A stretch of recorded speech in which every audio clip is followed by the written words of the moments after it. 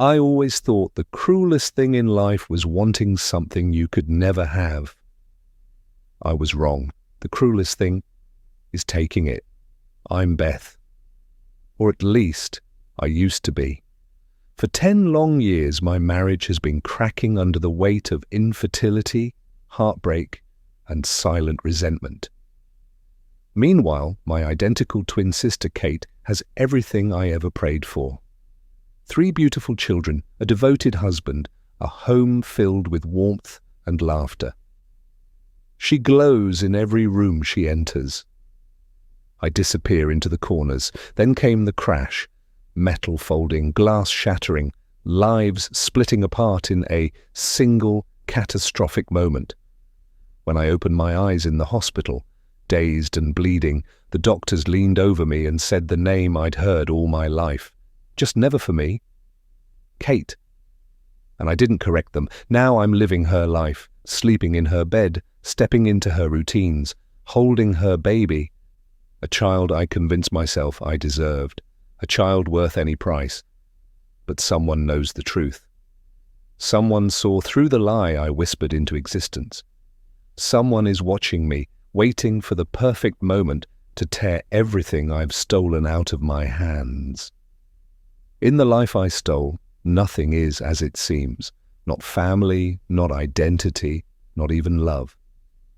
And as the walls close in, I'm forced to confront the one question that terrifies me most. How far will I go to keep a life that was never mine? Prologue. He takes in the upturned vehicle lying across 2 lanes of the motorway. The roof, crumpled and squeezed like a discarded tin can. Fragments of glass, glinting like ice cubes, and other debris strewn across the road. An item of black clothing lies abandoned. Who is the owner? Experience tells him the atmosphere among his colleagues is the best barometer as to the fate of the occupants. Faces are pinched, hardened to what they must deal with. He smells it in the air, carried on the wind. Death. It never fails to amaze him how the start of the most ordinary of days could become anything but, for some people. Life, pivoting and changing based on split-second decisions. Someone's mother, father, son, daughter, brother or sister is still trapped in the wreckage. Barrier tape has already been put across the motorway. Crowd control is essential for the safety of all. He's been informed that fire are on their way. Specialist hydraulic equipment is needed for this incident.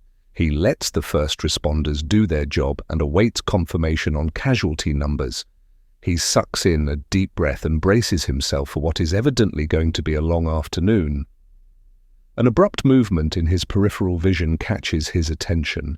A woman with striking auburn hair ducks underneath the tape and runs towards the RTA vehicle. Terror and panic etched into her face. He lunges and manages to grab her by the arm.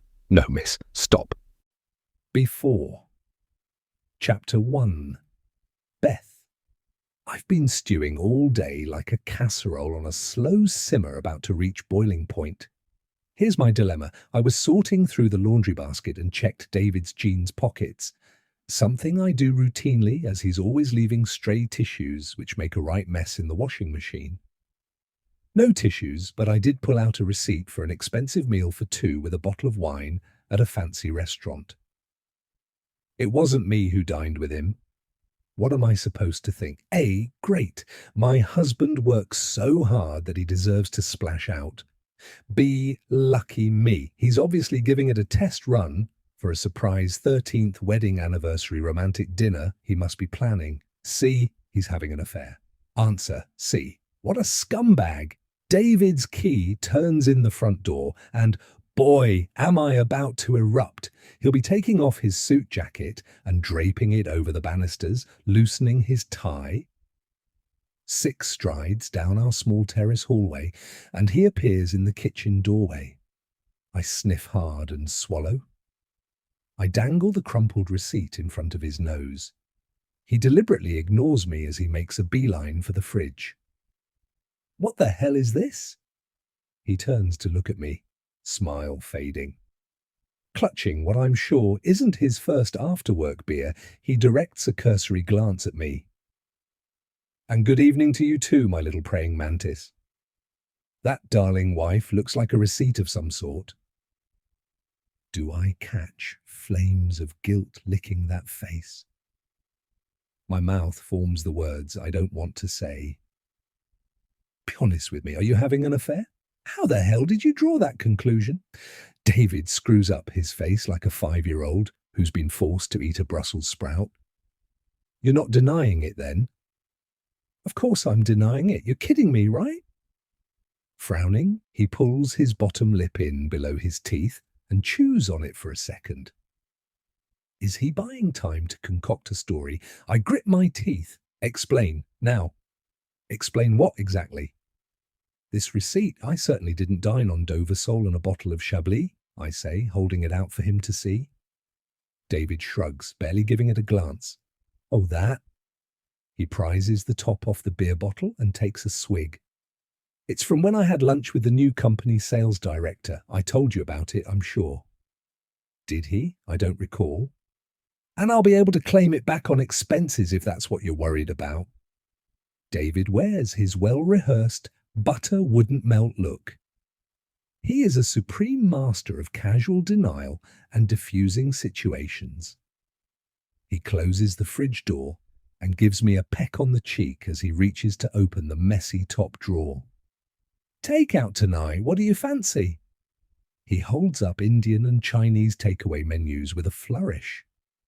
Confused innocence or a deflection technique? He does look genuinely baffled. Am I overthinking this? Every bit of me wants to believe him. David has never given me cause to doubt him before, but things haven't been good between us lately. Years of trying for a baby take their toll. I know that, but I've always taken David's faithfulness for granted. Things may have crumbled around our once cozy cocoon, but I still thought we were a given. Now I'm not so sure. How do I get to the truth? Think I'll go for the crispy chili beef. We can share an egg fried rice. What are you having? David puts a hand on my shoulder and gives a reassuring squeeze. He pulls out a chair and sits at the kitchen table with his back to me, scrolling through his phone to call the Chinese. Oh, by the way, I'll be away Friday and Saturday night.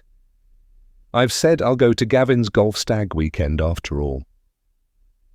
Suspicious thoughts circulate again at alarming speed. I can't quell them. Will he be out on the green or in the arms of someone else? I thought you weren't going. We agreed to save the money. Gav persuaded me. Besides, it'll give us a well-earned break, BB, do us both good. And you could go away with Kate. It's this weekend, that cottage thing, isn't it? If a break is well-earned, why do we have to take it separately? David lets out an exasperated sigh. Because I've already promised the lads I'll go, and because you're so strung up and stressed out that if we spent it together we'd end up talking about the baby thing.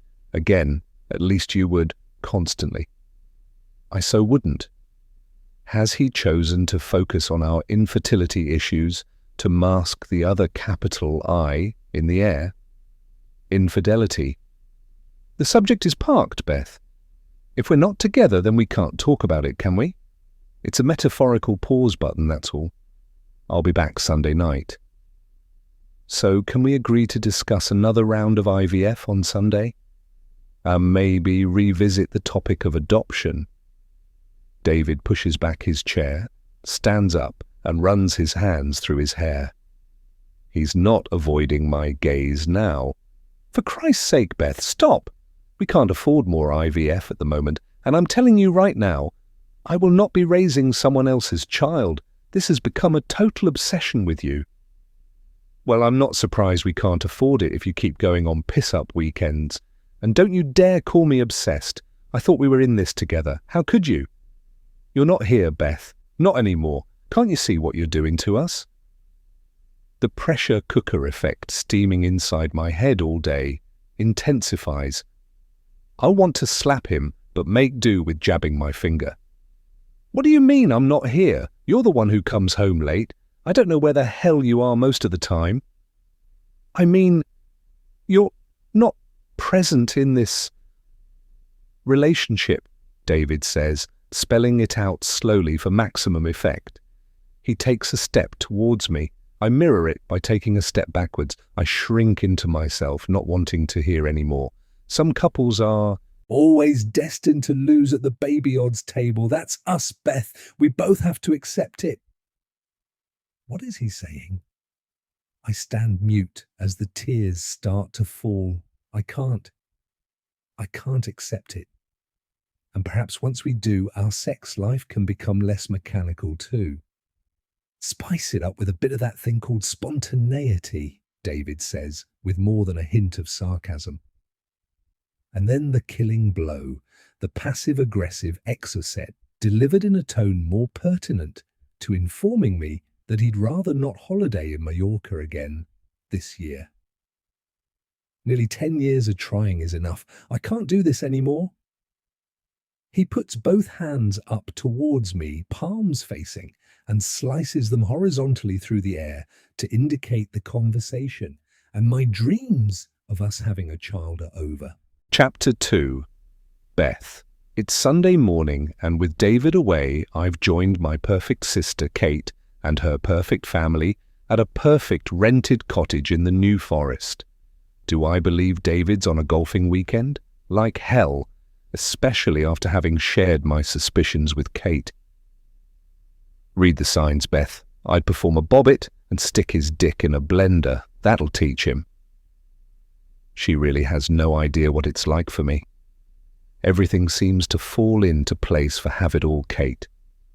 Dishwater grey light filters through the chink in the curtains. I'm in no rush to get up, exhausted from thinking about David. He's not even bloody phoned. I want to kill him. Kate and Giles are awake as well. An iron bedhead rhythmically bangs against the paper-thin bedroom wall next door, grunting noises too, like a warthog. How romantic! I can't believe David's called time on us ever trying for a baby again. My mind keeps spinning. Infertility. Infidelity.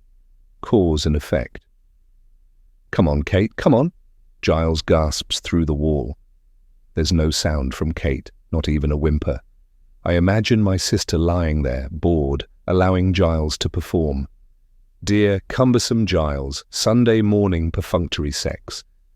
I suppose this is the price Kate pays for the security of a dull but loyal husband and a seriously overloaded bank balance. Mummy, where are you? Oops. I leap out of bed and poke my head around the door into the hallway. Boo! Auntie Beth. Georgie clutches her threadbare teddy. She bounds over and wraps herself around my pyjama-bottomed legs. Hey, gorgeous. What's up? I don't know the doors. I can't find Mummy and Daddy. Think I heard Daddy snoring, so let them sleep, huh? Want to come in my room? Georgie comes and sits with me on my bed, and I pull the bedspread over her bare legs. She eyes my phone on the bedside table. Can we go through the photos again, Auntie Beth? Sure thing, chicken wing. Georgie snuggles up beside me. We scroll through the photos I took yesterday on our walk. We were near the mill pond in Beaulieu and came across a drove of donkeys, dozens of them, grey ones, brown ones, baby ones.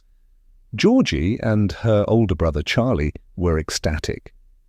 Can I have some of the pictures to take to school? I can show them to Esme and Willow. They'll be so jealous. Pleasure, treasure. I'll send them to your mum. I love you, Georgie says, as she flings her arms around my neck to give me a hug. Wham! It hits me again like an express train emerging full pelt out of the tunnel. Love you more, I manage to reply. She squeals with delight as I tickle her, the most wonderful, infectious giggle. It's rising up from the pit of my stomach, though, passing through my soul, through my very being until it leaves an acrid taste in my mouth that threatens to choke me. I pretend for a second I've got a stray lash in my eye. It's always the same feeling on repeat. I couldn't love Georgie more, but it's not enough. I want to be loving my own child. My attention turns back to the activity in the room next door as the hideous grunting stops. No post-coital tender snuggling. Within seconds, their bedroom door creaks open, the bathroom door opposite bangs shut, a bin lid clunks and the toilet flushes. Giles appears to be done as he thuds downstairs. I glance at the door. I need to nip to the loo, honey. You can borrow my phone and show Charlie the pics if you like. Georgie doesn't need any more encouragement. She leaps off the bed. Charlie! Charlie! Look! Perched on the loo, the bathroom bin is right opposite me. It's one of those metal pedal bin types. I extend my right foot over the lever, wiggle my toes, and the lid shoots open. I don't have to rummage far to find the holy grail of what I've been looking for. It's neatly wrapped in tissues like a little gift. Minutes later and I'm back in my room taking a few more moments before I face the day. I lie topsy-turvy on the bed, splayed out on the ditzy print patchwork quilt, my pelvis elevated on a pillow. With a little wiggle, I manipulate everything into place, and we're ready for the send-off.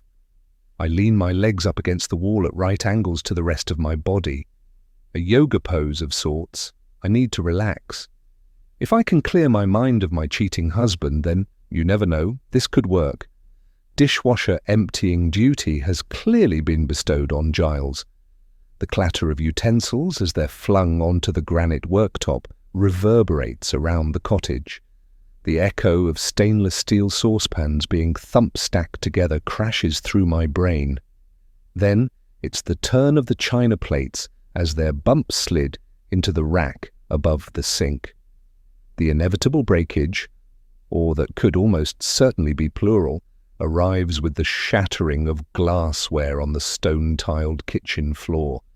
Not just a tinkle, but a cascade of vessels meeting their end. They're probably only IKEA, but even so. Oh gosh, Giles. What a bumbling buffoon you can be. At least he can easily afford the security deposit. The cacophony shakes our weekend rental to life. The latch on the bathroom door snaps open and Kate yells down the corridor. What the hell, Giles? Followed by a mutter. Can't fucking do anything right? Before she slams the bathroom door shut again, Georgie and Charlie charge out of their bedroom and thump down the stairs like a herd of baby elephants eager to get a look-see into their father's mess. Baby Edward starts to whimper from next door. Within seconds, he's going full throttle. I'm done here now, so I swing my legs over the side of the bed, grab my dressing gown and go to placate Ted. Kate hasn't shown any signs of leaving the bathroom yet, which should be my next destination, but I don't need an excuse to grab a cuddle of the gorgeous baby. Lifting him out of his travel cot, I cocoon him in my arms, bringing his head to rest upon my shoulder. I breathe him in deeply. He smells sweet and new, of powder and milk. God, I want this. There, little one, I whisper in his ear as I bounce him up and down to soothe him. I plant little kisses on the top of his soft head when my doppelganger walks in, my twin sister, Kate, my identical twin to be precise. Same height, same auburn hair color, same dress size. You name it, same everything, although I do have longer and stragglier hair as I can't afford the regular trips to the salon like coiffured Kate. I am forgetting the one major difference, though. Our wombs, apparently. She's the fertile one who's had the temerity to produce 3 children in the last 8 years. And at 39 years of age, I fear I will now never have the opportunity to catch up. Thanks, babes. You're a doll. I won't be a minute, my little bear. Smiling at me, she pulls a lemon sundress over her head. Kate wanted to call Ted Bear, but Giles, a stickler for tradition, was having none of it. Auntie Beth's reward for taking such good care of my little teddy bear is going to be a scrummy full English. Let's get to it, shall we? And maybe that clumsy man downstairs can change your nappy and give you a bottle. Sighing, she takes Ted from my arms and adeptly places him over her right shoulder with a muslin in place. "I'll do it." My empty arms crash back down by my sides, making me feel bereft already. Oh God, I wouldn't. First guzzle bottle of the day, and that'll end up all down your back. Kate contorts her face in revulsion. "No, we'll save that pleasure for Thunderclap Daddy-o, won't we, baby bear? You go and grab a shower and start packing. We've got to be out by 12 anyway. Do you mind helping with the kids' things, though? There's bound to be socks and crap under the bed. And don't forget the stuff they've probably left in the garden. I'll start on brunch. How do you want your eggs?" "Fertilized, please." Kate doesn't hear my response. She's already whisked Ted away, leaving me alone, totally deprived, save for relishing the prospect of having to clear up the weekend's debris. Deftly done, Kate. Deftly done. Chapter 3. Beth Kate's brunch, while delicious, made a hell of a mess in the kitchen. She cooked, so wasn't expecting to clear up, declaring she needed to finish packing her toiletries. Giles remembered an important business phone call and made a beeline for the seclusion of the garden. I set to and hand-washed the caked-on scrambled egg and baked bean pans, fearing the dishwasher wouldn't cope, and gave Charlie and Georgie tea towels to help with the drying up. Charlie rubs the largest saucepan to see if he can make a genie appear. Georgie polishes away at a stainless steel baking tray, admiring her distorted reflection. They burst into fits of giggles at their antics as Kate reappears. She looks at her phone with a grizzling Ted in her arms. "He's so tetchy, this one. I've tried to get him to nap, but he's having none of it.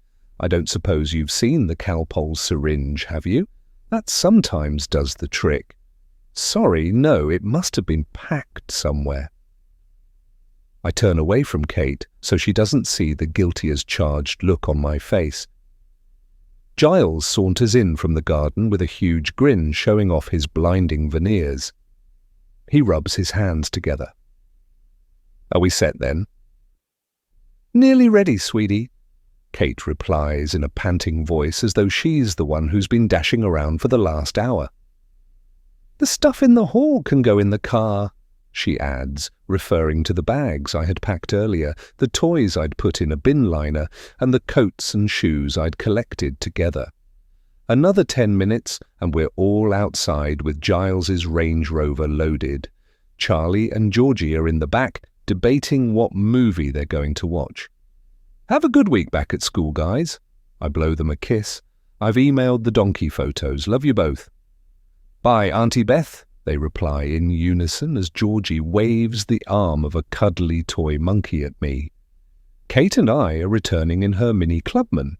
She'll drop me home in Twickenham on her way back to Richmond. Ted, who's travelling with us and is already secured in his car seat, starts to ramp up the whining again. I make shushing noises at him, but he isn't placated.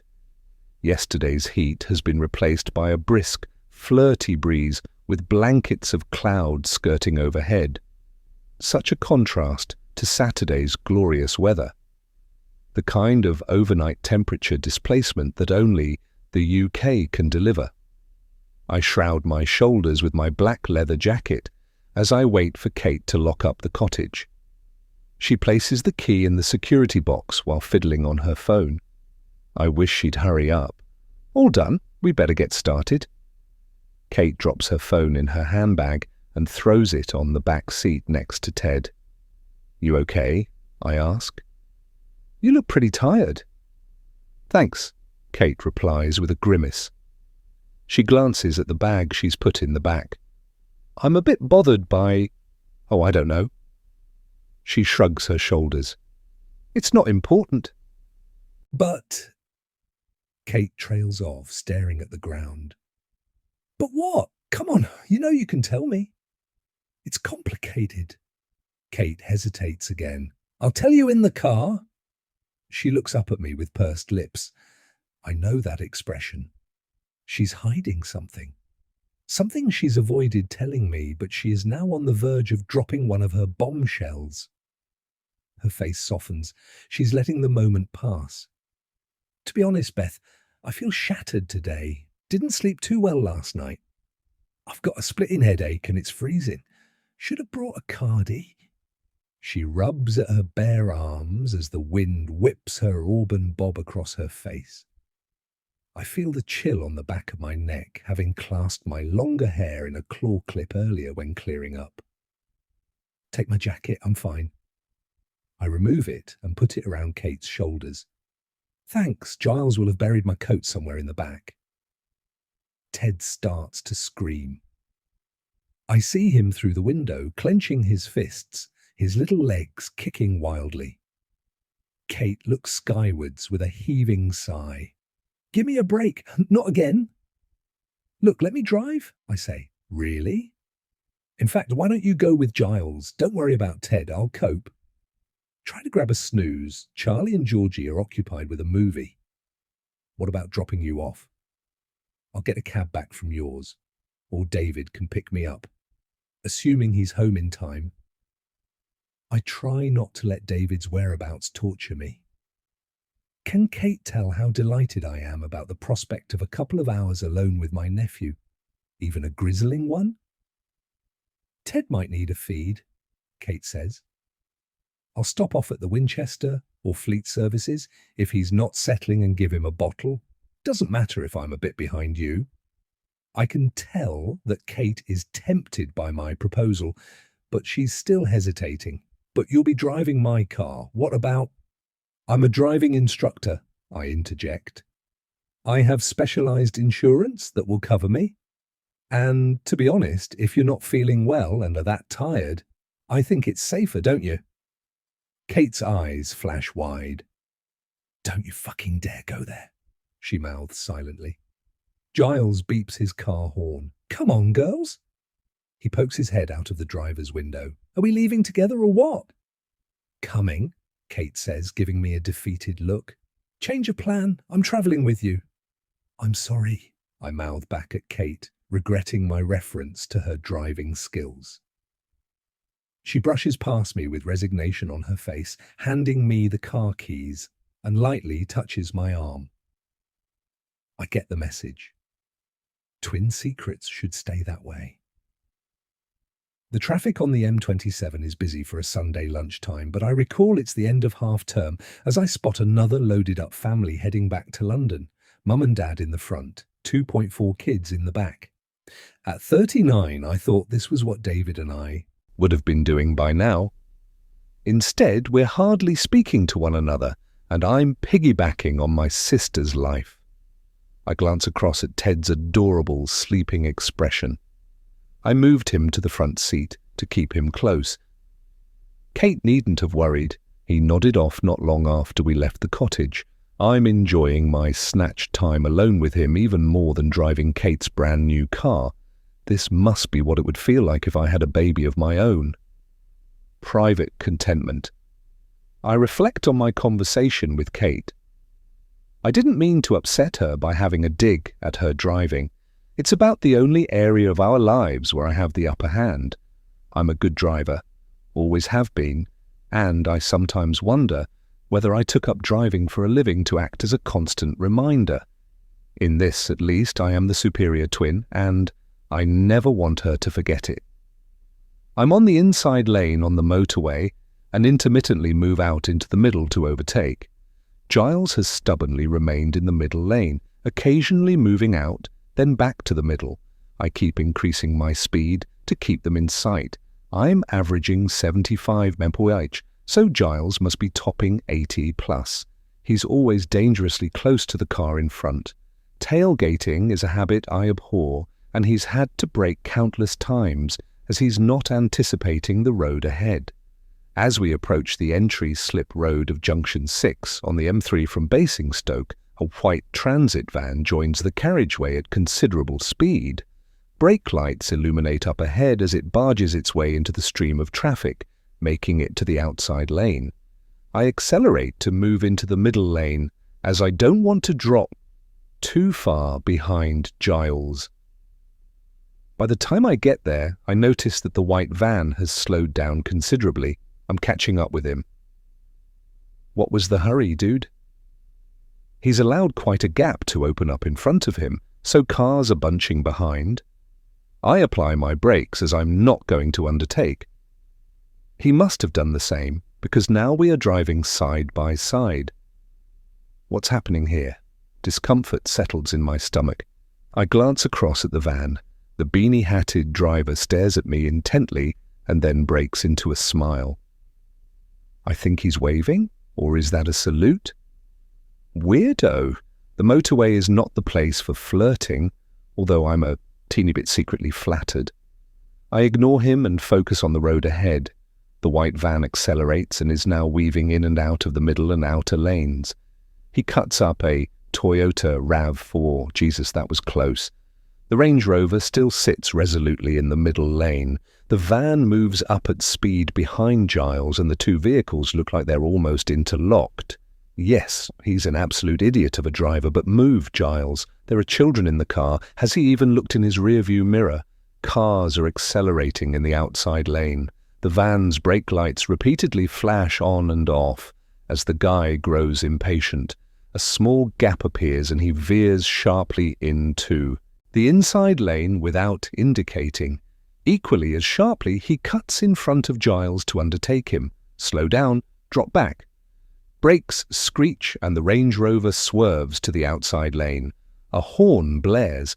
Did the van clip them, or has Giles lost control? Doing an emergency stop at over 80 miles an hour. Every vehicle is braking hard. Red lights, red lights. With my heart pounding in my chest, I slow the Mini down safely. Giles doesn't have control. They make impact with the central reservation barriers, then ricochet back into the middle lane. Holy shit. The Range Rover rocks side to side as it continues careening. I don't know if he's clipped another vehicle, but they're now veering back towards the central barrier, side onto the traffic. The Range Rover goes over rain gully dips on the far side of the outside lane at speed, causing it to tilt. They hit the barrier again.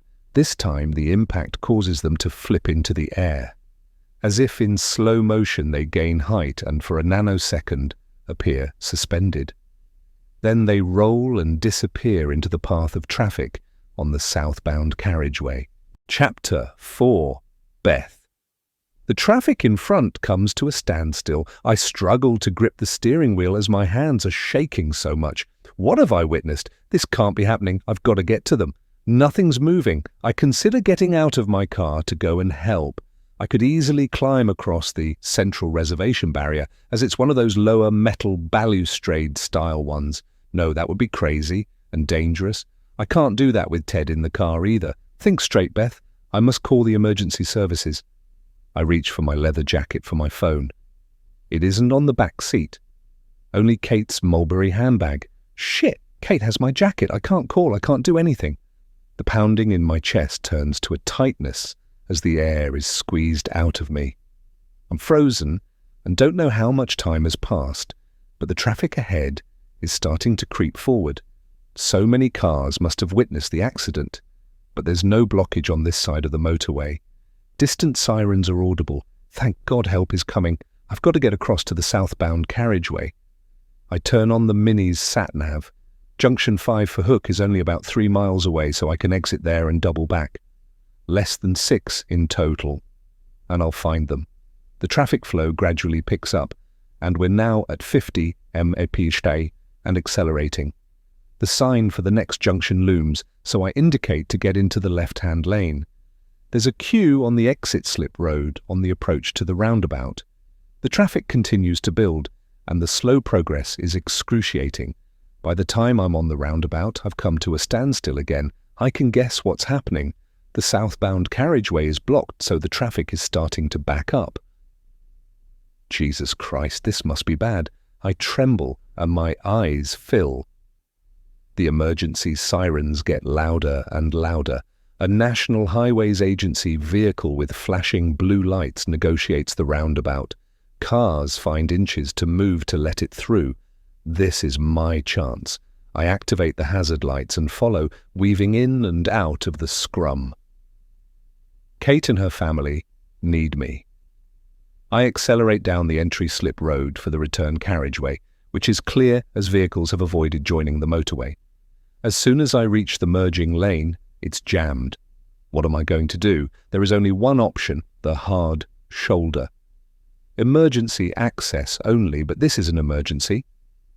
I follow the highway's vehicle, which is now some way ahead. Flashing lights beckon in the distance. I've never seen anything like this. Vehicles are strewn across the road at odd angles. Some have collided. An articulated lorry has jackknifed. My heartbeat quickens further. My mouth is very dry and it hurts to swallow. A motorbike is on its side in the road, but mercifully the rider is standing. People have left their vehicles. Some are leaning against their cars with arms folded and heads bowed as if afraid to look up. Others are standing on their bonnets, peering ahead to get a better view. This is scary. A crowd has gathered on the verge. Some are sitting. I scan the faces looking for Kate, the children. The sense of shock in the air is palpable, even from inside my car.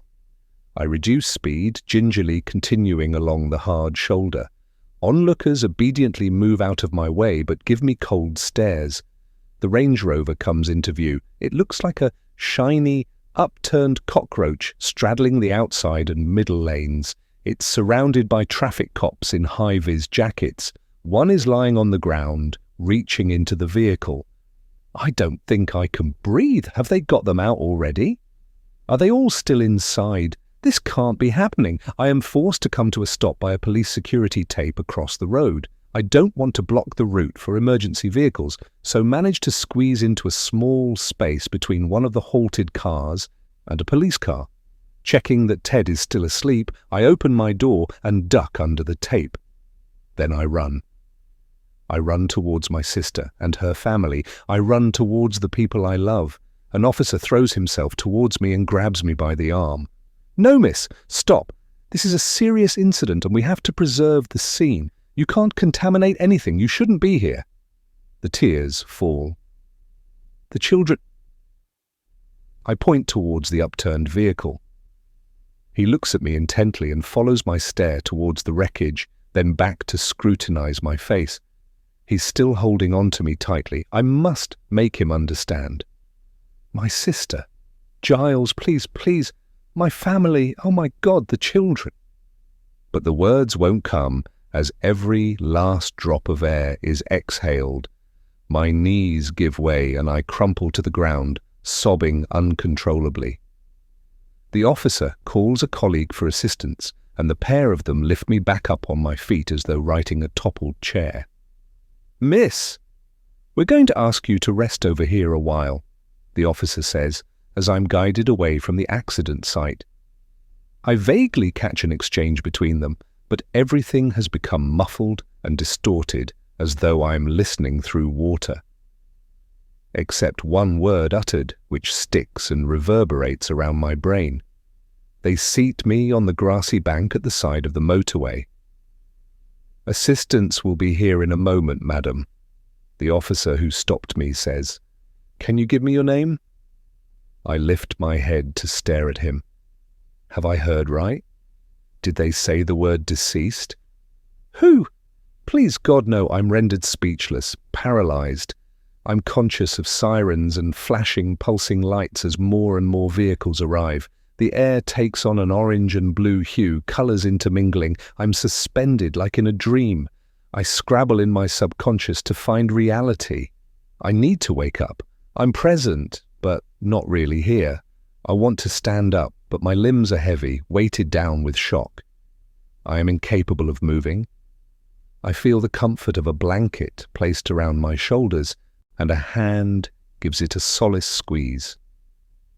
"Ensure a family liaison officer is appointed ASAP, a voice says. One officer moves away, but another loiters nearby, occasionally glancing in my direction. I'm left to observe the scene. Is this for real? It is. This is no dream. The motorway has been closed on both sides of the carriageway now, and is strewn with emergency vehicles, fire engines, ambulances, police cars, highways agency patrols, and a van with collision investigation unit emblazoned on the side. The Range Rover has been screened off and I can see a team of firemen working around it. Please get them out. There's activity everywhere. The scene swims before my eyes. I can make out ambulance crew attending to a few injured. Please help my family too. Kate, the children. Excuse me, Mrs. Mildenhall, a female voice says. Mrs. Mildenhall, the voice repeats. I look up, realizing that a police officer is addressing me. I try to focus on what she is saying. Her face looks kind. I'm willing myself to speak. We need you to return to your vehicle, please, she says, pointing at the Mini. Your baby has woken up and started to cry. Here, let me help you up. She reaches out an arm. Ted. I manage to croak out his name as she pulls me to my feet. My gaze focuses on her badge. Hampshire Constabulary, Emma Jenkins, police constable. She's real. I think, Ted, needs you, Mrs. Mildenhall? PC Jenkins says kindly, escorting me back to the Mini. Christ, I need to wake up. How could I have left Ted alone in the car? He could have choked, been snatched. Anything. Please, can you tell me what's happened to my family? I implore PC Jenkins as I find my voice. Tears stream down my face as I unclip Ted from his car seat and rest him on my shoulder. His sobs start to subside as mine dial up. I was travelling separately behind. Are they all going to be okay? The police officer's face clouds. The emergency crews are doing everything they can for them, she says in an overly considered tone. PC Emma Jenkins has chosen her words carefully. I'm no fool. I've been told to stay close to my vehicle, so I sit with Ted in my arms in the back of the car, soothing him with a bottle of milk. Doing so brings me some composure. I need to think. A tall figure casting a blinding yellow reflection approaches. It's the male officer who stopped me getting to the car. He's close enough now that I can make out his name badge. Police Sergeant Anthony Radcliffe. P.S. Radcliffe is carrying an amber-coloured grain leather mulberry tote. I didn't even notice it had gone. This one's a Millie, Kate boasted earlier this weekend, giving it a loving stroke. Kate can afford handbags that come with names. For safekeeping, Mrs. Mildenhall, the sergeant says, holding it aloft so that I can see it before he opens the front passenger door and places it in the footwell. So that's why they're calling me Mrs. Mildenhall. The police think Kate is me. It's getting stiflingly hot, sat in the back of the car without the aircon on. It's still breezy outside, but the fresh air isn't making it into my lungs. Ted has finished his bottle, and it'll be easier for me to wind him standing up. I grab a muslin from his baby bag, and we step outside. I lock the car this time. The sheer volume of parked-up vehicles on both sides of the motorway makes me imagine that I could be in the long term at Heathrow, except this is no pre-holiday park-up. Holding Ted against my chest helps me regulate my palpitating heart. I decide to risk leaving the car momentarily. I certainly wouldn't be the only one. As I walk away, PC Emma Jenkins appears by my side. She must have been keeping an eye on me. Can I help you, Mrs. Mildenhall? It's best you stay with your vehicle. Please, just a few minutes. I need to get some air. Just a moment then. Can I get you some water? I nod appreciatively. I'll be straight back. She heads for a police car nearby. With her back turned, I briskly move from the crash site in between the cars. After about 50 meters, I cut across to the hard shoulder and double back, weaving among the crowds. No one takes any notice of me. I'm just a delayed traveller with a baby. The air is restless with impatience. Car crashes are nothing more than inconveniences to most. I can hear mutterings of, it's been nearly 2 bloody hours and we've got a dinner reservation at 7. I'll want to scream at them. A group of police officers are deep in conversation a few yards ahead. I sidle as close as I dare without drawing attention to myself, straining to hear what is being said. They're discussing opening up the opposite carriageway. One of the collision investigators is explaining they've finished collating evidence where the Range Rover made contact with the central reservation barrier and have taken all they need from that side. The southbound carriageway won't be reopening yet, though. "We need to finish photographing," one says, "and then I think I'm going to be sick. And then the bodies can be removed." A block of concrete has been dropped on my chest from on high. I knew it, but now I know. I cling on to Ted tightly. Is he an orphan? Focus. A nappy change must be due. I'm about to head back to Kate's car when I spot P.S. Radcliffe emerging from behind the cordon. My trusty leather jacket is slung over his arm, and he's holding my mobile phone and mini black wallet that I always carry in the pocket. I think of David. He bought me that wallet for our 3rd wedding anniversary nearly a decade ago. I've always loved it. Leather is the traditional gift for 3 years, to signify flexibility and durability. A material that is used to protect, keep you warm, safe, and secure. I look down at my wedding band and engagement ring. "So, where are you, David? Who's going to protect me now?" I watch as P.S. Radcliffe looks at the cards inside, bank and credit, my Tesco loyalty card. He scrutinizes my precious driving license. An officer approaches him with clear plastic bags, and my jacket and wallet are all placed individually inside and sealed. Good. I want those back later, as my phone is about to receive the same fate. As if on cue, it starts to ring. The mouldy old doe ringtone stops me in my tracks. P.S. Radcliffe and the other officer look down at it simultaneously and exchange a glance. I know what it says on the screen. Ice husband. David has finally decided to call. It's only taken him all bloody weekend. I should run over and explain, but I can't. My legs are like lead, and I'm rooted to the spot. A tremor surges through my body and renders me speechless. I'm paralyzed, my stare fixed on the 2 police officers. If the police think I'm Kate Mildenhall, then... P.S. Radcliffe answers it. He turns his back and starts to walk away, so I can't hear what's being said or even try to lip read. Is he telling David that his wife has been involved in a fatal car crash, or do they save that for later? I stand on the edge of a precipice here. How is David feeling about what he's hearing? I don't want him to suffer, but would he even miss me? Will he be heartbroken, but should I care? He doesn't want IVF, he won't adopt a child, so maybe he deserves to suffer. So be it, let him.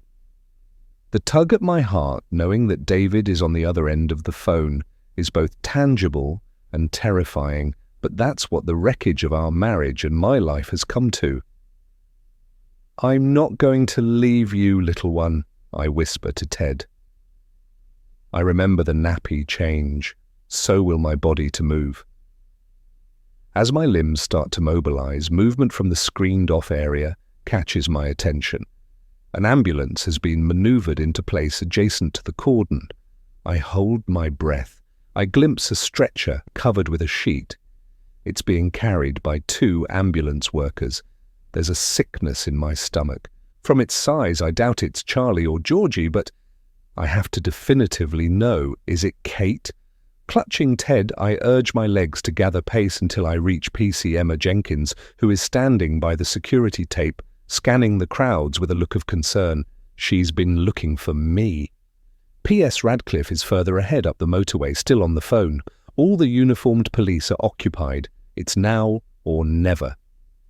I stand directly in front of PC Jenkins. Her face relaxes. "There you are. I got you that water. We must take care of you." She raises her right arm as if to guide me away. I shake my head. "Mrs. Mildenhall, you really must—" I take my chance, confident she will respond, and thrust Ted towards her. Emma's reflexes comply as she grabs him with both arms. I summon all my strength, duck under the tape, and run towards the ambulance crew. I reach them as they're loading the body into the back of the vehicle. "Please!" This is my family. I reach under the cover and grab Kate's arm. Intuitively, I know it's going to be her. She's my identical twin after all, even in death now as well as life. I'm right. She feels soft to the touch, but cool. Has she really gone?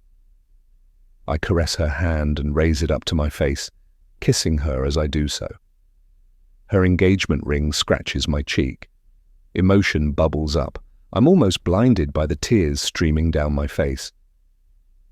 This is it, Kate. The end. Just me now. To my surprise, the crew allow me a moment. I'm not sure they know what to do with me. You will be able to visit soon, miss, one of the guys says in a soft tone.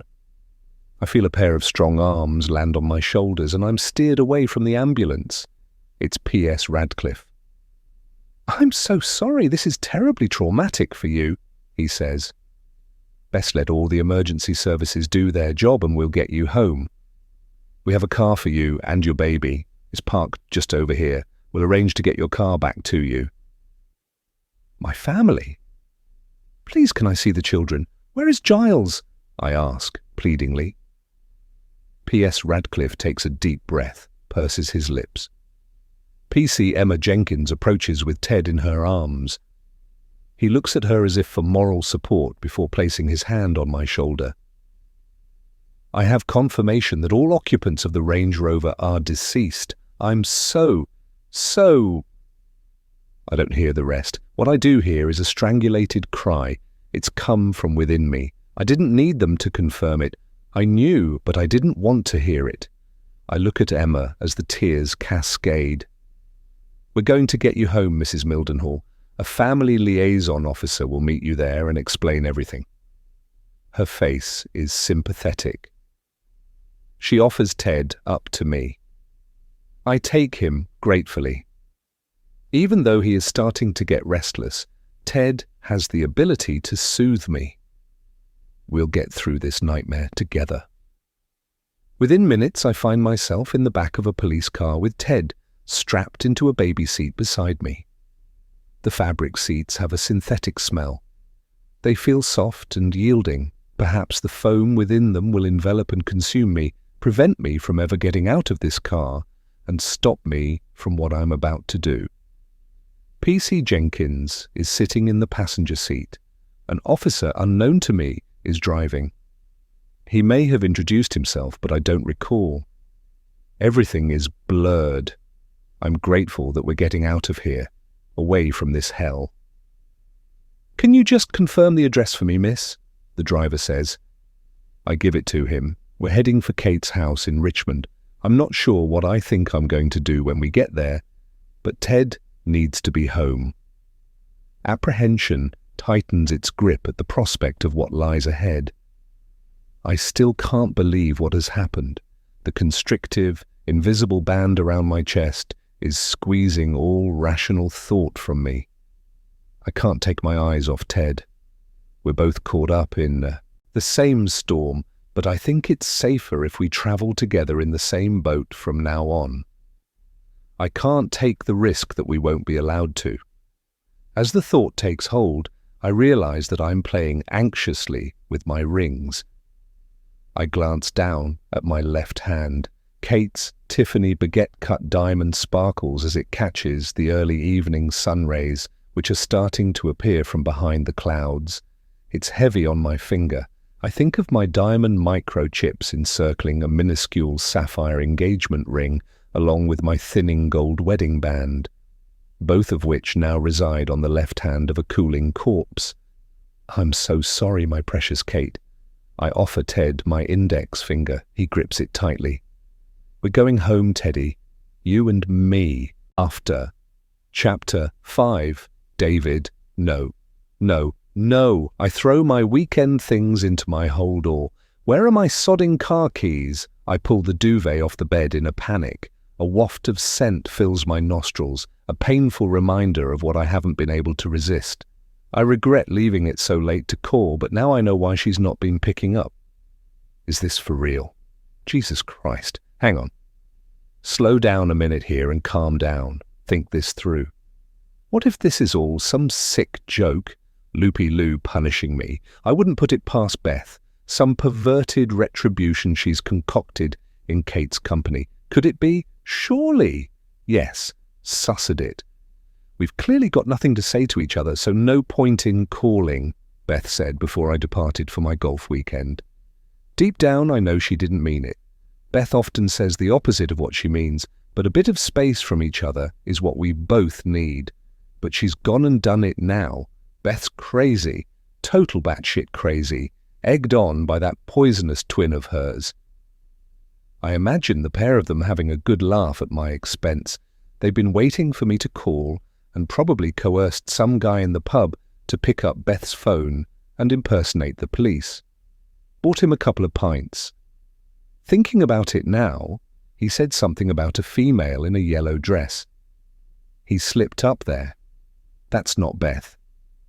She rarely wears dresses and, while I may not be completely au fait with my wife's wardrobe, I'm pretty sure there's no yellow. I remember being with Beth once when she tried on a sunflower yellow dress. She laughed hysterically, saying she looked like a mustard pot. I thought she looked gorgeous and told her the colour suited her. She pulled a face and joked she might surprise me one day by buying a yellow dress, but she'd make sure it was a much more expensive one. The police imposter caller must have been looking at Kate when he was speaking. I can't believe I fell for it. Beth has got it into her head I am having an affair.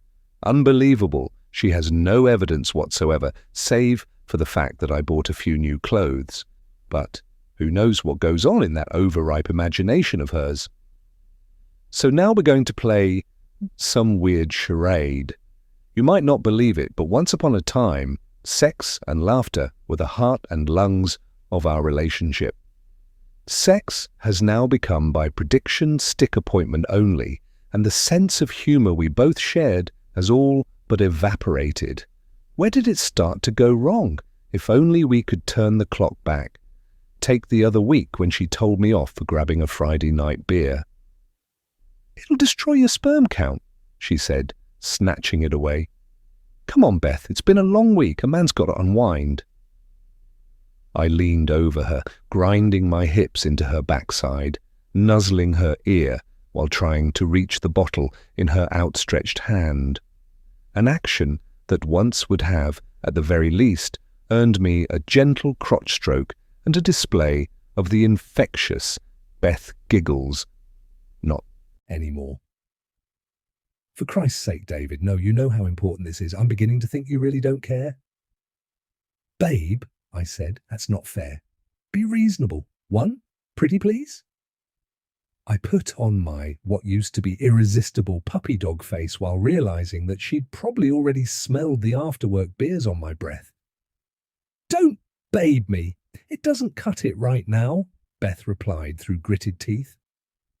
She slammed the beer bottle down with force on the counter before flouncing out of the kitchen in the most dramatic way possible. "Come on, sweetheart, don't be like that." I pleaded with her, but Beth wasn't listening as she stomped up the stairs and banged the bedroom door shut. I imagined she'd be calling Kate to discuss my failings and scrutinize my inadequacies. A heart-to-heart with Kate is always a fresh source of ammunition to fire at me. If that was the case, then I thought I might as well console myself, so I picked up the beer bottle off the counter. Bad move. The base gave way and the amber liquid gushed out everywhere, creating a giant fizzing puddle that immediately started cascading down the cupboards to the floor.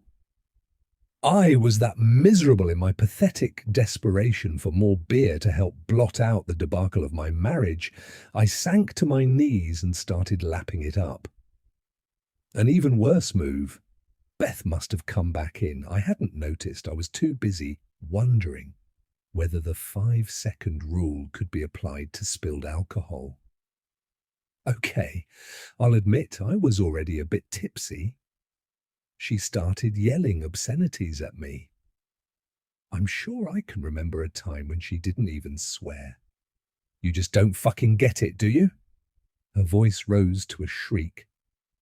"Or maybe it's that you don't actually give a shit. Our family isn't that important to you. You miserable imbecile pisshead apology for a husband. The tirade continued, and the language got worse. I knelt there beside the beer puddle, dumbfounded at her reaction. I reached out a consolatory arm to catch her hand, but she backed away and yanked open the freezer. The next thing I knew, she was ripping open a bag of peas and shaking the contents over my head. Then followed a bag of frozen prawns. The peas ricocheted all over the kitchen floor like little green bullets. The prawns landed with an apologetic splash in the beer slick. Between Beth's sobs, I caught her say, "My period started today and you didn't even bloody ask." Shit. I should have remembered that vigil. My major bad. Beth was inconsolable and wouldn't let me touch her, so I did the only thing I could to help. I cleaned up the mess. Result, I've located my car keys in the bedside drawer. The hotel notepad looks up at me where, at some point this weekend, I doodled a cartoon baby with 2 front teeth and sticky out ears. The subject isn't going away and I do owe Beth an honest explanation. Avoidance is a weak strategy. Must do better. David, I'm worried, though. Beth seems so unstable these days that even if we could afford another round of IVF, I don't think we should. She's in no fit state for the physical and emotional rigors of all those injections again. This cooked-up scheming with Kate and the phone call confirms where her head is at. It's all designed to put pressure on me. But we genuinely can't afford it. We don't have another $5,000 to spare. Or, more accurately, we don't anymore. I've screwed up big time on that score. And at some point, I've got to come clean. But maybe we're even now, after this little round of gameplay. She's pushed it too far, even though I know Beth is heavily influenced by Kate. But this is cruel. Sicko, what she's planning for the big reveal? Should I call back and see who picks up? No, I'm a step ahead of you on this one, BB babes. I'm going home. I'll take a shower. Open a bottle of wine. Wait for her to appear expecting me to be in bits. Act all cool like. That'll floor her, and maybe then we can have an honest and long overdue conversation. As I turn the corner into our road, my lungs constrict. There's a police car parked up in the street. No, can't be. Tell me this isn't happening. I park and get out the car. My mind clutches at straws. You can hire guys in police uniforms, can't you? But there's a very official-looking car. The words of the police officer come slow and weighty, like a wrecking ball. I am sincerely sorry to confirm, Mr. Brown, but your wife has been involved in a fatal car accident. My body shakes and heaves. I can't believe it. No, Prankham, it's true. What was Beth doing with bloody Giles? How am I ever supposed to live without her? The officer helps me get my keys in the door and follows me inside. I turn to him, my brain having gone into confused overdrive. Are you sure you got this right? There's 2 of them, you know, twins, Beth and Kate. And there was mention of a yellow dress. That's not likely to be Beth. I shake my head before resting my forehead in my hands, trying to assimilate everything I've been told. At least I don't think so. And I don't get why she was with Giles, Kate's husband. I'm so very sorry, sir. We have confirmation that it was your wife travelling in the Range Rover with Mr. Mildenhall. Mrs. Kate Mildenhall was driving her own vehicle with her baby a short distance behind. She witnessed the accident. The police at the scene will have spoken to her and verified everything. God, it was to be with the kids, wasn't it? Oh, Beth. I'm sure that's a plausible explanation, sir. Fuck. My beloved Beth has gone. The police explain and give me more detail of what happened. They're all gone. Giles and the children too, except for Kate and the baby. It's bizarre what sticks in your brain. Moments ago I learned my wife has died, and the image I have of Beth in my head is from well over a decade ago. She's wearing her denim dungarees, her gorgeous auburn hair tied up with a red and white spotted scarf, scalpel in hand, stripping the wood chip from the walls of our terraced house. A smattering of freckles covers the bridge of her nose, and her brown eyes are flecked with sparkling gold. Whenever a tune she likes comes on the radio, she dances around the room, finishing right in front of me to plant a kiss on my lips. Once the police have left, I stumble into the living room and collapse on the sofa. I convinced myself it was Beth's fault for what was happening between us. Why did I do that? Words used as weapons to inflict maximum damage where my fertility was concerned didn't help. I decided Beth was thirsty for conflict and was building up a long list of grievances, so I justified my indiscretion as fresh fodder for her mental notepad. The clamp in my chest is guilt, though, black, sodden guilt. The truth is, my wife was drowning and no one was there to throw a lifeline. It was all too much for her and she was sinking beneath the waves. I didn't notice. I was that busy polishing my excuses. It's all too late. She's gone. Some lifeguard I've turned out to be. I reach for my phone in my pocket. I appreciate I walk a moral tightrope here, but we all deal with grief in different ways, don't we? I can't help myself. I am a master at making situations worse, after all. I take first prize for weakness, but I can't face this alone. Maybe it should be Kate that I call. Christ, she must be in a dreadful state too. My fingers hover over the keypad. I put my phone on the coffee table. I can't face her. I'll contact Kate tomorrow. I pick it up again, gasp in some air, and press the call button before the morality police turn up too. After 3 rings, Adriana answers. Hola? Hi. What's up? It's not Tuesday. Something's happened. I need to see you, right now. The words stick in my throat. Please? It's important. There's a pause on the line. Where do you want to meet? She finally asks with a fleck of flirtation. Here. I want you to come to my house. I'll give you the address. I know where you live, David. I'll be there within the hour. Ciao. And she hangs up. Chapter 6. Adriana. Que inferno. What the hell was that all about? David was distraught and could hardly speak. Something's up, that's for sure. I'm in Knightsbridge after a Harvey Nichols shopping trip. This is not what I planned for the rest of my day. I call an Uber. 3 minutes? I was liking this guy. He has serious potential. And it's been easy this far, like putty in my hands, as the English say. I first spied David in a coffee shop in Richmond. He was clutching his Starbucks container while talking on his mobile. I could tell he was agitated, if not a tad stressed, and exasperated by the way he tensed his shoulders. I wanted to massage those tight sinews in his neck and shoulders right there and then. Adriana could ease those troubles away. I just needed to orchestrate the opportunity. He'd raise his cup to take a sip, then put it down again in frustration.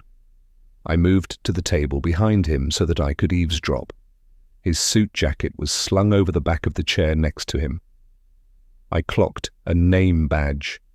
David Brown, Regional Sales Manager. Evidently, he worked for a mobile phone company that had a Richmond branch. Convenient. He leaned back in his chair, oblivious to my presence. He was so close I could smell his aftershave.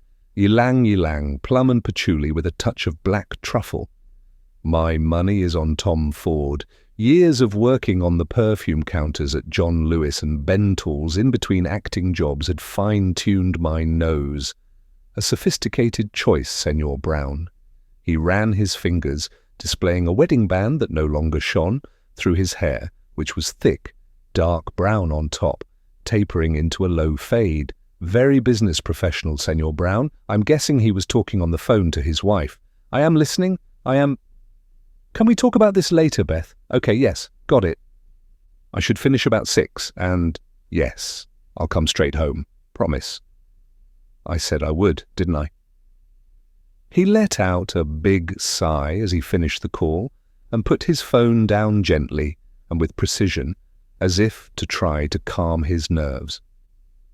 Even without a proper introduction, I already knew his name, his wife's name, and his place of work. Check, check, check. Good-looking and fragrant too. He was perfect. until this afternoon's phone call. Still, this could be interesting, particularly as I've been invited to his house. Where's the wife? Has she left him? I say this could be interesting, but what I mean is I am interested. I shouldn't be, but I am, and I haven't felt like this for a long time. David is the latest in my little romance scam sideline, just a pequeño, a little something to supplement the income here and there. Don't judge me. I've taken enough crap from men, one in particular, and this is my way of evening up the score. Saul is to blame. This is my self-therapy, taking back for the hurt done to me.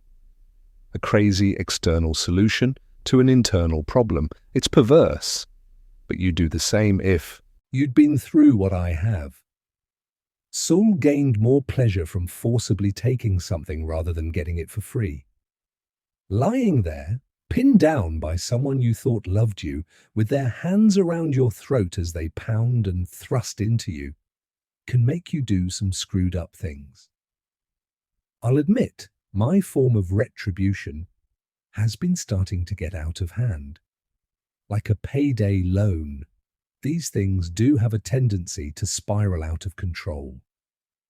The last guy who I didn't sleep with was planning to leave his wife of nearly 20 years so that we could move in together and take our relationship to the next level. I had to get out fast. I've been wondering if David could be the one to put a stop to my scheming. I like him. He's got a vulnerability about him that I want to cherish. Maybe I'm about to get the opportunity. Here, I want you to have this, David said last month, pushing a thick envelope into my hand. It contained £500 in cash.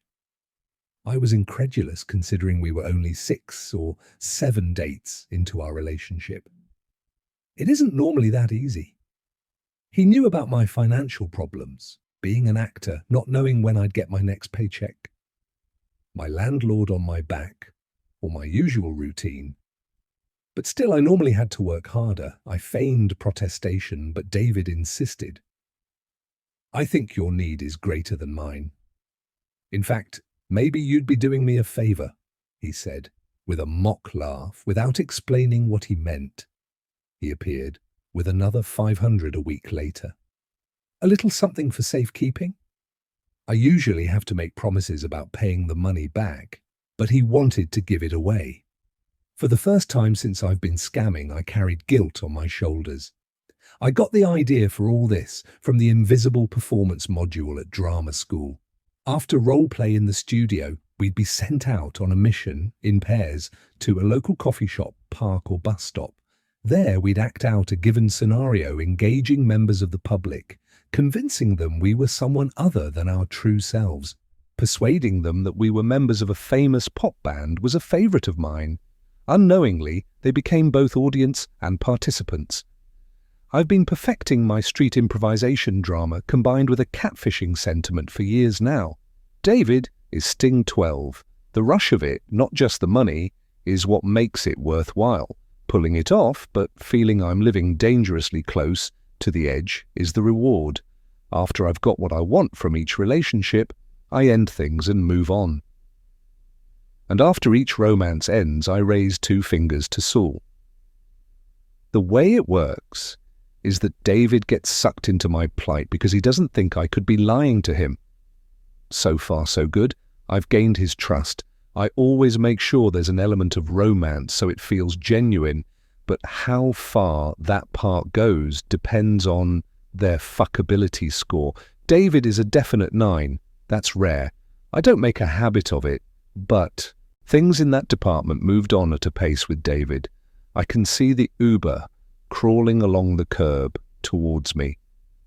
The driver is scanning the pavement. I raise my hand and the car pulls over. I open the cab door and get inside. I feel like a hooker. I give the driver David's address. It occurs to me that I told David I already had it. That was a rookie error. The state he was in caught me off guard. I'm going to have to come up with an excuse for that one if he asks. Hopefully I've dodged a bullet. We're soon speeding along the Cromwell Road towards West London. The cabbie is chatting away about good job it wasn't yesterday, as it was a nightmare around Twickenham Stadium, but I'm not listening. I can only think of David as I clutch my Harvey Nichols booty, courtesy of his generosity. The situation is unprecedented. Is it about the money? The wife has found out and he's in deep shit. But he sounded inconsolable. I know her name is Beth, but it's safer if I refer to her as the wife. Never reveal what you already know. I got caught out on that one once. Never saw the guy again. Weeks of work wasted. Or maybe the wife has found out about us. I did meet David at his hotel on Friday before his golfing weekend, but he said she was away until today. No, it's something else. A feeling of trepidation is curling its way up my body like a plume of smoke. What am I walking into? I step out of the cab and check I'm at the right address. It's a late Sunday afternoon in June, but the curtains are partially closed. I hope David's not brought me here under false pretenses. Just fancies a quickie while the wife is out. I'll be seriously pissed off if that's the case. I walk up the small front path. As I extend my arm to ring the bell, the door swings open. David stands there looking dishevelled. He appears to have been crying. You came. Thank you. I knew you would. He pulls me inside. David, what is this about? She's gone. She's gone. Who's gone?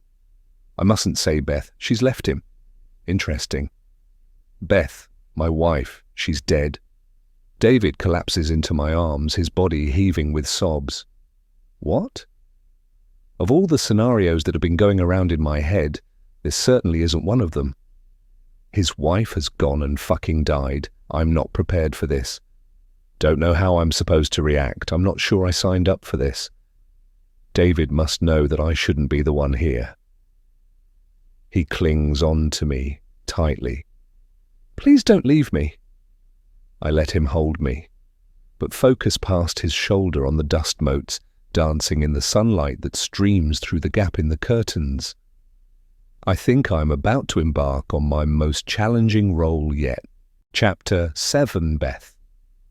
We pull up in the road outside Kate's house. A police car is parked in the driveway, and 2 plainclothes police officers step out to greet us.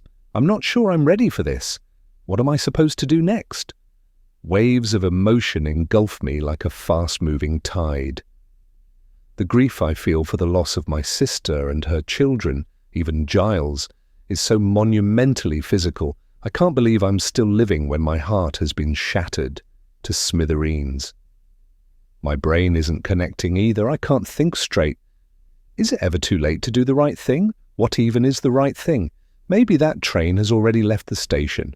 Instead, I'm standing on the final decision platform. It's the last call.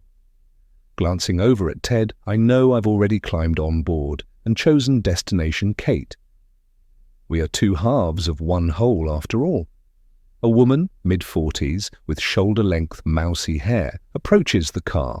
She straightens the jacket of her grey trouser suit and fleetingly looks over at her colleague as if for moral support before opening the rear passenger door. Mrs. Mildenhall, please let me help you, she says, offering an arm. Her face is kind and mumsy, and because I don't know what to say or do, I focus on the mole above her right eyebrow. Come, please, she says, let's get you and your baby inside. I step out of the car and turn to lean back in to unclip the belt from Ted's car seat. What am I doing? My name is Jessica Howard, she continues. I'm a family liaison officer attached to the Metropolitan Police, but please call me Jess. This is DS Patrick McLennan. The detective acknowledges me with a look of consolation. Mrs. Mildenhall. Kate, I say, forcing myself to say her name. I'm Kate with a C, as in Blanchett. I feel ridiculous saying it. I don't suppose they care how my name is spelt, but it's exactly what Kate always says. I'm Kate now, it appears, so I said it. This is Ted, I say, looking down at his unsuspecting face. We're so sorry for what has happened today, Kate, Jess says. Her brow furrows with concern. I'm here to update you and help in any way we can. Jess takes my arm and steers me towards the front door of Kate's house. D.S. Patrick McClellan lingers back in the driveway, I notice. I grip Ted's car seat, willing him to give me the strength to go through with this as we walk up the black and white tessellated tile path and the cream limestone steps to the door. Kate and Giles live in the kind of home that otherwise I only ever get to see when flicking through the home magazines at the hairdressers. It's a late Georgian villa with tall, shuttered windows and high ceilings in a road off Richmond Hill. The sheer scale of the house is overwhelming, standing there majestically among a plethora of equally magnificent five-star homes. The house must be 6 times the width of our little terrace in Twickenham. 2 neatly clipped bay trees, not a leaf out of place, sit in perfect symmetry in terracotta planters, framing the high-gloss, black front door that could give number 10 a run for its money. I hesitate as it dawns on me that I don't even know if I've got the keys to the house. Jessica reads my hesitation as reluctance to enter my empty home. "You're doing fine, Kate. We're here with you. I'm not going to leave until you feel ready." I look up at her and nod slightly to acknowledge what she's said. I place Ted down under the protection of the portico and start to fumble in Kate's mulberry for the keys. If they're not here, I'll have to say that I forgot that Giles locked up last and I didn't bring mine. My fingers are light on them. Hallelujah, not so good. There are 5 keys on the key ring. I'd better get this right, first time. I can't be seen to not know how to open my own front door. We've not even stepped inside yet, and I can already feel this starting to go wrong. I move Ted closer to the door, just to buy some time as I quickly glance at the locks, then at the bunch of keys in my hand. Come on, Beth, you can do this. Focus. There are 2 locks on the door, one a Yale, the other a Chubb.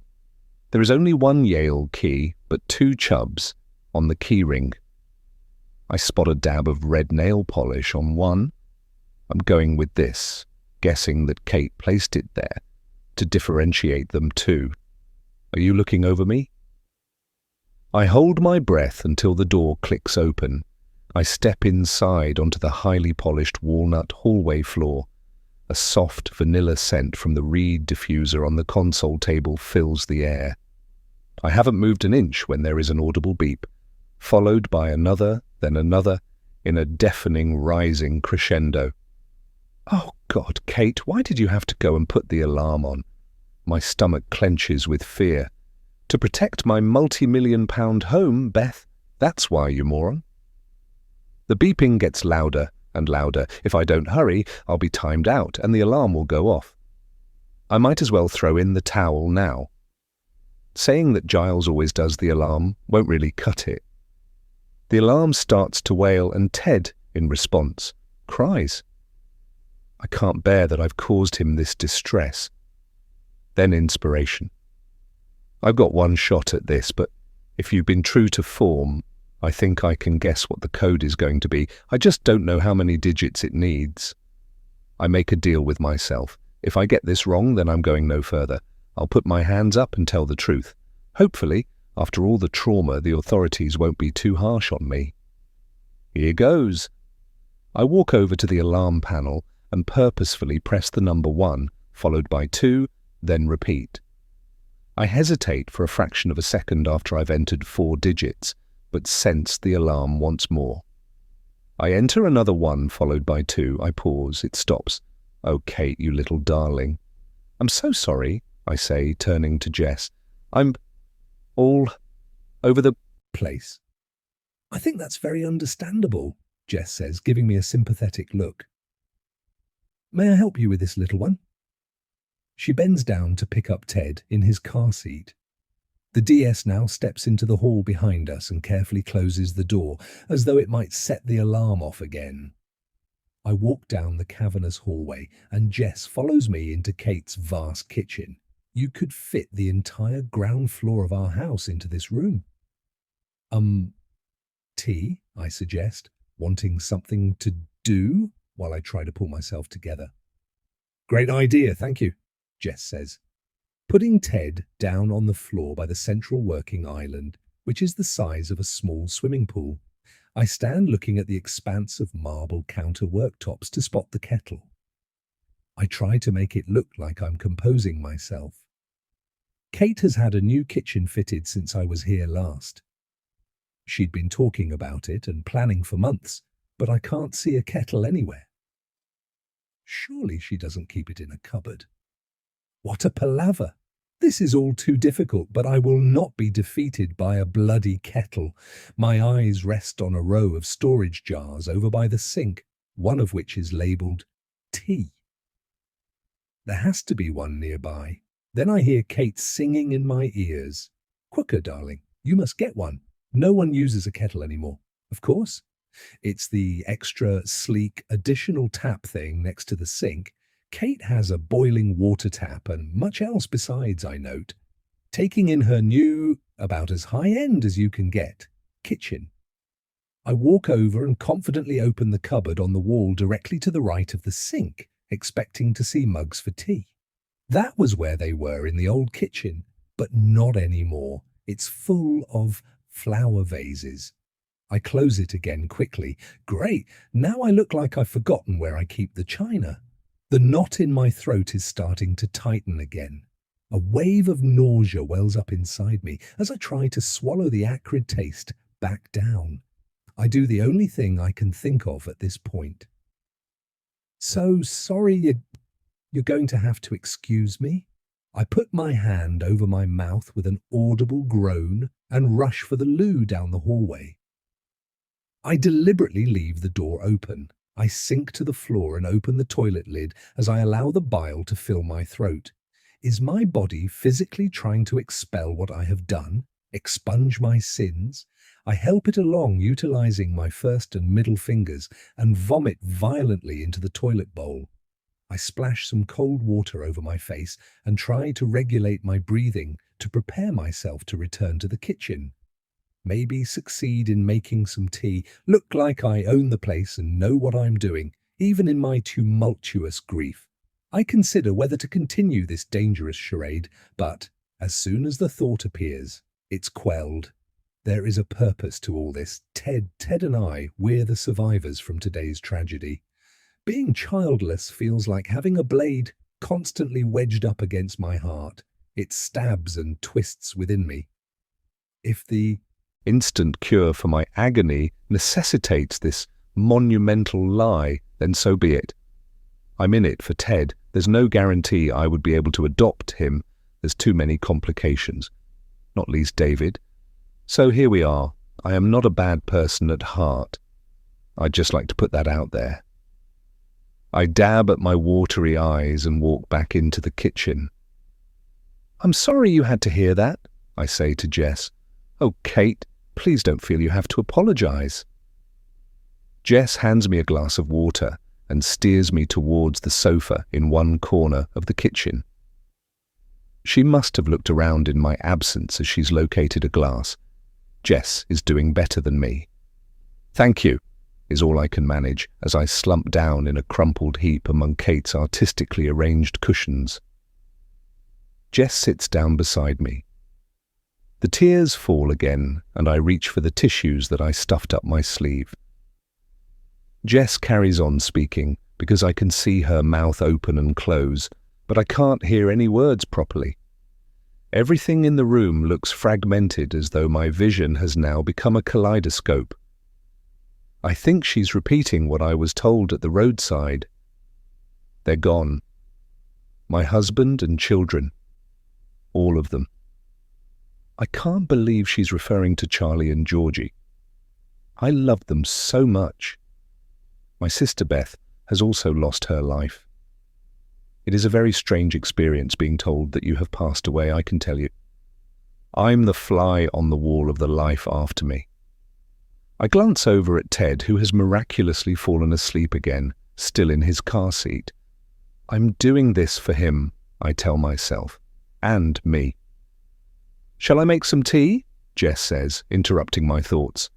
I point towards the hot water tap over by the sink, before trying to dry my eyes with a fresh tissue, but the tear tap isn't going to stop flowing anytime soon. "Ah, you've got one of those," Jess says, jumping up. "I wondered where the kettle was. I've always wanted to try one. May I?" She heads over to the kitchen counter. She's already found some mugs. Seeing 3 mugs set out, I become conscious of the presence of the detective who has been lurking in the background. He's a tall, pinch-faced man with a wrinkly bald head that reminds me of a dried-up piece of used chewing gum. He catches me looking at him and steps forward. "I'm so sorry to intrude, Kate, but I wonder if I could possibly ask you a few quick questions." "It's important, and it won't take long," D.S. McClellan says, pulling up a kitchen chair to sit close by. Jess hands me a mug of scalding, strong tea. In my impatience to be doing something, I take a sip, and it burns my tongue. Another second to avoid the gaze of the detective who seems to be waiting for me to speak. "Is it possible to have GUILTY emblazoned across your forehead?" "What? What happened?" I say. "We were hoping you might be able to fill us in a little. We understand that you were following behind your husband. Can you tell us about anything you Saw? Yes, there was." I trail off. "We've had reports of a white van driving erratically." "Did you observe anything?" I nod. I close my eyes to relive the scene. I can see him weaving about. Did he hit them? Did that man kill my family through his stupid, lethal driving? My voice rises. Hysterics aren't far away. I force myself to bite my tongue. I have to be careful not to say any more. Beth would have a rant about dangerous driving, but I have to think like Kate. "There's no evidence of that as yet, but your husband's vehicle will be fully examined at the compound.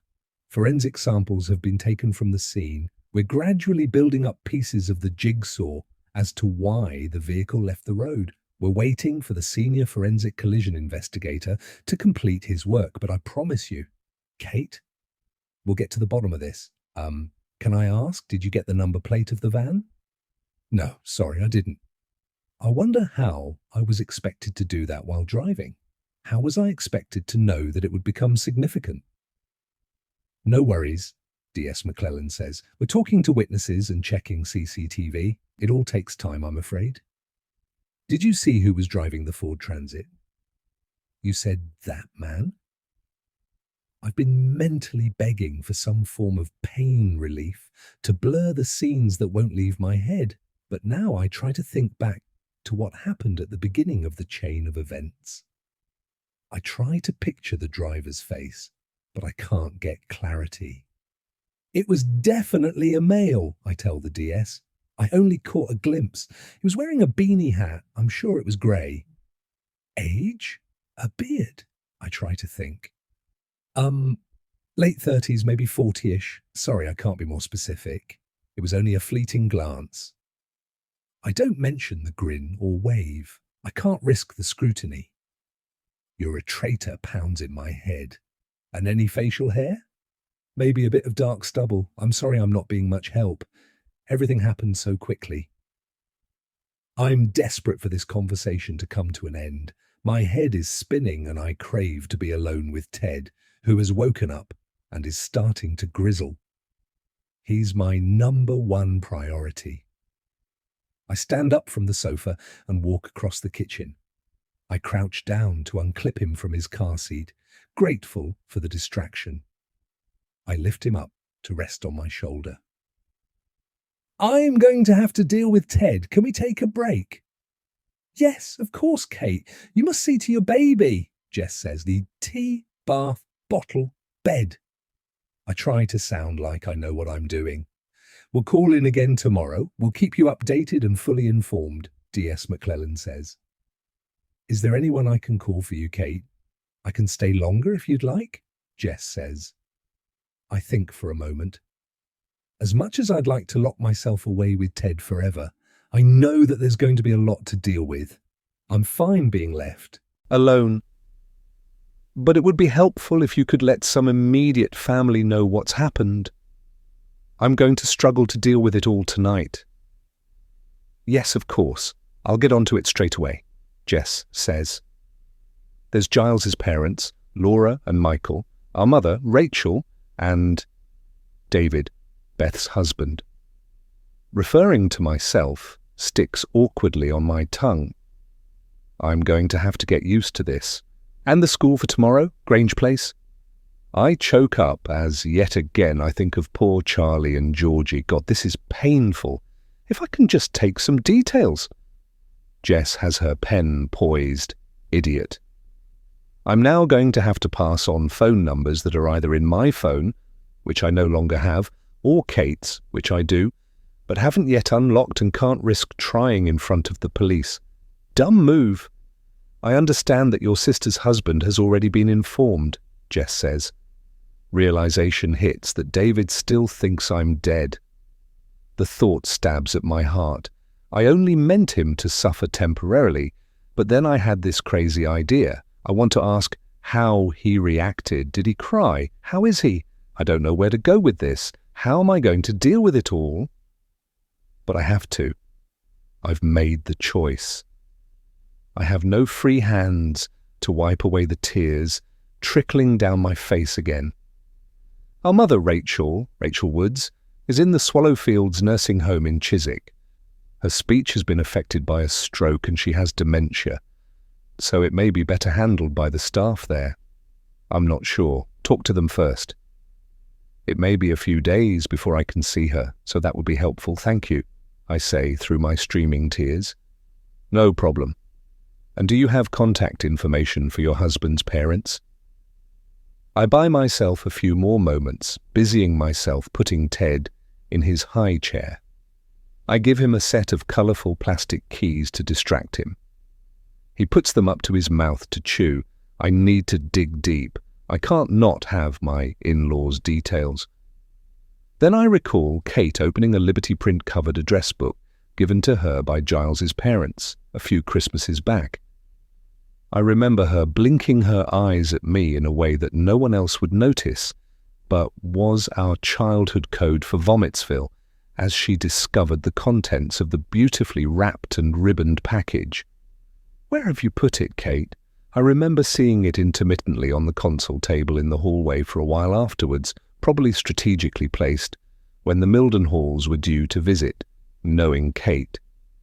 Where is it now? Laura and Michael Mildenhall live in Maida Vale. I'll just get you the exact details. Excuse me a moment. I head back out to the hallway. I have a hunch. I open the drawer to the table, and it's there. Bless you, Kate.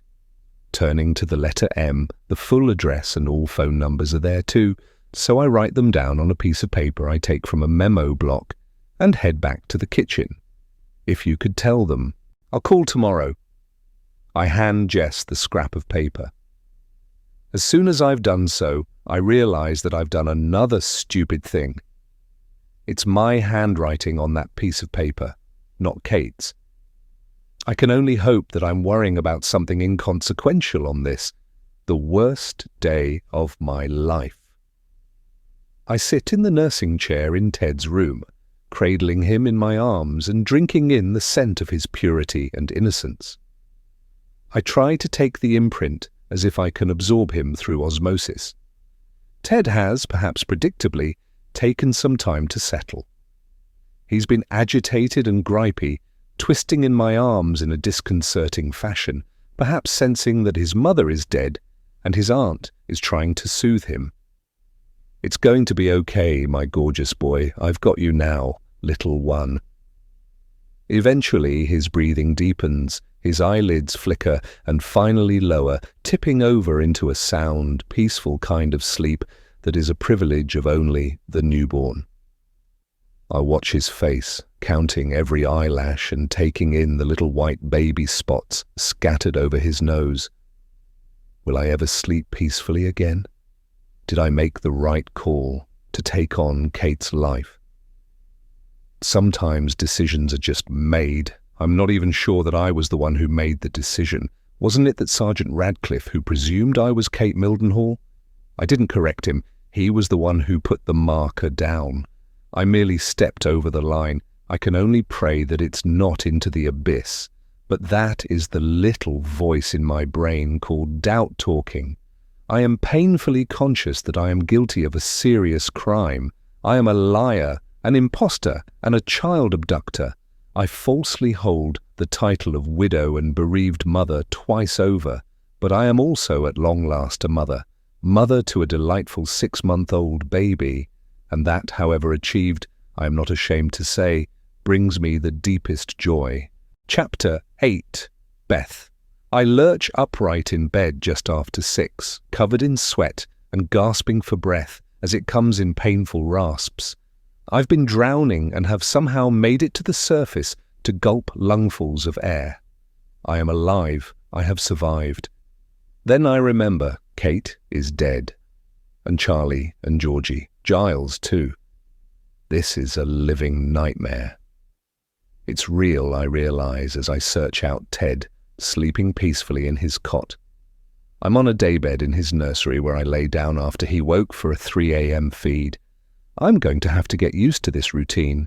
I already feel exhausted, but lack of sleep is a small price to pay to keep my motherhood prize. I'm careful not to wake Ted as I creep out of the room. I need some precious moments before he wakes to think and get myself ready to face the day. I know the police will be back and I must prepare myself as Kate. Think like Kate, act like Kate, look like Kate, smell like Kate. First stop. To find some decent scissors to cut my hair shorter. We are identical, Kate and I, but Kate prefers a chic, blunt, Anna Wintour power bob, while mine sits just below my shoulders, with a few ragged edges where I can't be bothered or afford to go to the hairdressers. Our hair is auburn with a few coppery, soft lights. I find what I'm looking for in the master bedroom ensuite cabinet. I start snipping, but realize I've got to make a half-decent job of this, as it could be a while before I can make it to a salon. Popping out to the hairdressers isn't exactly the first port of call on the day after you've tragically lost your husband and children. Can you spare a few moments, Kate, while we run through the events of yesterday again? Maybe tomorrow, detective.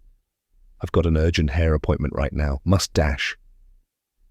I need to watch a YouTube hairdressing tutorial or something. I haven't yet tried to get into Kate's phone, but have spotted her iPad on the bedside table. Better to attempt to get into that rather than get locked out of her phone. As identical twins, have we got the same fingerprints as we're genetically the same? Can't say I've ever really thought about it before. Guess I'm going to find out. The answer is an emphatic no. I've tried every finger and my thumb, and the security print is not recognized. I've now got to get the 6-digit pin right or I'm stuffed. I'm not sure how many chances I get. Maybe 3 at most. Kate's favorite sequence of numbers is always 1 followed by 2, but will I strike as lucky with this as the alarm? Oh, Kate, you've already become my guardian angel, I say out loud, as the iPad springs to life with 1, 2, 1, 2, 1, 2. I shouldn't be surprised. Maybe a lifetime of being relegated to number 2 is finally going to reap its rewards. Kate, of course, was always number 1. It all started with blowing out the candles on our birthday cake. When we were young, we always used to share the one cake and blow the candles out together. I loved our shared moment. 1, 2, 3 blow, our mother would say, and we'd both puff as hard as we could. But Kate would always complain that I blew out more candles than her, and it wasn't fair. Our mother's solution was to place 2 sets of candles on opposite sides of the cake, 1 for each of us to blow out in unison. We then progressed to Kate demanding her own cake for the following year. As she said, I spat on her side. Our mother was one to keep the peace, so Kate got her own way. I can remember feeling disappointed. I didn't want 2 cakes. I wanted only the one to share, like always. Looking back, I mark this moment as the start of Kate separating herself away from me.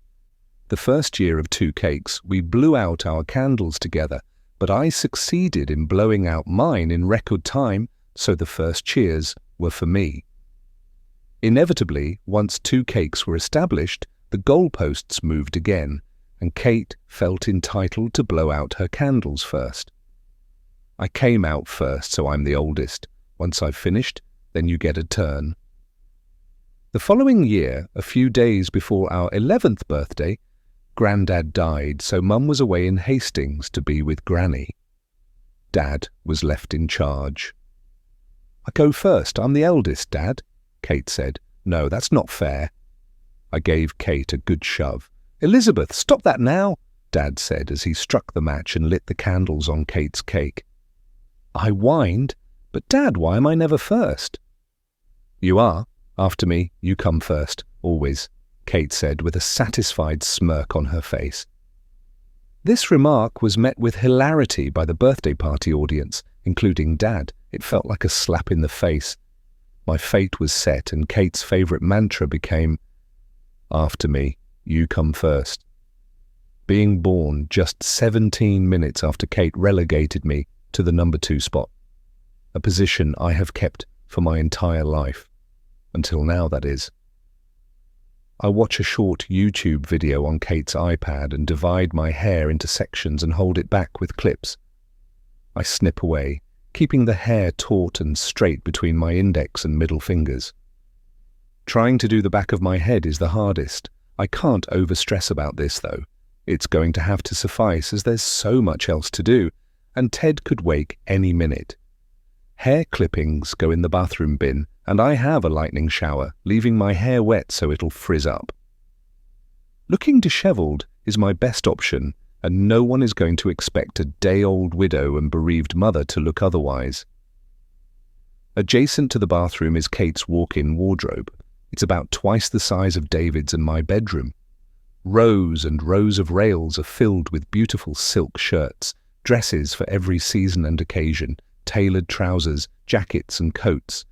Designer label after designer label screams money and privilege. I spot Isabel Marant, Prada, Dolce & Gabbana, Sportmax, Moncler, Missoni, Victoria Beckham. A stark contrast to my Zara and Best of the Sales wardrobe. I hardly know where to start. I grab one of the meticulously folded pairs of pale blue denims from an open shelf and look around for a tee. I find them, dozens of them, immaculately pressed and folded in a uniform shape to fit with precision into the drawers. I grab a white one with a designer motif on the front from the pile and bury my face into it. It smells new and fresh. Something doesn't feel right. Do identical twins smell the same? I doubt it. The most important person I've got to convince I'm Kate is Ted. I need the scent of Kate. I need the laundry basket. There is no sign of one in the bedroom or walk-in wardrobe. Silly me. It's located in the laundry room adjacent to the family bathroom, on the first floor. A whole room dedicated to laundry, complete with not one, but 2 washing machines and dryers, a large ironing board, trouser press, and clothes steamer. No knickers hung on the outdoor clothesline in this household. I smell the scent of freshly washed clothes still hanging in the air. It's such a painful notion that their owners will not be able to wear them again. The dirty laundry basket offers up 2 tees and a shirt, plus a couple of bras. I draw the line at Kate's worn panties. I find myself ironing the t-shirts. The heat of the iron releases the smell of Kate. It's like she's in the room with me. Kate's molecules linger in the air. Please guide me. I'm going to need your help. Oh, Kate. I'm about to sink into myself when I hear Ted stir. Pulling a tea quickly over my head, I go to collect my baby. "Good morning, my lovely. Give Mummy a cuddle," I say, lifting him up out of his cot. Ted eyes me suspiciously. "You look like Mummy, but something's odd." "Did you have a lovely sleep?" I nuzzle into his neck. "Come and help me choose a perfume. What shall I wear today to smell like Mummy?" We go back into the dressing room. where I spied a table adorned with perfume bottles. There's a lot of choice. Virtually the whole Joe Loves range, copious Joe Malone, Penhaligon's and Chanel, as well as other very expensive-looking bottles with names that I've never heard of. I know that smells can be very powerful and are one of the strongest memory triggers, but I'm not looking for Ted to recall me as much as to convince him that I am the one and the same mother he's always had. I am genetically and physically the same. I need to smell the same too. I've showered with Kate's shower gel, used her shampoo and hair conditioner, but I've got to be thorough. So which one do you think, Ted? I pick up and sniff a Chanel bottle. Too strong. There's a bottle of Joe Loves Pomelo which is nearly empty. Ted gurgles, probably wanting his milk bottle. This one? I pick it up and give it a sniff. What are you trying to tell me? I need to smell fruity. I spritz the fragrance on my wrists and a dab on my neck. I swallow a lump in my throat. It does smell like Kate. No being. Melancholy in front of Ted. I need to latch on to some positive vibes. Thanks for the heads up, my teddy bear. Now for breakfast. We descend the stairs with me smelling like a grapefruit. Before we've even reached the bottom step, a key is turned in the door. I freeze. What the hell? A slightly plump woman, about 50 years of age, carrying one of those old-fashioned wicker baskets, steps inside and shuts the door carefully behind her. Who on earth is this? Chapter 9. Beth. The woman puts her basket on the floor and stares up at me. Who the hell are you? I want to ask, but I freeze on the spot and say nothing. I hold Ted tightly to my chest, fearful that I've been rumbled somehow and that social services have already come to take him away. I take her in, trying to assess the situation. I should be the one in command here. This is my house, but I don't want to be wrong-footed and say anything that will put me at a disadvantage. Her black hair, tinged with grey, is drawn back from her lined face and pinned up in a chignon. She's wearing black trousers, the kind my mother would have called slacks. On top, she's got a dull lilac tunic with deep front pockets. Her open-toed, cushioned footbed-style sandals display fading pearly peach nail polish. She's on her feet all day, it seems. Her face starts to crumple as she rushes towards me. "Oh, Mrs. Mildenhall, it's so tragic, so bad, she says, losing her composure with tears welling up in her eyes. "This can't be true, the children, no!" She sobs. "And Mr. Giles, I can't believe it. Oh, dear Lord." She makes a sign of the cross. I can't quite place her accent. "It's true, they're all gone. Car accident. Yesterday," I say, summoning the memory of Kate from the perfume to choke out the words. She raises both hands to cover her face and shakes her head. "How did you know?" "On the radio this morning. They said a family died." She shakes her head. "But I never thought—" She trails off. "It was on the news?" "Yes, Mrs. Mildenhall. Reporter man outside told me it was you, your family." "There is a reporter outside?" I ask. That's all I need. Reporters starting to snoop around. "There are several out there. They want to talk. They gave me cards." She reaches into her tunic pocket and produces a couple of business cards. I head for Giles's study, which overlooks the front of the house. I open one of the shutters a fraction. She's right. There's a huddle of journalists out there looking expectantly up at the house, waiting for some action to start. They won't be getting anything from me. I can't take any risks. I'm a grieving widow and mother who will ask for some privacy. I need time to think about how to deal with this. "Let's go to the back of the house," I say, returning to the hallway. Away from prying eyes, I could do with a coffee. I head for the kitchen. The woman picks up her basket and trots obediently behind me. Now my shock has subsided. I'm guessing she's the cleaner.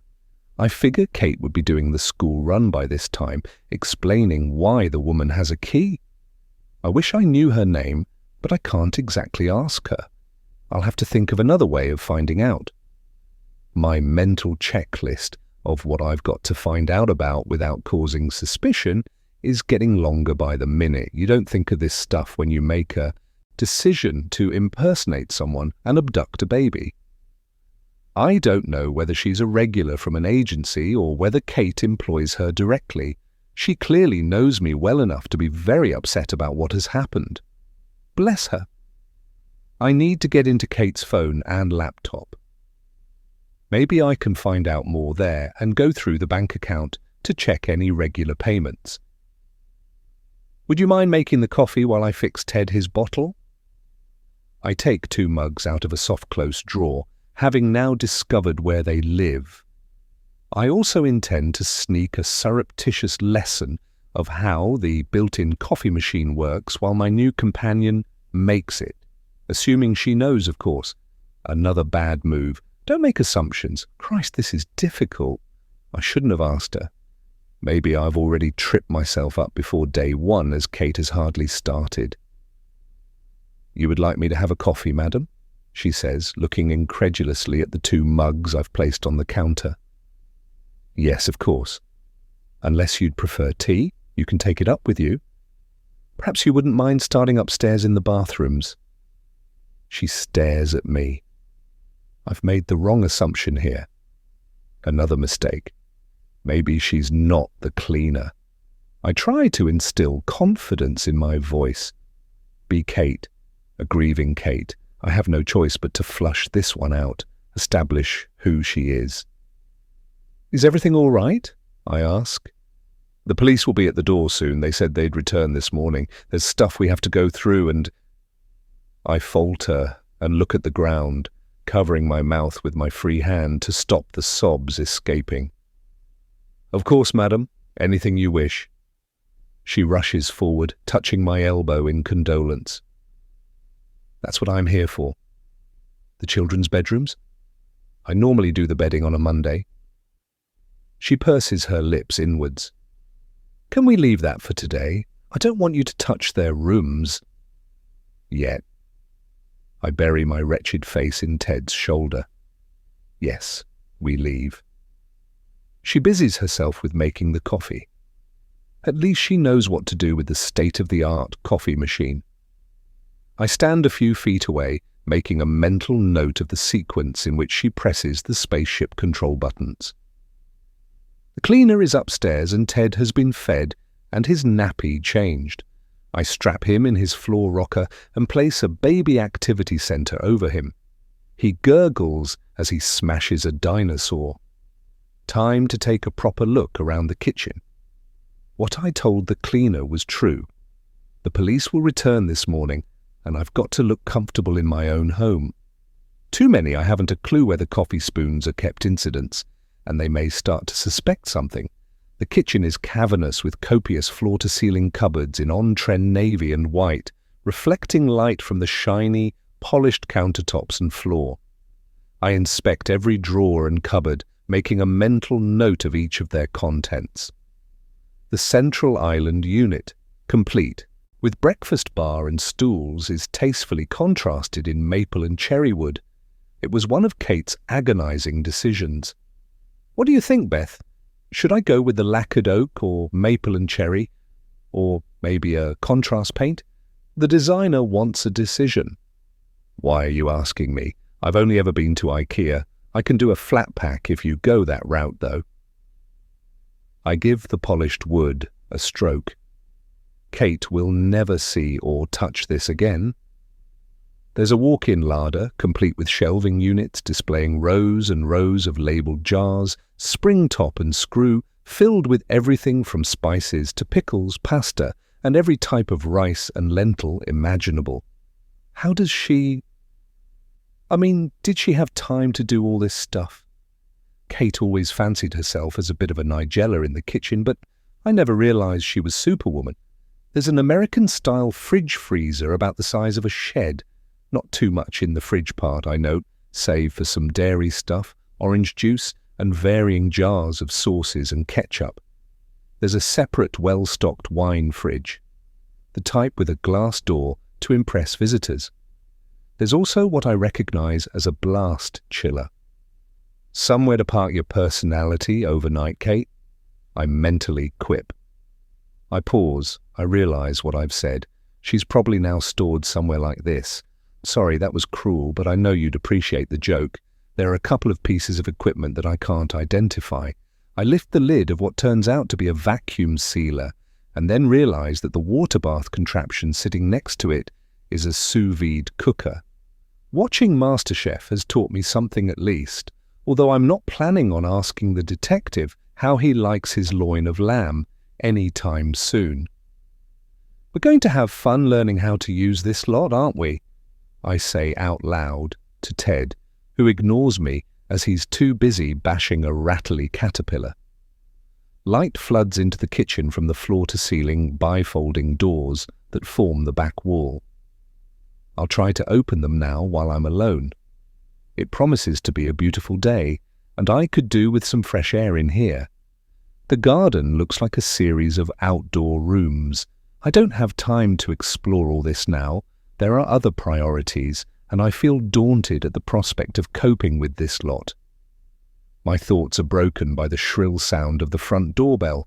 Christ, are the police here already? I wanted to spend some bonding time with Ted, as well as try to get into Kate's phone. The cleaner calls out, "I go, Mrs. Mildenhall. Mr. Ocado man here." 10 seconds later, a man appears in the kitchen, loaded with shopping bags. "Hello. Seems busy at the end of your driveway. Where would you like them?" he says, jovially, oblivious to the tragedy that has befallen this household. "Over here, please," my cleaning lady says, taking charge and pointing to the island before I can take in what's happening. "Right you are then," the Ocado man says. "Were you happy with the substitution? Just the one, a different brand of on-the-vine tomatoes?" He looks at me. I nod confirmation, not really understanding what I've agreed to. Home deliveries are new to me. Grabbing bits in Tesco on the go has been more my kind of thing. I busy myself with picking up Ted. The cleaning lady opens a drawer and hands the Ocado man a bunch of bags before ushering him out to the front door. She doesn't immediately return. There are voices in the hallway. I'm curious, so creep closer to listen. I hope that none of the reporters have taken the opportunity to step inside. My heart sinks as I recognize the voices of Jess and D.S. McClellan. They are here already. I'm clogged with dread. If I'm going to pull this off, ideally I'd have liked more time to prepare to act like Kate. Practice her face modes, resting bitch, scheming, teasing, mocking, angry, flirtatious. Use her well-trodden phrases. Seriously, darling, not that I'm one to point a finger. And of course, after me, you come first. Nod my head when someone is explaining something or talking to me as a demonstrable sign that I'm listening and taking it all in, when really I've switched off and don't give a shit. It shouldn't be difficult. I've known her all my life after all. Plus, we're similar in far more than appearance. Our voices were often indistinguishable when we got together. Kate's laugh is gigglier than mine, but there won't be much cause for hilarity today. The police never knew Kate, so there shouldn't be an immediate risk. Maybe I should see this as an opportunity to practice. There is no point in promising myself this is something I can work on tomorrow. I have to be Kate from every conceivable angle from day one, warts and all. "Mrs. Mildenhall expecting you?" I catch the cleaning lady say. That's good. I strain to hear more, but don't want to give away that I am eavesdropping. Then a very useful piece of information emerges. "I'm Magdalena, the housekeeper." Was that Magdalena, or did she say Madalena? I need to do more digging, but that's a useful start. "And housekeeper? You've never mentioned a housekeeper, Kate. She only ever mentioned a cleaner came every week. I'm guessing Magdalena, or Madalena, does a bit more than the hoovering and dusting. That would explain quite a lot. "Mrs. Mildenhall is in the kitchen." Footsteps echo down the hall. So I dart over to the Ocado shopping and start to take a few items out of the bags with my free hand, while still holding Ted securely. Looking like I know what I'm doing, I'm devastated to find I'm clutching 2 bags of smiley potato faces. "Thank you, Magdalena," Jess says as all 3 appear. Check.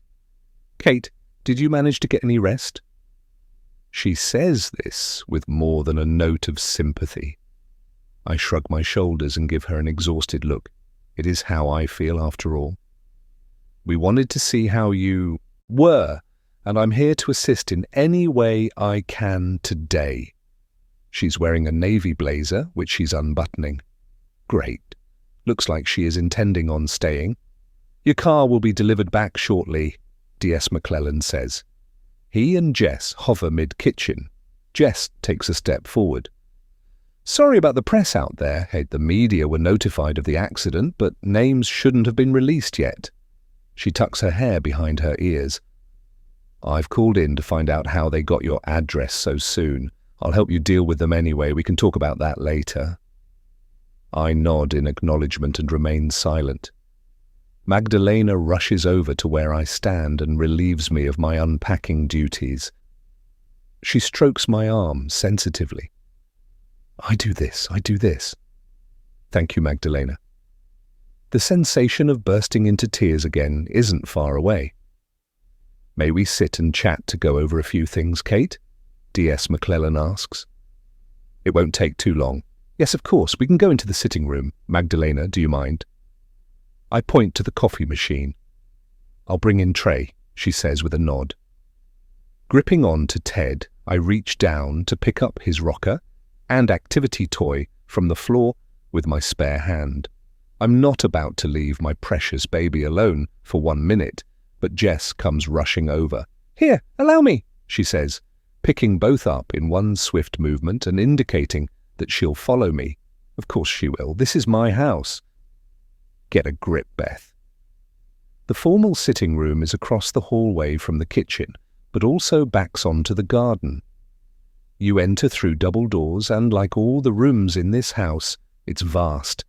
Acres of walnut flooring covered in expensive rugs, a single one of which would cover my entire lounge floor. An ornately carved silver mirror sits center stage on a mantel over a contemporary fireplace. 2 huge grey sofas engulfed with orange cushions face each other. I'm guessing that Kate was going for the zesty citrus look rather than budget airline. It hurts my soul to refer to my twin in the past tense. The sofas are distanced by a large, low table piled with big, illustrated books, the likes of which I suspect neither Kate nor Giles never even opened. I indicate for Jess and D.S. McClellan to sit down. I sit on the opposite sofa, putting Ted back in his rocker by my side.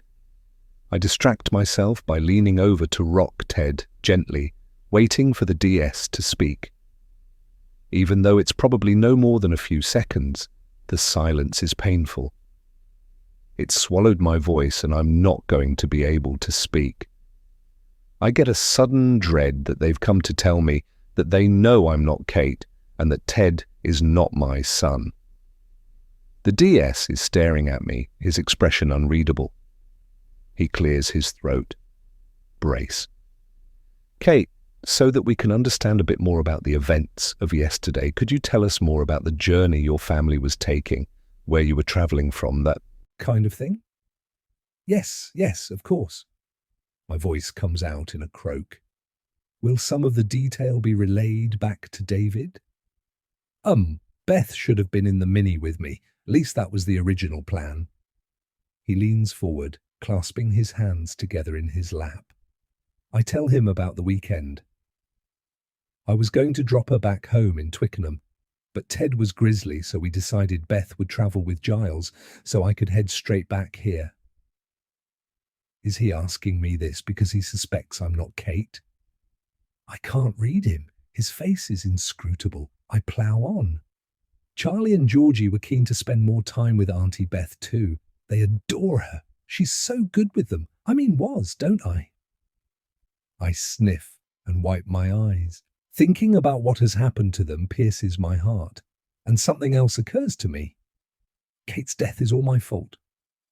I was the one who pressed her to travel with Giles. If I hadn't done that, she'd still be alive, wouldn't she? I don't dare voice this guilty thought. She'd promised to play some games with them in the car. I'm praying that they'll buy my explanation, and to be honest, it's not a million miles from the truth. I see, D.S. McClellan says. He unclasps his hands and allows them to rest upon his knees. And did your sister get on well with your husband? What a strange question. I'm not sure I see where this is leading. Yes, they got on fine. The DS doesn't say anything. I assume he's waiting for more. As well as you'd expect a normal brother and sister-in-law relationship to be. They didn't see a huge amount of each other, to be honest, as it was always Beth and I that would get together, as Giles would often be working. The DS screws his mouth up as though deep in thought. He still doesn't speak. Can I ask why you're asking this? He contorts his mouth into a different shape. A habit of his, I've noticed. You may ask. He hesitates. Looks at the ground for a fraction of a second. A couple of witnesses say they observed a heated argument going on in the car. Have you any idea why your husband and sister would be arguing? The DS looks at me intently. I'm stung, totally floored by this. The conversation is already going in a different direction, and not one in my favor. Probably a domestic tiff, I should say. That wasn't unusual with Kate. The heat rises up my neck. I hope I don't look flushed in the face. The police catch on to these nervous indicators, don't they? Then a thought comes to me like the dull thud of truth. Thinking back to the traffic on the motorway yesterday afternoon, what would I have wanted to say to Giles if I had been in the car? I take a deep breath, hoping that the words won't dry in my mouth. My husband's not a dangerous driver, but he could be a bit erratic sometimes. Beth was a driving instructor and professional driver, a very good one. It meant she could be critical of other people's driving. I've heard Beth complaining he hogs the middle lane. God, I feel terrible saying this now. I cover my forehead with my hand as my face crumples. I'm treading a fine line here. I don't want to be seen to be blaming my husband, but Giles's driving left a lot to be desired and may well have contributed to the accident yesterday. I reach for tissues, stuffed up my sleeve, dab my nose and then screw them up into a ball. I tease out an end and rub it between my thumb and forefinger. I was driving a few cars behind Giles yesterday, and it looked like he was a little close to the vehicles in front of him. I suspect Beth was having a go at him about it. She could get very irate about such things. I shake my head and tears well up. I look up so that the DS can see my distress. A solitary tear escapes and trickles down towards my nose, particularly with the children in the car. I want to ask about the white van driver mentioned yesterday without deflecting away from my interpretation for the argument. D.S. McClellan has got to buy this at face value. I can't risk any more probing of why Beth was in the car. Has David been asking for an explanation? D.S. McClellan bites the inside of his cheek as though he's assimilating all this information. Jess looks at me, concerned. There's one more thing, Kate. The DS pauses for a beat. Was your driving instructor sister normally in the habit of not wearing a seat belt? Oh my Christ. Kate, what the hell were you doing? I'm fighting for survival here. The words ring in my ears. You weren't wearing a seatbelt. I can't even begin to imagine why. And now I've made everything a million times worse by over-egging how good a driver Beth was by way of explaining the argument. All I can do is bury my head in my hands and sob. Cry for the loss of my sister and her children, and for the unbelievable mess I've got myself into. I can't believe this. I shake my head in disbelief. There must be a reason. Beth would always have worn a seatbelt. There must have been a fault with it. That is a possibility and is being carefully examined, D.S. McClellan says, as though he doesn't really believe it. We'll let you know the outcome as soon as we get the details. Or maybe she undid it to deal with one of the children in the back. That could be it, couldn't it? I'm clutching at straws. My Charlie, my Georgie, my precious children. I'm screaming now. I can tell the DS is thinking something doesn't quite stack up here. I wish to God that I kept my bloody mouth shut. I should stick to sobbing and grieving. Magdalena chooses this moment to walk in and places a tray with coffee and biscotti on the table between us. The interruption thankfully breaks the moment and gives me a bit of a reprieve. Can I bring you anything else, Mrs. Mildenhall? No, that's plenty. Thank you, I say, looking up at Magdalena. She's also placed a box of tissues on the tray. I like this woman already. She's thoughtful. I grab a fresh tissue and blow my nose. I'll be upstairs if you need me, Magdalena says as she leaves the room. I reach for another tissue to dab my eyes. She seems nice. How long has she worked for you? Jess says. I'm so confused and numb by the turn of events this morning. I can't work out if she's asking me a loaded question designed to catch me out or trying to be supportive. Either way, I have absolutely no idea what the answer is. Kate has mentioned a cleaner on more than one occasion, but never mentioned employing a housekeeper called Magdalena. Probably because I'd have ribbed her about it if she had. Kate never did like doing much for herself. I've a vague recollection of Georgie mentioning a Mags, perhaps a couple of times, but assumed she was talking about a school friend or a babysitter. I decide to focus on Jess's statement about her being nice and ignore the actual question. She's lovely. The children adored her, I say, breaking down again. Would it be helpful if I prepared a statement for you to give to the press? Jess asks. I'm grateful for the change of subject.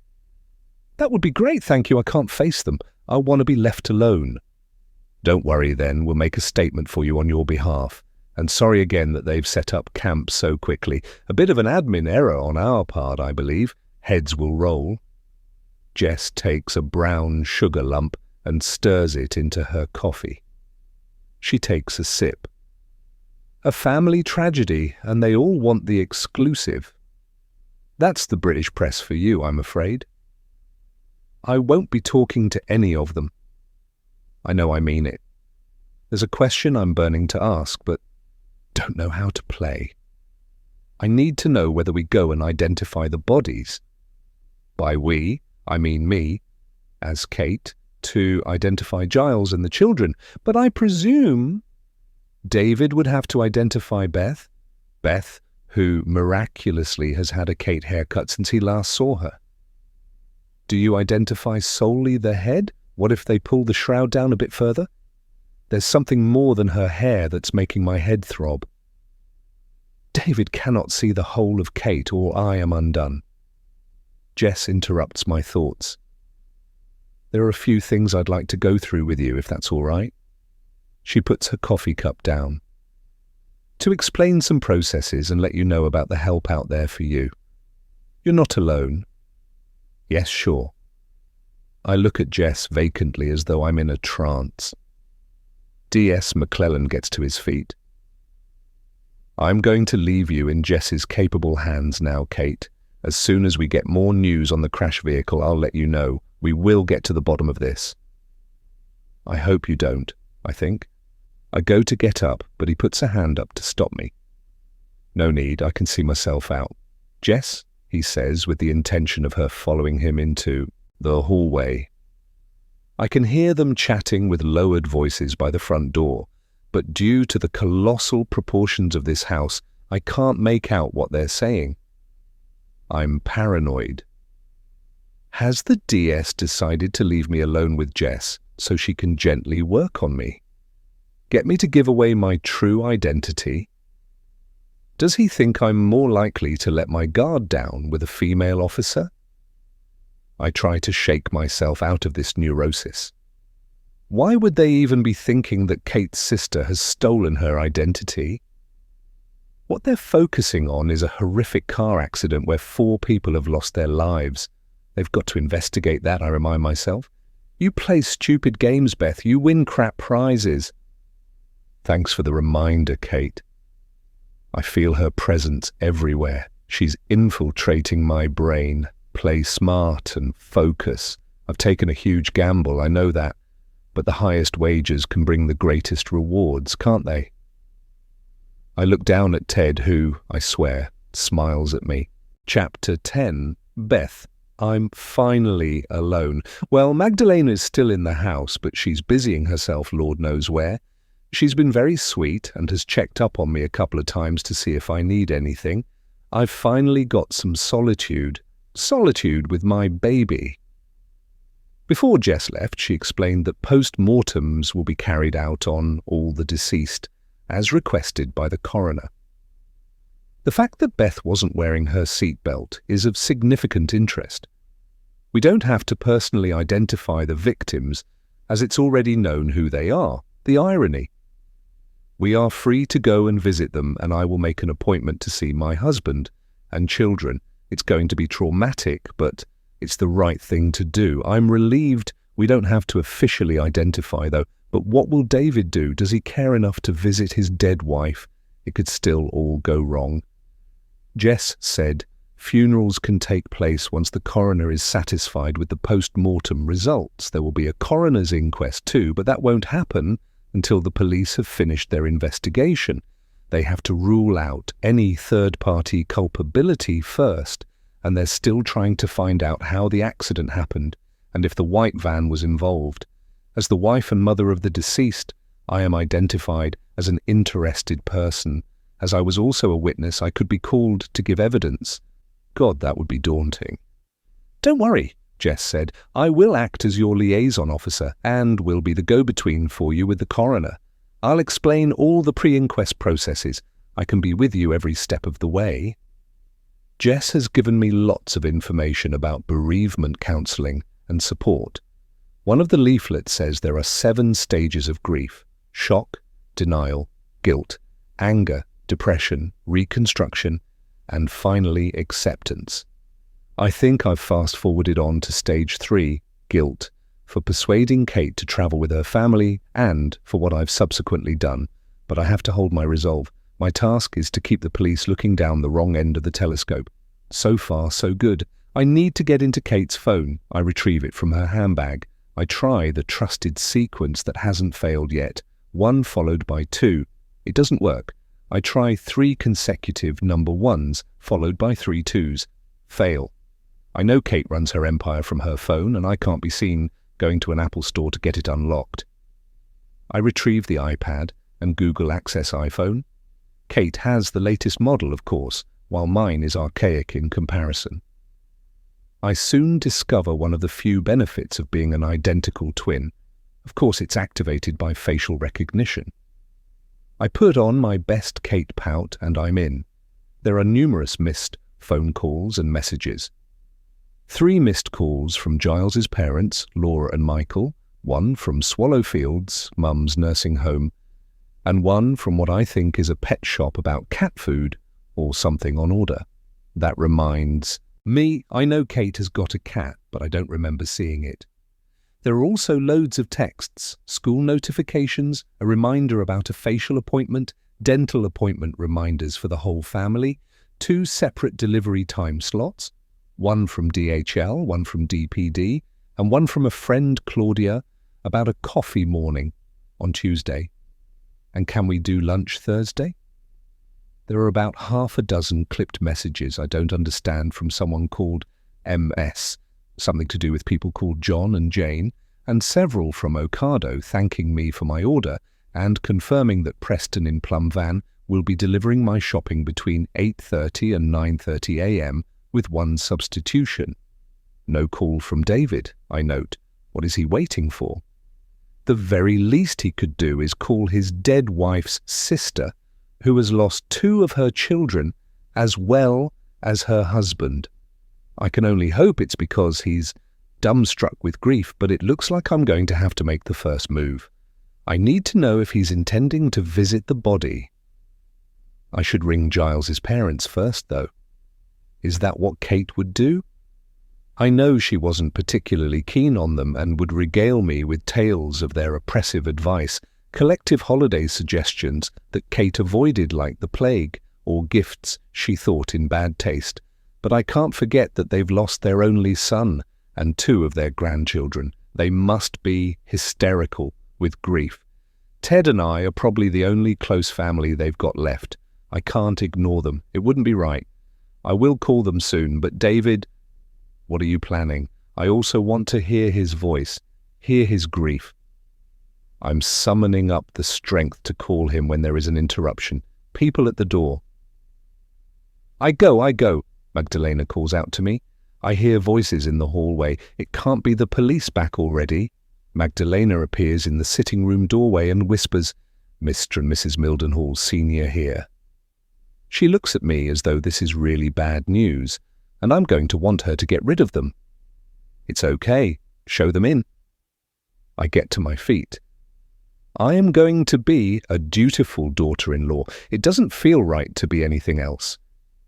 Laura, who is short in stature with a petite frame, rushes in, followed closely by Michael.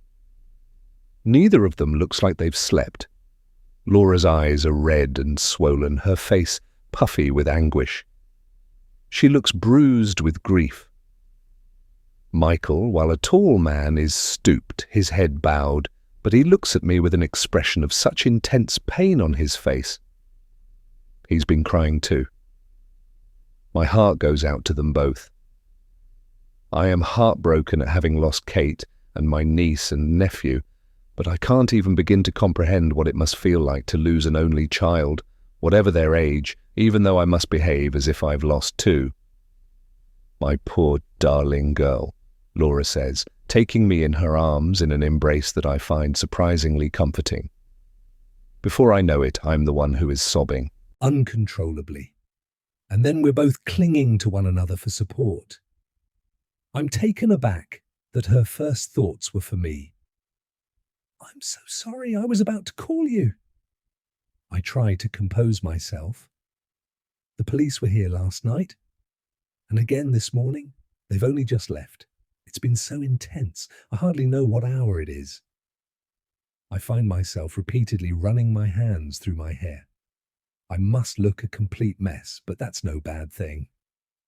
Has this really happened? I ask. A concerned look passes between them.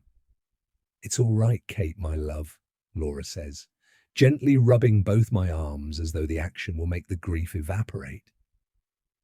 We've come to help and support you. You can't go through this on your own. I am genuinely touched by their thoughtfulness. There will be a lot to do. Informing where necessary, appointing the undertakers, organising the funeral, church. I can take care of all that if you'd like me to. Keep you informed, of course, Michael says. He's trying to control his voice and not let his guard down. I suspect finding comfort in planning and making arrangements to keep himself busy, to make some order of something so tragic. He's even dressed in a pale grey suit with a shirt and tie. Laura is in a pink floral cotton skirt teamed with a crisp white blouse and the obligatory pearls. If I were them, I wouldn't even be able to get out of my pajamas. Thank you, I say. I wouldn't know where to start. I can't think straight. I reach out an arm for Michael, who responds by putting his arm around my shoulders to pull me in close. We're family, Kate. We'll get through this together. Somehow we will. And he kisses me gently on the top of my head. I can't remember the last time, if ever, anyone put me first like this. They stay for lunch. A lunch that Magdalena, who is rapidly making herself indispensable, has prepared for us. A quiche with a green salad. Not that any of us have much of an appetite, but I try to eat a few mouthfuls. Laura spends most of the time with Ted on her lap. She clings on to him, her only surviving grandchild. It's painful to witness and comprehend. I bring Laura and Michael up to speed with what happened yesterday, the police concern about the seatbelt and the argument seen by witnesses. They listen carefully but offer no judgment. I don't know what I was expecting from Laura and Michael, but it wasn't compassion and selflessness. For some reason, I thought they'd be angry with me for being the survivor when they've lost their son. The impressions I had of them as a couple were different, but I have to remind myself that the picture was painted by Kate. For the first time, I feel ashamed of my grieving widow and mother act when it's they who have lost so much. But I can't deviate from my course now. I can pinpoint that heavy feeling inside me. I know what it is, guilt, but it's not regret. My mind is stronger than my heart, and I'm committed to my path. I can't surrender to the notion that what I've done is wrong based on some unexpected kindness. I'm not going to hand the rest of my life over to apology and guilt. I want my baby. I am Kate. Chapter 11. Beth. My heavy eyelids open and I immediately want to escape the morning light creeping in through the shutters. The room spins and I try to fix my gaze on the abstract art on the wall to steady and compose myself. I bury my head in a pillow and pull the duvet up over me. I need some sort of pain relief to anesthetize the recurring dream scenes that won't leave my head.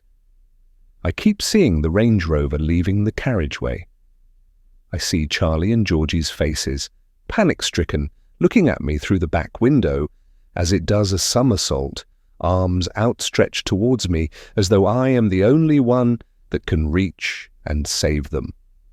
I fail, of course. The pain of their loss pricks my skin. And then there is Kate. I think about us as children too, a shared upbringing as two little people, identical in look and voice, but eventually with distinct personalities. Kate cultivated it that way. I never wanted to be separate. Not then and not now. To me, we were always two halves of the same person. I never felt whole without Kate. How could she have done this to me? In death as well as life, she's left me. There it is again, the knot in my throat tightening as I feel the all too familiar prickle of tears welling up at the back of my eyes. I try to blink them away and wipe the salty trickles with the back of my hand. Self-inflicted wound, Kate would say. She once told me, if you sit back and wait for what life will throw at you, Beth, then you'll mostly get covered in shit. I'm not going to let that happen to me.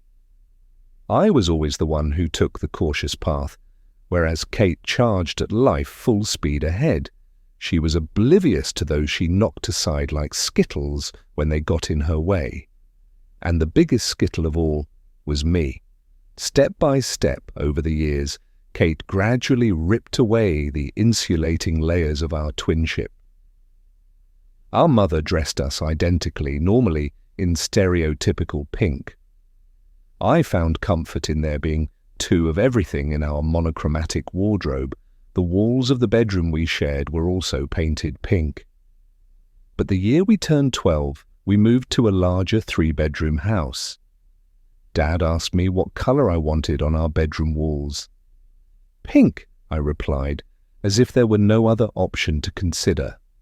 That was our color, and I saw no reason for us to change. Kate had shrugged. Then one day, a few weeks later, Dad began redecorating the 3rd bedroom, I presumed, as a spare room. Mum always said she wanted room for visitors. Paint fumes permeated throughout the house. I watched as 2 walls were turned bright, pillar box red. The other 2, chalk white.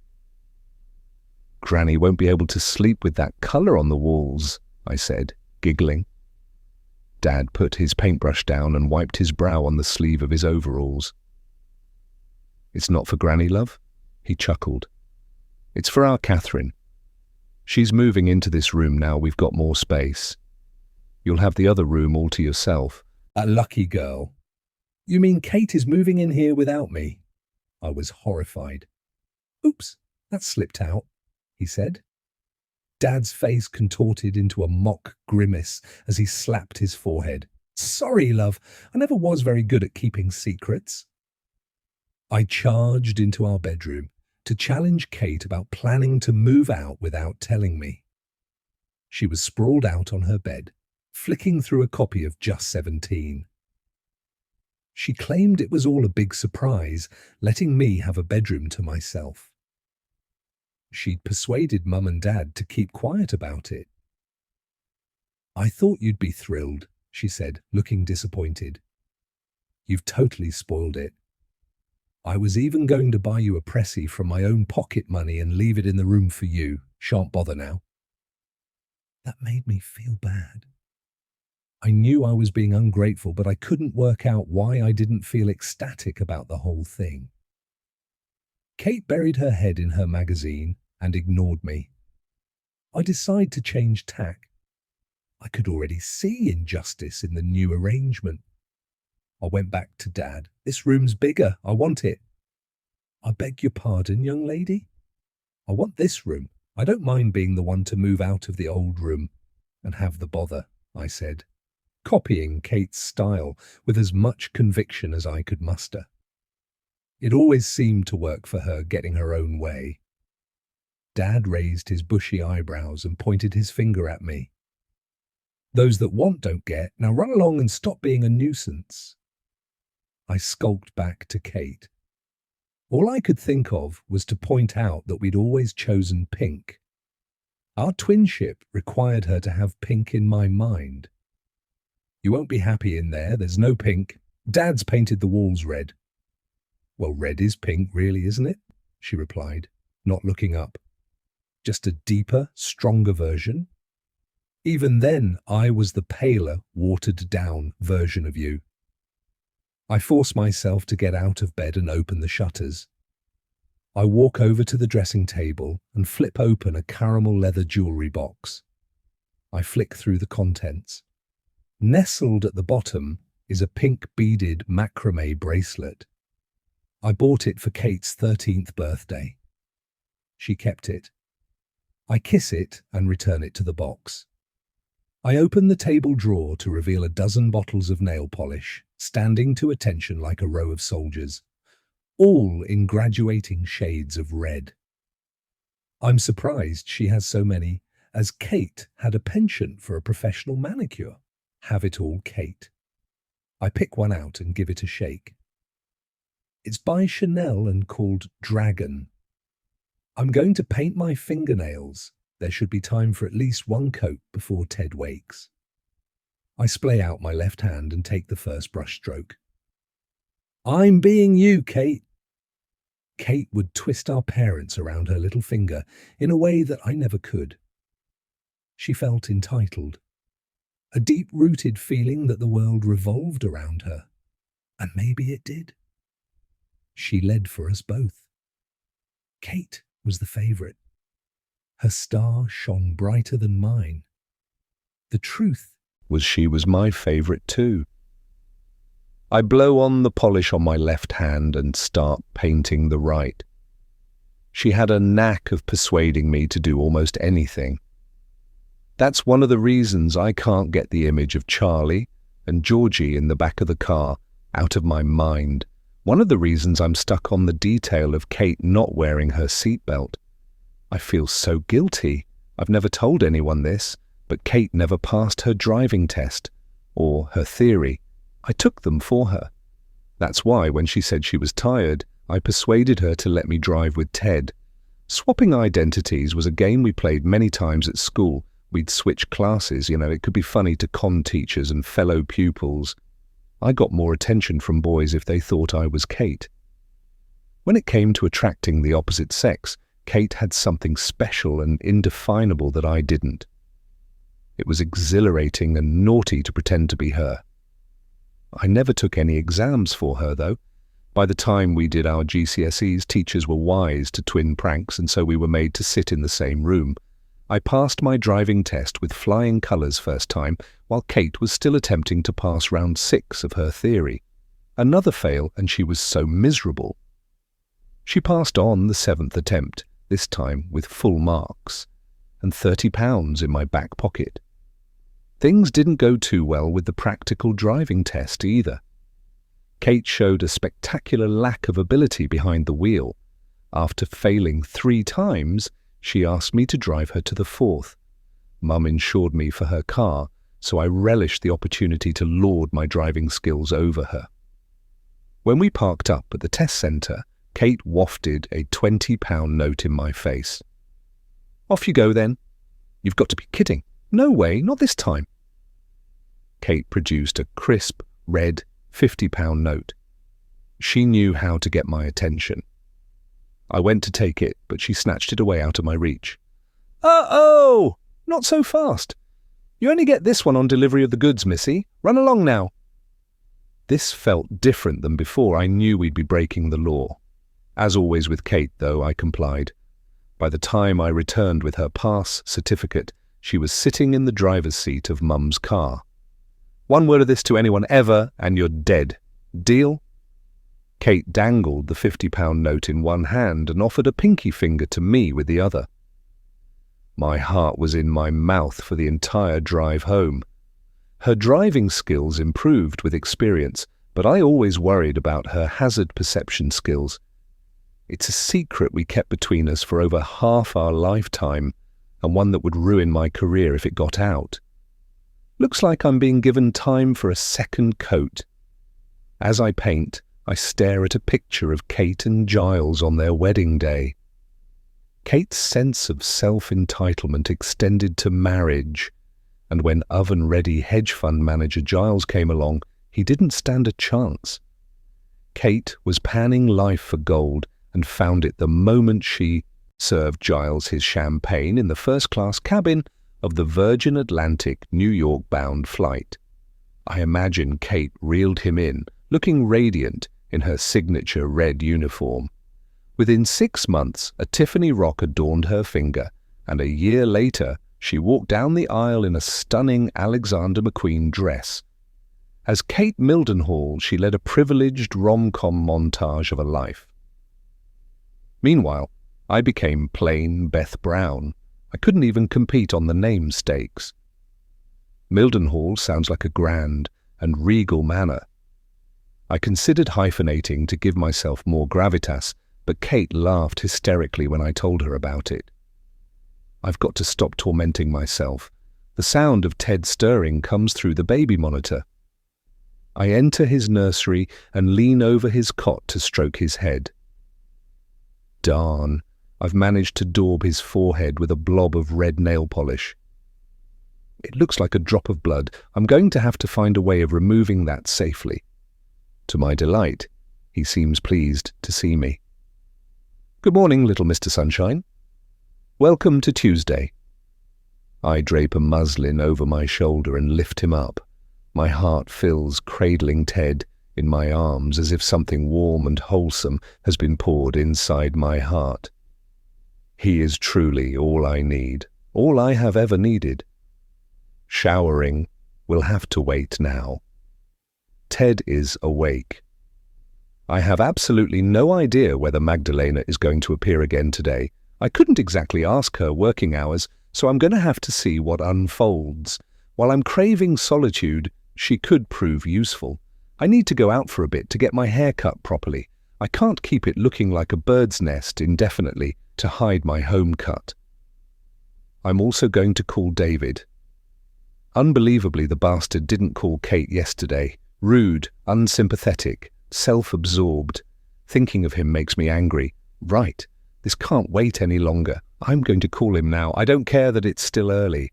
Chapter 12. David. My phone rings. Adriana stirs and rolls over. Yes, Beth only died 2 days ago, and I've spent the nights with another woman in my bed. Our bed. I'm full of self-loathing. I'm behaving off the scale bad, but I don't seem capable of stopping myself. I need something to dull the extortionate pain. I reach to look at the screen. Kate. Shit. I should have been the one to phone first. Road to hell and good intentions doesn't quite cover it. Sorry, darling, I need to take this.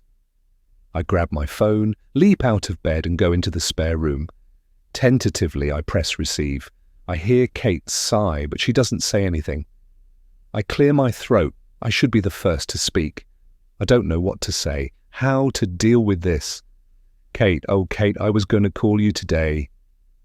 It's silent for a few seconds. Been busy, have you? Her tone is barbed. I don't know what I expected. I plough on. I'm so sorry for your enormous loss, Kate. Truly, God knows I'm gut-wrenching hurt. But I can't imagine what this is like for you. It's pretty crap. Kate stifles a sob. The sound takes my breath away. It reminds me of Beth. My wife may be dead, but there is still another person walking this planet looking and sounding like her. It's the strangest, weirdest feeling. I always did feel a bit freaked when they were in a room together. You could only ever tell them apart through their hairstyles. Giles, who didn't even seem to notice that about them sometimes, has, on more than one occasion, walked up to Beth and put his arm around her shoulders. The first time I visited Beth at her home, she was still living with Kate and her parents. Beth told me she had a sister and they were very close, but I had no idea. At that stage, she was an identical twin. I rang the doorbell and Beth answered. She greeted me with a big smile on her face, grabbed me by the balls with one hand, and yanked me by the shoulder with the other, pulling me towards her before proceeding to stick her tongue down my throat. When we came up for air, she grinned. "Hi, gorgeous." "Hi," I replied, thrilled that she seemed so pleased to see me. What happened next has haunted me ever since. She turned and shouted up the stairs, "Beth, your boyfriend is here." Kate sauntered down the hallway while Beth descended the stairs. As they passed, I heard Kate say, "After me. You come first, little sis." "Ignore her," Beth said, rolling her eyes while turning me around and pushing me back outside. "I forgot to mention you were dating number 2. Hope that's not going to be a problem." It is going to be bloody hard to see number 1 now. Almost my entire family has been wiped out and I've lost Beth. I don't know how I'm going to deal with all this, Kate says. We've both lost Beth, I want to say. Time, Kate. It's going to take a lot of time. She doesn't say anything. Of course I'll... Help when I can? Yeah, right, she says, barely audibly. I hear Kate sniffing. Imagine her wiping her nose on her sleeve, composing herself. Beth did that. David, I need to ask you something. Christ, I hope she's not about to ask if I've got anyone with me. I don't want to lie. This is shitty enough as it is. Are you going to visit Beth at the undertaker's? I'm taken aback, but relieved I'm not about to get an inquisition. To be honest, everything has been such a blur, I've not thought about it. Probably, I say, not wanting to sound disloyal. I hope it's the right response. I never got a chance to say goodbye. I trail off. I've never seen a corpse. I'm not sure I want the first one I see to be my wife. You know about the seatbelt? Kate asks. The police told me. It doesn't make sense. Beth would be the last person not to wear a seatbelt. We'll probably never know exactly what happened unless the coroner can make some sense of it. But what I mean is, it might be even more distressing because of the seatbelt. I'm not following. What will be? Seeing Beth. You don't know, she might be damaged. I've not thought of that. But I've not thought about visiting up until this moment. The loose floorboard on the stairs creaks. Adriana is up. I owe it to Beth to pay my respects and say goodbye. It's the one decent thing I can do. Perhaps I could also write her a letter to go in her coffin. Apologize for being such a shit husband. Tell her that I did love her. Atonement. I want to see her, I say, meaning it. I'll come with you. Haven't you got enough on your plate? I don't want to be unkind, but I'd prefer it to be a private moment. I have to be there, David. She was my sister. More than that, she was my twin. Husband trumps sister, I think. Even a twin. Typical Kate, always did put herself first. Okay, I say, not wanting to argue, but contemplating getting there early to see Beth alone first. Good plan. We can support each other, David, Kate says with insistence in her voice. Beth was so looking forward to seeing you after your weekend apart. She'd gone to the trouble of buying a cute lemon dress in a boutique in the New Forest. Even had her hair done especially. She looked beautiful. It was meant to be a surprise for you. Now I feel even more of a waste of oxygen. Chapter 13, Adriana. While David is on the phone, I take the opportunity for a sneaky peek in a few drawers and cupboards. The kitchen is in duck egg blue with wooden worktops. A scrubbed pine table sits in the middle, where a copy of Grazia sits untouched, as if waiting for its owner to return. I flick the switch on the kettle, measure out a few spoonfuls of coffee into the cafetiere. It's like I've landed in someone else's life. Went to sleep and woke up in a different dimension. There are pink coffee cups on a mug tree, a shopper's notepad with digestives, pasta, toothpaste scrawled on it. A mint and tea tree hand cream sits by the sink. I find a contactless credit card in one of the kitchen drawers. It's not yet expired, but I resist the urge to slip it into my borrowed dressing gown pocket. I don't feel the same way about 2 of the 5 $20 notes rolled up with a rubber band that I find stuffed inside an old ice cream tub that also contains loose change, odd keys, and a dried-up mascara wand. A pile of papers is wedged behind the bread bin. This place could do with a tidy-up. I pull a sheet out. It's a payslip belonging to Elizabeth Brown. Beth. I scan it before replacing it, painfully aware that I'm nosing on a dead woman. Repugnant. Creepy. This whole situation is so awkward. I've been plumbing personal depths here. David's clearly remorse-ridden, but it hasn't stopped him insisting I stay. The irony isn't lost on me that it's me, his mistress, if that's what I am, who is here with him now. I'm not sure history will judge us kindly. But I can't walk out on David. I offered to stay in the spare room, to be in the house for him, but he shook his head. What would be the point? We did have the decency to change the bedding. I draw the line at sleeping under the same duvet cover that his now deceased wife slept under. The thrill of adultery is that it takes place in the shadows. Bring it into the direct sunlight and it can fade. But this is not adultery anymore because David no longer has a wife. This is new territory for me. What am I doing here? I should walk away, but I'm not sure I want to. David doesn't know he started out as one of my targets.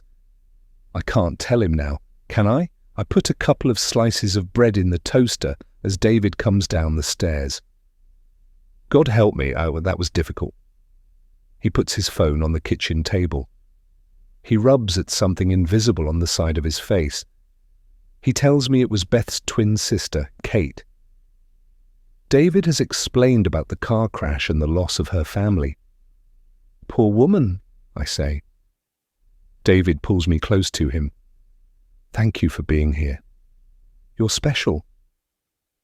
David treats me with such tenderness that my view of the world is beginning to change. If only we could have met before Saul. I release myself from David's embrace. I pour us coffee and put out plates, butter, and marmalade for the toast. How long were you and Beth together? Nearly 13 years married, 2 before that. David takes a sip of his coffee. He looks thoughtful. Do you think that marriage, or any long-term relationship for that matter, once someone cheats, lies, is over? I know he's thinking of himself, but it doesn't stop my heart skipping a beat. Our relationship has hardly started, and I'm the one that's living the lie. I don't know if I can do this. We should start with a clean slate. I consider David's question. I want to tell him I'm a con artist, that a scammer has made his breakfast, a fake girlfriend. I entered this relationship for the money, but he does mean something to me now, too. I think it's like an overinflated tire, I say. Eventually it'll explode. There's too much pressure. I'm thinking of Saul. Then you're left with nothing but shards, fragments emotionally so sharp that they leave very deep wounds. I need to tell David the truth, but can't find the words to explain. Tears prick my eyes. David squeezes my hand as I start at the beginning, with Saul. Care and concern turning to mental cruelty and controlling behavior. Lovemaking turning to rape. Did you report it to the police? He asks when I say the word rape. We were in a relationship. Who would have believed me? Oh, Adri, my poor love, you shouldn't have had to deal with it alone.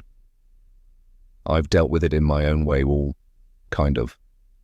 David leaps up from the kitchen table, pulls me to my feet, and envelops me in his arms once again. Is now the moment? Can David accept me for who I am? Maybe he is the route to mending my broken heart. I pull away and look up at him. There are dark shadows under his eyes.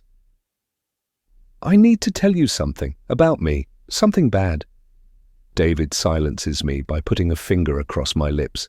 Shh, no more. There's nothing bad about you. I don't need to hear it. But you do, I think, or do you? You will continue to stay with me, won't you? He brushes my fringe out of my eyes. Move in, let's make this permanent. David, I'm lost for words. I wasn't expecting this, not now. It's not exactly appropriate. He rests his hands on my shoulders and looks at me imploringly. I can envisage our future together. Have you met Adriana?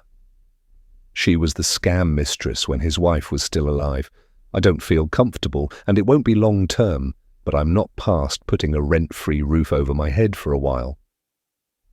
The room in my current lodgings is pokey, and I wouldn't have to share a bathroom with the landlady anymore. I nod my agreement. It looks like this Adriana lives on. Chapter 14, Beth. Well, now I'm in a seriously bad mood, David. Typically vague as ever. God, that man can be obtuse. I've not played this well either. I've made things worse by asking whether he was going to visit Beth. I should have known he'd probably not even thought of it. And now, of course, he's going to go. Stupid. Well, he won't be going alone. I can still control this. Ted and I have breakfast, and after emptying the dishwasher, I opened 2 packages delivered yesterday. I need cheering up, so might as well see what Kate has bought for me. One is a selection of Lululemon workout gear. The other package reveals itself to be from Tory Burch. I've never been able to afford such pleasures. I open a neutral box, but its contents are wrapped in bright orange gloss paper and sealed with a gold Tory monogram sticker. And it's not even Christmas. Inside a magenta geometric print shoebox is a pair of exquisite toe-post, flat sandals in a caramel leather with a multicolored enamel mosaic badge on the front. They're beautiful, and I can't resist slipping them on straight away while still wearing my pajamas. Quelle, surprise. They fit. You shall go to the ball after all, Cinders, I say to Ted. There's also a blue tie-dye sweatshirt in the box, which looks absolutely gorgeous. Lucky me, coincidentally my size too. Cheers, Kate. I hear the key in the front door. Magdalena calls out, Hello, Mrs. Mildenhall, only me. Morning. We're in the kitchen. Are there still any reporters out there? Most gone after the lady policeman spoke to them. 2 left. I'll keep eye on them. Don't you worry, she says, coming into the kitchen and tapping her nose in a conspiratorial fashion. Did you manage to get some sleep, madam? I am touched by her concern. Magdalena agrees to mind Ted for me later so that I can go out. She's telling me about funeral services back in the Philippines. Very useful information to learn that my savior is a Filipina when I sense an instant change in mood and atmosphere. Magdalena stiffens. I detect a slight straightening in her spine and she inhales sharply. There's a movement in the garden, and I follow her gaze to see a man pulling a hose reel across the lawn. "Mr. Max has arrived." "Excuse me, Mrs. Mildenhall. I must get on with my work. Please let me know when you need me." She scurries out of the room before I can say anything else. Weird. Once I hear the vacuum cleaner going, I reach for my phone, it is mine now, and start searching for hairdressers. I can't go to my usual hairdresser in St. Margaret's. I'm deceased. I know Kate used a celebrity-frequented hair salon in Kensington, but I can't go there. Letting slip that most of your family have just been wiped out, so you thought it essential to have a trim, is probably not to be advised. Luckily, I know the back streets of West London like a cab driver, and think that somewhere like Whitton or Hanworth would be a good bet. For some reason, I feel seriously pissed off with Kate today, so wonder if I've already moved on to the anger stage. The conversation with David hasn't done anything to lighten my mood either. As I make my appointment with Donna's hair studio for this afternoon, I sense I'm being watched. Max, or Mr. Max, I'm not sure which, stands in the middle of the lawn staring at me. I presume he's the gardener. Does he need to speak to me about something? Or has he heard the tragic news and wants to offer his condolences? I'm still in my pajamas, for God's sake, so I raise my hand in acknowledgement. He waves back. By the time I finish my call, I look up again, and he's still in the same position. I feel his eyes linger as if assessing me. I'm a bit creeped out. He's toned and tanned from working outdoors, with muscles that look like he does press-ups for fun. He has the darkest black, tousled hair that caresses his face. I can't decide if he's more of a Heathcliff or a Poldark, or maybe a bit of both. "So, you employ a Diet Coke man as a gardener?" In another time and place, spotting him while out with some girlfriends would spark some speculative, if not crude, ring-a-ding-ding chat, but I don't have time for any pleasantries. If he hasn't yet learned what has befallen my family, he very soon will, so that more than excuses any rudeness he may think I'm displaying. I remove Ted from his high chair, grab my windfall packages, and head upstairs. In the dressing room, I attempt to neatly fold the blue tie-dye sweatshirt and go to place it on one of the open shelves. I catch sight of another garment in the same fabric. Kate must really like this print. I pull it out to take a look. Strange, it looks identical to the new top that I've opened. Why on earth would Kate want two? Opening it up, I spot the issue. There's a 2-inch tear across the back. How decadent to be able to replace it like that. I could never afford to spend £190, twice over, I might add, on one garment. Seconds later, I remind myself that I can now. There's plenty of money in Kate and Giles's joint current account, and Kate has some easy access savers too, which will be plenty to keep me going until probate is sorted. It's mid-afternoon and I've been coiffured. The problem now is I look too perfect for a grieving widow. I showed a selfie of Kate to replicate the cut, but I couldn't persuade the hairdresser to allow me to leave the salon without the blow-dry part of my deal. It was more than her reputation was worth, apparently. She's done a pretty good job. Immaculate Kate is reflected in the mirror. All my life I've looked at Kate and seen a more perfect version of my own image staring back at me. But now, I am she. As soon as I leave the salon, I pop into a convenience store and buy a bottle of water. Back in the car, I pour some into my hand and wet my hair with it, teasing my fingers through and then scrunching it up to look dishevelled. I head back to my new home in Richmond, back to my son. As I pull into the driveway, Jess is getting out of her car. No sign of D.S. McClellan, I note. I'm glad, as he's the one that asks the probing questions. Before I get out of the car, I pull on the baseball cap that I wore going out.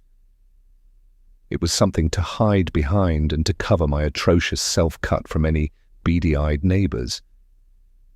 This time it's to contain the salon smell lingering in my hair.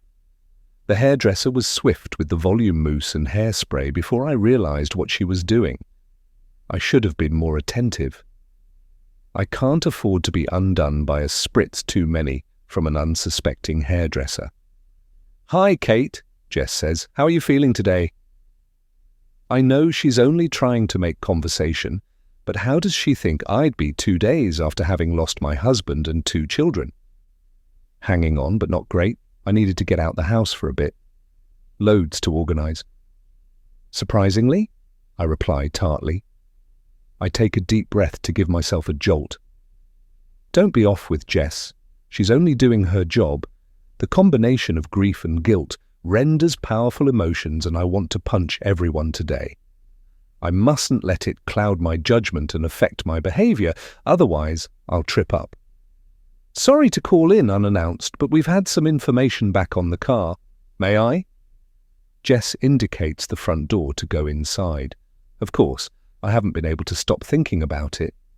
I get the door keys out of my bag. I won't have any problem with them this time.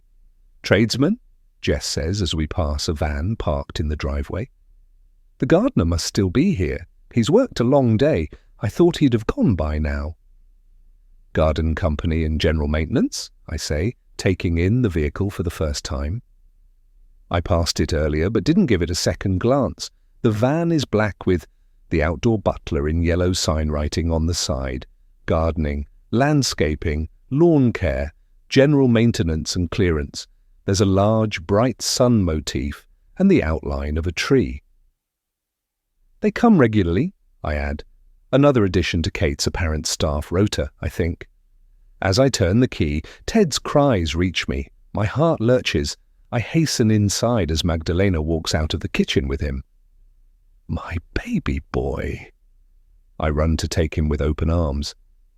I plant a kiss on his head. "Has Mummy been too long?" It's a relief to feel him back in my arms. To my amazement, Ted stops crying and starts to settle almost immediately. "Top marks, Teddy boy." "He wants his mama," Magdalena says, smiling. "Shall I make the tea?" We follow her back into the kitchen. Kate's cat chooses this moment to finally appear. It walks over and starts to circle around my ankles, brushing his purring body against me. Magdalena must have been putting food down for it because I haven't thought to. "Hey, puss puss." "I had a tabby as a child. What's its name?" Jess asks, bending down and reaching out a coaxing hand. Probably an innocent question, but I have absolutely no idea what sex the cat is, never mind its name. Breathe, Beth. I must see the positives here. Ted has been soothed by me, and the cat clearly recognizes me as one of its providers. All good signals for Jess in case she has any suspicions. Dig deep. You must know the cat's name sunken somewhere in your befuddled brain. I could say anything, but Magdalena is within earshot. This is another reminder of how fragile my situation is. I hear Kate in my brain. Wriggle out of this one. Smart ass. Not helpful. Tell me its name, Kate. Except it's Magdalena that comes to my rescue. You already been fed, Cedric. Greedy boy. Relief floods as I escape the noose, but immediately start to worry that Magdalena deliberately helped me out. Now I'm being paranoid. "You said you had some news, Jess?" I say, as Magdalena warms the pot for the tea. After Jess has left, I go into the back garden to take in some air. The early evening sun is weak and pale, but it's still warm. Magdalena is bathing Ted for me. I would have preferred to do it myself as bonding time, but I'm still going over what Jess told me in my head. The car forensics haven't found fault with the seatbelt, which means that Kate deliberately unfastened it. Why? I don't understand. I can only imagine it was to help either Charlie or Georgie in the back, unless Kate was trying to reach something, but what could have been so important? I suspect this was why Kate and Giles were arguing too. Giles would have been furious if Kate unclipped her seatbelt.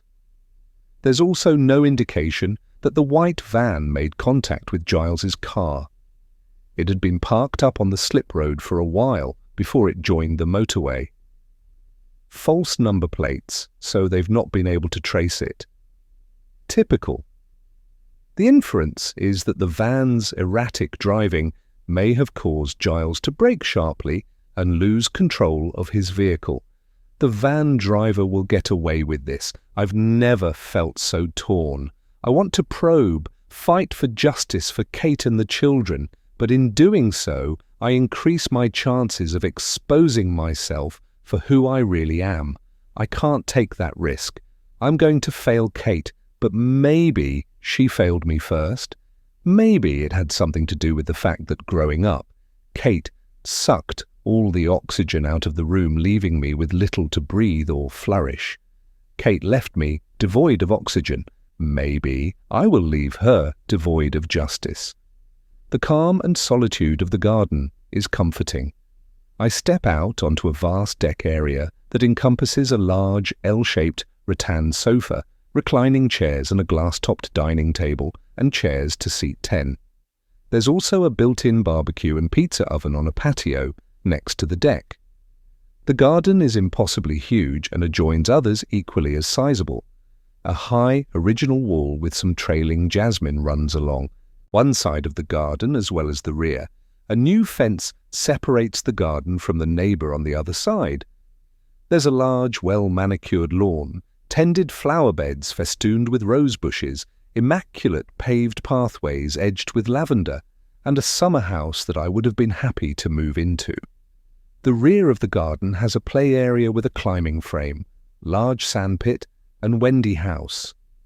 Tucked into the far eastern corner is a series of sheds, which I presume must house the lawnmower and all the gardening tools. I take in gulps of air scented with lavender and jasmine. It's intoxicating.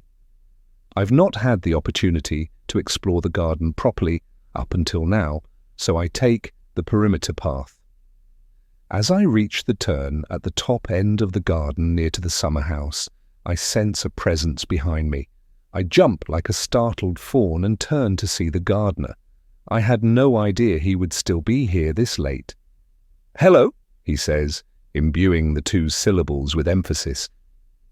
Misgiving starts to root itself in the pit of my stomach. He moves a little closer, too close, his eyes burning into me. I can see that they are golden brown, flecked with green. They are fixed on me. This is seriously awkward. My heart flutters like a trapped bird in my chest. "I've been waiting for you all day," he says. His voice is elegantly raspy with a deep, rich tone, both velvet and honey. He looks like a character from a trashy romance novel with his mop of dark, silken curls and his torso rippling beneath a white t-shirt stained from a day's toil in the garden. He's devilishly handsome, but looking into his eyes is making me feel uncomfortable. He breaks into a cocksure smile, which I find disarming. He looks so at ease.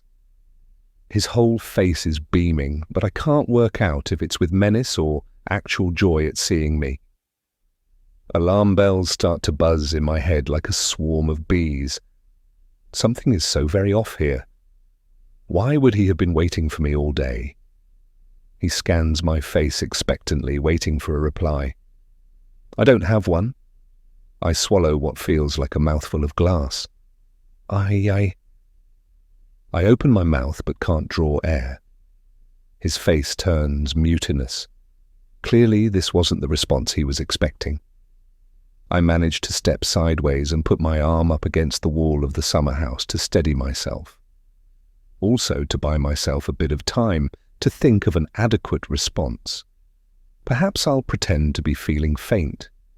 My brain is frantically trying to assess the situation, which I fear is leading me down a path that I most definitely do not want to go. He mirrors my sidestep and stands in front of me again.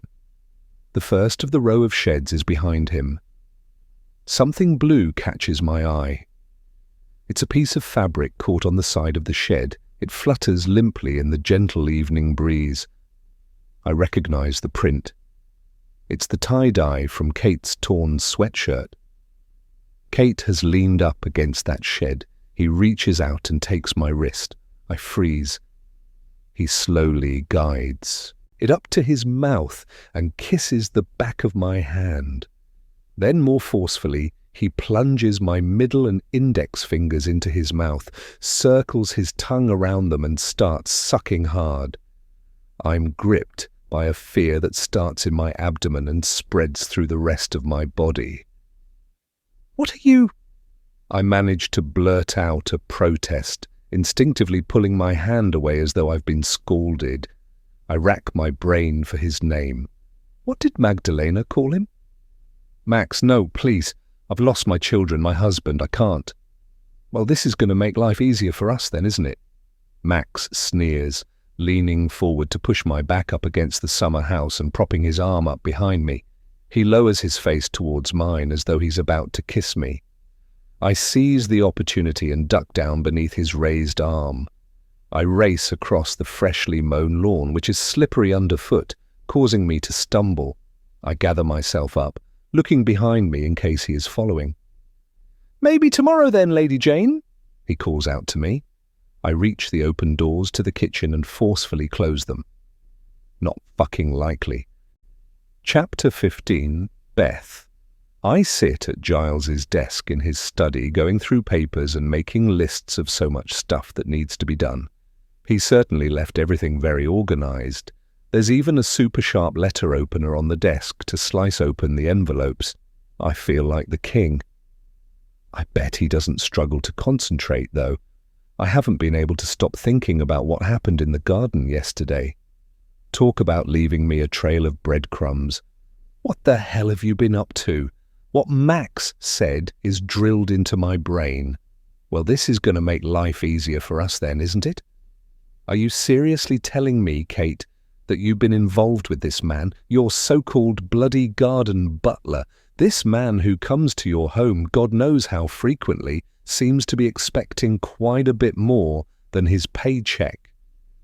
You have got to be kidding me. I can't do this. I can't. This could ruin everything. I don't know what to do. Surely he can't be serious. Max must appreciate that having lost my husband and 2 children, I can't carry on as though nothing has happened. Whatever I thought was going on in Kate's life, I never saw this one coming. Even in death, she has the capacity to surprise me. How on earth did she get herself into this? As soon as I pose the question, I already know the answer. On the surface, Kate was the perfect wife, mother, and hostess. But she got bored, as Kate has been bored with others all her life. Kate would pick up people like precious gems, but would soon let them drop out of her basket if they no longer interested her or proved useful. Is Max her latest shiny stone? I think back to the messages on Kate's phone that I skipped through because they didn't make any sense. Did I delete them? I scrolled through. They're still here. In fact, there's a whole string of conversation between Kate and MS from the day of the accident. Sunday, 11:08 MS. Missed you? John Thomas, even more so. What time you back? X, 11:11 Kate. Probably mid-afternoon. Clearing up now. Exhausting. Tell JT that Lady Jane needs a break, naughty. X, 11:12 MS. Shall I come tomorrow? X, 11:15 Kate. No, maybe Tuesday. Got to be careful. X, 11:16 MS. I want to see you. X, 11:22 Kate. Seriously, no. Defo not possible. X, 11:24 MS. It's not me. It's John Thomas. You'll have to tell him yourself. X, 11:31 Kate. Only when Lady J is good and ready. X, 11:58 MS. JT waiting. You left yet? X, 12:10 Kate. Locking up now, on the road in a few mins. X, 12:11 MS. Thought I might catch a glimpse of LJ. X, 12:12 Kate. Stop it. You cannot come to the house at the weekend. 12:13 MS. Don't worry. I'm a man with a plan. X, 12:46 MS. Ready and waiting. X, 2.12 MS. Why the long face? 2:51 MS. You home yet? 3:40 MS. Lady Jane. 4:36 MS. Tell me you're not pissed off with me. I only wanted to show you my Max Verstappen alter ego impression. Cool, huh? X, 5:01 MS. Are you ghosting me, Lady J? 5:37 MS. It was only A sneaky peek. You looked beautiful, BTW. I get the MSG. Till twos. X, a bead of sweat trickles down my back. Kate's mobile rings, making me jump. I'm relieved to see it's not Max. It's Feline Furries. I think they've left a message before. It must be something for Cedric. I pick up. Mrs. Mildenhall? Yes, speaking. Hello, it's Bill here from the Feline Furries Breeders. Your kittens are ready for collection. Worming up to date, so good to go. When would be a good time? Tomorrow possible? Kittens? Oh, blimey, this is all I need. Look, I'm so sorry, but I'm not going to be able to do tomorrow. You see, no worries, Mrs. Mildenhall. Everything is all paid for, so thinking about it, we can deliver to you. If I'm quick, I can catch Sarah now with the van. She's making another delivery. If I've missed her, I'll call you back to let you know. Bye now. And he rings off. This is a nightmare. I'm learning how to cope with a baby. I wasn't expecting to have kittens thrown into the mix, but they were meant for Charlie and Georgie. How can I not take them? I have to do this for the children. I turn my attention back to the thread of text between MS and Kate. I presume that MS is Max. God help me if there were to be another one. Clearly there was a relationship of some kind going on. And what is John Thomas and Lady Jane all about? Silly pet names? Kate? Really? John Thomas is ringing a bell, but maybe I'm thinking of the Waltons from when Mum used to watch all the repeats when we were children. I Google it. Oh, I get it, Kate. Very funny. You're playing Lady Chatterley. At least that confirms that MS is Max. The closest thing you'll get to a gamekeeper around here, I suppose. I check the times the texts were sent. Kate was messaging Max while we were still at the cottage, and she was on her phone as she locked up. Something's bothering me, or are pieces of the puzzle starting to fall into place? I go over the texts again. I'm a man with a plan. Why the long face? It was only a sneaky peek. You looked beautiful. Max wanted to see Kate that afternoon. Even though she said no, this man is obsessed with Kate, which means he's now obsessed with me. I keep replaying the motorway scene leading up to the accident in my mind. The more I do, the more physically sick I feel. It's combined with fear, genuine, palpable fear that feels like a fist squeezing the blood out of my heart. What did the white van look like? It wasn't the black, the garden butler van, but did it have any markings and the man inside? I'm trying to recall his face. It's a blur. I can only recall the beanie hat. Maybe Max has got another van for rubbish clearance or something? He smiled and waved at me, then sped on. That's what that was about. Why the long face was referring to me. He was showing off. Max referenced a racing driver in his texts. His driving antics were a strutting cockerel, displaying his feathers. If it were Max, then he thought I was Kate. And he doesn't seem to care that Giles and 2 of Kate's children are dead. As far as he's concerned, he's got a clear run, and it's business as usual. Looking back, Kate did seem tired and distracted. I thought she was exhausted from looking after a new baby, but now, knowing the full scope of help Kate had, I wonder whether it was about Max. Didn't she say she had something to tell me in the car? What was she about to reveal? I need to tread carefully and buy myself some time. I compose a text. 11:33 Kate. Hi. Sorry about yesterday, but I'm distraught. Need to take a break. Funeral's coming up. Loads to organise. Giles's parents here frequently. Hope you understand. I press send with a prayer that I'm doing the right thing. Within minutes, Kate's phone lights up with a reply. 11:35 MS. Okay, Lady Jane, you're the boss. I'm not going anywhere. We'll be looking out for you. JT at the ready. X. My flesh crawls. I can't deny Max's attractiveness, but every nerve and sinew in my body screams danger. Chapter 16W. The door to the funeral parlour slams shut behind me, enough to wake the dead. You'd think they'd have a soft, closed door in a place like this. I should be more careful, I know. It's the nerves. I'm shitting myself, to be honest. Didn't sleep a wink last night. It's not every day you have a meet with your deceased wife, and I'm not sure what to expect. Do bodies change colour after a few days? Will Beth already be in the coffin I selected online? Am I supposed to touch her? I want to do the right thing. I've brought Beth's favourite outfit with me for her final journey, and a photograph from our wedding day. I bottled writing a note. Such things never have been my forte, and I couldn't find the right words. But I'm pleased I thought about the pic. I ring the bell on the reception desk. The place isn't quite what I was expecting. A white, high-gloss reception desk is centre stage with a glass vase of tall cream roses perched on top. Tranquil pictures of blue seas and treetops adorn the walls.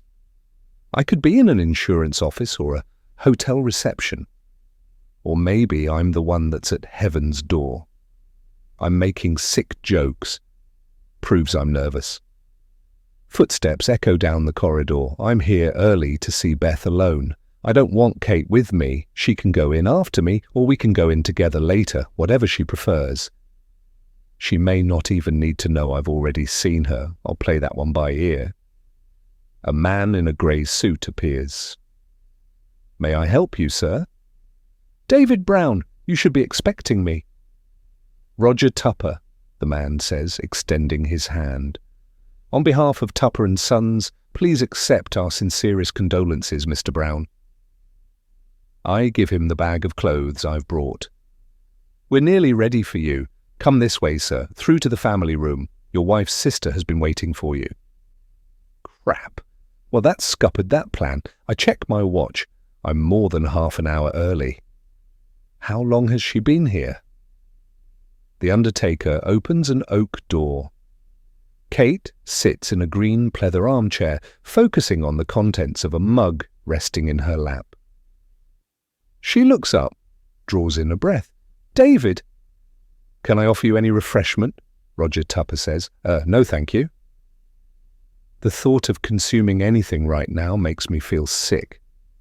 Please take a seat, sir. We'll call you in very shortly. Kate stands up and stares at me. I mean, fully stares at me. There's a tear in her eye. I feel bad for having tried to dupe her. I do the only thing I can think of and open my arms wide. She puts her mug down on a side table and steps towards me. We embrace. I'm taken back by how much she feels like Beth. It's like I have the ghost of my wife in my arms. A wave of emotional turbulence swells within me. I've never hugged Kate properly before, and, other than the snog on the doorstep way back, only kissed her on the cheek. Identical twins for you, I guess. She smells different, though.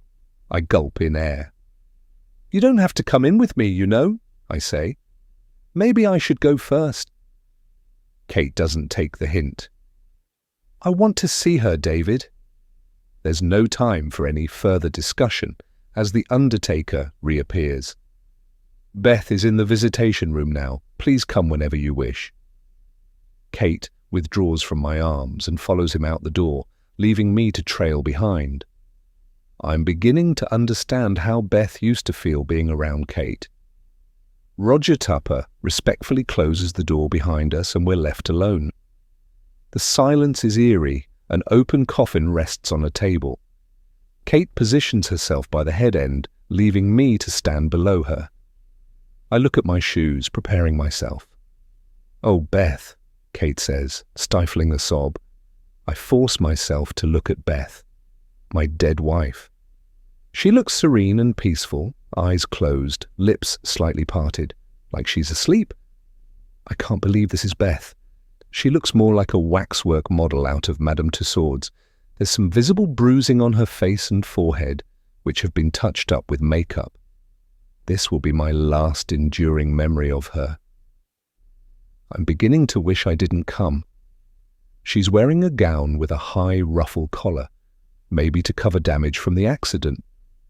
I'm not sure I want to know. She'd hate the gown, so I'm glad I bought her some clothes. I finally got something right. I'm so sorry, Beth. Sorry for what I did to you. How I behaved. You didn't deserve it. I can't say any of this out loud because of Kate. None of this was meant to happen. I'm tormented because of how distant we became. And doubly worse is that this tragedy has got me off the hook. I didn't know how I was going to explain about the missing IVF money. I knew Beth would kill me when she found out, but I was shown the destruct button and I pressed it. I pressed it willingly. I pressed it hard. I saw it as a form of detonation, or maybe a fast-forward button. Why not throw my life upside down and watch the fallout? I never imagined things could get worse. Safe journey, my darling. You're at peace now. At least I won't be able to hurt you anymore. I reach out and touch Beth's hair. New haircut, Kate says. She looks so pretty. Beth was hoping you'd like it. Makes her look even more like you, if that's even possible. I run my fingers down Beth's cheek and allow them to rest on her neck. She's stone cold to the touch. I don't know what I was expecting. I move my fingers around her neckline, my last caress. Kate flinches. Sorry, I'm finding this difficult. Seeing Giles and the children was excruciatingly painful too. She reaches over and takes my hand away from Beth. She gives it a squeeze. I can't believe this is the last time I'll ever see my twin. I've lost my whole family. I don't know how I'm going to get through this. I can't help feeling exasperated, even though I know I shouldn't. This is the final time I will see my wife. Kate was the one who insisted on coming. No, she loved you, Kate says tearily. She tightens her grip on my hand. Shall we say our final goodbyes? Together, like this. The warmth of her touch transfers to me. What the hell is wrong with me? Kate has lost 4 members of her family. I've failed one twin. I can't argue with another. Chapter 17. Beth, Jaime and Cersei are playing in the kitchen, a game of hide-and-seek around the central island. Jaime crouches around one corner with his back legs jiggling, poised and ready to pounce, waiting to take Cersei unawares. Cersei, on the other hand, she's definitely the smarter of the two, has doubled back and stalks Jaime from behind. The kittens keep us all entertained, particularly Ted. He will sit happily in his rocker or high chair for ages watching them. His eyes are open wide as he giggles and chortles, waving his little arms and legs as though he wants to join them in play. My heart melts. I thought taking in the kittens was going to be a nightmare, even though I couldn't have it any other way, but the light relief they've brought is immeasurable. They are part of our little family. It's proved to be a particular blessing for Ted, as the house must be much quieter than before. Magdalena thinks they are adorable too. She cried when she first saw them, knowing that Charlie and Georgie selected one each. Ted and I discussed what to call them one evening at bath time. Jaime is pitch black with 2 white front paws, while Cersei is a smoky blue-grey. We debated Ebony and Smoke or Shadow and Storm, but concurred that they were too cliché.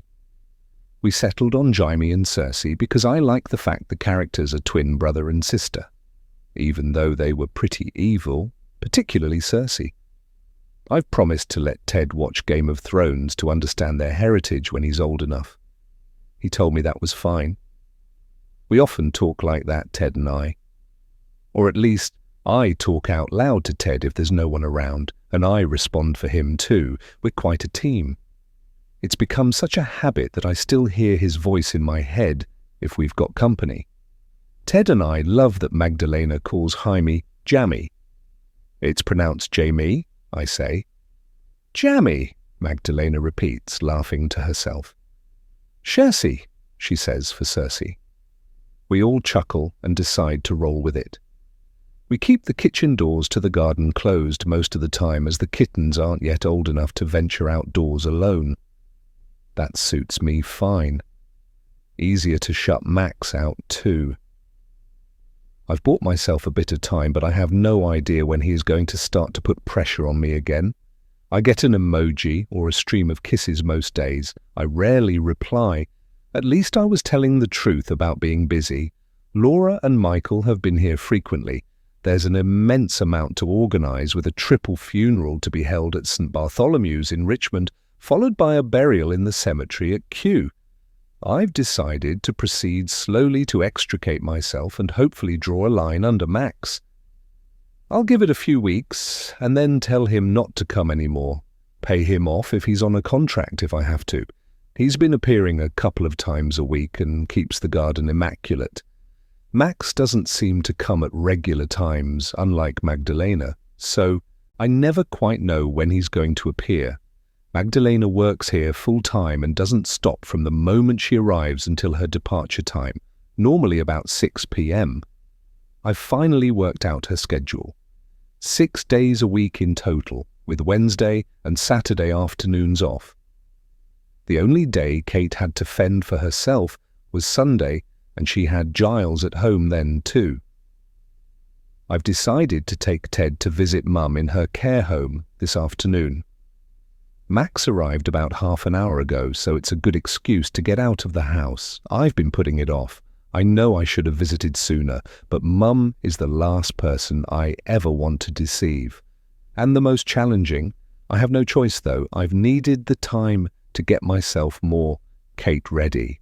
The staff have told Mum about Beth, Giles and the children. I'm told she cried for a while but then joined in the afternoon activities and later seemed quite relaxed. Mum's short-term memory isn't good, and she frequently wants to pack her suitcase to go on holiday to the Isle of Wight with Dad, who passed away 10 years ago. Robert is coming to get me, she insists. We're on the 2 o'clock ferry. We'll be in Ventnor in time for tea, she used to say, pre-stroke. Conversation is difficult since the stroke. It's robbed Mum of much of her vocabulary, and she gets frustrated that she can't express herself. The words yes, bus, and railway get strung together on repeat, clearly making perfect sense to her. The intervals between her lucidity and dementia have been shrinking, so you never know which face of Rachel Woods you are going to get each day. Now Mummy needs to get ready for our little outing, I say to Ted, taking him into the dressing room with me. Better not turn up in sweats, huh? Kate has several baby rocker chairs dotted around the house, so I've placed one in here so Ted can advise me on my choice of outfit. We're only going as far as Chiswick, and I don't suppose the old folk there are expecting a fashion parade, but I've got to be Kate. Nothing less will do. Everything about Kate signalled money. From her hair, check, to the diamond on her finger, check, the gleaming bracelet adorning her wrist, check, to the cut of her clothes. It's too warm a day for jeans, maybe a skirt or summer dress. I scout the rails and feel the lustrous fabric of Kate's clothes, all evenly spaced out on wooden or padded hangers like a luxury boutique. I think of my crammed wardrobe at home, a mishmash of wire and plastic dry cleaner hangers. I pull out a white cotton broderie anglaise skirt with little green daisies. I hold it up for Ted to see. Too complicated. What would you wear with it? Good point, Teddy. I decide a dress might be an easier option. I pull out a floaty chiffon number in the palest beige. It's very pretty. We're not going to a wedding, Ted is telling me. Next, I pull out a navy Ralph Lauren poplin midi dress with short sleeves and a contrasting white rope belt. Ted bounces his approval. Well, that's the one. Not too over the top. Crisp and smart casual. Good colour choice too. Appropriate.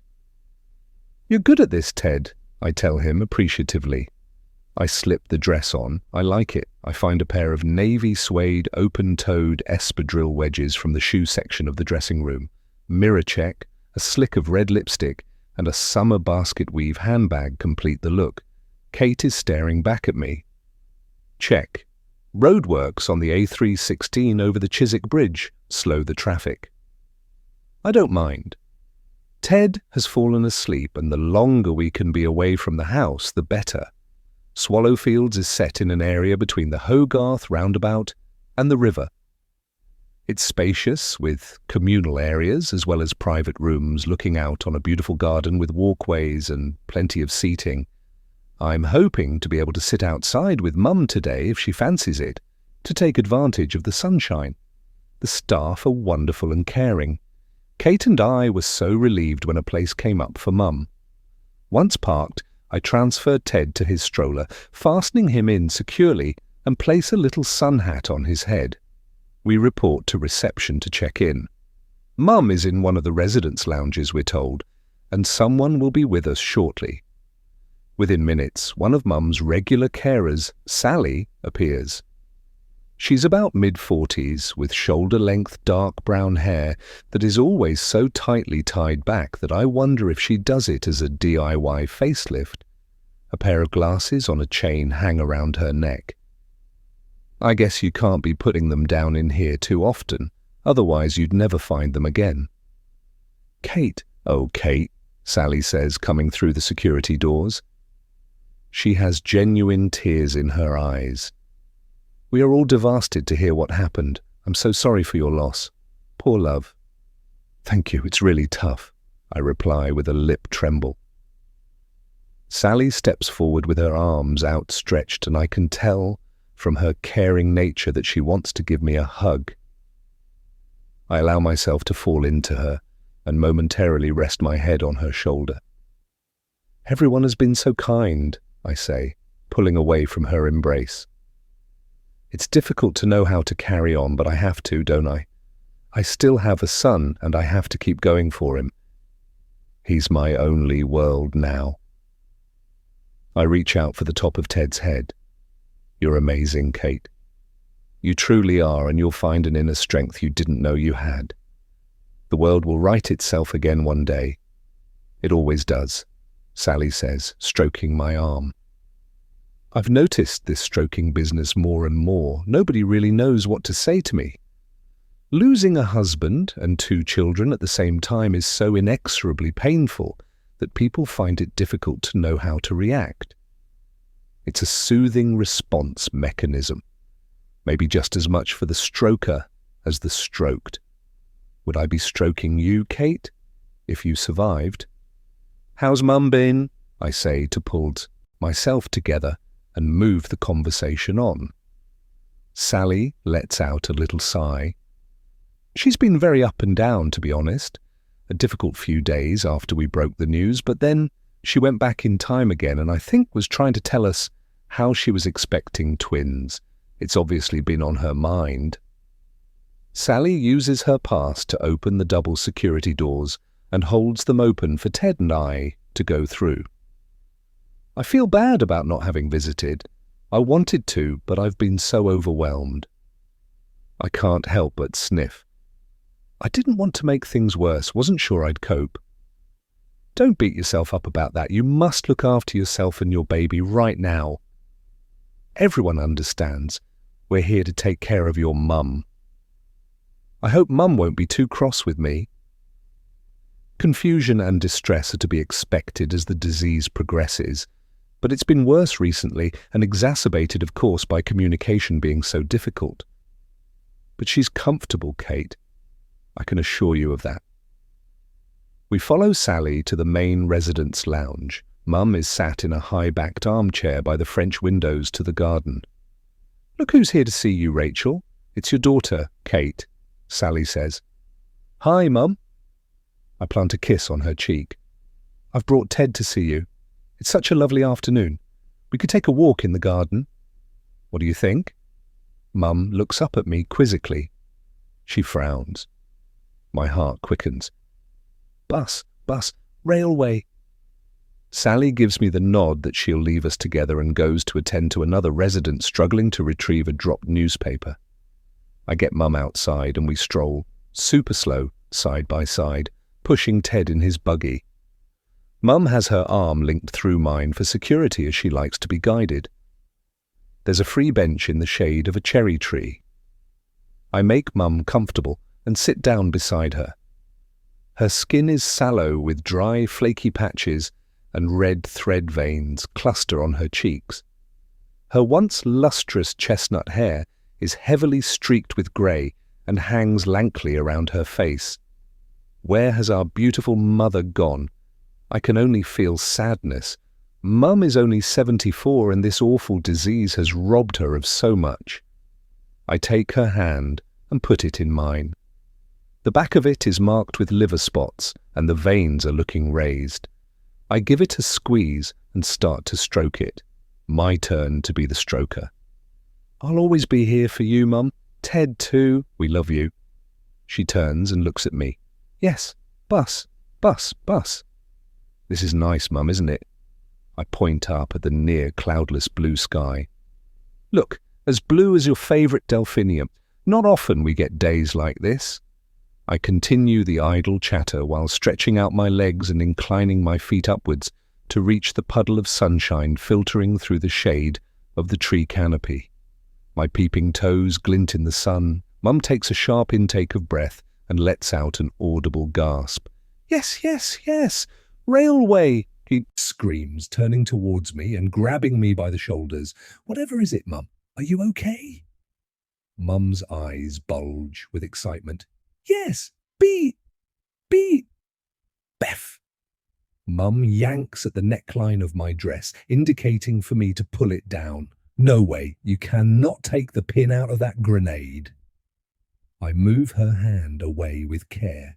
Guilt starts to blossom like rampant weeds growing across my chest. My heart pounds. I'm not here to cause her anguish. Shh, shh. It's all okay, Mum. Let's enjoy the sunshine. What's on the menu for supper this evening? Maybe it's your favourite fish pie? I continue, trying to distract her. Mum isn't having any of it. Railway. Beth.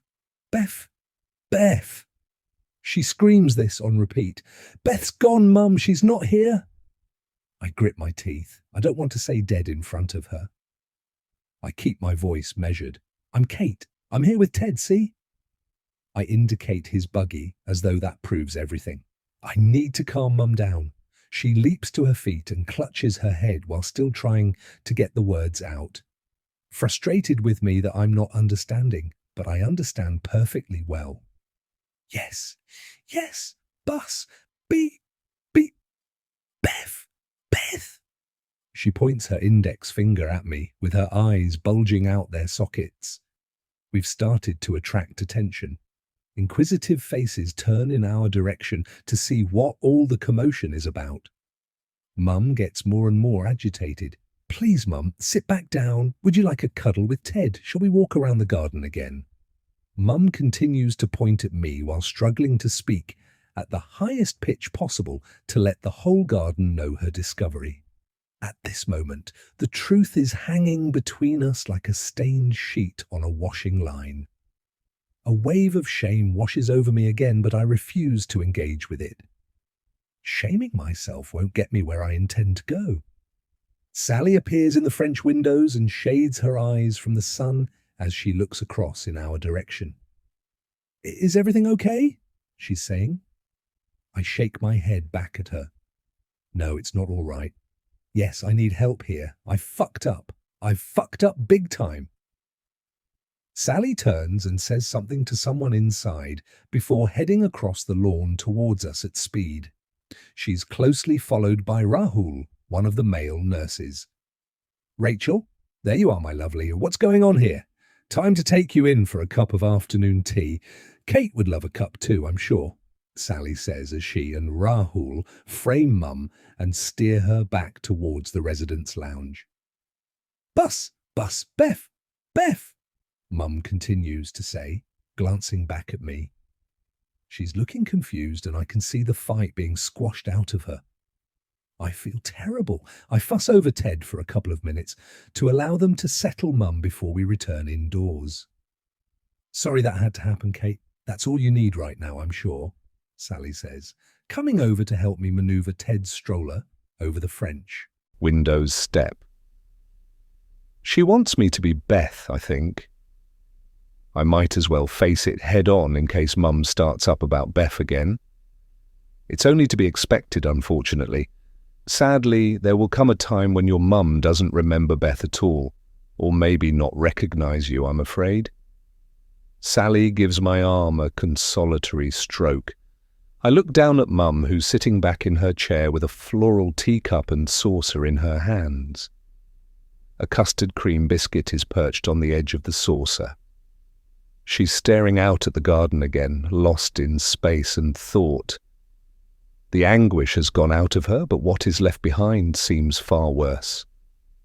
Mum looks all hollowed out and disconnected. On the drive back home, I contemplate my afterlife living in hell for being grateful for Mum's condition right now. She did, however, have a moment of perfect clarity this afternoon. Mothers always know. She isn't fooled. She knows what I've done. That makes 2 of you, I tell Ted. But lucky for me, neither of you are in a position to snitch. I've got to be sharper on the details. I've told myself before, the devil is in the detail. You think you've thought of everything, then it's the minutest, stupidest of things that risk exposing me. As soon as we get home, I'm going to be painting my toenails red. I'm sick of bloody pink. Chapter 18. Beth. Can you begin to imagine what it's like to attend your own funeral? Beyond weird, that's what. Today's the day we get to say goodbye to Beth, to me. There's a gaping hole in my stomach at the thought as I park up at the Southwest Middlesex crematorium. I'm going to have to really stretch myself today to pull this one off smoothly. Turning off the ignition, I allow my eyes a really slow blink and then extend them wide to prepare myself to meet David again. I'm sick with nerves at the prospect. If only he knew the truth. Will he cry? I wonder. Will he show any emotion at all? There's a small bit of me that's glad if he's hurting. I want him to suffer. I wonder what stage of grief David's at. He'd better not be at acceptance already. I've also got a bone to pick with him. I distinctly remember telling him that I wanted to be buried. We discussed it back in the day when we communicated with each other. I don't want to end up in a jar, I told him. You'll stick me on a shelf in the garden shed and forget about me. I wouldn't. I'm never going to let you out of my sight. Keep you close, he said, with a deep, infectious laugh, and then you'd better jolly well lay me to rest in a nice plot with a beautiful headstone and visit me every day with flowers. Gotcha. David hugged me close. He's forgotten. In less than half an hour, I'm to be incinerated. David greets me outside the chapel. He plants a staccato kiss on both cheeks like a bird pecking for worms. He's wearing a new dark grey suit, white shirt, black tie. I can smell his aftershave. Oh, sauvage. I bought it for him last Christmas. Kate, hi, tough day for both of us. I nod. Already tears prick my eyes and a lump forms in the back of my throat. Thanks for coming. What a stupid thing to say. Does he seriously think I wouldn't turn up for my own sister's funeral? How have you been? He takes my hand and cradles it between both of his. Devastated, distraught, bereft, numb. How many more adjectives would you like? I only meant, I hope you're okay. We'll be okay. David's gaze doesn't leave my face. He's waiting for me to say something, but all I can think of is, when did you turn from Mr. I love you to Mr. I can't do this anymore? A cold trickle of unease runs down my spine. Is he scrutinizing my face because he recognizes something? Am I really going to be able to pull this off? I flick my hair like Kate would. Like you said, it's going to be tough. David releases me and strokes my arm instead. I'm not sure I'm going to be able to get through this. I want him to continue to hold my hand to support me. But he turns away to greet other mourners. Well, that was one of the crappiest funerals I have ever been to, and it's my own. My remorse at how David must be feeling turns to anger. He could have arranged a church service somewhere first and have a cortege move on to the crematorium for the final bit. We never attended church, but I'd have appreciated a bit more of an event. No hymns or a W.H. Auden poem in sight. Is David seriously in that much of a rush to get rid of me? In we filed to take that Shine. Yes, I know I'm a Gary Barlow fan and I've seen them in concert 3 times, but really? Anyway, it's Mark Owen that sings Shine, so David didn't even get that right. We took our seats, still warm from the previous occupants who could be heard chattering and offering condolences on the other side of the exit door. At funerals, I always imagine each congregation member carrying their own memories of the deceased in with them. All those individual fragments put together by everyone to make the person whole again. So, while everyone was supposed to be thinking of me, I was remembering Kate, the other half of my whole. Except there really wasn't much time for any of that. A brief eulogy from a colleague at the driving school. Did I really have so few close friends? And a few words from David. Solemnity, he did well, but no tears. Sitting there, I realized David didn't consult me about the service at all. He certainly had the opportunity when we visited the undertakers. I should have been asked to give the eulogy or a reading at the very least. I am the identical twin after all, weird as it would have been for the congregation to feel like Beth was giving her own tribute. No pun intended. I've been so caught up in my own mess and looking after Ted that I didn't pay any attention to the planning for my funeral. I vowed there and then that I must put things right by Kate, otherwise she will seriously end up housed in a canister at the back of David's wardrobe and be given to an unsuspecting charity shop at some future date. All too soon the ejector button was pressed and my coffin was swept away behind the nondescript blue velour curtain. Bidey's, Kate? We're now in a function room above a pub in Twickenham.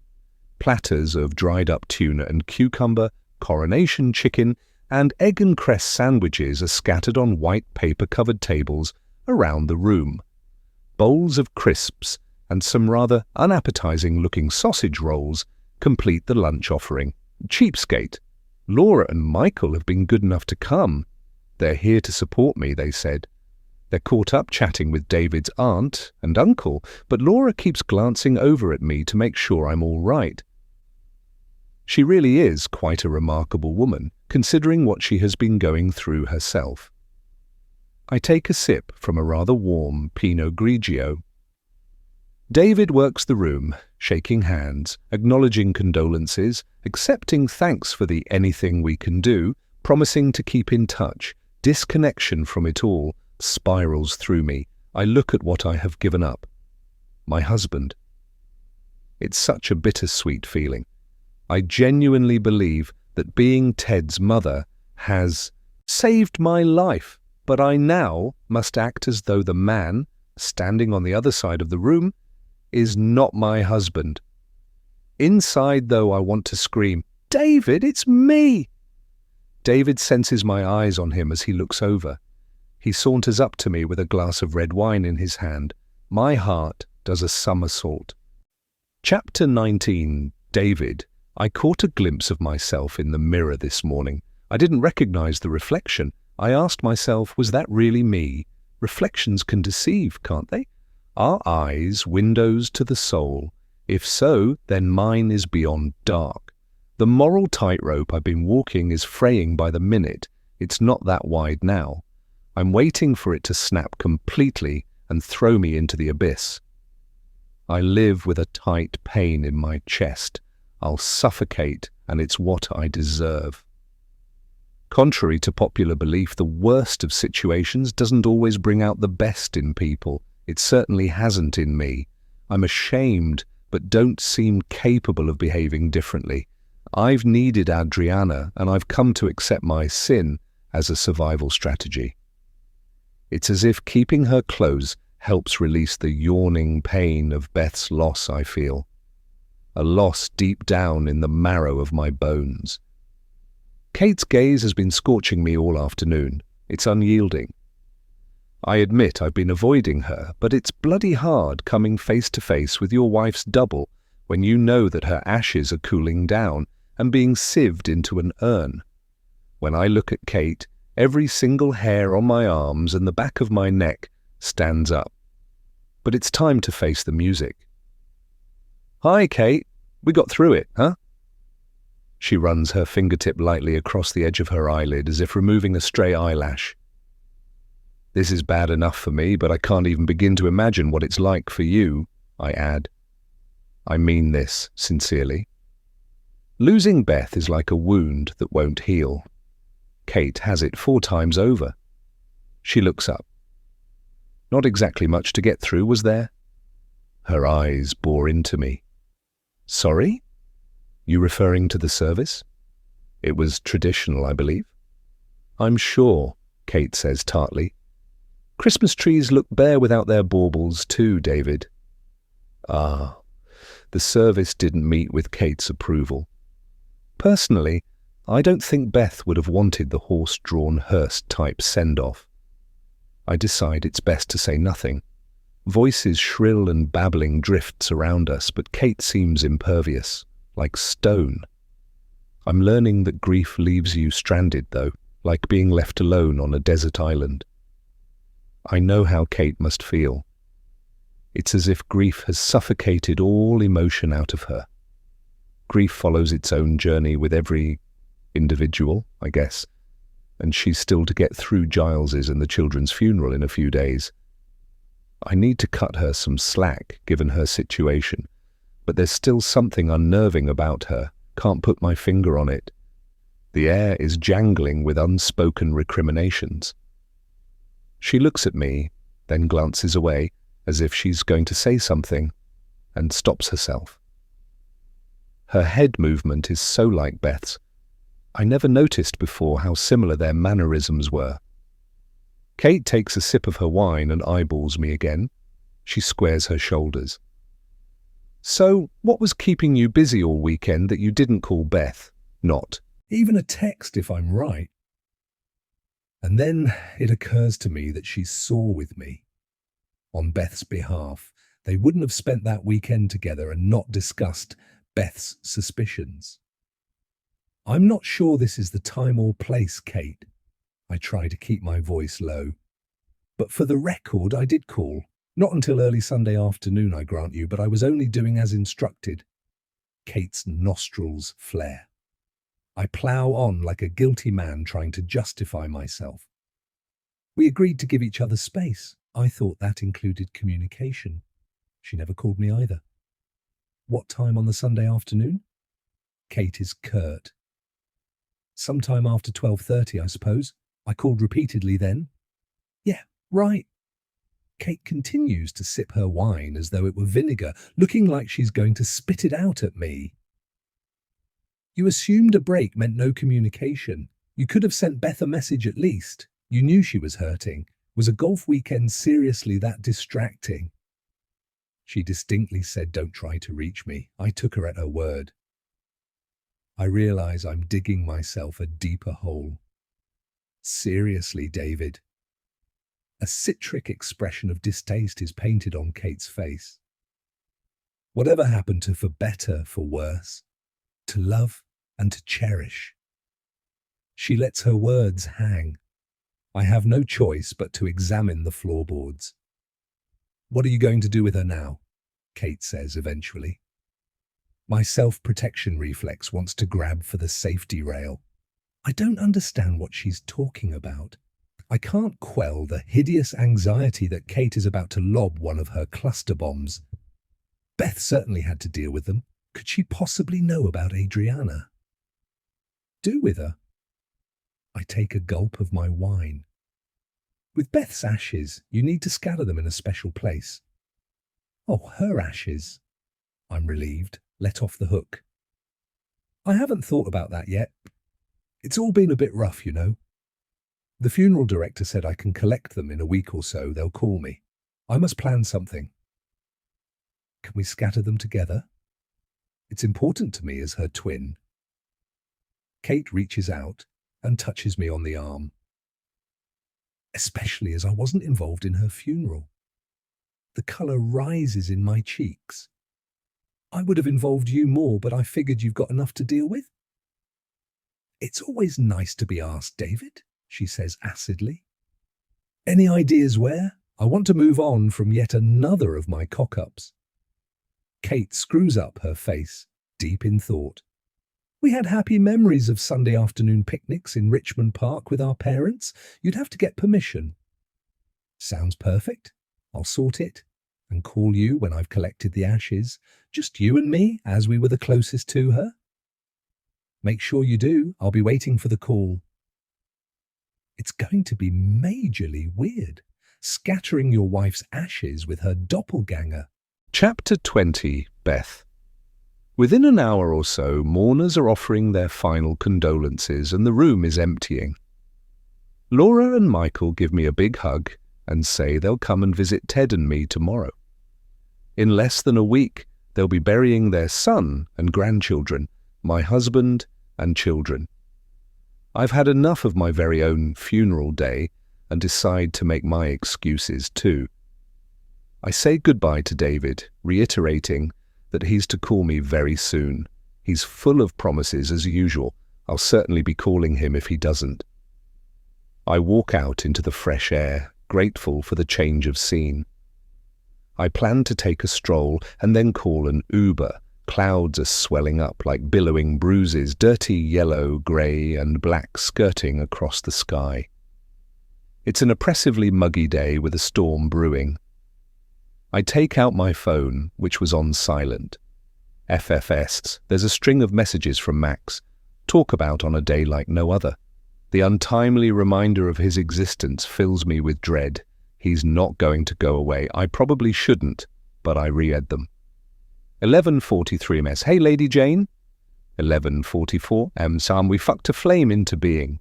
11:48 ms. All hopes of eternity and all gain from the past he would have given to have her there. 12:02 She was always waiting. It seemed to be her forte. 12:07 Yeah, we've got to live, no matter how many skies have fallen. 12:22 A woman has to live her life or live to repent not having lived. Is this something I'm supposed to decipher? What on earth am I supposed to make of this? Is he seriously telling me I've got to live my life and forget about grieving? There's more. 12:47 But that is how men are, ungrateful and never satisfied. 1-2 ms. Me? Oh, intellectually, I believe in having a good heart, a chirpy penis. Oh, for goodness sake. Creep or what? I'm not sure I want to read much more of this. I skimmed to the last text at the bottom, sent about 20 minutes ago. 303 ms. I'll be waiting for you, Lady J. X. This guy really is something else. What is he on? How does he make all this stuff up? Then I notice he's used quotation marks. I Google, we fucked a flame into being. I'm being dense. He's reciting from Lady Chatterley's Lover. I forgot that was their thing. I'm not in the mood. More Googling, and against my better judgment, I send a reply. 3:34 cm. I only want one thing of men, and that is that they should leave me alone. I receive an instant reply. 3:35 ms. Clever girl. We're back in the game. XC. God, give me strength. I'm bombarded with more messages. I put my phone back on silent and away out of sight in my bag. I pass a newsagent, and on impulse, I walk in. I do something I haven't done in the best part of 20 years. I buy a packet of cigarettes. I'm compelled to draw in on something distasteful and then exhale, to expunge my sins with a foul taste in my mouth. If it makes me nauseous, then it serves me right. I lean in a doorway to an old-fashioned mansion block of flats like a guilty teenager. I light the cigarette and inhale deeply. After a few drags, my chest feels like hardened concrete. I attempt to steady myself and breathe evenly and slowly, but I can't take in air properly. It's like I'm being held underwater. This is drowning. Except it's not the cigarette that has caused my lungs to collapse in this way. It's the sight of David, my husband, walking down the opposite side of the road, hand in hand with a young woman, sharing smiles lit with unspoken intimacies. They look like a couple.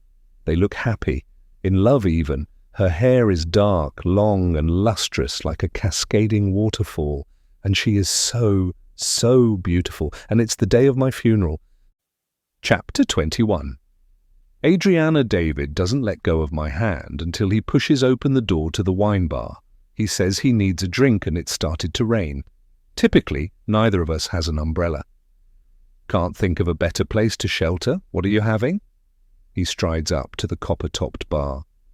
Red, I think. I'll get a bottle then.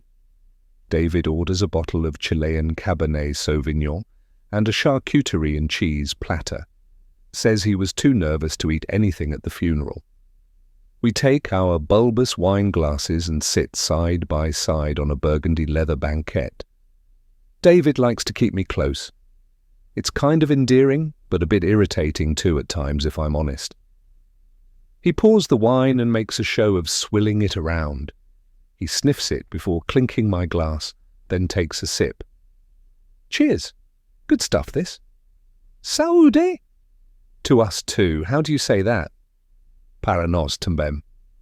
I love your accent, my little Brazil nut. It's sexy. David kisses me on the cheek before taking another swig. Appropriate that we're drinking South American wine. Chile is a long way from Brazil. What was it like there growing up as a child?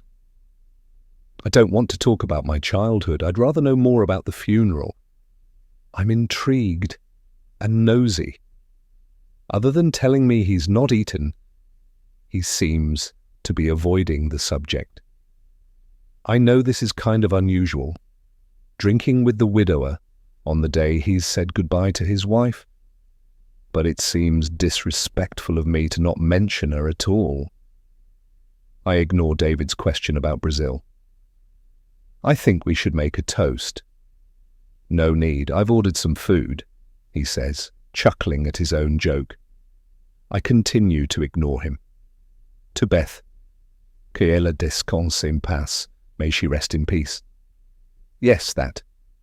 David taps my glass again. He drinks the rest of his wine in one and pours himself another. I can see where this is going. He must have had a shit-awful day, but I don't want to be shut out. If this is going to work between us, then he needs to open up so I can play the role of the supportive girlfriend. That's what I should be doing, surely. Would you like to tell me how everything went? She died. Coffin arrived. We gave a tribute, played some music. Beth's been cremated. She's gone. David rests his hand on my knee and caresses it by circling his thumb. I'm sure there was more to it than that. As I chide him, the food arrives. David pours more wine and orders another bottle. I haven't even finished my first glass. I decide to press him a little more about the day. Was Beth's sister there? Must have been tough for her too. Kate? Course. She looked beautiful. He looks off into the distance. Tough for me, like looking at Beth. She's still a cold fish, though. He takes another gulp of wine. She wants us to scatter the ashes together, said I would. Must do that, I suppose. Plan something. Me and Kate? He trails off, then turns back to me and asks, Can we go home now? Just as the second bottle of wine arrives. I think you'd better eat first, don't you? David stuffs a slice of salami and a triangle of artfully cut cheese into his mouth. Want some? He pushes the plate towards me. No, thanks. I ate earlier, as I wasn't sure how long you'd be. We sit in silence. I'll have to quell my curiosity about the funeral, but I don't want to just sit here and watch him drink. I wonder what to say next. I don't know David well enough to know what subject to broach. I was thinking about tidying up those planter pots in the garden and repotting a few. Would that be okay? I rest my fingers on his arm. Sure, do what you like. David continues to gaze into space. I have a thought. Do you fancy going to the cinema? It might help take your mind off the day. He turns to look at me with an expression like I've suggested we take an ice bath. He shakes his head. I'm not getting anywhere other than feeling exasperated. David clearly doesn't want to talk. He's studiously peering into the depths of his yet again full wine glass. I need to get him to talk to me, about anything. Maybe I'm expecting too much today, but I want a purpose here, otherwise there's no point. He calls me, insists I meet him, then pulls up the drawbridge. This boy has a lot to learn. I consider leaving him to it as his phone rings. I can see on the screen Kate Mildenhall. Interesting. I wonder why she's calling so soon after the funeral. David stares at the screen. Don't you think you'd better answer it? Suppose so, he says, taking another gulp from his glass. It's one too many. The ringing stops. David, it could be important. I don't want to be constantly reminded of Beth. As an identical twin, that's going to be hard to avoid. Yeah. Tell me about it. His phone rings again. It's Kate. I nudge him to let him know that I think he should pick up. He answers it with his mouth full. Hi. He swallows but doesn't get the chance to say any more. I can hear Kate crying. She's screaming in between sobs. David turns to me with a grimace as he moves the phone away from his ear. Poor woman. She's devastated, hysterical. Who can blame her? It must have just hit her. David said she was cold and distant at the funeral. I think she's in delayed shock, more like. Still bawling, Kate says, David, I don't think I can do this. And then she hangs up. David gives me a resigned look. Aren't you going to call her back? He shakes his head. I can't deal with this today. The rain spits meanly against the windows. The promised storm arrives with a lightning crack, closely followed by a deep rumble of thunder. I don't fancy walking home yet. Maybe I will help David drink that second bottle of wine. He pours us both another glass and sits back and closes his eyes, lost in thought. What's he thinking? I know what I'm thinking. If I'm going to be part of this drama, then I need to know what role I'm really playing. I sense Kate is turning to David. I need to be honest with myself. Am I feeling a bit jealous? Maybe. I may need to involve myself a little more. I lean my head on David's shoulder. When is the funeral for Kate's husband and children? A few days away. It's a full church service and burial. I expect half of West London will turn out. David's eyes remain closed. It's such a tragedy. There's still snippets in the papers. Maybe I'll go along to pay my respects. I'll have to go, be there to support Kate. She'll have Giles's parents too. Bad for them, David says, not responding to or questioning my suggestion. I'll attend. David slumps back further in the seat. He still hasn't opened his eyes. I hope he's not going to fall asleep here. The weather comes to my rescue. There's a bright white flash that seems to extend from outside to inside, and for a nanosecond everything feels suspended. A deep rumble of thunder follows. The couple seated at the table in the window strain their necks skyward. I can see the tail of a flash of forked lightning from behind the roof on the building opposite. It's immediately followed by another thunder crash. David sits upright, startled. Typical her, he says. Who? Beth, of course, David says over another deafening thunder crack. He raises his glass towards the window. I hear you. I get it. I don't understand. Can't you hear her? She's making a lot of noise.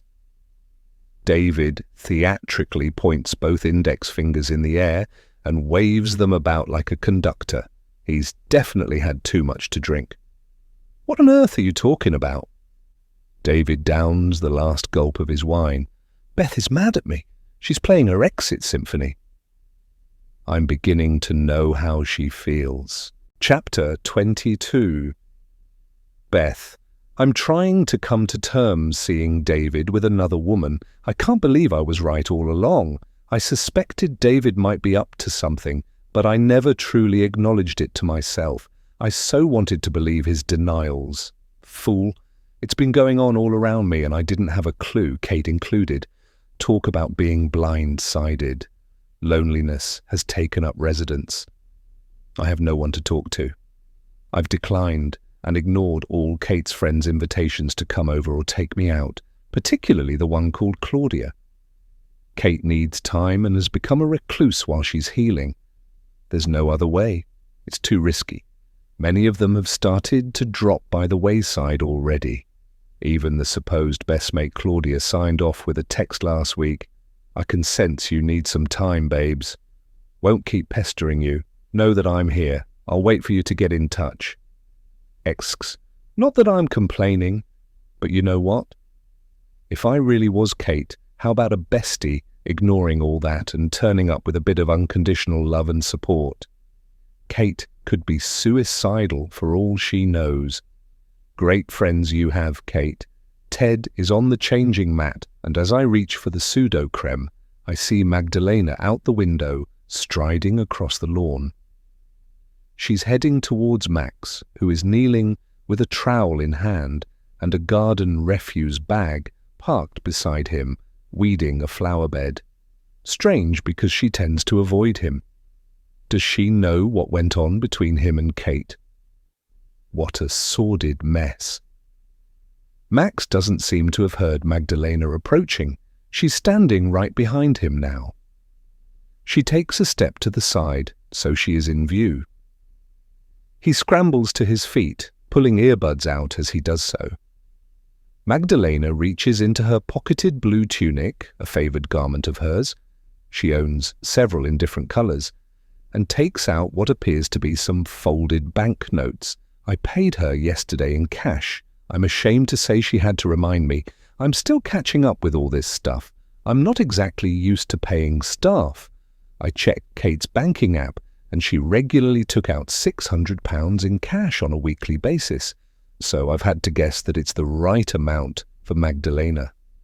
She extends her hand out to Max. A smirk spreads across his face as he takes the bundle and places it in his trouser pocket. There's a short exchange of some kind, but I can't hear what's being said. Magdalena hurries back across the lawn. "What was that all about, Ted?" I pull a little pair of red shorts over his nappy. Should I be concerned? Probably, but I've too many other things to worry about, like Laura and Michael visiting again this afternoon. Oh, and the small matter of another funeral to get through. I'm burying my husband and children. Chapter 23. Adriana. I mingle among the crowds in a churchyard, waiting for a funeral cortege. A funeral for people I have never met, a father and his 2 children killed in a tragic road accident. I don't have to remind myself it's the same accident that killed David's wife. Que Deus abençoe a todos eles. God bless them all. I know it's an odd thing to do, but the last few weeks have been unbelievably strange. I find myself catapulted into another life. A life not mine. Or maybe that's because it's not one I deserve. David says otherwise. How would he react if he knew what I was up to when we first met? The cheating, scheming me. As far as he is concerned, our relationship has slid comfortably into place, and I'm going along with it because I do kind of like him, and there is the added bonus of free rent. Obrigada? Maybe I should commit to a relationship again, but I can't dispel the ghost of Saul talking in my head. He sits jagged and misshapen in the corner of my mind, taunting me. Men may desire you, Adriana, but they will never love you. David is the complete opposite to Saul. He's loving and kind, with a warm and rich laugh. A man I have inadvertently stolen from another woman, a dead woman. I'm painfully aware that we're seriously breaking the unwritten rules, but David insists there's no turning back. We may be judged, But we're not going to get locked up, he says. I don't feel comfortable though, and I'm not sure I'll stick around long term. Kate is turning to David for comfort and support, even if he doesn't realize it. David may be loving in some ways, but he's not always emotionally intuitive or communicative. I'm here to get a better handle on what I'm dealing with. I want to see David interact with Kate from a distance and get a feel for the dynamics. Am I jealous? No. Well, maybe a little. I need the facts. I told David I might come along, but he barely seemed to register, so let's see what unfolds. I'm not going inside the church for the service. I'm used to being incognito, so I blend in with the crowds and school mum mourners who are already gathering in their hundreds. There has been such an outpouring of emotion at what has befallen the family. Clouds have started to bunch and settle, blocking out the sun and sucking away the day's heat. I slip in with the crowd gathered closest to the church door. People are saying that the church is already full, but I have no intention of going inside. It's not my place. There's a low, insect-like buzzing hum of muted conversations. People clearly delighted to see each other, but in check for the solemnity of the situation. There's a lot of moi-moi air-kissing going on, followed by hushed chat about the shock of it all. Where were you when you heard the news? We saw the children only the week before. Such an unbelievable tragedy. We must do something about an appropriate school memorial. I'll get a fundraiser going. A woman with a wasp waist and what I can only imagine is a surgically enhanced backside comes and stands directly in front of me. Her gold-chained shoulder-strap Chanel bag brushes my arm. She turns to look at me. 2 espresso-coloured mutant slugs have chosen her face to take up residence somewhere in the region of where her lips used to be. I'm not sure what fate has befallen her eyes, as a pair of giant sunglasses covers half her face. So sorry, are you queuing to get into the church? She asks. No, please go ahead. I'm not planning on going in, just paying my respects. Me too. Mind if I wait here then? She squeezes herself in next to me. I'm Camilla, by the way. She offers me her shocking pink talons weighted down with some seriously sparkly carrots. She raises her sunglasses to perch on her head. Adriana. I'm fixated by her eyes, which are pulled up tight in the corners. I can't process this. Believe it. Can you? He's got some explaining to do. Taking young children. Tragic. Sorry, who? God, of course, she says, indicating the church. Not even a life, I don't get it. How do you know the Mildenhalls? Camilla continues, not waiting for my view on the behaviour of him upstairs. I worked as a teaching assistant at the children's nursery. I pray that Camilla doesn't know history, that I don't. Which one? The Montessori. How do you know the family? I don't want to dwell on the subject. Before Camilla can answer, the crowd becomes hushed, as if a blanket of snow has fallen, muffling all sound. The hearses pull up. There are 3 in total, followed by a funeral limousine carrying the principal mourners. The church bell starts to toll and is the only sound now audible as, one by one, the coffins are skillfully unloaded by the pallbearers. Mourners, mainly dressed in black, bow their heads, all eyes downturn and mouths pinch. The churchyard becomes a thoroughfare for grief as the crowd parts to allow the procession to solemnly make its way to the church entrance. The pallbearers walk as if in rhythm to the bell toll. A mechanical, heartless sound, as if chiming out the reminder of what has been lost. I underestimated the impact the sight of 3 coffins was going to have on me. Tears prick the back of my eyes and a lump swells in my throat. You can hear escaped sobs from the crowd, and Camilla puts a hand on my arm as if to steady herself. She's feeling it too. The quiet convivial atmosphere has changed and is now palpably full of anguish and sorrow. Isso é de partir o coração. This is heartbreaking. The first 2 coffins are made of willow, and I am shocked to see how small they are. I'm beginning to understand what Camilla meant. The lead and smallest of the 3 has a garland of lemon flowers and variegated ivy interwoven around the circumference of the casket. A beautiful double-end spray of yellow roses sits on top.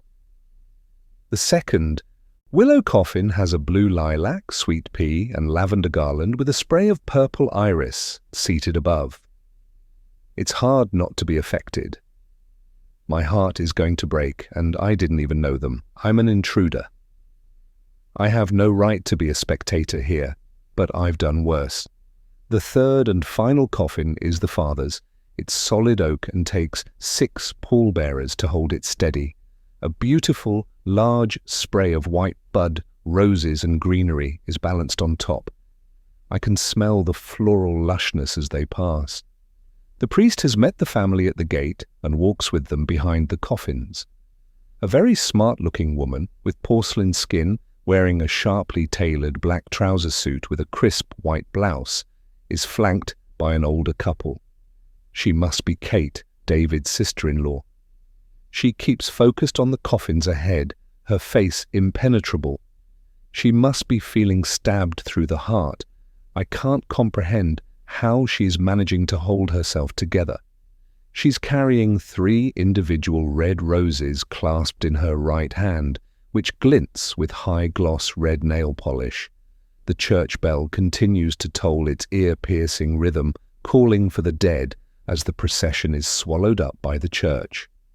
Orders of service have been distributed among the mourners outside, and speakers have been set up so we can follow and listen to the service getting underway inside.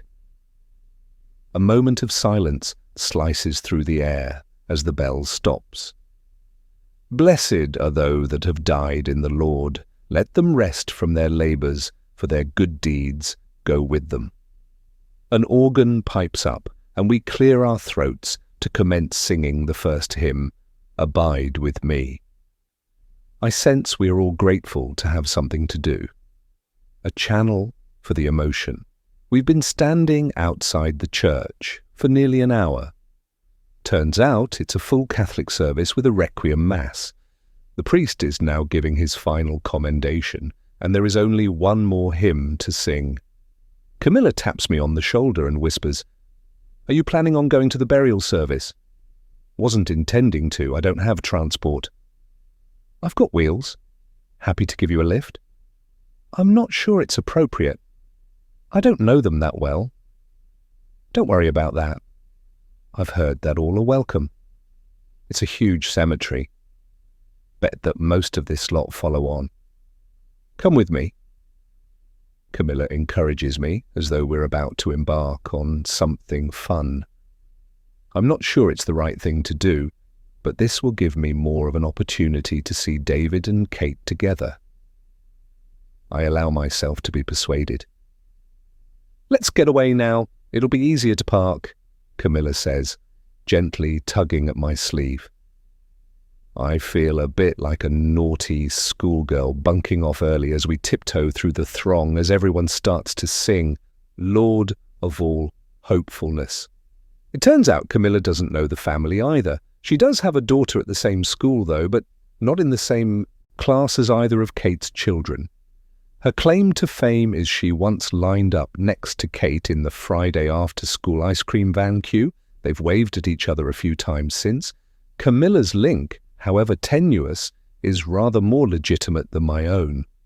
I decide to stick to my classroom assistant story if anyone asks. Best not to mention that I'm actually shagging Kate's dead twin's husband. Camilla may decide to abandon me on the South Circular otherwise. I see David in his dark navy suit among the principal mourners at the graveside. He is standing next to Kate, but they're not touching each other. The older couple, I understand to be Giles's parents, are on her other side. She turns to look at them. This is uncomfortable. Camilla was wrong about everyone heading to the graveyard. The crowds aren't here, and I feel conspicuous. David still hasn't spotted me, but he's bound to look up eventually. What will he make of me being here? It's a very private occasion for family and inner circle friends. I should have stuck to my original plan and not been swayed by Camilla. I don't know what the hell I was thinking. It was not my intention to be a voyeur and place myself among this most intimate and sorrowful gathering. I have made a big mistake, all in the name of research. I've left it too late to leave now, and I'm kicking myself. If I walk away, it will be too obvious. Instead, I do that ridiculous thing where you mentally shrink into yourself in the hope that you become invisible. The grass in the graveyard has that freshly mown smell, but is still quite squishy underfoot from last week's rain. The air lingers with musty earth that is piled up high along one border of each grave. When we first arrived, I was horrified to see such monstrous and deep holes in the ground. 2 graves, 3 coffins. The 2 children are to be buried in the same grave. I presume that the space in the other grave will be for Kate herself when the time comes. I'm not sure I'd want to see my own grave dug. All thoughts of trying to sidle away are quashed, as it's clear that the committal is about to start. A hush descends. The only sound is from the gentle breeze making the pages of the priest's Bible dance. Kate holds the hands of her in-laws. I'm glad it's not David. Their heads are bowed, motionless. The priest steps forward and starts to read a prayer. Tears stream down Kate's face, all composure gone. She must be thinking of the children and her husband. It's painful to watch. In sure and certain hope of the resurrection to eternal life through our Lord Jesus Christ, we commend to Almighty God our brother Giles, his son Charles and daughter Georgiana, and we commit their bodies to the ground. Earth to earth, ashes to ashes, dust to dust. The Lord bless them and keep them. One by one, the coffins are lowered into the deep chasms dug into the earth. The priest sprinkles holy water on the coffins once they are interred, blessing each in turn. Kate is handed her 3 red roses and throws them in the graves, 1 for each loss, I presume. She bends down and picks up a handful of earth, examines it in her hand for a second. Kate steps forward and stands perilously close to the grave edge with her arm outstretched. I think we all take a sharp intake of breath. David, on reflex, moves closer to steady her by putting his arm on her shoulder. Kate allows her fingers to slowly unfurl and a trickle of soil starts to land on the coffin below. You can hear it splatter on the lid like tearful raindrops. At this precise moment, the people in front of me, who have protected me from view, change alignment. As the last of the soil grains fall from her hand, Kate looks up abruptly and stares straight at me. It's unnerving. I glance around to see what's caught her attention, but I can't dispel the thought that it's me. Murder! Shit! She opens her hand again, fingers outstretched to grasp a handful of nothingness before snapping them shut. Her eyes continue to hold my gaze as she dramatically snatches her arm back by her side, as though she is claiming the distance between us. Chapter 24. Beth. I'm in the kitchen chopping vegetables to make some purees for Ted. Parsnip, carrot, broccoli, and sweet potatoes. I seem to be mastering my knife skills today. There's something very satisfying about slicing vigorously. Once cooked, I think I'm going to enjoy pulping them to oblivion in the food processor even more. She was there. David's whore, piece of chum, had the audacity to show up at my family's funeral. David really is a despicable arse end of a scumbag. Why the necessity to bring her along? Maybe we should add some tomatoes. Even better, beetroot. It'll make a very satisfying blood-red color. What you think, Ted? I brandish my knife from a very safe distance. Ted chortles at me. He's thoroughly enjoying strengthening his legs in a bouncer contraption that Michael helped me put up in the door frame. Bowing, he goes. I knew it was her. You never forget a face like that. Did David feel a stab of guilt? Because he came and stood very close to me, he reached out and touched me as though proximity to the wife look-alike was a cure for his betrayal. My new life as Kate necessitates me having to live through Beth's afterlife and watch my husband move on with his widower status. It's a bitterly unique position. Maybe, like grief, seeing David in his new relationship isn't something I can get over.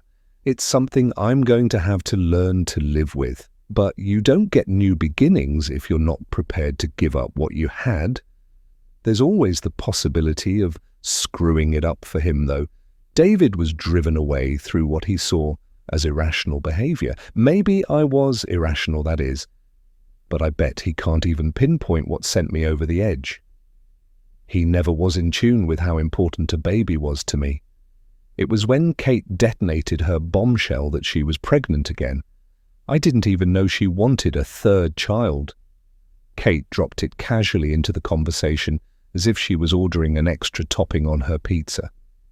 I'm not sure we'll be able to get away for the autumn half-term break this year, honey. I probably can't fly as it's only a few weeks from when the new baby arrives. Let's look at the spring break instead.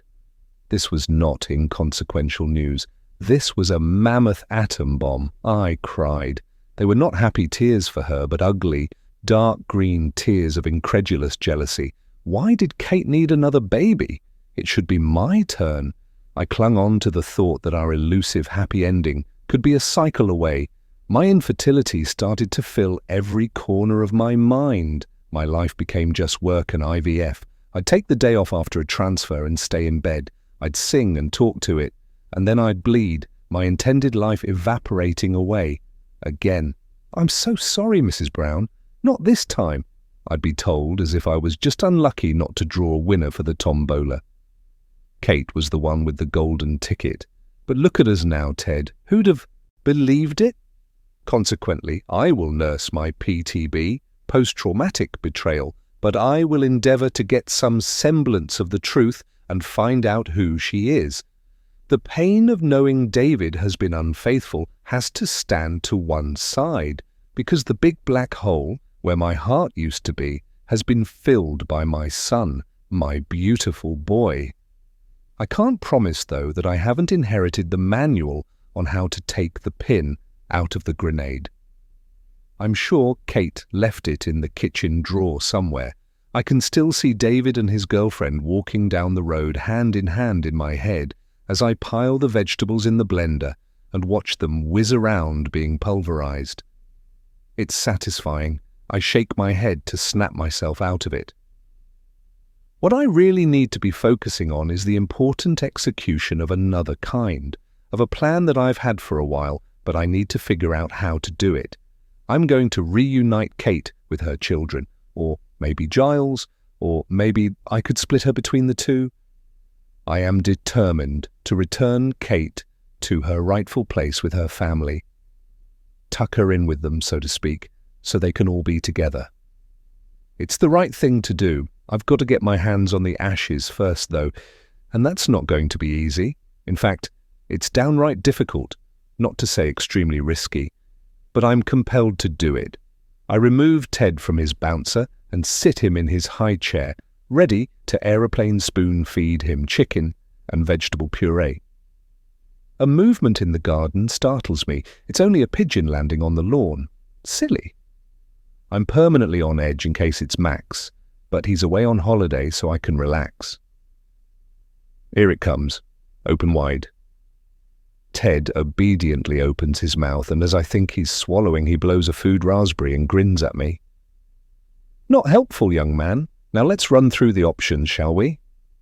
I wipe around his mouth with the edge of the spoon. What do you think, buddy?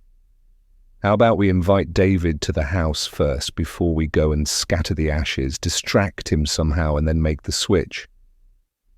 How are you going to distract him for long enough? Good point. Maybe get him to change your nappy.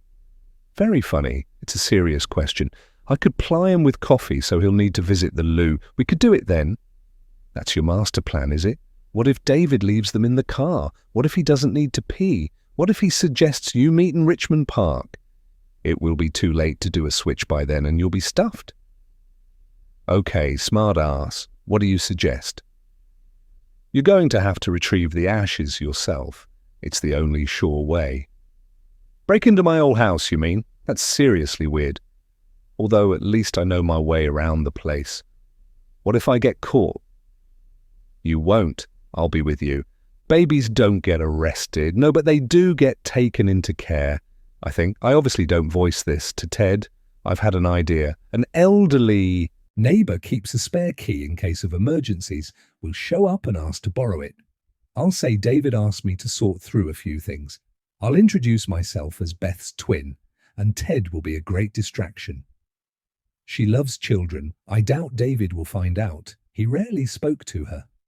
And if he does, I'll say that I knew about the key from Beth, and I had the sudden urge to look at and touch a few of her things. It's a bonded twin thing. We'd better get the substitutes sorted. Any ideas? Magdalena glides into the kitchen, carrying a dustpan and brush, and the Hoover. She makes me smile. She never walks. It's like she's permanently got roller skates attached to her feet. I'll put this away, Mrs. Mildenhall. I'm finished today. Is there anything else you'd like me to do? We're all good, thank you, Magdalena. Have a lovely evening. See you tomorrow. Thank you, she says, making a little curtsy bob. Magdalena, you are a treasure. Ted and I glance at each other conspiratorially. We have a solution. Chapter 25. Beth. I stand outside my old home in Twickenham. It is tired and small compared to the house in Richmond I've been living in for the past couple of months. The front garden looks smaller than I remembered. A postage stamp-sized, concrete-covered rectangle with a single, forlorn, empty flower pot. No sweeping drive and immaculate path here. The wheelie bin is left hanging around instead of being neatly put away against the wall in the corner. I resist the urge to put it back in its rightful place. Magdalena is rubbing off on me. The paint on the front door is starting to peel. Farrow and Ball Castle grey. I remember David and I agonizing over the colour choice, buying half a dozen trial-size pots and painting little squares on the front door before we made our decision, back in the days when we agreed on everything or one of us would easily acquiesce because that's what you do when you love each other. We chose this shade together. I'm now looking at a faded, peeling, flaky front door. Strange how I never noticed the state it was in before. We have to get the key first, I say out loud to Ted. 2 doors up. We knock on Mrs. Crowley's door and stand back. I don't want to alarm her, so have placed my little decoy accomplice in his buggy in front of me. I've washed and straightened my hair into a sleek bob and raided Kate's wardrobe for a pair of white capri pants and a long, vibrant red, white and blue geometric print silk blouse, something I would never have worn. In my previous life, stripes were an adventure. The chain on the front door rattles, the door opens a fraction as Mrs. Crowley peers out. Hello? Sheila Crowley? So sorry to disturb you. Let me introduce myself. I'm Kate Mildenhall, Beth Brown's twin sister. Her face immediately softens. Oh my goodness, yes, one moment. The chain is slid back and Mrs. Crowley opens the door wide. She looks older than I remembered. Her grey hair is now almost pure white. Have I been living in a time warp and years rather than weeks have slipped by? I'm so sorry about your sister. You must be devastated, tragic. Sheila Crowley covers her mouth with her hands in disbelief. I've still not got over the shock of hearing the news, and you have suffered such a personal loss, my dear. My heart goes out to you. God bless your husband and the children. She shakes her head. Thank you, Mrs. Crowley. I really appreciate it. I have to stay strong for this little one. I use the stroking Ted's head technique. Poor child will lose what little hair he has if I keep this up. Oh, who's this then? Mrs. Crowley bends over to greet Ted, grateful for the distraction as much as I am. Please call me Sheila. This is Ted. He's over 8 months old now. I've got a great-granddaughter the same age, Amelia. She's such a poppet. I bite my tongue as I'm on the verge of letting slip 8 months already. She's Sam's daughter, isn't she? I can't relax for a moment. It's unbelievably easy to give yourself away. Blurt out something that you wouldn't know. Stay sharp. Sheila, I've come to borrow the key to number 44. Hopefully David remembered to mention that I would call. I'm going to collect a few of Beth's things. David didn't actually, but no matter. I can see that he's been rather busy of late, Sheila replies, somewhat tartly, as she rubs her hands on her apron. Let me find it for you. Do come in. I won't because of the buggy, and we've got to get back soon. I want to hurry things along a bit. But it's been lovely to meet you. Beth always spoke very fondly of you. Said you were a wonderful neighbour. Sheila beams. Let me grab that key. 5 minutes later, Ted and I stand outside the door to number 44. My marital home. Deep breath. The key is rather stiff in the lock as we had a new one cut to give to Sheila. It's hardly been used. I don't think it's going to turn. I wiggle it a bit, but it gives way abruptly and turns with a sharp click. I push the buggy into the hallway rather than leave it outside so we don't draw attention to the house. It's super freaky to be standing inside after all these weeks. When I left on that Friday back in June, I had no idea what was about to unfurl. Life can certainly turn on a sixpence. Where shall we look first, Ted? I unstrap him to carry him around. Front room, I think. The only sound I can hear is my own heart echoing in my eardrums. I can't believe I'm here, looking to steal Kate's remains from my own home. Creeping around as though I shouldn't be here.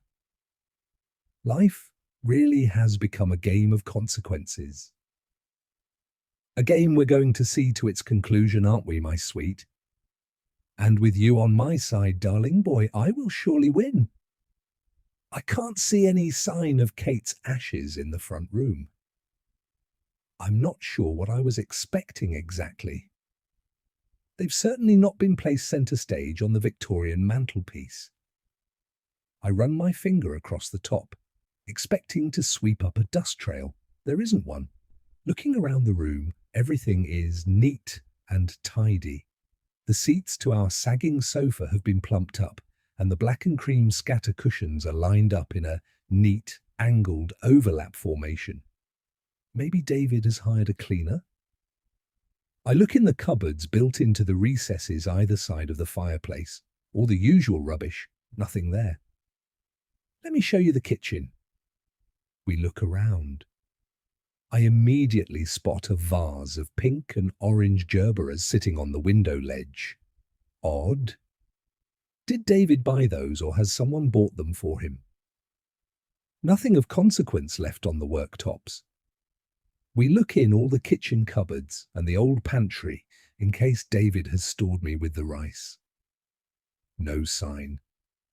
We check the understairs cupboard that houses the loo. That would be seriously disrespectful, but I still have to check. A noise startles me momentarily. It's only a floorboard creaking. This old house has a way of talking to you sometimes.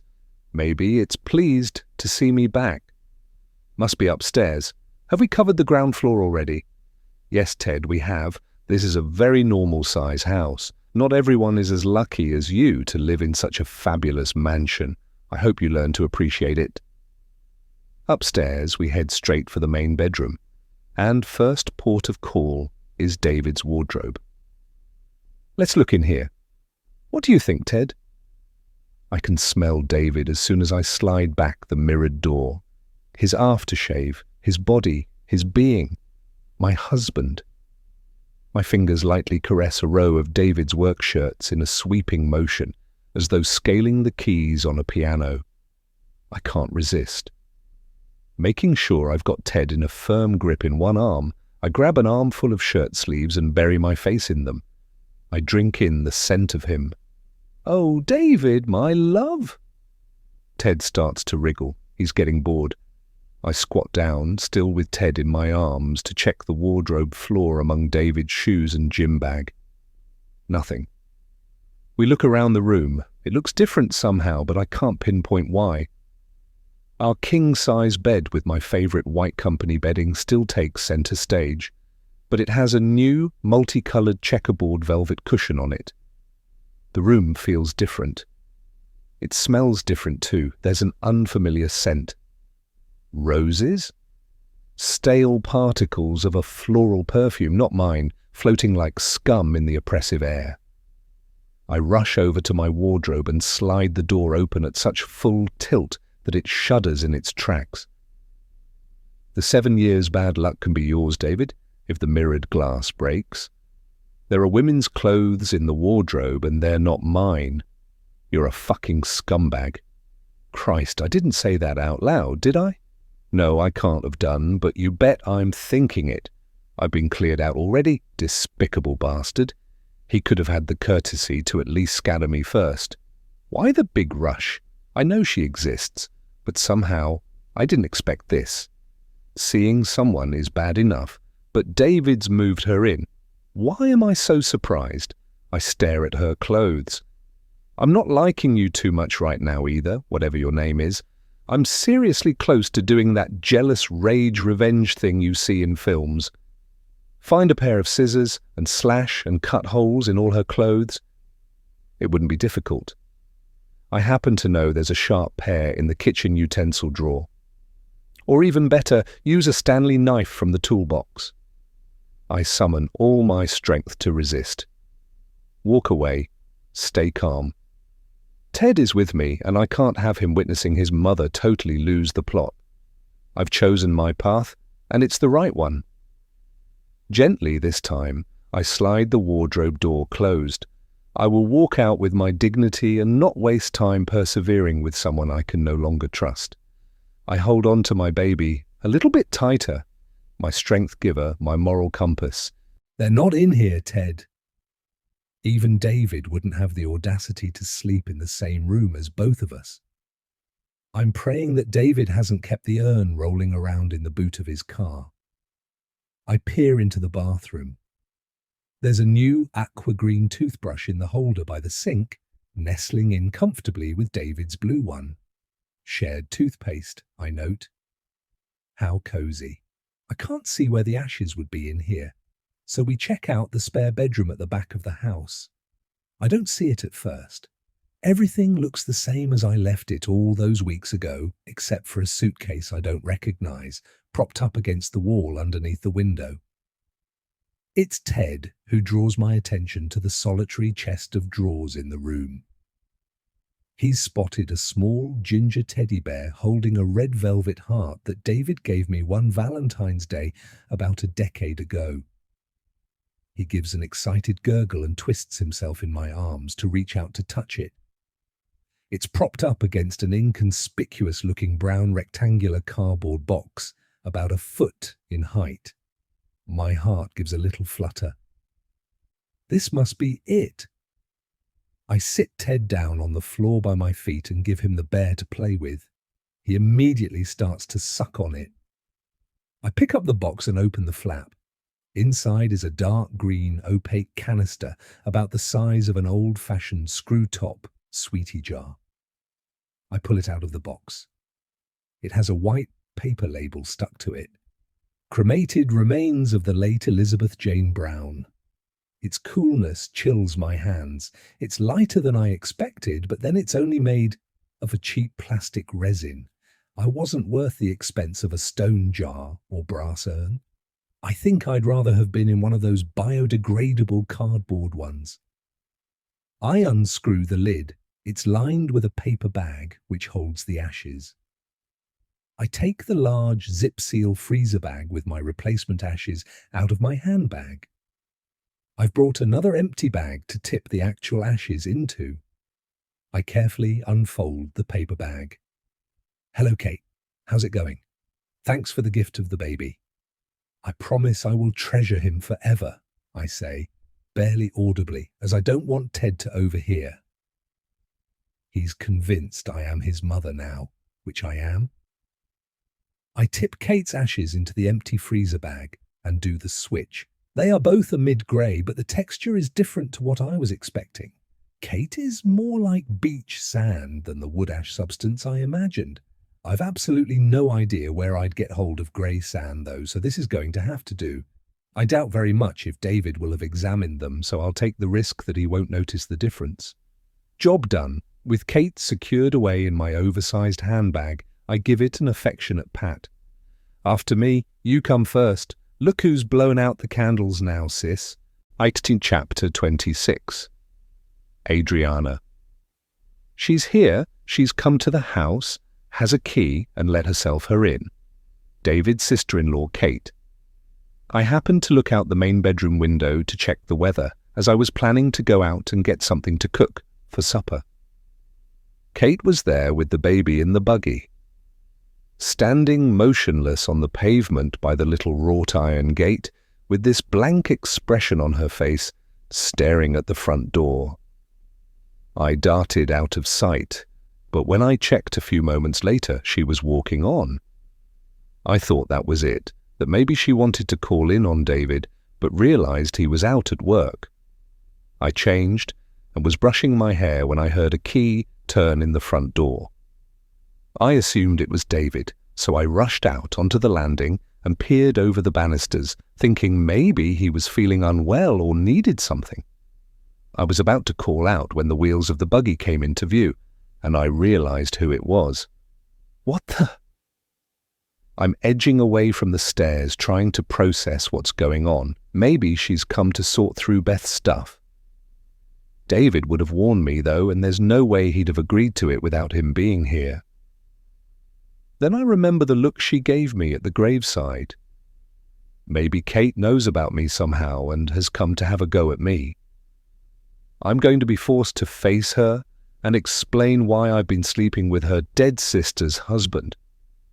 I'm contemplating how best to handle the situation when I hear her speak. At first, I think she is in the house with someone else. By this time, I'm pinned up against the far wall on the landing, out of sight of the stairs, so I can't catch everything, only snippets. I soon realize that I'm only hearing one voice.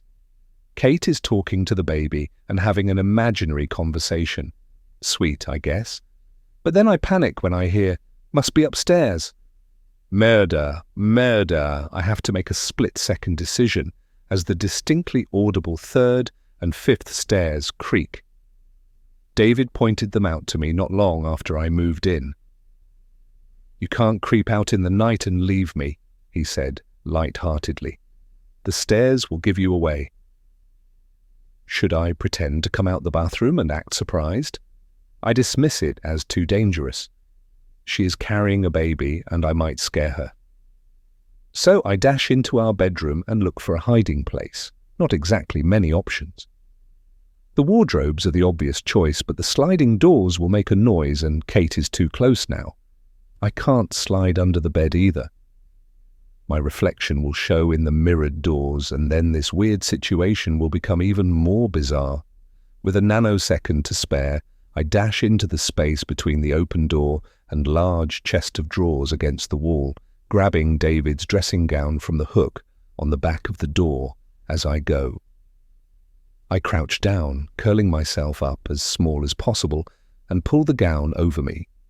Hopefully, at a glance, I will look like a pile of washing.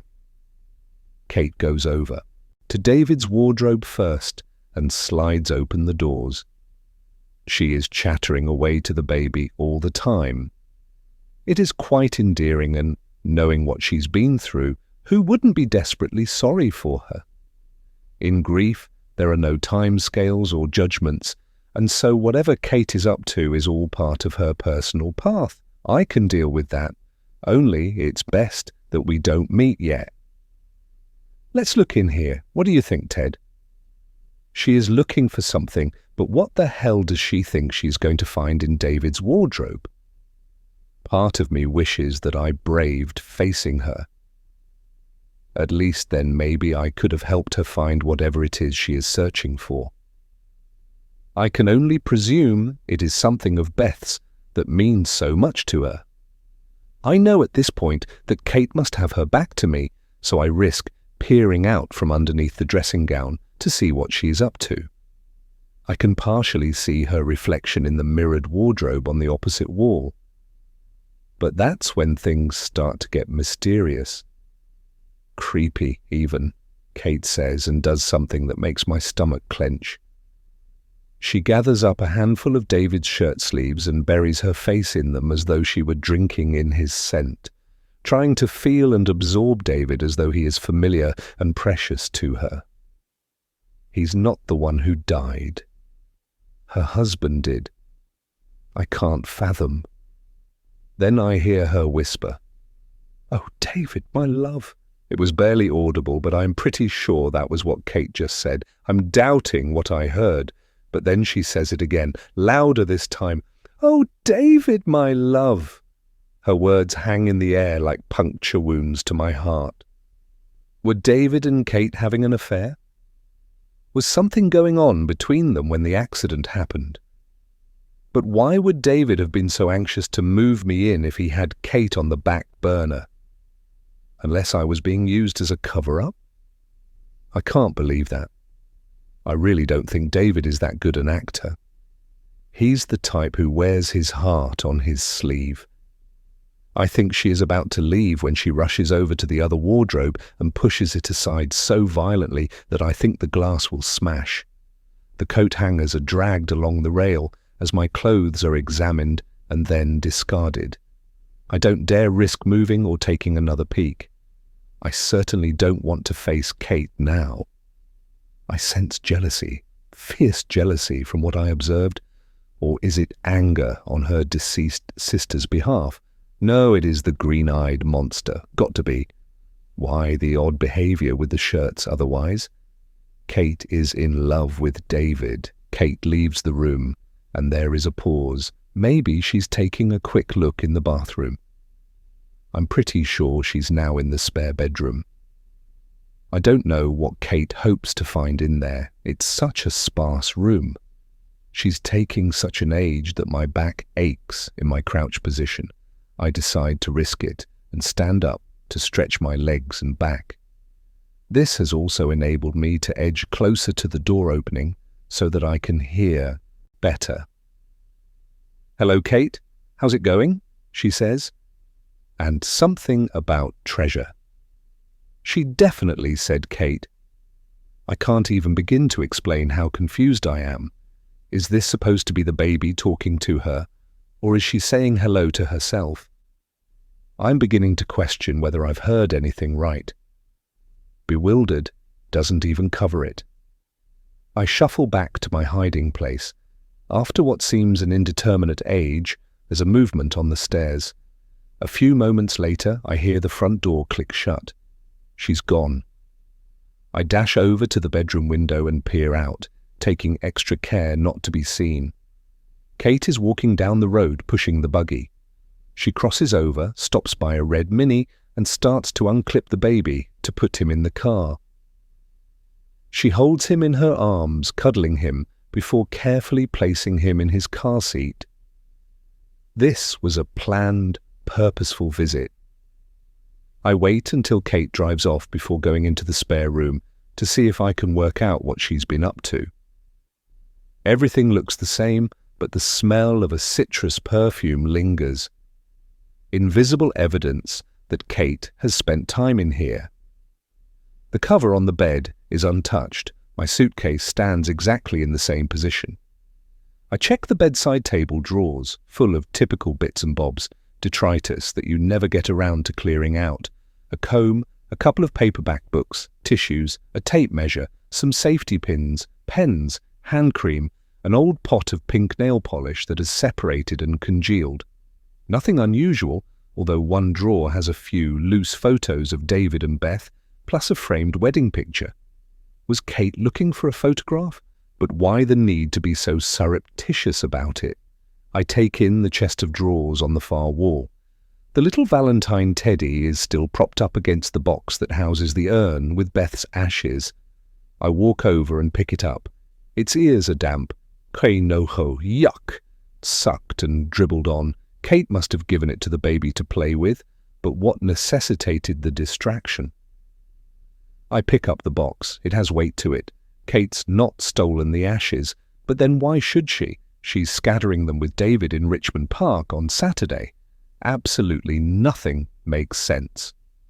David's home and I've cooked a special dinner. I intend to introduce Kate into the conversation. probe a bit to see how things unfold, to test his reaction to the mention of her. Then I'll determine how much I should tell him. I've prepared moqueca de peixe, a Brazilian fish stew with coconut milk, and chocolate fondants for dessert. David pours himself another glass of chilled Chablis. Wow, this is delicious. Much better than I'm used to. Don't let me get fat. David smiles, leaning over to give me a peck on the cheek. Didn't Beth cook? I say, keen to get the conversation underway. She wasn't keen, quick oven or one-pot stuff. Beth would often have to work into the early evenings with students learning to drive after school or college, so we had to keep it simple. David takes a sip of his wine. My mum taught me when I was little. Family meals were important. It's a shame if Beth's didn't. What about her sister? Does she cook? David nods. He doesn't seem unduly bothered by the mention of Kate. Maybe he doesn't realize she's in love with him. Kate is more of a cook. I think she did a cordon bleu course or something at one point. Probably why Beth hated it. They were funny, those two, a bit of a love-hate relationship. What one excelled in, the other avoided. This is my cue. I swallow my mouthful. Talking of Kate, I saw someone down the street today that looked remarkably like her. I don't suppose it could have been her around here, could it? Kate? Ah, I very much doubt it. I was wondering, would she have a key to the house? Perhaps she'd want to collect a few of Beth's things, some mementos, photos or something. Kate rarely came here to my knowledge. She always complained that parking was too difficult. David stuffs a piece of fish in his mouth. Beth never mentioned she'd given Kate a key. The only spares I know of belonged to Beth's mum, and I'm pretty sure she took that back. And Sheila, a few doors down, keeps a spare for us in case of emergencies. So, that's why Kate disappeared for a while. I take a sip of wine, wondering how to further direct the conversation. I know I've only seen Kate once, at the funeral, but she looked so like her. She was with a baby too, so loved up with it. Chattering away in conversation like it could understand everything she was saying. It was so cute. Definitely wasn't Kate then. David lets out a snort. Why do you say that? Cold Kate, that's why. I don't mean to sound unkind, she's been through a hell of a lot. But shall we say, I've never observed her to be the warmest of mothers. Sad, really, given Beth was the one so desperate to have a baby. Are the fondants ready? So desperate to have a baby? What if? No. Can it be? Eu tenho sido tão estúpido. I've been so stupid. Realization floods in like the sluice gates have been opened. De jeito nenhum. No fucking way. It explains an awful lot. In fact, it could explain everything, but that's a crazy thought, isn't it? Maybe Kate is so traumatized that her twin psyche is making her act out being her sister. But she was so loved up with the baby. Cold Kate, David said. I don't know what to think, but I still can't dispel the notion that David's wife is very much alive. And if that's the case, then I have stolen her husband. But she has stolen a baby. Chapter 27. Beth. My head is down the toilet bowl. I've been sick and I've not even finished breakfast. I've been feeling groggy since I got up.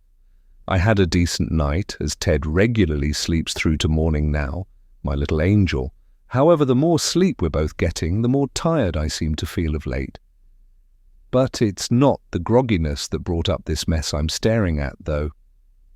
The post dropped on the mat with a plop while Ted and I were in the kitchen having breakfast.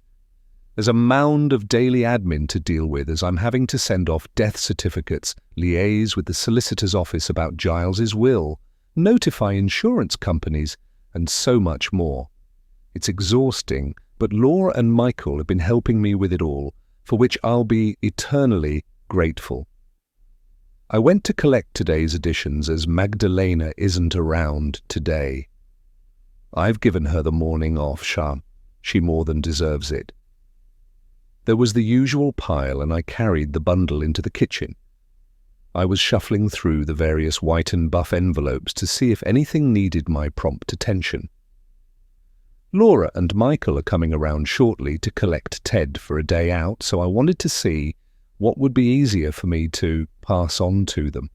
Michael always asks if there's anything he can help with. I think it gives them an anchor in this tumultuous time, a tether to Ted and me, and I'm very happy to have them on board. They are my son's grandparents, after all, and as much as I want him all to myself, I think it's important he has a relationship with them. Then something slipped from the pile as if making a break for freedom as it skidded across the polished floor. A postcard, all the way from Turkey. It was one of those with multiple images on the front.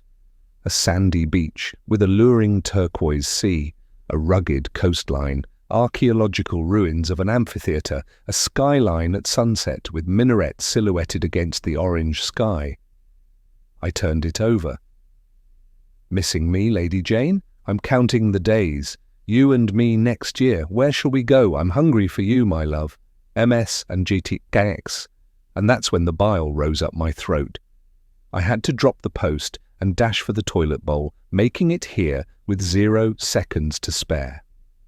Thankfully, Ted is still safely secured in his high chair. I rinse my mouth out and return to the kitchen. The nausea doesn't want to subside. I gulp down a glass of cold water to try to steady my nerves. I've been an idiot to think he's taken the hint to leave us alone. Max has been thinking about me on holiday. Soon he'll be coming back for me. I check the postmark. It's dated nearly 3 weeks ago.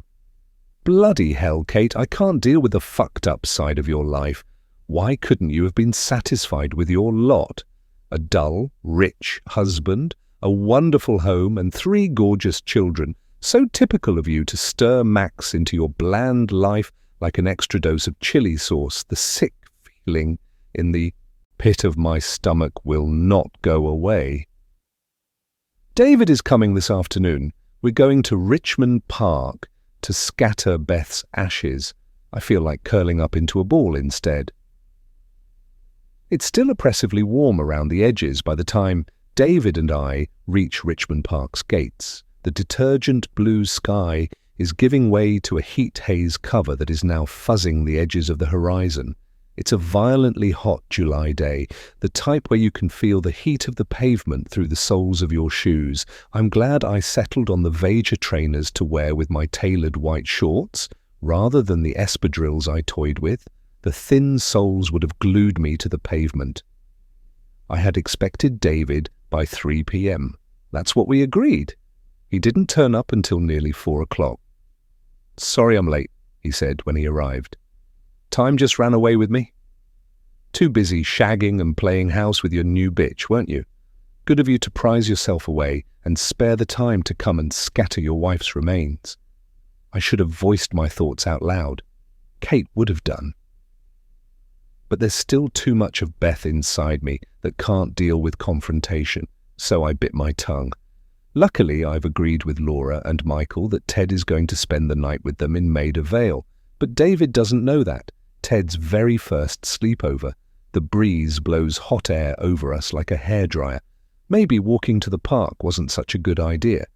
The problem with auburn hair is that it comes with a pale, peachy skin that lends itself to burning. I've foolishly worn a sleeveless, tie-at-the-waist pink linen shirt, and I can already feel my shoulders and arms burning even though I've applied sunscreen. The smell of it reminds me of the days when David would say, "Roll over, baby," and massage it into my back, working up my spine and finishing with kisses on my neck. It only serves to remind me that I am no longer the recipient of David's kisses. "Which way do you suggest?" David asks once we're inside the park. "Straight ahead. Then we'll do a right. I know a lovely place beyond a small pond. It's screened by lots of bracken. It should be pretty private." "It's hard to imagine living with this right on your doorstep. You're so lucky," David says, indicating the expanse of beautiful parkland. Yes, lucky me. Insensitive bastard. As we cross the road, David touches my arm to get my attention. and points across the grass to a herd of grazing fallow deer. Beth always loved to see the deer whenever we drove through the park. She'd always look out for them like an excited kid. Bless her. To my intense surprise, David's voice starts to crack. He does care. Now I love him and feel sorry for him, when a few moments ago I was feeling angry and pissed off. How the hell does he do it?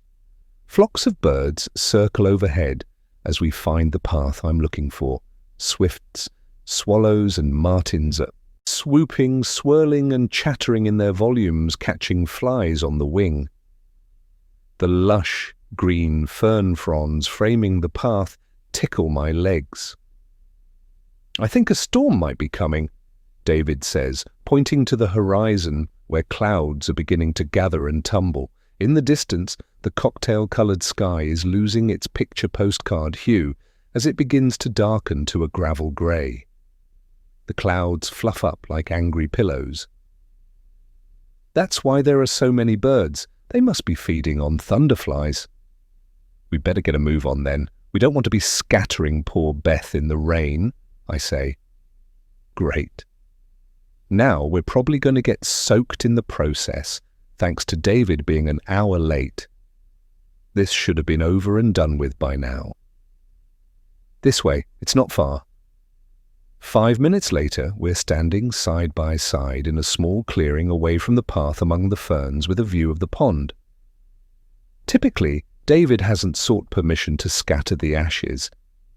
He didn't think it was important. I allow myself a wry smile. We've timed it right, as a family have just recently packed away their picnic and are beating a hasty retreat, perhaps sensing the approaching change in the weather. We are alone. David stands motionless with his hands in his navy chino shorts pockets, looking out at the distance. I'm not quite sure what he's doing. Trying to compose himself or doesn't know how to begin? I wish I could read his thoughts. I feel smug that David doesn't realize how utterly futile this exercise is. But I allow him his moment. Go on then, I say eventually, with an eye on the looming clouds. David takes a sharp intake of breath and removes a black rucksack that he's been carrying. He crouches down to unzip it, gingerly takes out a tea towel that has been neatly folded over into a package and starts to unwrap it. David passes me 2 champagne glasses to hold. He pulls out a bottle of Taittinger and stands it on the ground next to the rucksack. I am to be toasted. I am impressed and touched for the briefest of moments before it occurs to me that this is probably somebody else's influence. She has suggested this. The irony of the situation is overwhelming. Then comes the green urn. David stands up and tentatively unscrews the lid. He avoids looking directly inside as though the contents may sizzle and spit at him. He glances over at me. I nod encouragement. Together, he says. I move closer and rest my hand on the urn. We start to move in a circular motion as David shakes the canister, gradually scattering the contents. We are careful to keep downwind. Some disperse among the ferns, but others clump in stubborn little piles. Typical Beth, I bet he's thinking. David surprises me again by starting to speak. Dearest Beth, we miss your presence and will forever treasure your memory. We will always love you and will never forget you. Goodbye, my love. Amen, I say. David removes the foil from the champagne bottle top and gently teases the wire fastening. He cups the bottle between his hands, using both thumbs to ceremoniously prise it open with an invigorating pop. The cork rockets sky high before plummeting back down to earth and is swallowed up by the undergrowth. David pours me a glass and hands it to me with a thoughtful look on his face. He pours himself one. To our darling Beth, dearly beloved wife and sister, may you rest in peace, I say, raising my glass. Amen to that. David raises his to mirror mine. We turn to face each other and clink our flutes. The wind starts to pick up, efficiently dispersing the remainder of the contents of the Hoover. We've almost finished our champagne when the first drops of rain fall. A large plop lands with decisive accuracy in David's glass. I giggle. I'm sure it's the champagne on an empty stomach. I was too nervous about seeing David to eat lunch. We both look skyward as a deep rumble of thunder reverberates around the park, roaring the promise of a deluge. We're going to have to run. David reaches to grab my champagne glass. Oi, not so fast, I reply, laughing as I down the last swig and hand him the flute. David packs everything away with speedy efficiency. He slings his rucksack over his shoulder and turns to go. I stand still with my arms outstretched, looking up at the now molten silver-black sky. Do you think that's Beth sending us a message? I start to giggle again. What do you want to tell me, sis? She's telling us to get a move on. David grasps my hand and gives it a tug. I allow my hand to slip into his. It feels so familiar. I entwine my fingers with David's and hold on tight. A flicker of surprise crosses his face, but he doesn't let go. We start to run as the heavens open. David pulls me along as we stumble back through the ferns to the path. The heated air quickly becomes shot through with the smell of damp grass. Our clothes and hair are already drenched. Wait a sec. Shoelace, I say, darting under the shelter of an oak tree. I squat down and retie my laces. David stands over me. I look up at him and reach out my hands to be pulled up. He responds and I bounce up, toppling into him. Oops, too much champagne? I say with a hiccup. David puts both hands on my shoulders to steady me. My hands grace his waistline.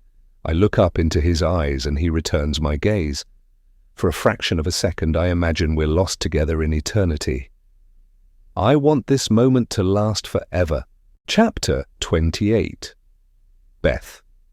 Once back at the house, I fetch towels and David meanders into the kitchen. By the time I return, he's crouched on the floor playing with the kittens. He looks like an excited kid. It tugs at my heart to think what a great dad he should have been. So, who do we have here then?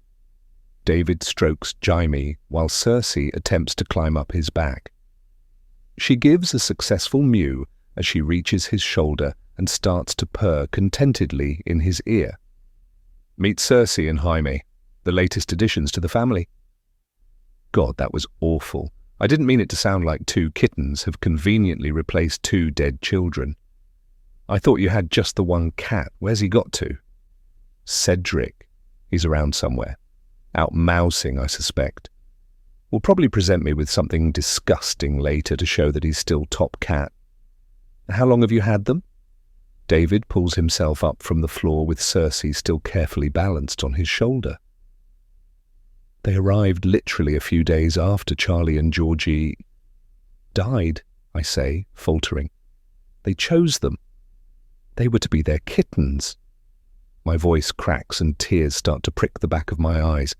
Oh, Kate, no, I'm so sorry.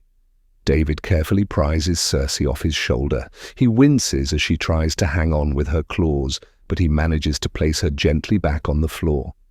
The tears start to fall.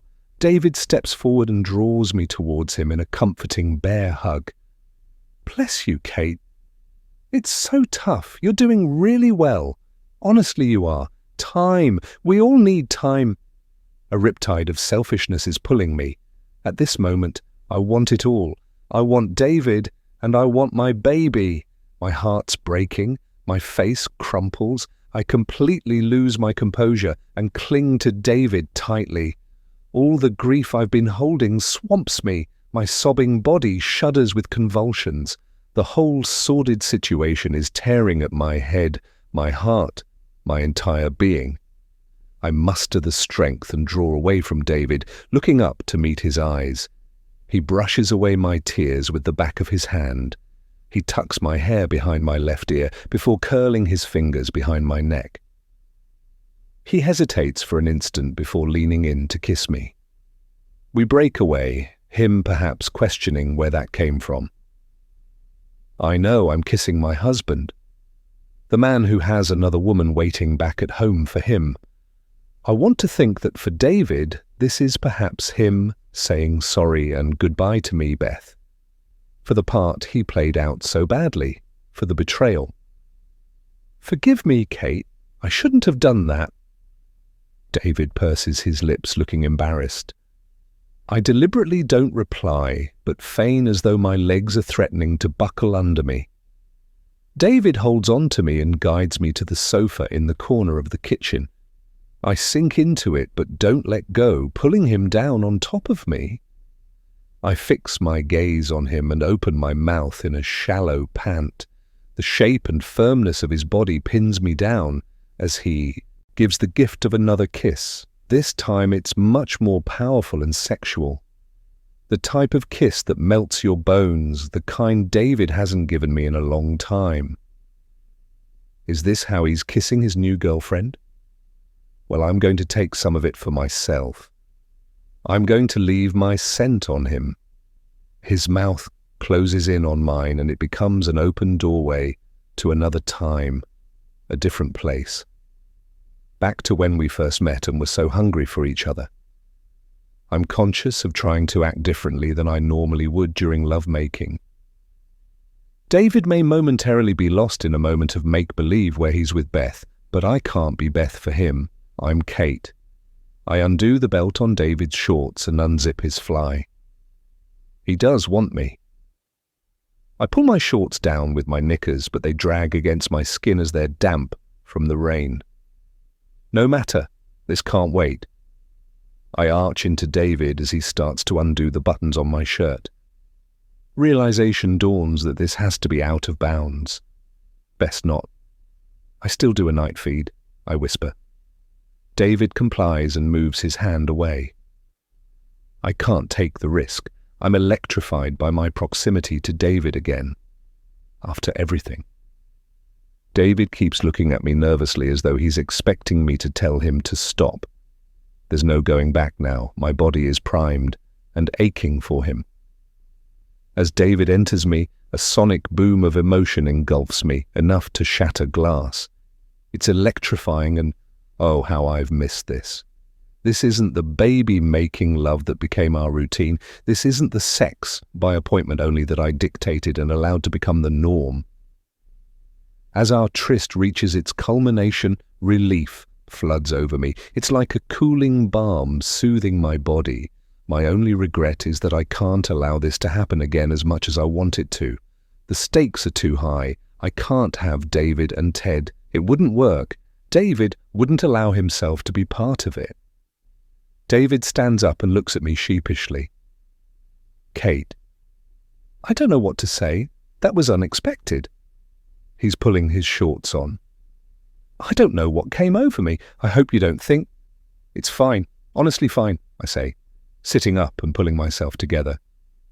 It's been an emotional day. Things happen. Beth never had a chance to say goodbye. She'd have wanted to, so I did it for her. I have it on good authority. It's a twin thing. She'd understand. I hope I've not said too much. Maybe he's thinking of the first time he met Kate. She snogged him then. David kisses me on the cheek and leaves. I'm left reflecting how close that came to game over. You see, I have a tattoo, and so did Kate, a tattoo with a theme, but slightly different. And hers was on the other shoulder. It was the one thing that, for those that knew us, distinguished us apart, decisive and irrevocable proof. I go to the mirror in the hallway, lower my shirt, and twist to look at mine. Even in death, Kate's message lives on. She was always the superior twin, and I allowed that to be emblazoned on me for all eternity. Because charismatic and commanding Kate orchestrated it that way. Prior to our 18th birthday, Kate and I were plotting to get tattoos. We knew Mum and Dad wouldn't approve, but we didn't care. Like smoking, that was part of the attraction. It would be presented as a fait accompli. We discussed various options for designs, our favourite animals, except Kate's was a lion and mine a zebra, and I wanted them to be the same. Also, I didn't like the idea of Kate's lioness being able to hunt and eat my zebra. We looked online, we considered a whole range of symbols and motifs, but could never find anything we both agreed on. They were to be identical, like us. About a week before our actual birthday, I suggested the number 2. I liked the shape and fluidity of the number, and it was a signifier that we were a pair. We both had necklaces as children with a number 2 charm on, a childhood gift. This would be a permanent extension of our twin code. Brilliant. Well, why didn't I think of that? Kate said, looking pleased. We booked into a tattoo parlour in Hounslow for consecutive appointments. I knew Kate would want to go first, but I was fine with that. I would be by her side being supportive. We were both excited and stayed up well into the early hours, giggling about it conspiratorially. I was happy. On the day of the appointment, a Saturday, Kate didn't appear at breakfast. "Where's Kate?" I asked Mum anxiously. "She's still in bed, complaining about a dodgy kebab from her night out with Craig or something." I tore up the stairs and flung open her bedroom door. Normally I would have been reprimanded for not having knocked. She said nothing. Kate lay groaning in bed and was rasping as though she was finding it hard to breathe. "Bucket!" Kate gasped, pointing at the grubby blue bucket that Dad used for washing the windows. It was sitting on the carpet by the side of her bed. I picked it up and thrust it at her. She stuck her head in it and started making retching noises. "You've got to get up. The first appointment is at 11. We can't be late." "Sorry, Bethy, no way. Not today." She plonked the bucket on the floor and sank back into the pillows, clutching her stomach. "I feel like shit." "What the hell is wrong with you?" "Food poisoning, must be. I really didn't have that much to drink. We stopped off at the kebab shop. Big mistake.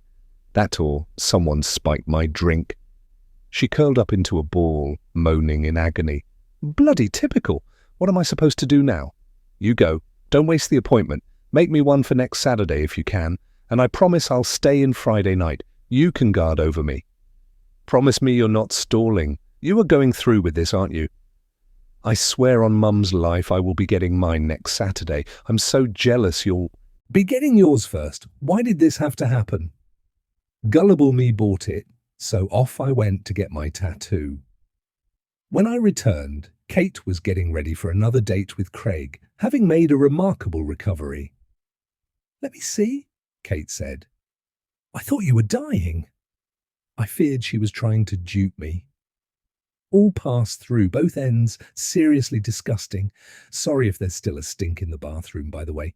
"You wouldn't have wanted to be here," Kate said, wrinkling up her nose. "Come on, aren't you going to show me? What's it like? Does it hurt?"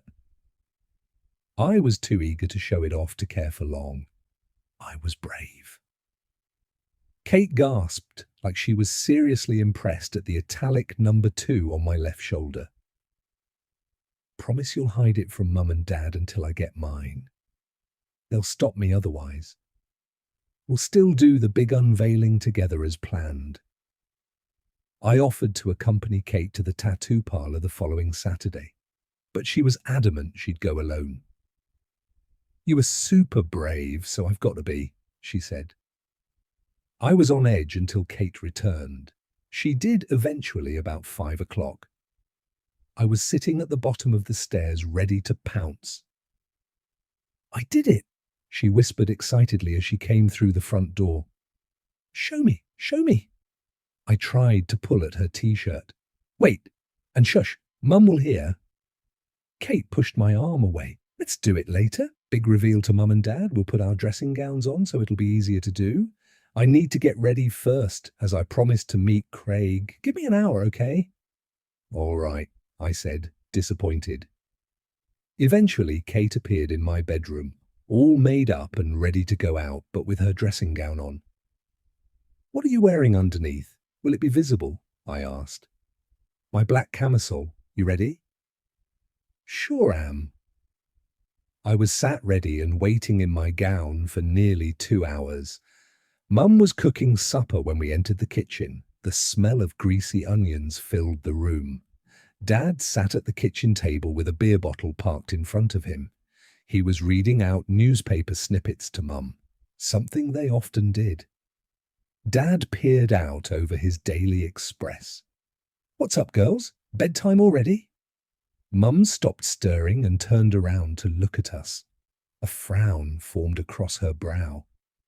"We have something to show you both," Kate said with an entitled air. "We're adults now and have the right to express ourselves. Ready, Beth? 1, 2, 3. We turned around and dropped our gowns in unison, thrusting out our shoulders. For what seemed like an age, no one said anything. When I peeked, Mum had covered her face with her hands. Then Dad spoke. "Look like a pair of bloody bruises. Idiots! I could have drawn them on with Biro, saved you the money." "Oh my God, girls, what the hell have you done? Your beautiful skin. Why?" Mum said in disbelief. Her head was moving continually from left to right between us like she did when watching Wimbledon on TV, taking it all in. She paused and her mouth dropped open. Mum's gaze settled on Kate's shoulder. "Oh, Kate, no, that's too much." Mum shook her head before starting to cry. I was waiting to see if Kate was going to say anything else, waiting for her to take the lead. I didn't understand why Mum only referred to Kate. We both had a tattoo. Then I looked across and saw it. An intricate and beautiful number 1 was tattooed on her right shoulder. Kate shot me a gloating, triumphant smile. "After me, you come first. They were out of number 2s. Kate pulled her gown off and threw it defiantly over the back of a kitchen chair. "I don't want any dinner, thanks. Got a date, got a dash." She flounced out of the kitchen and we heard the front door close. I should have known better. I had 18 years to learn. I finally saw right inside Kate that day, into the runny, yellow yolk of her. That was Kate's ultimate salvo in her battle for supremacy. It created a doorway for resentment in me, something I would feel towards her for the rest of her life. I loved but hated her in equal measures. Is it terrible to say that? The truth is, loathing Kate was easier than not liking myself. We were the egg with the double yolk after all. That's the problem with being an identical twin. Whenever I looked at my sister, I only ever saw myself reflected, faults and all. And God knows there were enough of those. Kate was the self-appointed superstar who felt entitled to be number 1. She commanded attention and more often than not got it. That's what confidence and self-belief get you. I was put in my place. My role was to follow behind. All I could do was learn to hold on to my grudges like little pets. I dragged my finger over the shape of my 2. This damn tattoo is yet another thing I've got to confront and deal with. I pull my shirt back over my shoulder and head upstairs. With Ted away for the night, I think I'll allow myself the luxury of a bath, light a few candles, wash away David. Turns out I was number 2 in his life as well. Chapter 29. David Adriana's gone for a run, and I've promised to fix Sunday brunch. Even I'm capable of smashing up some avocado on toast and grilling some bacon. Not that such a simple gesture can appease my guilt. I'm looking at the larder. Is it lemon juice or vinegar I'm supposed to mix in to stop the avocado turning brown? My innards are squeezing tight. Talk about an avalanche of self-inflicted pain. Will I ever learn? I'm such an idiot. Shagging Beth's crazy twin. What was I thinking? I'm hopelessly in love with Adriana, but it's like my mind isn't receiving the transmissions my heart is making. I swear if it wasn't for the rain, it never would have happened. Truth was, I didn't even want to be there.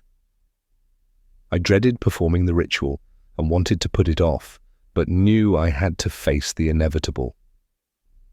I wasn't ready to say goodbye to Beth either, if I'm being honest with myself, but I couldn't refuse Kate. She was so upset with me about the funeral and her lack of involvement. I procrastinated for as long as I could before realizing I had come up with something to say. It took me half an hour to write 4 short sentences, including, "Dear Beth, Adriana has been so kind and thoughtful, concerned about me and constantly asking about Kate. She cares. She even went to the trouble of buying a bottle of champagne for me to take to make a toast. She packed my rucksack, told me everything was going to be okay, and pushed me out the door. I probably never would have gone otherwise. And now I've done this to her. I don't deserve Adriana. I really don't. I have to deal with what I've done. Being in self-denial about it is as good a strategy as any. Block it out. I've done it before. I won't give Adriana any reason to suspect anything, but I'm not sure I can trust Kate. I turn the streaky bacon over under the grill as Adriana's key turns in the front door. I've laid the table and found some paper napkins. I've folded them to make it look nice and welcoming. Act normal. Perfect timing. I'll be serving up in a minute.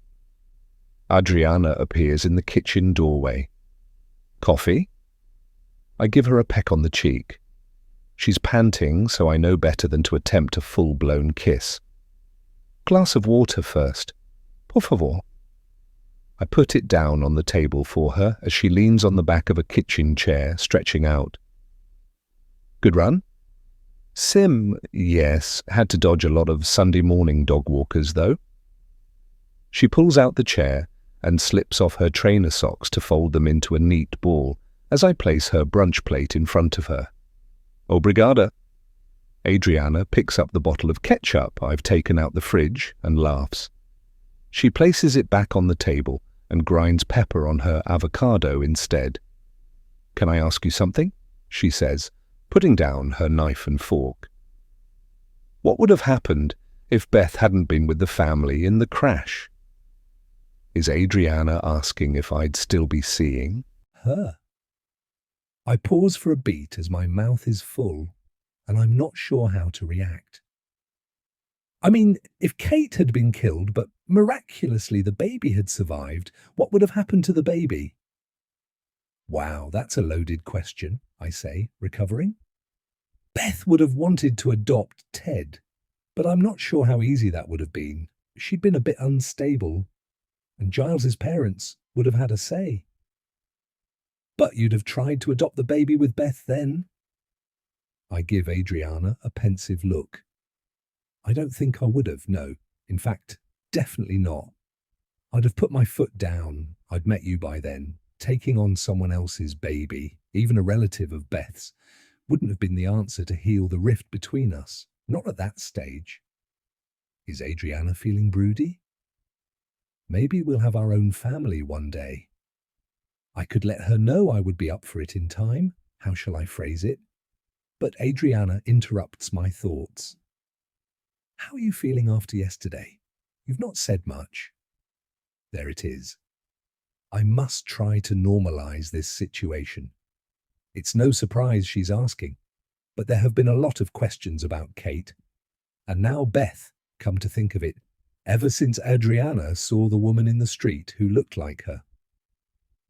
It was tough. I'm relieved it's over. I have to look forward now. I'm glad you're here with me. I reach over and squeeze her hand. Adriana eyes me brightly. And Kate, how was she? I stuff avocado and bacon into my mouth to buy some time. I will choose my words carefully. She was very upset. She's lost so much. I shovel in another mouthful.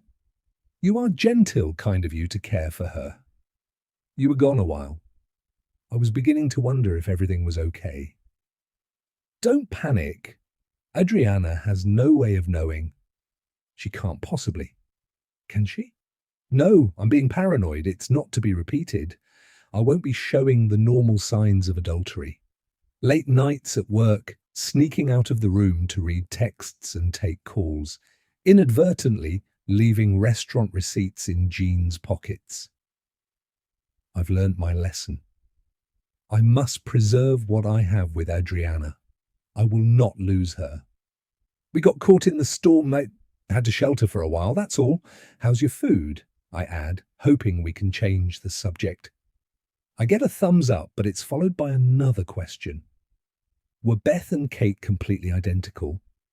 I decide to comply as I don't want to arouse suspicion by keeping on trying to divert the conversation. Sure were. Different hairstyles, but the same colour, height, build, eyes. All of it even sounded the same. Did they ever pretend they were each other? For fun? As kids?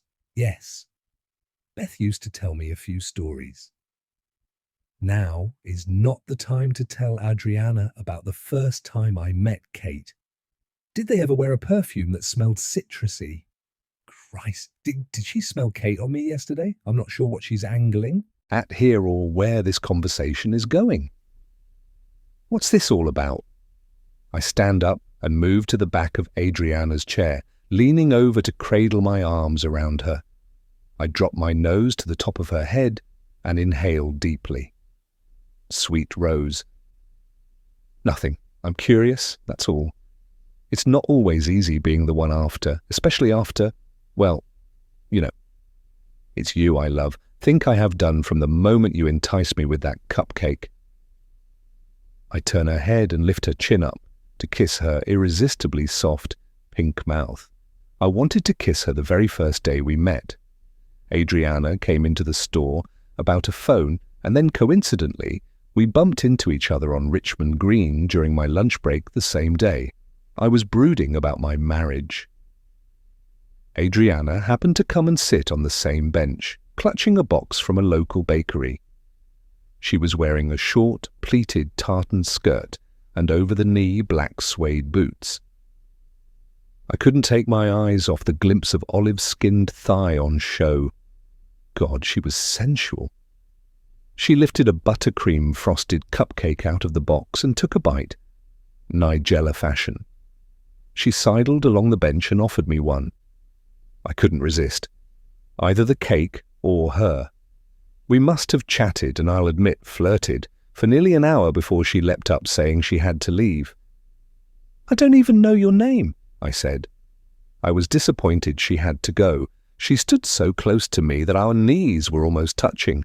Then she leaned forward, and I thought she was about to kiss me, but instead she turned her head and whispered in my ear, "Adriana," rolling the DR. It was so sexy. Then she turned and walked away. "You have my card. Please call if you need anything," I shouted out to her, desperate to see her again.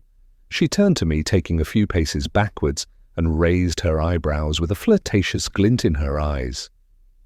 "Sure," she said. I waited 4 days before I received a text message with a single cupcake emoji. I called her straight away, and I've been kissing Adriana ever since. I stroke her hair to soothe me like I'm stroking a cat, but the thrashing in my chest won't subside. Guilt and paranoia, I can't quell it. My nostrils smell the scent of rose, but another fragrance steals inside my head. It makes the hair on my arms prickle and stand up. Like a whispered proposition, it settled in as an uninvited guest and taken up residence. Grapefruit.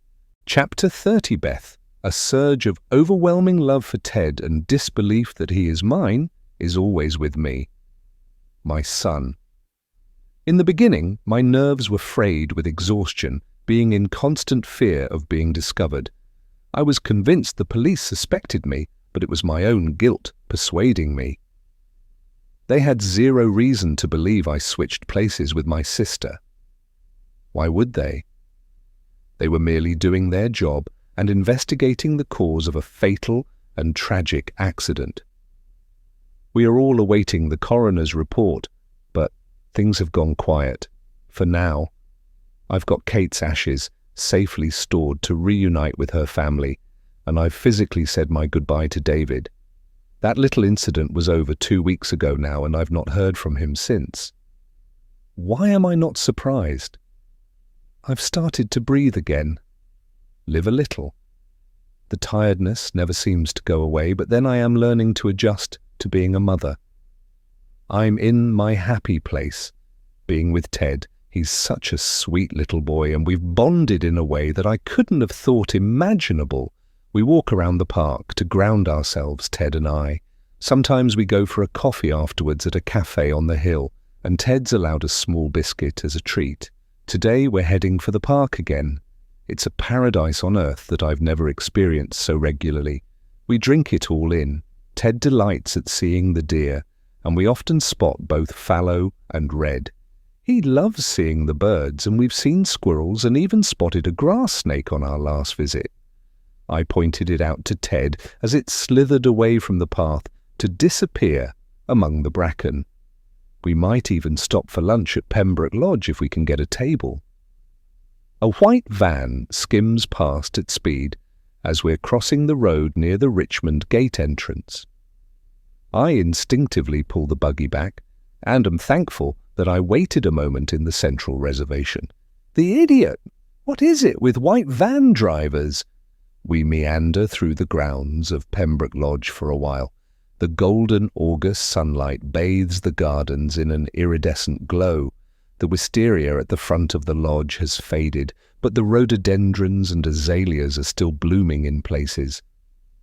We go inside to the butler's pantry and buy a small sandwich platter and a bottle of water. We say no to the delicious pastries. These days I only have to look at them to pile on the pounds. I wheel Ted outside to see if we can secure a table for the two of us. I love the sweeping views to the east of the Thames Valley from here. The terrace is filling up, but I spot a table in the corner in the shade and we race over to it. I put the bottle of water down to mark it as taken. I turn to face Ted and unclip his harness to seat him on my lap. I put on his sun hat and lift him up. Come on, my lovely, let's see what I've got for you.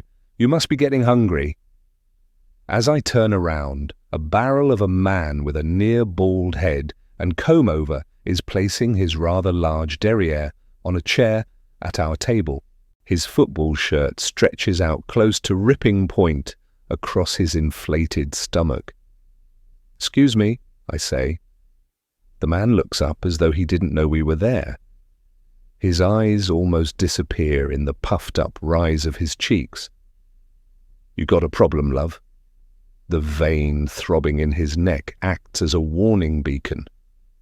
I say nothing, deciding to avoid confrontation. "Come on, Ted, let's go back inside." I'm holding Ted in one arm and negotiating wheeling the buggy with the other when a man stands up as we pass his table. He looks at me with a half smile and clears his throat. "We have a spare chair. You'd be most welcome," he says, indicating a vacant seat. "We'll be off shortly."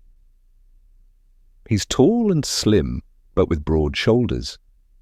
His dark blonde hair is worn slightly long, a tad dishevelled. Very Richmond, I think, with his faded blue jeans trendily ripped at the knee. The outline from his white polo shirt hints at a toned torso.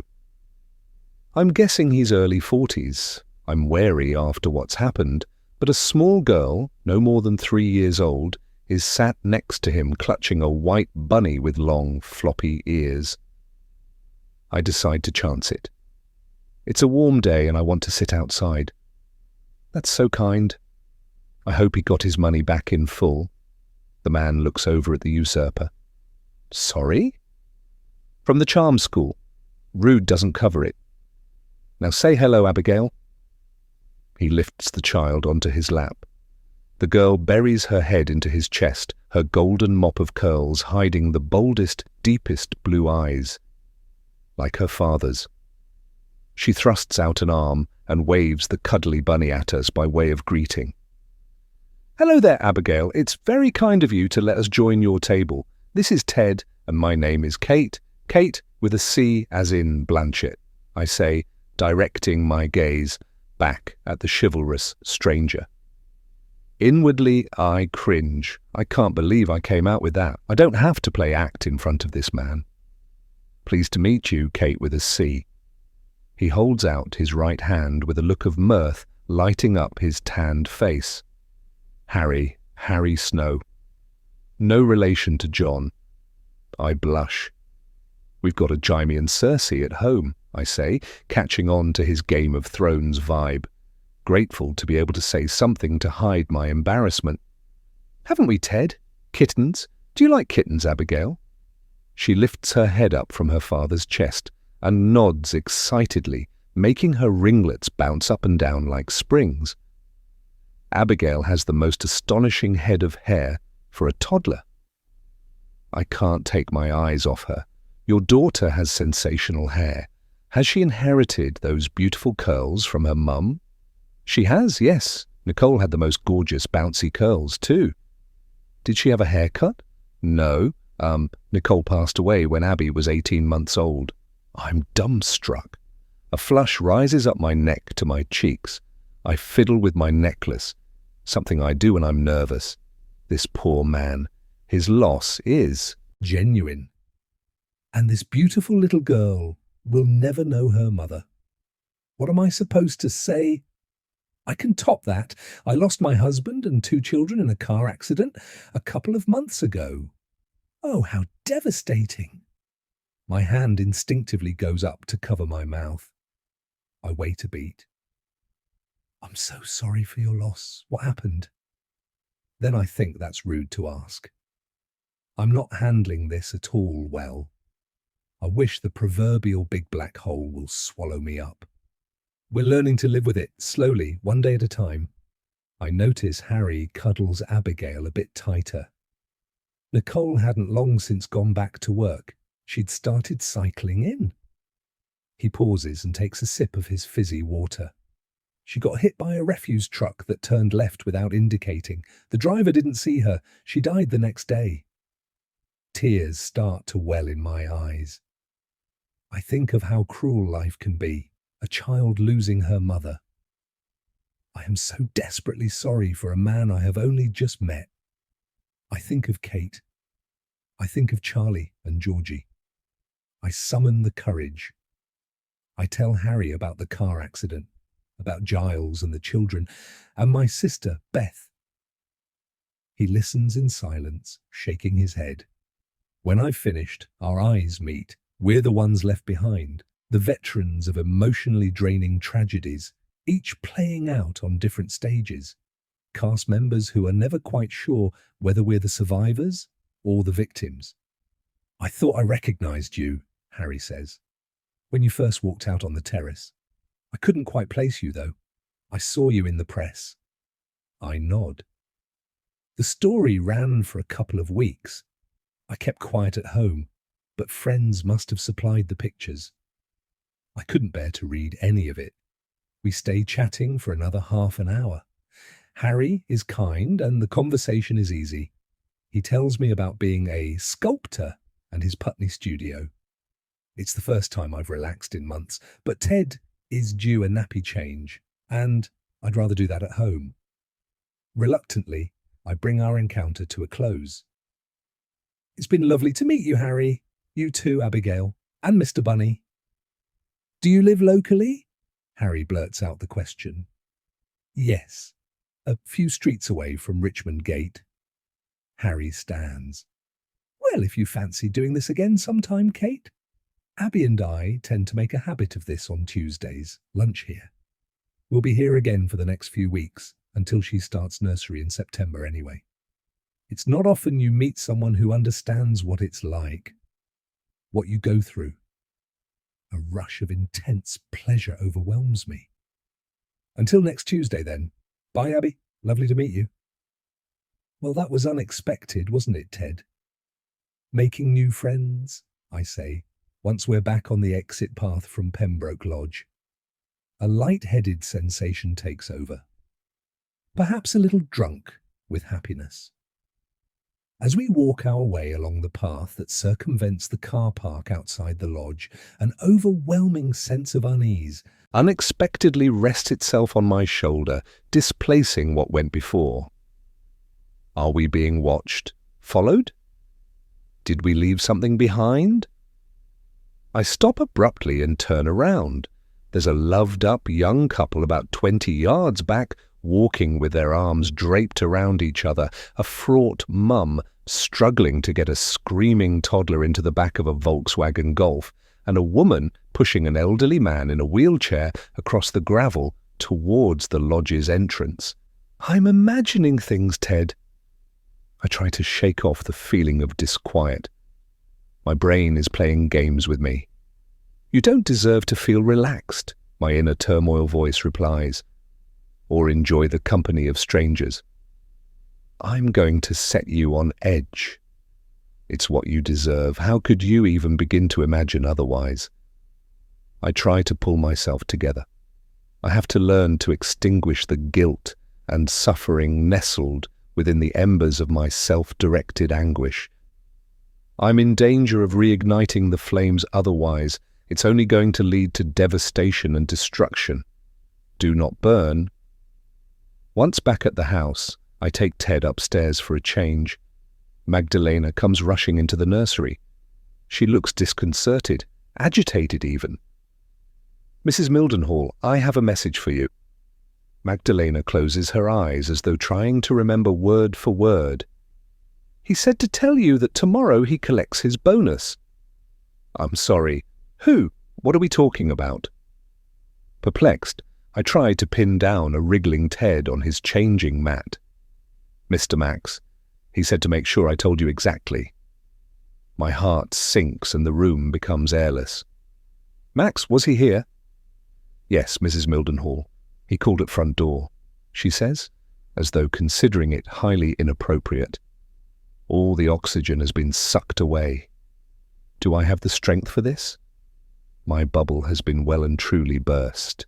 Chapter 31, Beth. My stomach plummets like an untethered lift, hurtling down a shaft. Max is parking up in the driveway in his van. He's early. It's barely 8 a.m. yet. How are we going to deal with Max, huh? I say to Ted in his nursery. Any ideas? Saying his name out loud, Max. The feeling of it on my tongue, on my lips, makes me feel nauseous. My heartbeat quickens. Seeing him again feels like a physical illness racking my body. There's such emotional turmoil going on in my stomach. Max gets out the van and preens himself, running his right hand several times through his mop of dark curls. By the way he holds himself, I can tell he's buzzing like an old fridge. He looks toned and bronzed, his turkey tan, I presume. Khaki cargo shorts and a pale lemon tea accentuate his glow. He reaches back into the van and retrieves his phone. His thumbs skim over it at speed. On cue, my phone lights up. I'm here, Lady J. XX. The message is finished with the lip-smacking emoji, just so creepy. Does he seriously expect me to fling open the front door and rush out to greet him with open arms? I don't open it up in the app, so he can't tell I've read it. We need to avoid the garden this morning, I'm afraid, Ted. You come up with a master plan yet? I'm going to need you to, buddy. Relying on you. Working on it, Mummy. Magdalena arrives at 8:30. Letting herself in the front door as usual.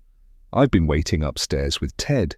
It's easier to spot me on the ground floor from the garden. I think we'll be shadowing Magdalena around the house this morning.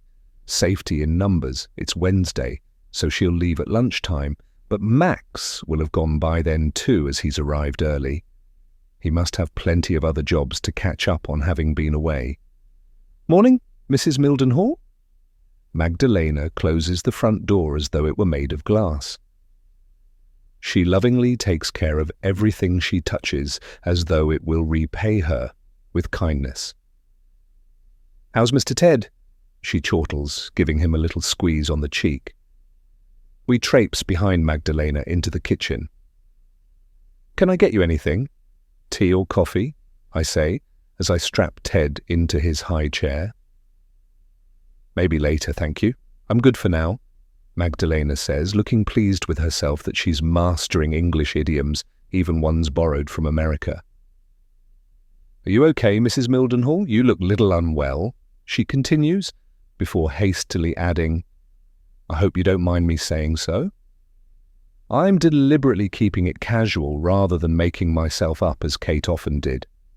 Normally I've been mirroring what Kate would do, but I'm allowing an exception today.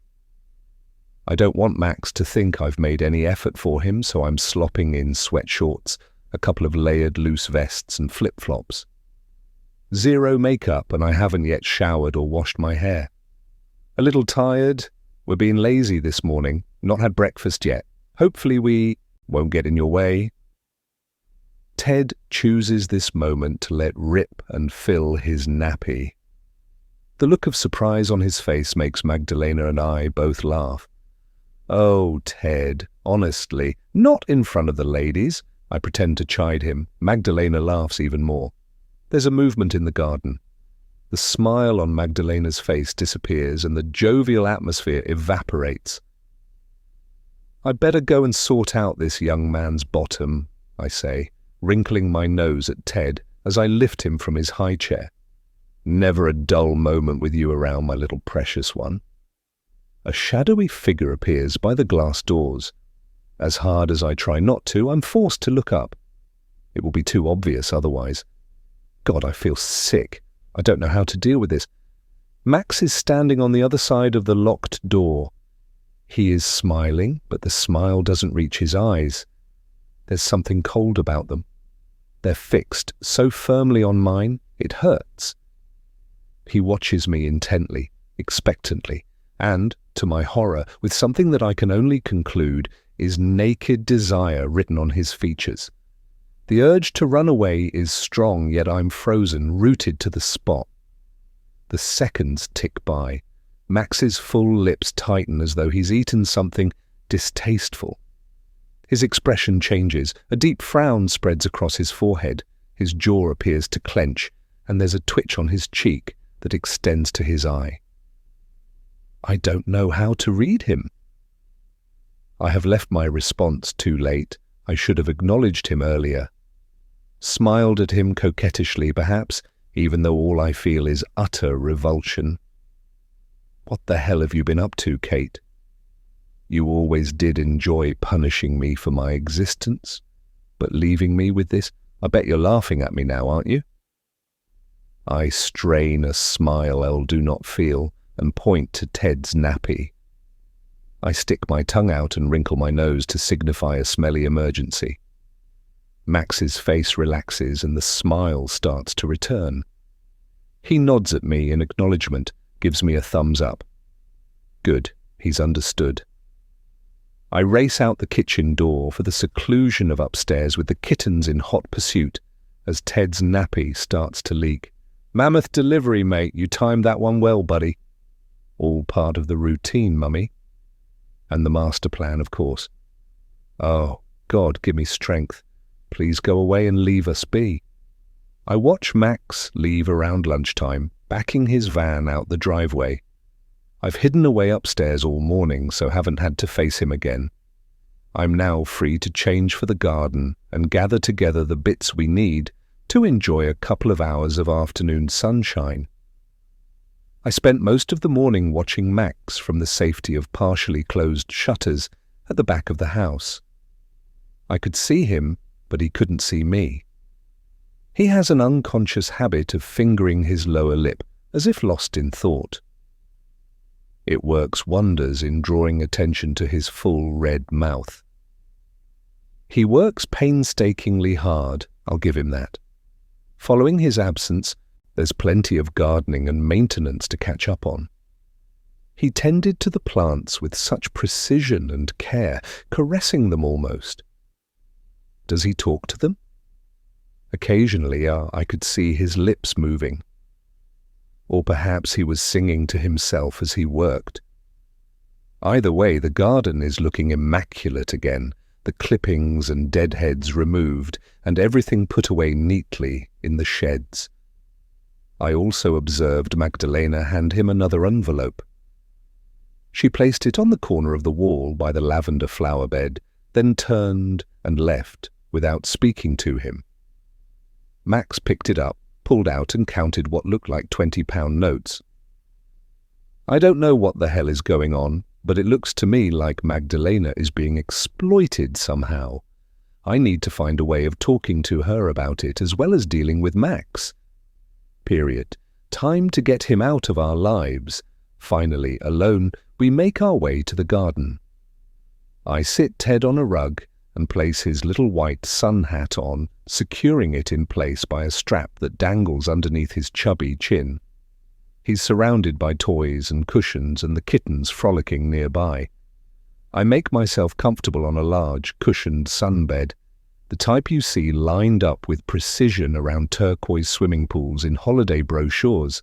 I could do with a snooze, but mustn't fall asleep as Ted is at the crawling stage. It's important to stay alert.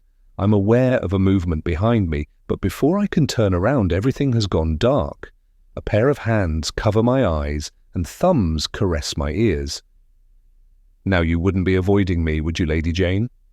Max leaps around in front of me and in one fell swoop straddles me. I'm an idiot.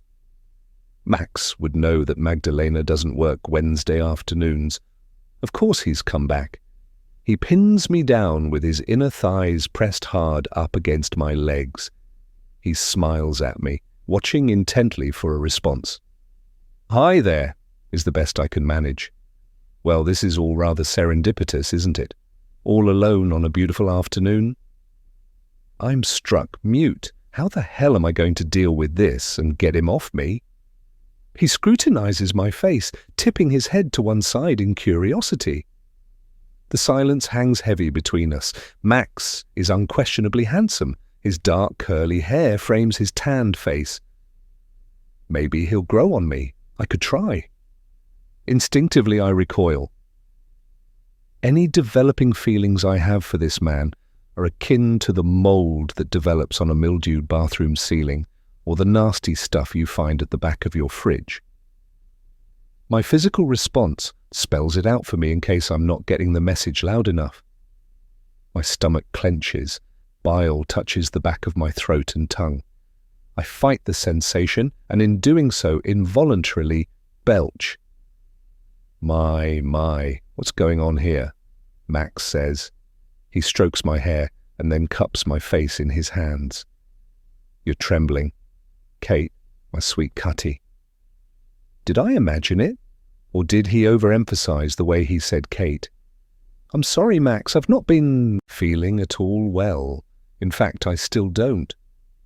I put my hands around both his wrists with the intention of gently moving them away. I've explained I'm not well. Surely he can understand. Whatever was going on between him and Kate, after the events of that day in June, things have changed. Pushing his hands away, I try to soften my face and look into his eyes, imploring him to understand. But Max isn't listening, or he chooses to ignore me. His response is to move his hands down to fondle my breasts. Oh God, please no. We must do something to make you feel better then, mustn't we? He leans in to kiss me. Max has had a drink at lunchtime. I can smell the beer on his breath. He pushes his tongue inside my mouth. I want to bite it. I want to choke. Kissing is an unbearable intimacy. I can't bear having his putrid mouth on mine. He moves his right hand and lifts up my short sundress, clawing at the waistband of my knickers. I tense and pull his hand away. Max's eyes cloud over briefly with confusion at the rejection, as if it's dawning on him that I don't want this. Please, Max, not now. I'm not well. I'm having my period. I clutch at brittle straws. I keep my voice calm. You're so impatient, I can't. Another time. I impart my message in a chiding tone Kate would use. Max ignores me. He doesn't speak. His breathing is getting heavier. He pushes the gusset section of my knickers aside so that it digs into me. He hastily unzips his shorts. I turn my head to see Ted, my son, who is oblivious, playing happily with a pile of colourful building blocks. Can I do this? Can I fuck this man and continue to pretend that I am Kate, to keep the pretense going to preserve what is mine, to keep my baby? I'm not going to be given the choice. Max forces himself inside me so violently I'm torn apart. His mouth starts licking and gnawing at my neck as he continues to thrust with force. His body presses down on me, forcing sounds to escape. Max takes it as a sign that I'm enjoying myself as he pounds into me harder and harder. The clamminess of his skin touches mine with every thrust. My eyes fill with tears as I succumb. I focus on removing myself from my body, take myself away to a higher plane. I close my eyes and tell myself I can survive this, willing my mind to be calm even though my heart beats irregularly against my ribs. I refuse to take part in what is happening to my body. I despise myself for having to go through with this, for not being strong or smart enough to dispel Max's advances. This is my punishment for what I have done. By the time Max finishes, all the air is knocked from my lungs and uncontrollable tears stream down my face. Max zips up his fly as he turns away from me. With the most intense physical and mental weariness I have ever felt, I try to rearrange my clothing and collect myself. I need to remove Ted and I from the presence of this man. Cersei starts to play with the laces on his work boots. One lace has come undone and is trailing on the ground. She bats it with her paw before leaping on it. Max bends down and picks her up by the scruff of the neck. He squeezes her, forcing a painful mew from her tiny body before throwing her back on the ground. I feel my chest tighten, the hands at my side clench. I find my voice. Max! No, stop it! I force my aching body to stand. He'd better not be about to kick a defenseless kitten. I believe how people treat animals is a view into the recesses of their inner soul. And as I now know to my cost, Max's is very dark indeed. On hearing me shout, Max looks at me. His face clouds and his eyes narrow to tiny slits. Well, someone's woken up, haven't they?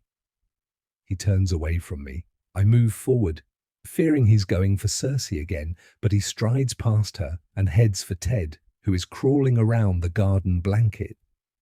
He picks him up. Panic rises in my throat.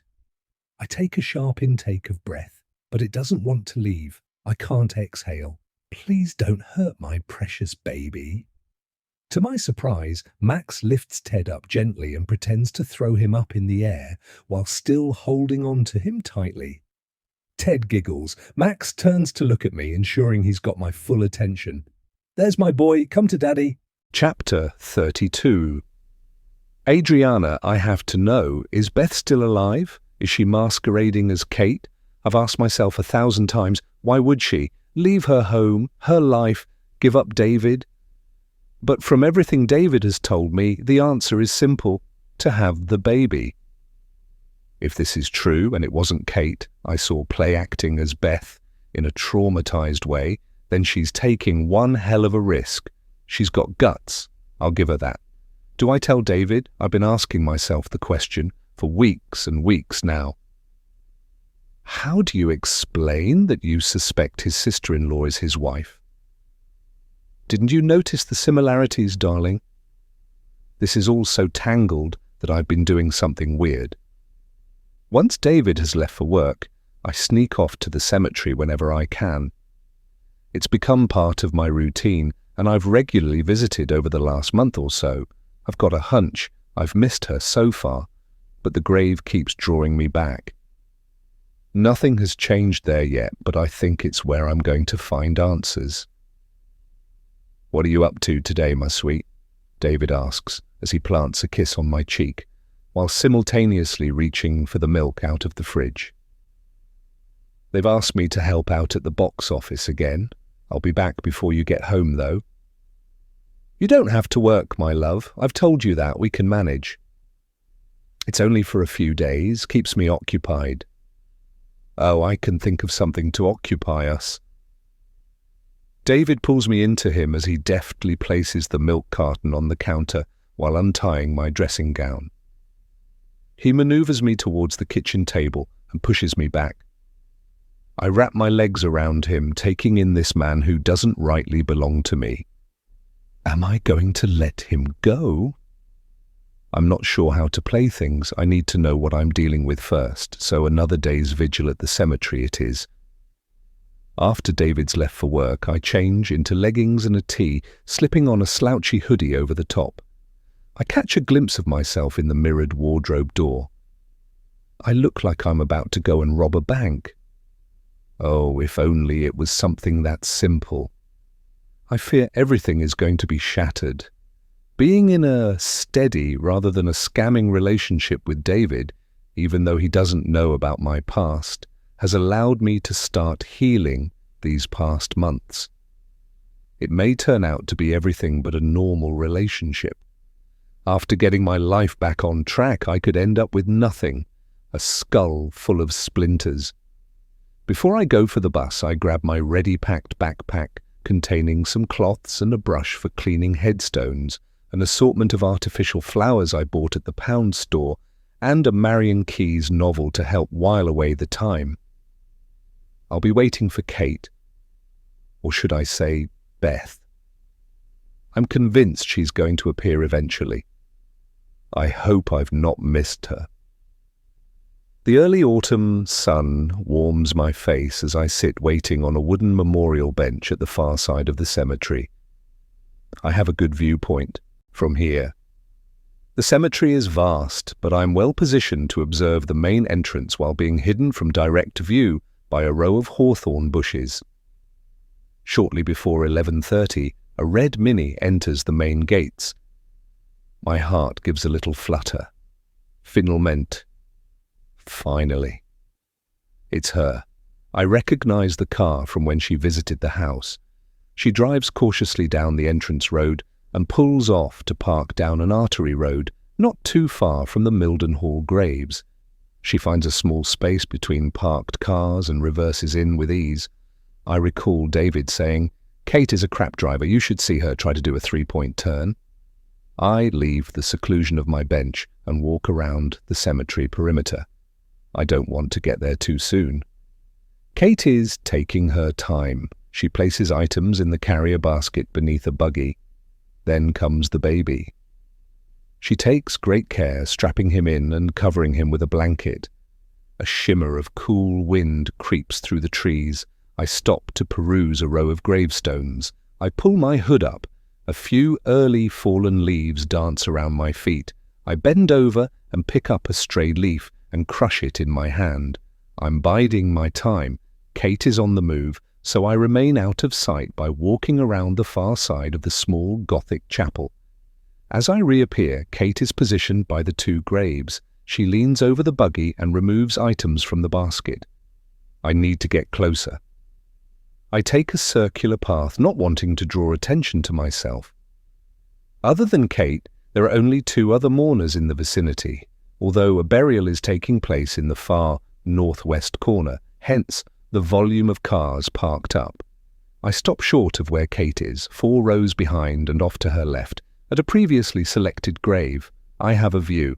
I lay my rucksack on the ground and take out the brush and cloths. I dampen one of them with a bottle of water. The gravestone of the dearly departed Emerald Jackson is about to get a clean-up. I start with the wire brush to loosen some of the dirt and lichen. I crouch down, but always keep Kate in line of sight. She stands motionless in contemplation. I catch snippets of conversation, but I can't make out what she is saying. Is she talking to the baby again, or addressing someone else? She's got something in her hand. I'd put money on it being a trowel. She takes a plastic bag and walks with purpose, pouring its contents along the raised soil mound of the children's grave. She turns over the soil with the implement in her hand and mixes it in. At a glance, you see a grieving mother planting something on her children's grave. But it's too early for that. The ground is far from settled. I don't believe this woman is their mother.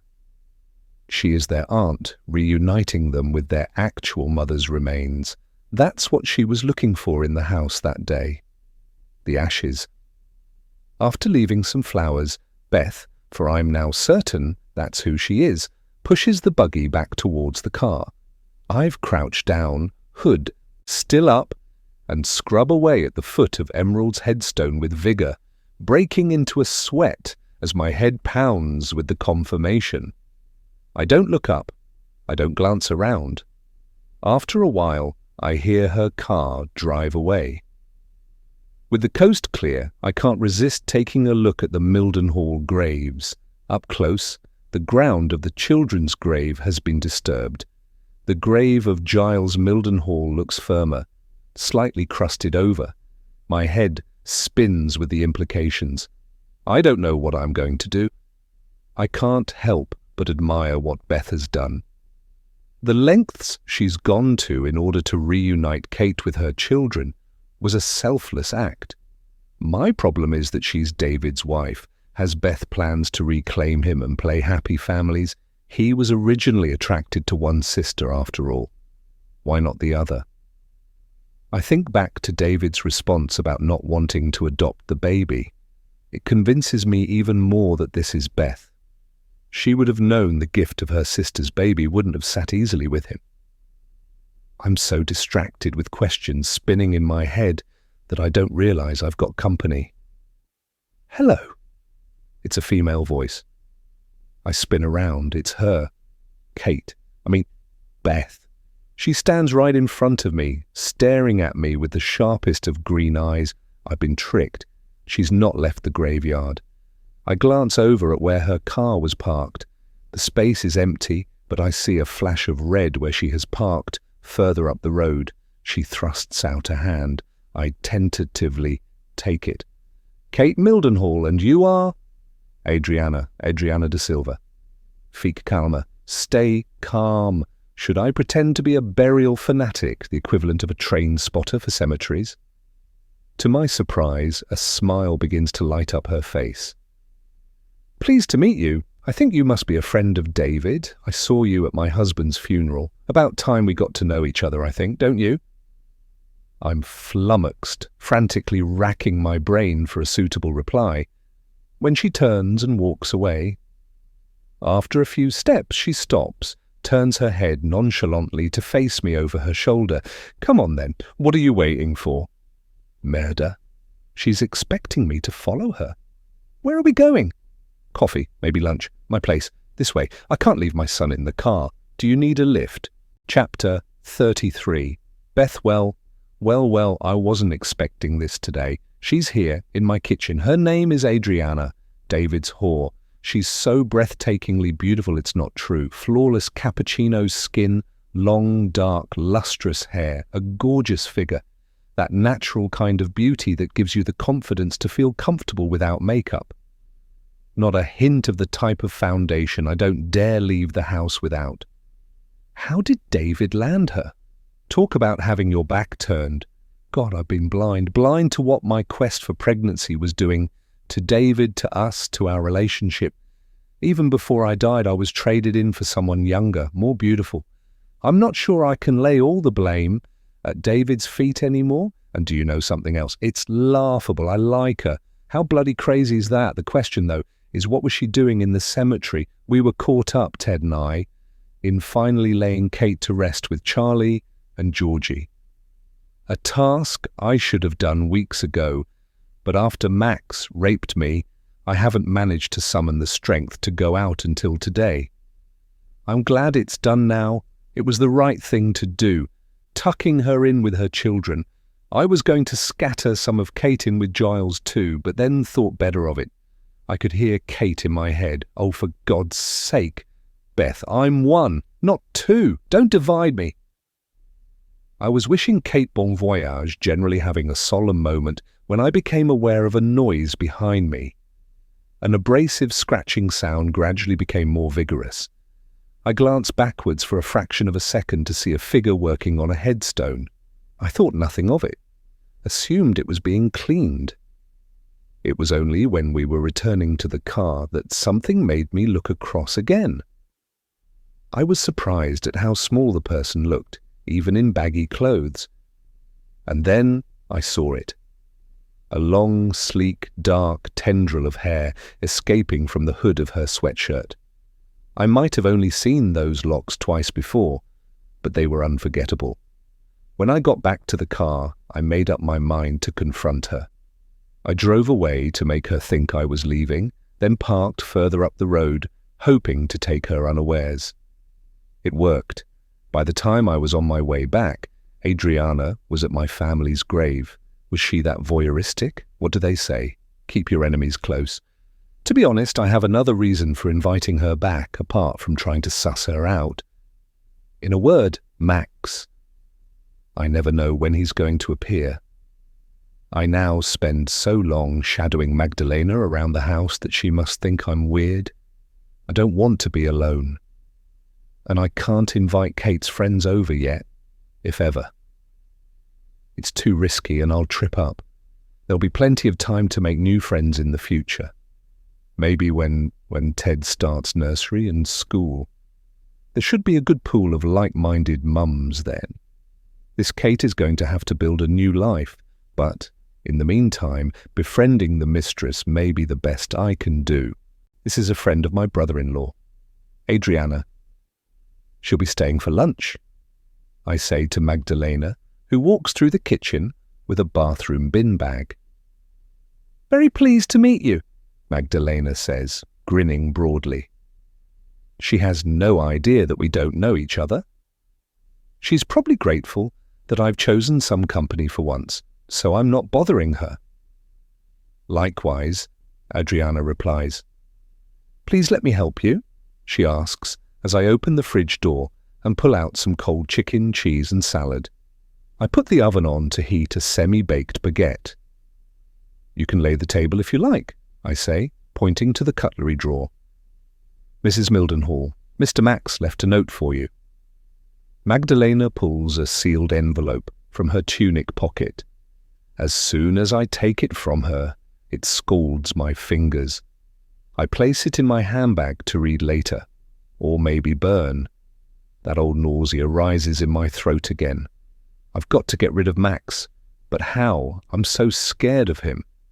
It comes to something when you resort to inviting the woman who stole your husband over for lunch as a protection barrier.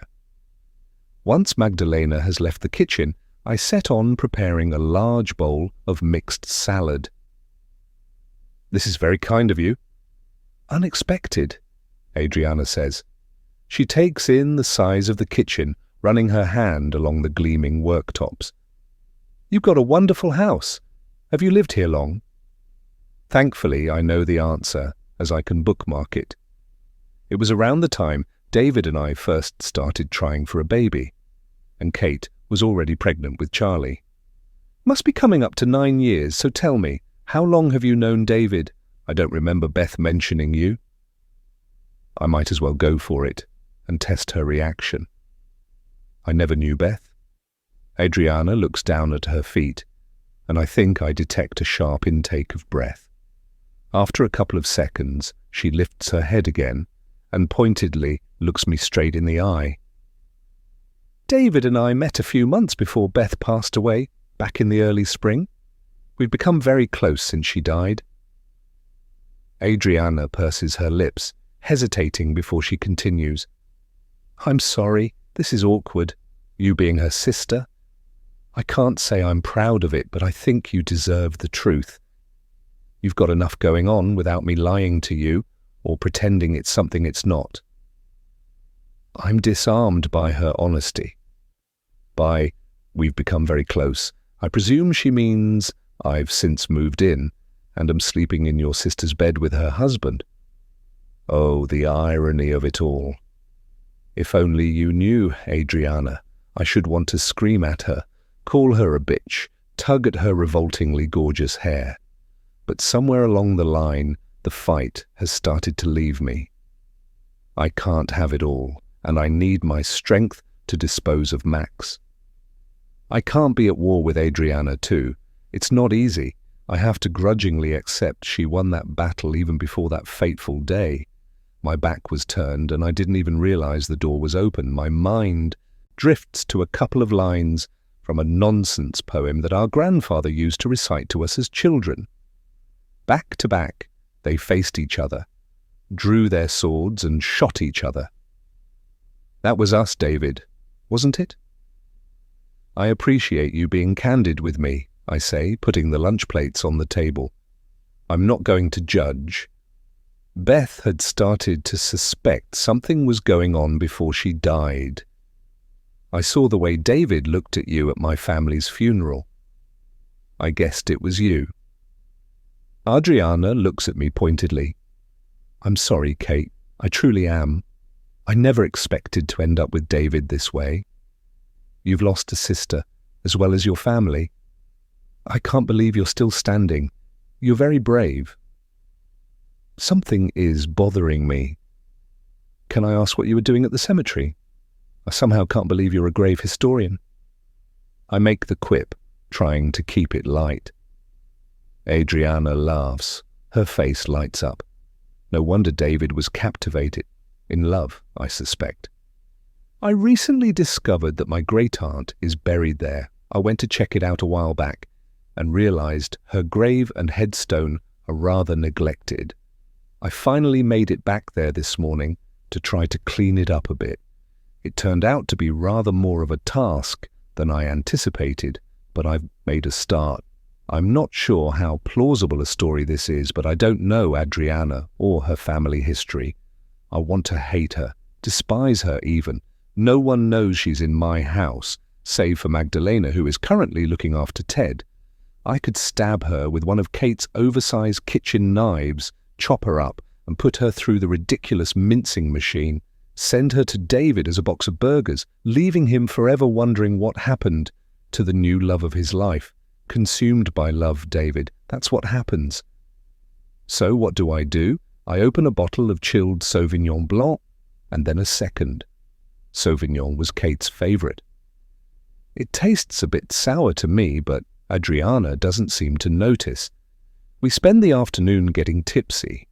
We laugh hysterically as she regales me with stories from her varying theatre jobs and failed auditions, before moving on to how you can tell the difference between a man who is buying perfume for his wife or for his mistress.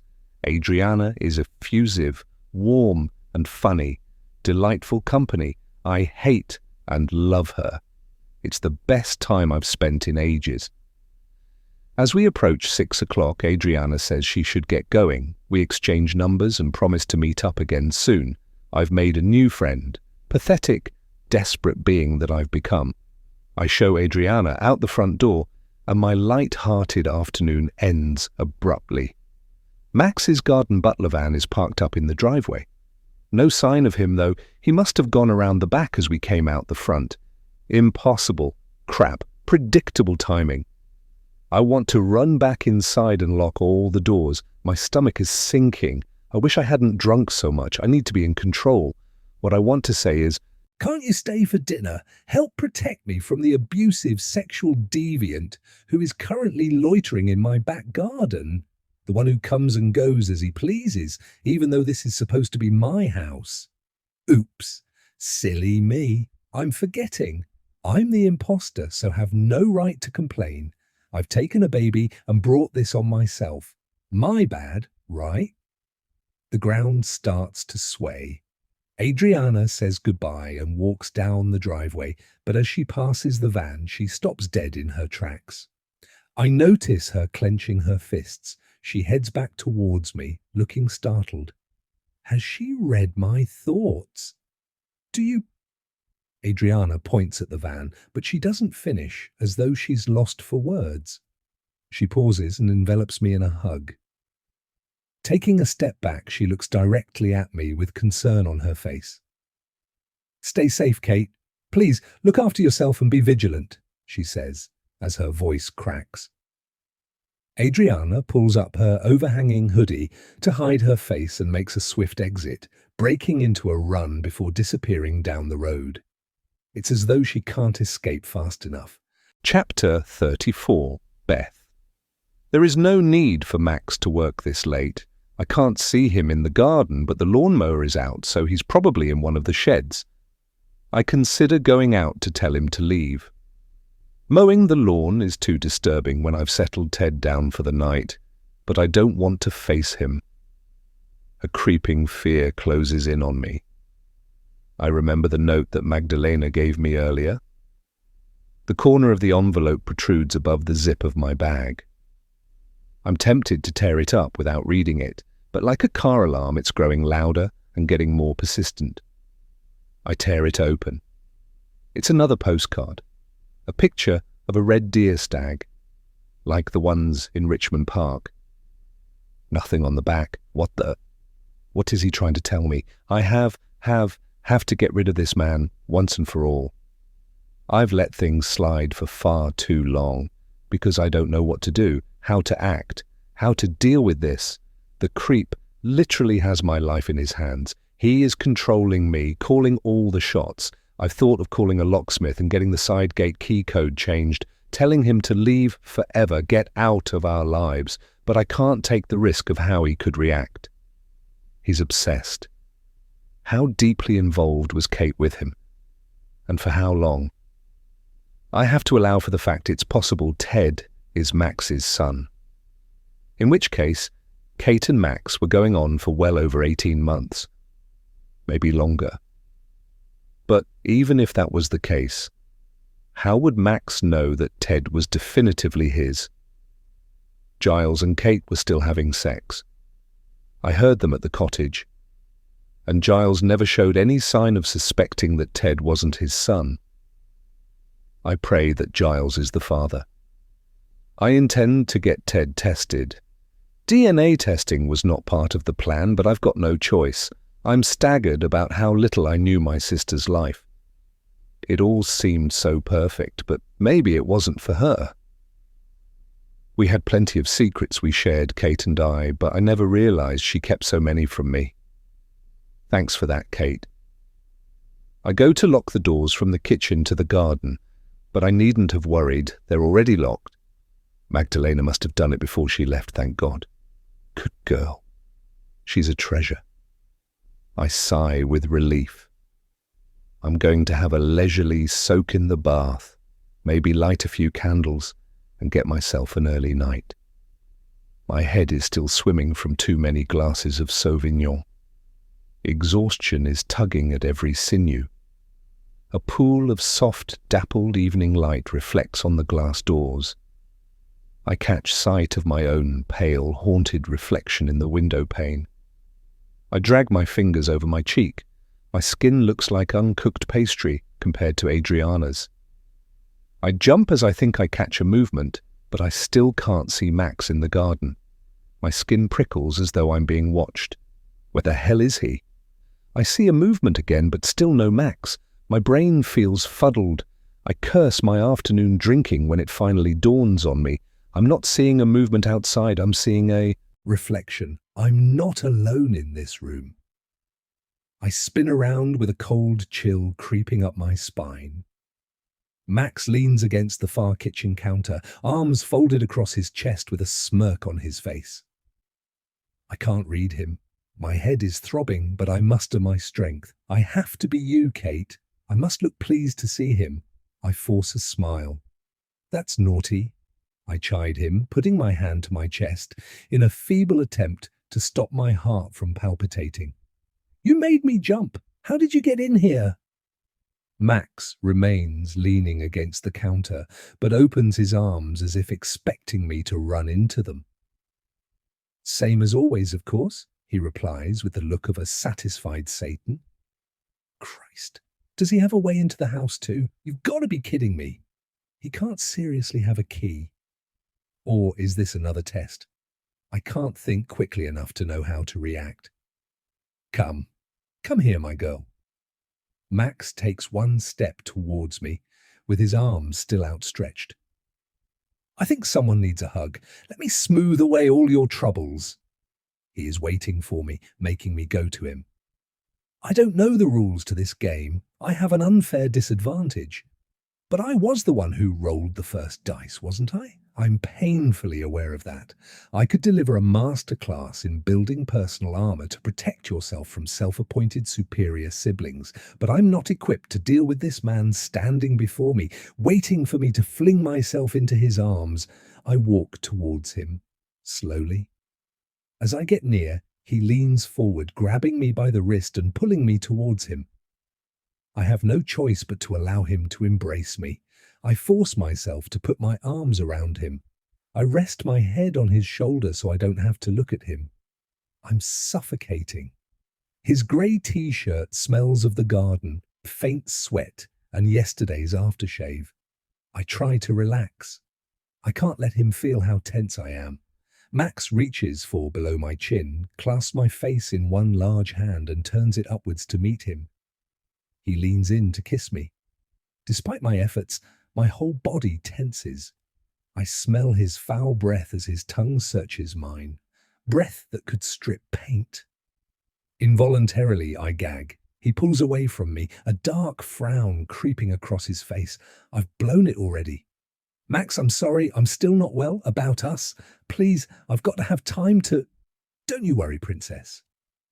Max pushes me backwards up against the island counter, the cold, unforgiving granite digging into the small of my back. In one swift move, he lifts me up onto the counter, pulls my legs apart, and wraps them around his body. He grips me by both legs and squeezes them so hard that I wince.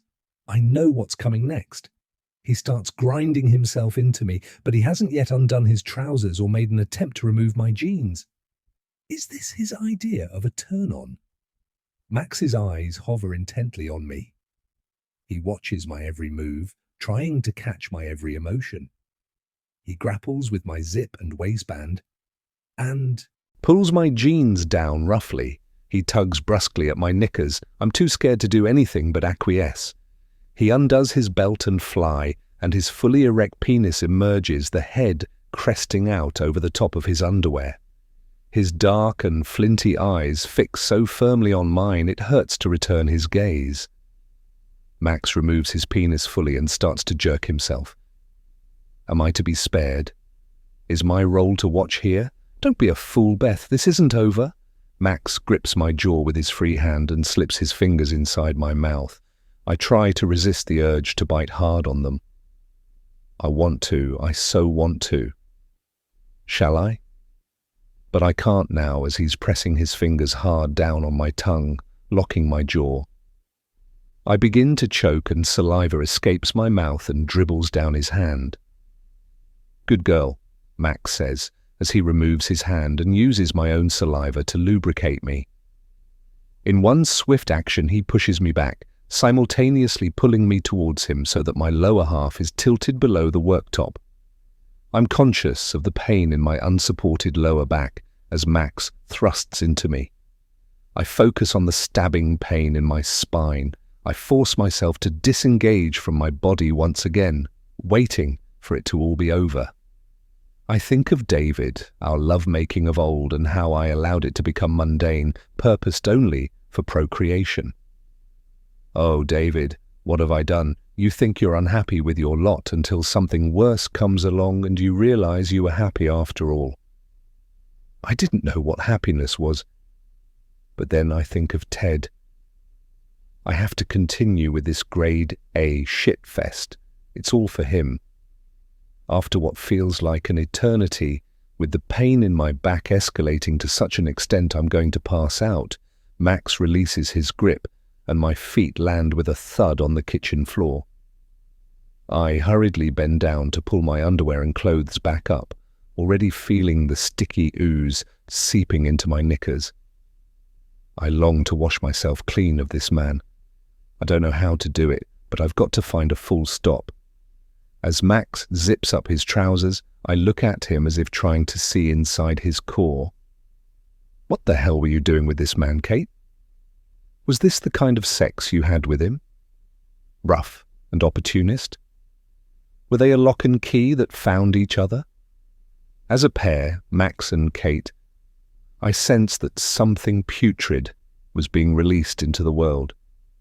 I've been contemplating Max for too long. My vision starts to refocus and I realize he's staring straight back at me. Your enthusiasm has dwindled rather, hasn't it? He clasps my face again in one hand, his steely eyes boring into me. I can't help myself. What do you expect? You know what I've been through. I've lost almost my entire family. It's difficult to heal. Being here, I shouldn't be doing this. Max steps back and places his hands on his hips, surveying me. Is that a fact? Anger starts to bubble up inside me. Whatever the nature of his relationship with Kate, he has shown zero compassion. I cannot believe anyone could be that heartless. Whatever her relationship with Giles, Kate has lost 2 of her children. I deserve some sympathy. I've been thinking of going away. I can't breathe in this house. It's too difficult. Too many reminders. It's killing me. Oh, I don't think you'll be going anywhere, do you? What are you talking about? Why wouldn't I? Surely you can see I need to. I'll tell you what I see, shall I? I see an opportunity. An opportunity for you. And an opportunity for me. The soil hasn't settled on my husband and children's graves yet, for Christ's sake. It's all so wrong and disrespectful. I pray that there is some decency somewhere inside him. Ah, there's the rub, Max says with an exaggerated waggle of his forefinger. What? What are you talking about? I stammer, with the Kate confidence completely draining from my voice. I've gone too far. I've pissed him off. I've made a bad move. Max's eyes flicker over me like flies crawling on my skin. The husband and the children. See, the thing is, they're not yours, are they? I feel a chill, like a sharp knife blade scraping over my skin. Think, Beth, think. This is pivotal. I can't give up now. I will protect Ted until every last ounce of breath has left my body. When I go to speak, my mouth is dry. What the fuck are you on about? Seriously, what do you not get about this monumental tragedy and my loss? Have you even got a heart in there? I poke at his chest. There is coldness in his eyes before it gets masked by the return of the smile. His response takes me aback. You're a dull shag, do you know that? Strangely, I'm not feeling too responsive right now. Get it? I muster as much vehemency and sarcasm in my voice as I can. Max shakes his head. Nice try. Boring, Beth. A bomb explodes inside my head. Kate used to call me that when she wanted to be cruel. Boring, Beth. Shrill, whining sounds of warning start to whir at speed. Can Max read my panicked thoughts, flitting through my brain, not finding a direction? I'm dumbstruck. You see, Beth, this little game of hideaway of yours doesn't fool me. Not anymore. I bought it to start with, grant you that much. A sardonic laugh escapes from his now snarling lips. But I've been watching you. It's not about privacy in your time of mourning. It's about secrecy, isn't it now? A spittle bubble bursts in the corner of his mouth. My Kate is dead. She wouldn't treat me like this. You're a poor imitation, by the way, but I expect you know that. I think we're done here, Max, and I'd like you to please leave my house. I'm screaming as I point to the hallway. I want him out the front door for good. I'll leave all right. If that's what your ladyship wishes, Max says in a mocking tone. But let me make one thing very clear. I am offering you a serious opportunity here, but there will be consequences if you don't take it. What? What are you on? Oh, I'm going to have some fun with you. Time for fun of a different kind, I think. Max reaches out and helps himself to a red apple from the fruit bowl. We're going to play a new game, you see. And here are the rules. He takes a crunch of the apple and chews. I'll give you 2 weeks to transfer £20,000 into my bank account. That'll do for starters. You have the details, don't you, Kate? He takes another bite. You see, I can call you that if we're going to carry on with this pretense, your choice. But I wouldn't think about it for too long if I were you. Consequences. Consequences. There's a glint in those dark, malevolent eyes. Get out! Get out! I shriek at him and shove him in the direction of the front door. To my relief, Max mocks a salute, turns and heads for the hallway, kicking Cedric, who's crouching in the doorway. He yowls in pain. Bastard! I follow to make sure that Max is leaving. He opens the front door as I hover in the kitchen doorway, cuddling the cat in case he decides to go for one of us again. His final words float back to me. Has it not occurred to you that my son is the sole heir to the Mildenhall estate? I want my share. As I said, opportunity for you, opportunity for me. 2 weeks, Kate. Chapter 35. David. We're snuggled up on the sofa watching Gogglebox.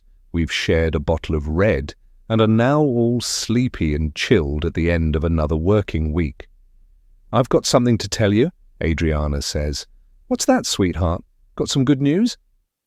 I reach for the spicy tortilla chips and slump back against Adriana. Maybe she's been called for an audition or something. I don't know if you'll think it's good necessarily. What's up? Hollywood's come calling, has it? No, there's nothing up. And thanks for the vote of confidence, she says. I'm surprised at how snappy she is. Sorry, didn't mean it like that. It came out all wrong. What's happening? I say, utilizing my best goofy face. Beth would have smiled, but Adriana's expression doesn't change. I move my outstretched legs from resting on the coffee table and plant them on the floor. I sit up straight and turn to face her so she knows she's got my full attention. I don't want to mess with Adriana. She gives me a look, the kind I've not seen from her before, a sort of, you're not going to like it, but look. I've met Kate. Major heart spasm. Fear creeps in like a cold breath on the back of my neck. All I can think is WTF. Kate, seriously, when did this happen? You didn't mention it. I'm mentioning it now, aren't I? It wasn't planned or anything. Did she call the house phone or come here? I laugh, but the kind born out of manic anxiety rather than humour. What was said? Is Adriana about to tell me she knows what happened on the afternoon we scattered Beth's ashes? Relax, no, she's not been here. We met in the graveyard yesterday. Call me dim, but I am confused. In the graveyard? I'm not following. There's nothing to follow, David. We bumped into each other, that's all. Struck up a conversation and she invited me to lunch. Thought it was sweet of her. I can't quite compute all this. Hang on. Backtrack a moment. You happened to be walking through the cemetery and you clocked each other and started to chat, culminating in a girly lunch? Adriana now seems distracted. Something along those lines, yes. What the hell is Kate up to? God, why the hell did I do what I did that evening? This is going to come home to roost, I can sense it. Smack me quite squarely on the jaw. I thought you said you were helping out at the box office. I try not to sound too sarcastic or accusing. Adriana blinks rapidly. They called to say they didn't need me after all, so I went to the cemetery. I have a relative buried there, you know. Thought I'd pay my respects. She says this nonchalantly, as if popping to an old grave is an everyday occurrence. Maybe it's my guilt making me smell a rat, but I know better than to push it. Good lunch, was it? I say, as a way of trying to keep the lid on things. How's Kate doing? As well as can be expected, she was kind and welcoming. Kate must have had a personality transplant. She's up to something. Adriana finishes the last drop from her glass and places it on the coffee table.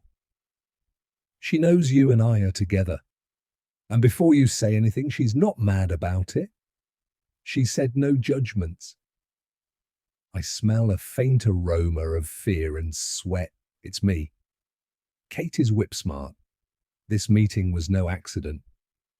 I can't fathom what her game is, but I'm assaulted by memories of what Kate and I did. Why couldn't she just leave it be? I thought we both agreed that it shouldn't have happened. We got caught up in the emotion of the moment, that's all. David, are you even listening to me? Adriana says, interrupting my thoughts. Yes, of course I am, sweetheart. Sorry, it's been a long, tiring week. I fake a stifled yawn. I want this conversation and nightmare to come to an end and for us to go to bed. To envelop Adri in my arms and for her to love me. Do you know something? Adriana purses her lips. It was a bit weird, if I'm honest. She lets out a big sigh. Weird? I realise Adriana has been off since yesterday. Withdrawn and quieter than normal. Hard to gauge. I couldn't help but imagine I was having lunch with Beth. She turns to face me, gazes directly at me and locks her beautiful eyes on mine. Your wife. Adriana elongates the word wife to give it emphasis, as if to throw a spotlight on it. How ridiculous a thought was that? Has meeting Kate made Adriana jealous of Beth? Better than her knowing what I did with Kate, I suppose. Well, they do look the same, I say. And it's all a bit strange for you, this whole after Beth situation, I know. I take her hand and lean in to kiss her. Adriana ducks under my arm and leaps off the sofa. Where are you going? I fancy a shower to clear my head. I'm not feeling too great. I'm heading up. Adriana picks up her empty wine glass off the table. She stops in the doorway and turns to look at me. And you seriously need to clean your teeth. Those tortilla chips make your breath stink. I'm embarrassed. After she's gone, I blow into my hand and give it a sniff. I decide to give Adriana a bit of space, so I watch TV for another hour, then head upstairs. She's already in bed asleep, her back turned away from my side of the bed. I cocoon myself around her. She doesn't stir. She could be feigning sleep, but I dare not wake her, in case. We've not made love to kickstart the weekend. I can't remember that ever happening before. Chapter 36. Adriana. I'm glad the weekend is over. I thought at one point I wouldn't be able to make it. My head has been spinning since Thursday. Finally, though, I'm alone. David has left for work, and I've taken myself back to bed with my laptop and a strong cup of coffee. The mornings are cooler now, but David is refusing to put the heating on yet. Tightwad. I prop myself up on pillows and pull the duvet up around me. I cradle the large white IKEA mug to warm my hands and take a sip. How did I get here? And what on earth am I going to do? I need time to think, plan, escape. I thought I was finally healed, ready for another relationship. But now I'm not so sure. Not after lunch with Kate. I mean, Beth. I don't even know what to call her in my own head. This is one gargantuan mess. Worst of all, it's not even David's fault. He hasn't a clue what's going on with me, never mind my romance scam sideline. But I'm beginning to find him unbearably clingy, like a toddler and his cuddly toy. I don't want to be anyone's comforter. This whole weekend he's been behaving like a limpet, but he's someone else's husband, even if he doesn't know it. I don't want to be part of this screwed-up situation, not after having met Beth Kate, and not after seeing that van outside her house.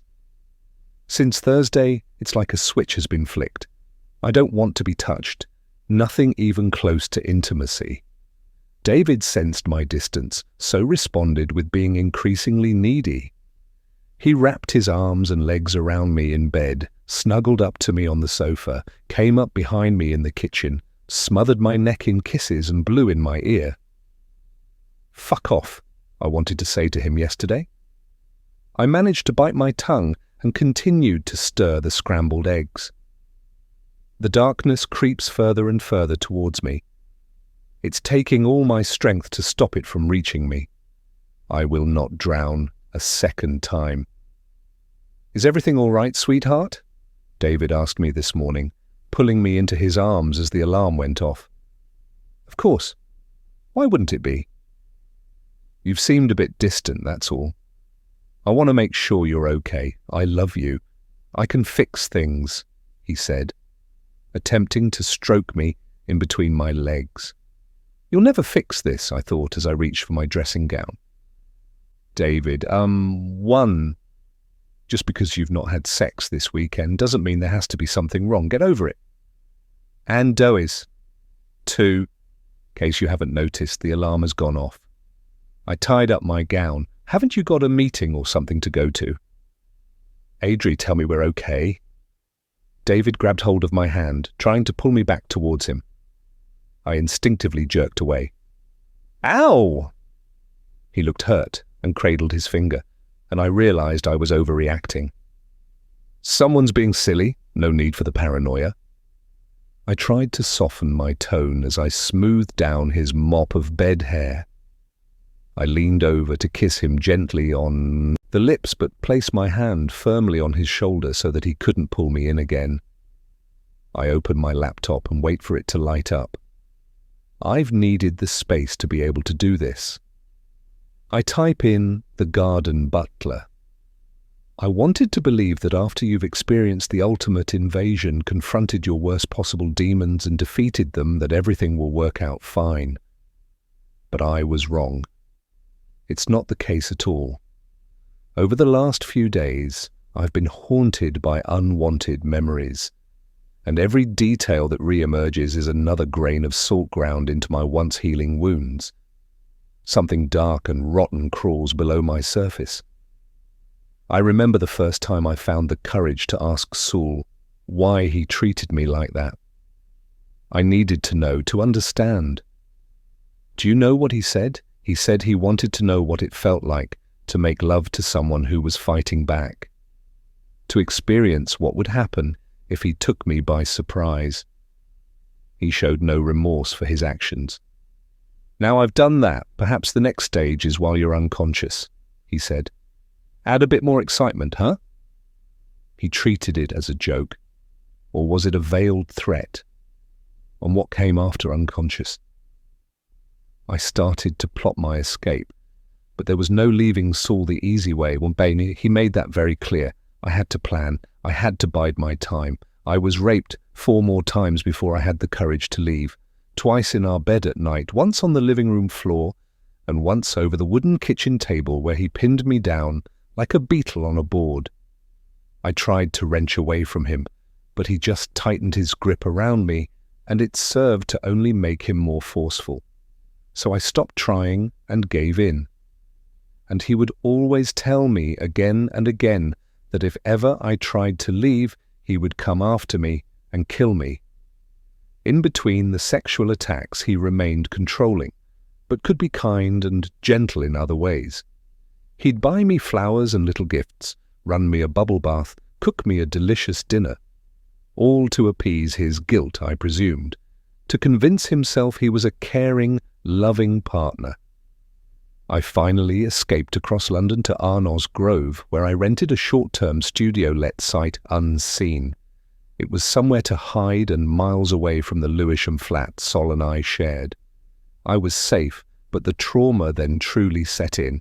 I didn't go out, I stopped eating properly, sleep was always fitful, all life brutally ripped from my body. From that first rape on, I stopped seeing the world in the same way, because nothing is the same as before. I'm a changed, damaged person. I know that. I'm not denying it. I'm not proud of the person I have become. But having your sense of self and safety stolen from you alters you in ways you can't account for. Nearly 7 years on, I still can't. The old cliché of time being the healer is true, but only in part. I was ready to meet a David and to try a proper relationship again. I'm steaming towards my 30th birthday and thought I wanted to settle down, but now I'm not so sure. There's a sickness inside of me that won't go away, and David is not the cure. I am damaged beyond repair. I see that now. Saul has made sure of that. He continues to destroy everything and take everything away from me. How I've tried to consign Saul and what he did to me to a deep, hard-to-reach place, to keep it marked as unremembered, or better still, deleted, memories scrubbed out like faint stains, and I was succeeding. I finally had the upper hand until that day at Kate's house. I saw that van, and it's as if the floodgates have opened, and the violent memories are going to assault me all over again, kill me even, as he promised. I look down at my laptop, suck in air, and click on the link. He's there, his picture, his services, testimonials. Sol has moved to southwest London and set up his own business, as he always said he would. It was his van I saw parked on the driveway at Kate's house. On the side there was a yellow sun motif, symbolizing Sol. Maximilian Solomon, the garden butler. I want to run. I shouldn't have chosen this part of London. Stupid. This city will never be big enough. I need a new country. I could pack, leave now and be on a plane by tonight. But I know I'm not going to. Not yet. I need to get some more money together first and start to set up a life somewhere else. How much should I take off David? Fleece him totally or part empty his accounts? I do care about him, but not enough to stay. I'll have to keep up my pretense for a while longer. How can he not see what's happening right under his nose? Not just me. Beth. My other dilemma, I can't stop thinking about Beth, Kate. Is she safe with Saul at her house? I'd be amazed if he hasn't taken an interest in her. Should I warn her? What would I say? Beware of your garden man, he's a psycho. I pick up my mobile and find her number in my contacts. Kate Mildenhall. Except you're not, are you? You're a deceiver like me, a fellow interloper. My thumb hovers over the call icon. I throw the phone back on the bed, peel back the duvet and leap up. I've got other stuff to do. She's not my problem. She's part of the problem. Chapter 37, Beth. I'm sprawled out on the sofa, propped up by cushions. I'm too afraid to go out again since my confrontation with Max. His deadline is looming. Ted plays with a wooden Noah's Ark and some toy cars on a playmat. Normally, I'd be down on the rug with him.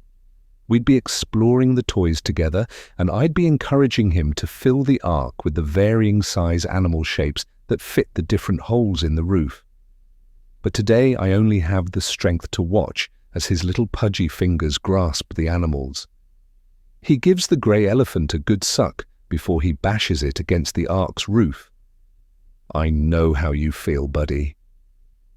Ted looks up at me and grins.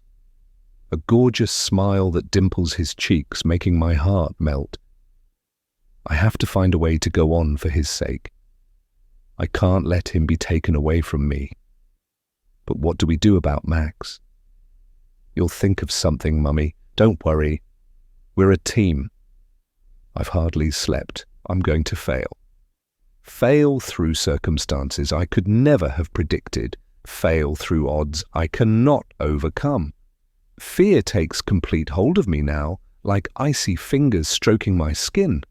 I'm exhausted, constantly nauseous, and I'm so terrified I want to pee all the time. I'm trapped. I'm such an idiot. Max knew Kate. He was intimate with Kate. And I've been behaving like the Ice Queen. Appearances might deceive, but this journey never had a roadmap, showing me all the side roads, cul-de-sacs and dead ends. Would I have embarked on it if I'd known? I could have avoided Sleepless Street and Terror Terrace if I had. Too late now. I painfully, truly, now know the meaning of the phrase, be careful what you wish for. I'm miserable, lonely, isolated and traumatized by rape. Only Ted keeps me going. I've spent too long pretending I can pull this off, but many more days like this one, and I fear my courage and bravado are going to desert me completely. Now Max has called my bluff. Help me, Kate, please. You seem to have abandoned me of late. Tell me what to do about Max. Magdalena appears and loiters by the sitting-room doors. May I come in, Mrs. Mildenhall? I throw out some of the old newspapers. She points to a pile of Sunday papers and supplements built up on the coffee table. Sure, no problem. Come on in. Magdalena gets down on her knees to sort through the pile. Does she too suspect I'm not Kate? She's here most days. She's observed me more than anyone, but she's never uttered a word. Magdalena has been only deferential, kind and respectful. Magdalena, the house fairy, was another of Kate's secrets. I'm reminded of the time back at the beginning when Jess, my appointed FLO, asked me the cat's name. Magdalena came to the rescue. Did she step in to save me that day, or was it pure coincidence? Sorry, I should be helping you. I'm feeling a bit useless and unwell today. Magdalena gives me a knowing smile. My job, she says, bobbing her head down as if it is capable of its own curtsy. Magdalena, can I ask you something? She looks up at me expectantly. Why do you give Max money? Her expression changes. She looks sad, forlorn, guilty. I can't fathom which. Mrs. Mildenhall, I'm so sorry. The expression is now fear. It's okay, Magdalena. You're safe here. No judgments. I clasp my hands together and bring them to my heart to demonstrate reassurance. I almost said no secrets, but thought better of it. Magdalena puts down the pile of papers and inhales deeply. She goes to speak, but nothing comes out, her mouth frozen open. Whatever it is, I promise you can trust me. I don't have proper working visa, madam. It's fake. She pauses and sips in a breath. I will leave. If madame thinks that is better, whatever madam wish. So sorry. I never meant to be. No way. Ted and I would never manage without you. You're not going anywhere. But where does Max come into all this? I think I already know. Is he blackmailing you? Magdalena nods her head disconsolately. Seriously, am I trying to convince myself that I knew nothing about this? Of course I knew. Somewhere in my heart I acknowledged something untoward was happening between Max and Magdalena. I've seen her handing him money, for God's sake, and I've done nothing about it. I've been so busy playing Kate that I'm becoming Kate. But how does he know? My fault. He asked me about how long I be in England, where I worked before. I got muddled. The words came out wrong. I got scared. My face tell too much. She gesticulates her hand around her eyes and cheeks. You poor thing. Max has no right. I'm very angry with him. How much are you giving him? It's now 400 a month. It's very difficult for me now to manage. 400? You've got to be kidding. Oh, Magdalena, no, this is terrible. What to do? Magdalena says, shaking her head. I have no choice. Mr. Max report me. No, he won't. Leave it with me. I'll put a stop to this. I promise. I will. And I'll pay back whatever he's taken from you. Magdalena bows her head and puts her hands together in thanks. I'll also look into how we can get you a proper visa. I'll be careful. Don't worry, I add, seeing alarm spreading on Magdalena's face. Michael will be able to help with this, I'm sure. Anything you need, only ask, he's always telling me. He used to work in a government department of some sort. He'll know what to do. It's not an area I know much about, but we're going to get this sorted, I say, heaving myself up on my elbows and swinging my legs over the edge of the sofa, planting Kate's seriously expensive mule slippers on the hideously expensive rug. I skirt around to the side of the coffee table where Magdalena is crouched and rest my hand on her shoulder. No, back down. Sit, madam. Magdalena rises and puts a hand up towards me. You will be needing this rest, yes? And I'm very, very grateful. Big thank you. She puts her hands together again as if in prayer. She then does something strange. She pats my stomach and looks up at me with a little smile. Magdalena registers the surprise on my face and looks crestfallen. Panic spreads across her face. So sorry, I thought, Magdalena, you think... What? Blimey, she thinks I'm pregnant. I must be getting fat through being a couch potato. Magdalena, if only you knew. I have never in my life been pregnant. I only wish. I've lost 2 children in the most tragic of circumstances, and my baby is right here, playing happily on the rug at my feet. But I have never carried a child. Magdalena continues to look at me nervously. Madam has been very tired. And sick, yes, Mr. Ricardo man. He not bring any of the Tampax for a while. And I not see the little tubes and green papers in the bin. I instinctively raise my right hand to cover my mouth in disbelief. My brain calculates and goes into overdrive. Oh my God, oh my God, oh my God. I don't know whether to laugh, cry, jump for joy, or scream. Could I be? I try to remember when I last had a period. I normally write everything down about my cycle, to the exact minute, never mind hour, but since that fateful day I've not given it a second thought. I can't remember. The last few months have been such a blur. I've a vague recollection of some light bleeding at some point, but that might have been a while ago. Anything else I've put down to stress. Time to go out for a little stroll, Ted. We need to pay a visit to the pharmacy. I'm in the ensuite bathroom, sitting on the loo seat, watching the 2-minute counter I've set flick by on my phone. The indicator stick is perched on the edge of the sink. 6 seconds, 5 seconds, 4, 3, 2, 1. Time to look. I take a deep breath, pick it up. I have a plus sign in the window. It's positive. Okay, I believe it now. I'm finally beginning to believe that this is happening as I lay the stick down next to the other 3 I've already peed on. 4 sticks, 4 plus signs, 1 pregnancy. I have waited a decade for this moment. It's finally here. Blood rushes to my head with the maelstrom of emotions circulating. The euphoria of knowing a new life is growing inside me is weighted down by my sordid situation. I can't be sure who the father is. Is it David? After 10 years of trying to conceive with that man, he finally gets me pregnant when he thought I was Kate? Or, 1,000 times worse, is it Max? It's too soon to be from the recent, brutal kitchen counter sex, but it could be from the garden back in the summer. Chapter 38. Beth.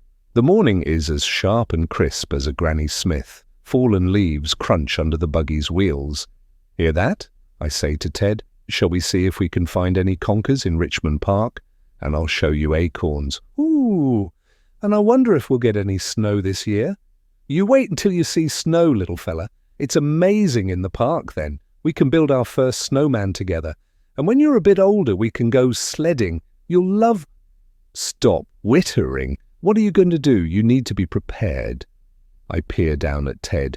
I do know he's not really talking to me. Like Kate doesn't either. But what harm does a little imagining do when I spend so much time on my own?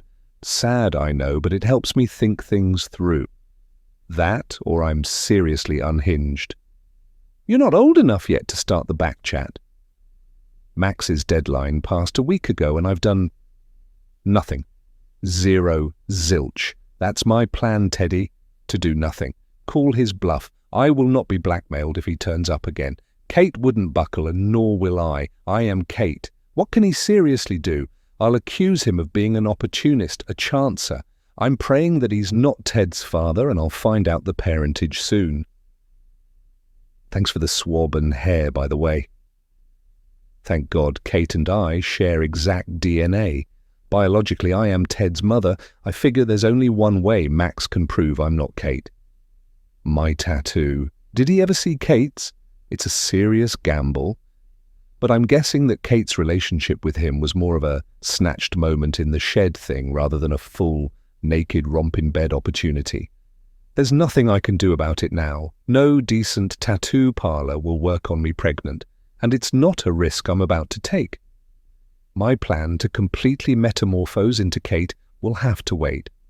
Once inside the park, we head straight for the Pembroke Lodge Cafe before it gets too busy.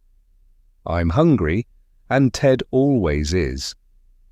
This time we have no problem in getting a table. After we've finished, I'm piling our plates back on the tray when I hear a voice behind me. Well, if it's not Kate with a C. I spin round to be greeted by a pair of smiling, piercing blue eyes framed by a mass of dark blonde dishevelled hair. Harry is wearing ripped grey jeans with a navy peacoat and a red plaid scarf artistically draped around his collar. He's holding Abby's hand. She is clutching her big white bunny. Harry, hi, and Abby. I bend down to greet her. "It's lovely to see you again. How are you? How have you been holding up?" he says with concerned kindness, reaching out to grace my arm with a soft touch. "We're good, but it can be tough. Well, you know, small steps. One day at a time." I'm flustered. I'm out of practice talking to anyone, particularly attractive strangers. "You're doing the right thing, Kate. It's not an easy journey, but it does get more manageable." Harry pauses. Kate, can I ask you something?" A tingle touches me between the shoulder blades. "Have you got time for a walk? It's lovely out there." "Only if you'd like to, mind. Don't want to intrude." "Why not?" I say, while thinking. "You bet. That would be lovely. We were planning a walk and would welcome the company." I'm praying I don't blush as I notice the freckles underneath his eyes and on the bridge of his nose. I've got those too. We follow a path to make it easier for me to push Ted.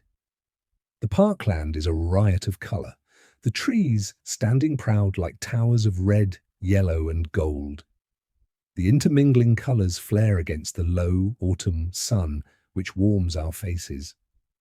Turns out, now that Abby has started nursery, they've switched their Richmond Park Day to a Wednesday. It's a fortuitous encounter. Since first meeting Harry in August, I never did make it back here on a Tuesday. Not after Max. Harry has been good enough not to mention my no-show.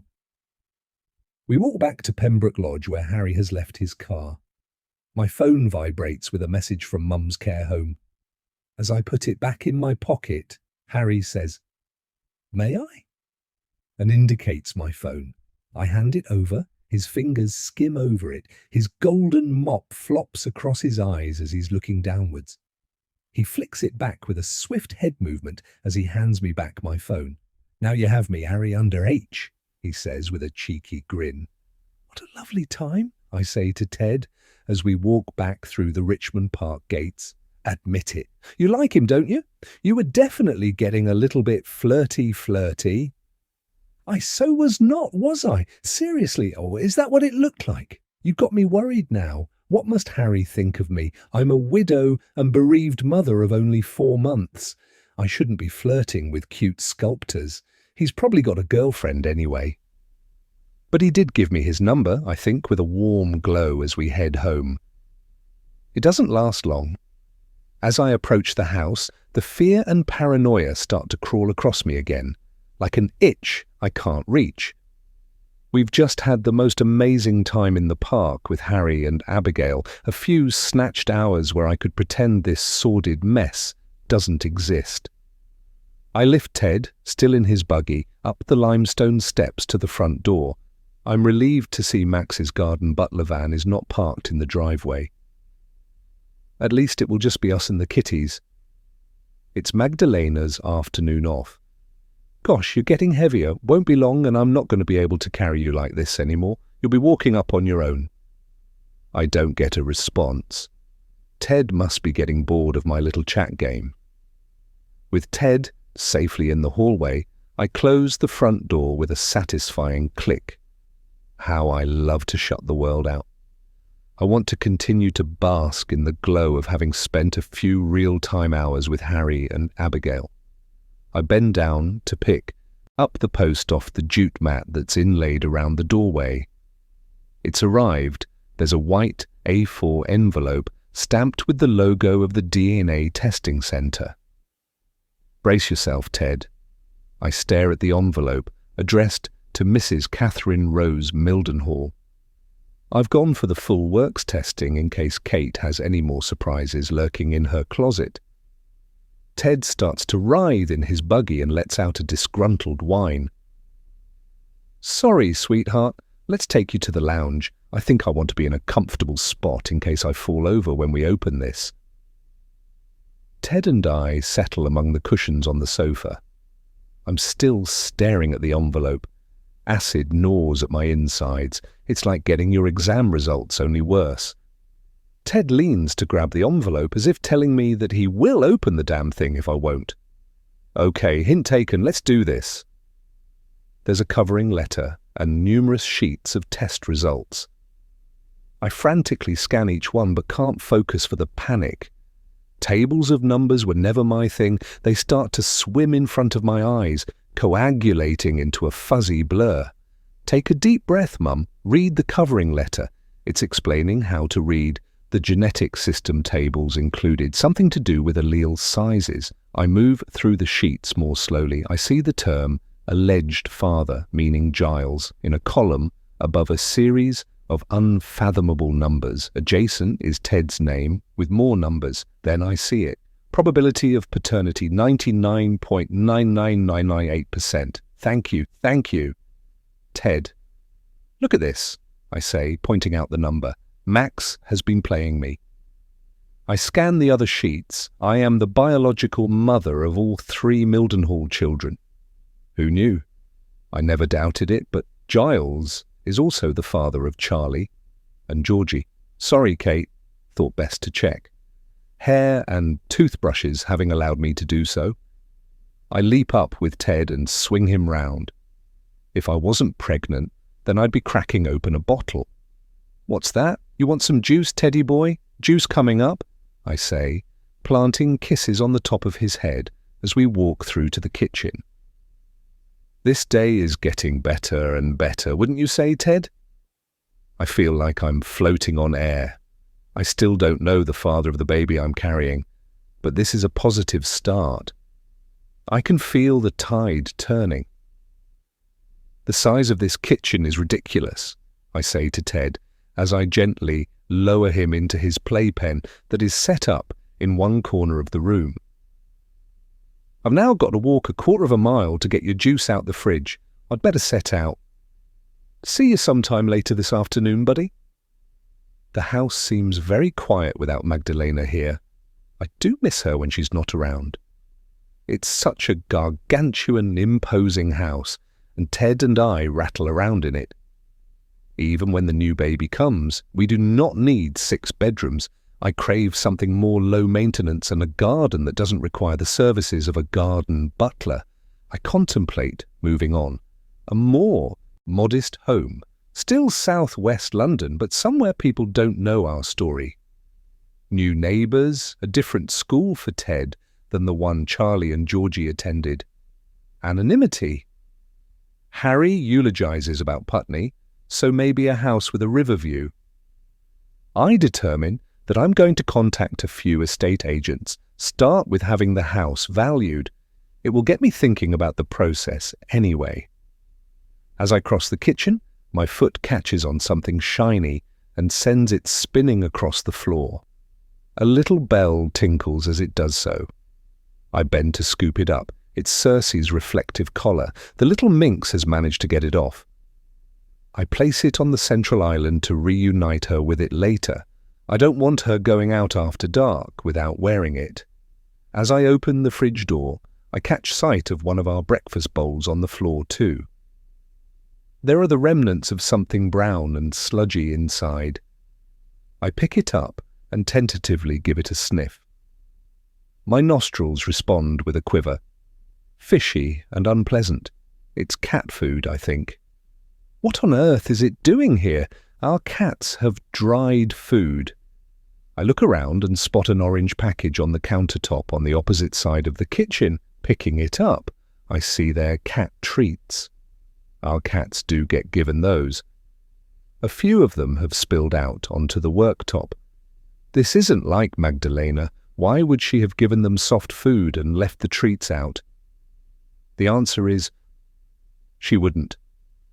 I cross over to the glass doors and look out onto the garden.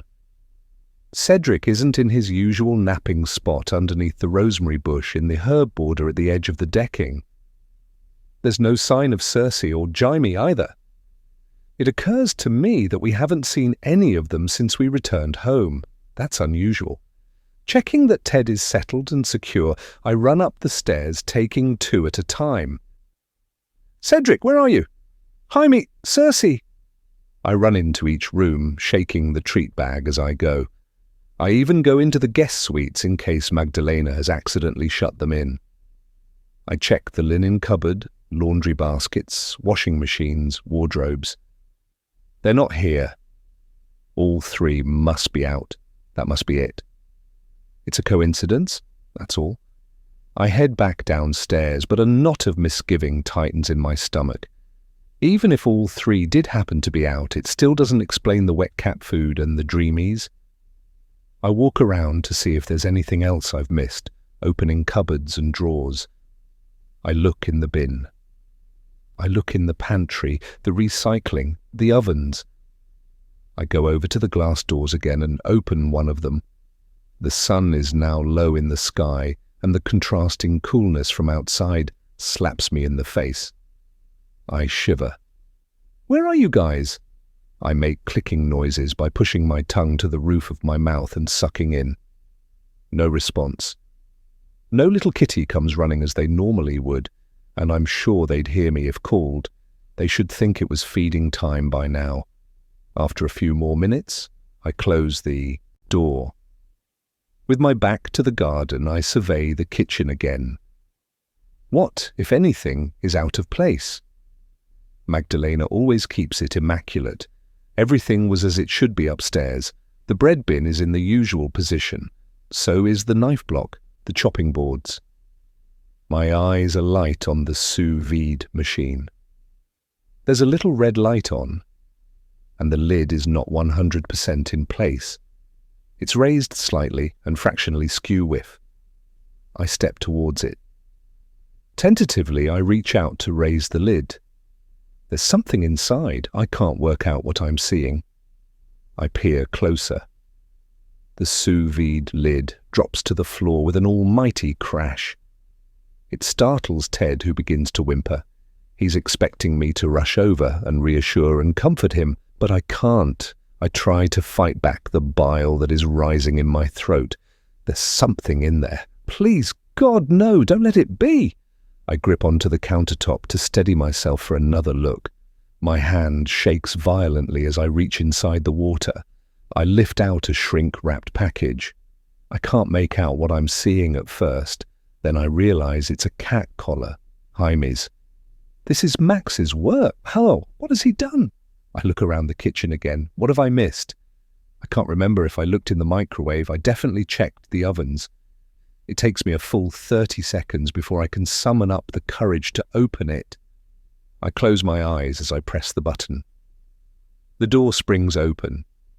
I force myself to look. It's empty. I need to look outside. I run around as I experience the garden through smeary lenses and ears plugged with cotton wool. Standing in the middle of the lawn, a surge of emotion so forceful bends me double. Breathe, Beth, breathe. Then I hear it, a tiny mule. Where's it coming from? From the corner of my eye, I detect a small movement by the summer house. Could it be a white paw? Jaime? Running like I've never run before in my life, I reach him. Jamie tries to get to his feet when he sees me, but collapses. Gathering him in my arms, I look around for Cersei. The door to the summer house is slightly ajar. Cersei lies inside, motionless, except she's breathing rapidly. No, am I too late? Standing on the pink plastic play table is a canister of antifreeze. The vile monster has poisoned them. Propped up next to the antifreeze is a Polaroid photo. I pick it up. It was taken outdoors somewhere. There are trees and grassland. I squint.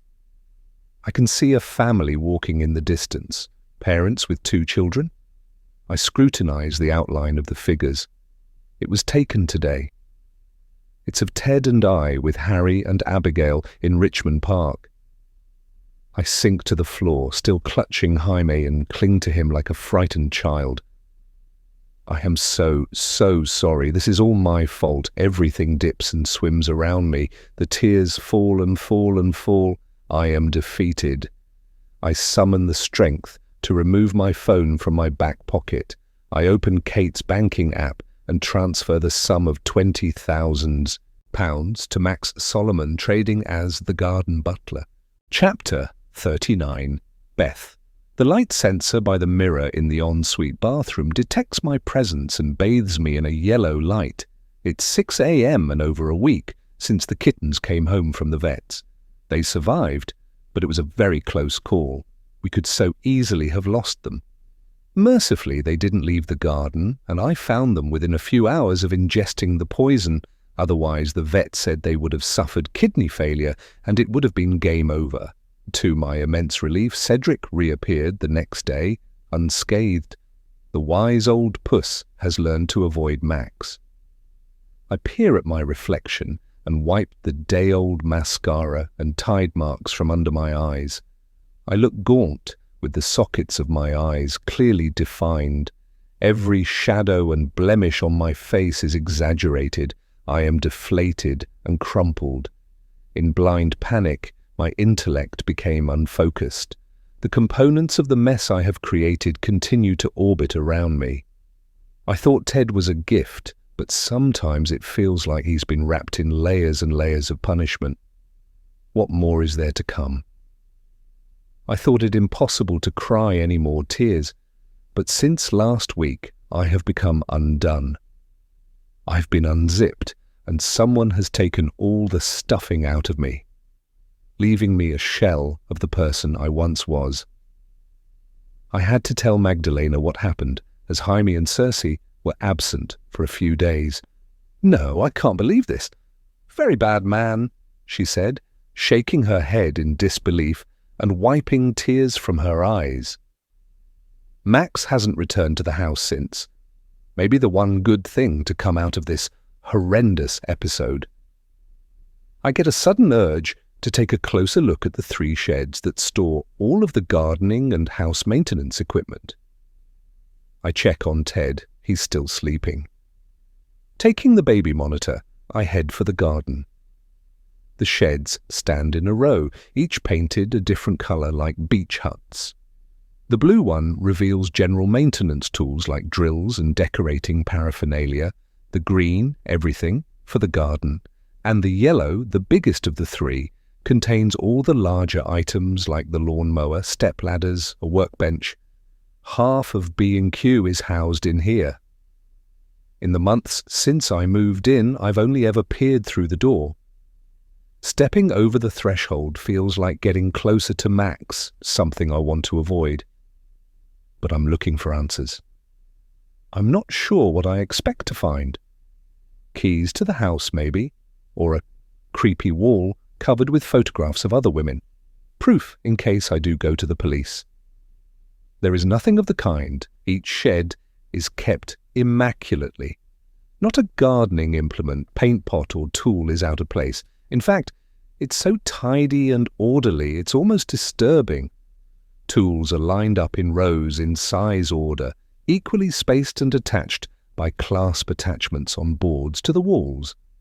There are large concertina boxes with fold-out trays that house rows of hammers, screwdrivers and drill bits, again, all in ascending order.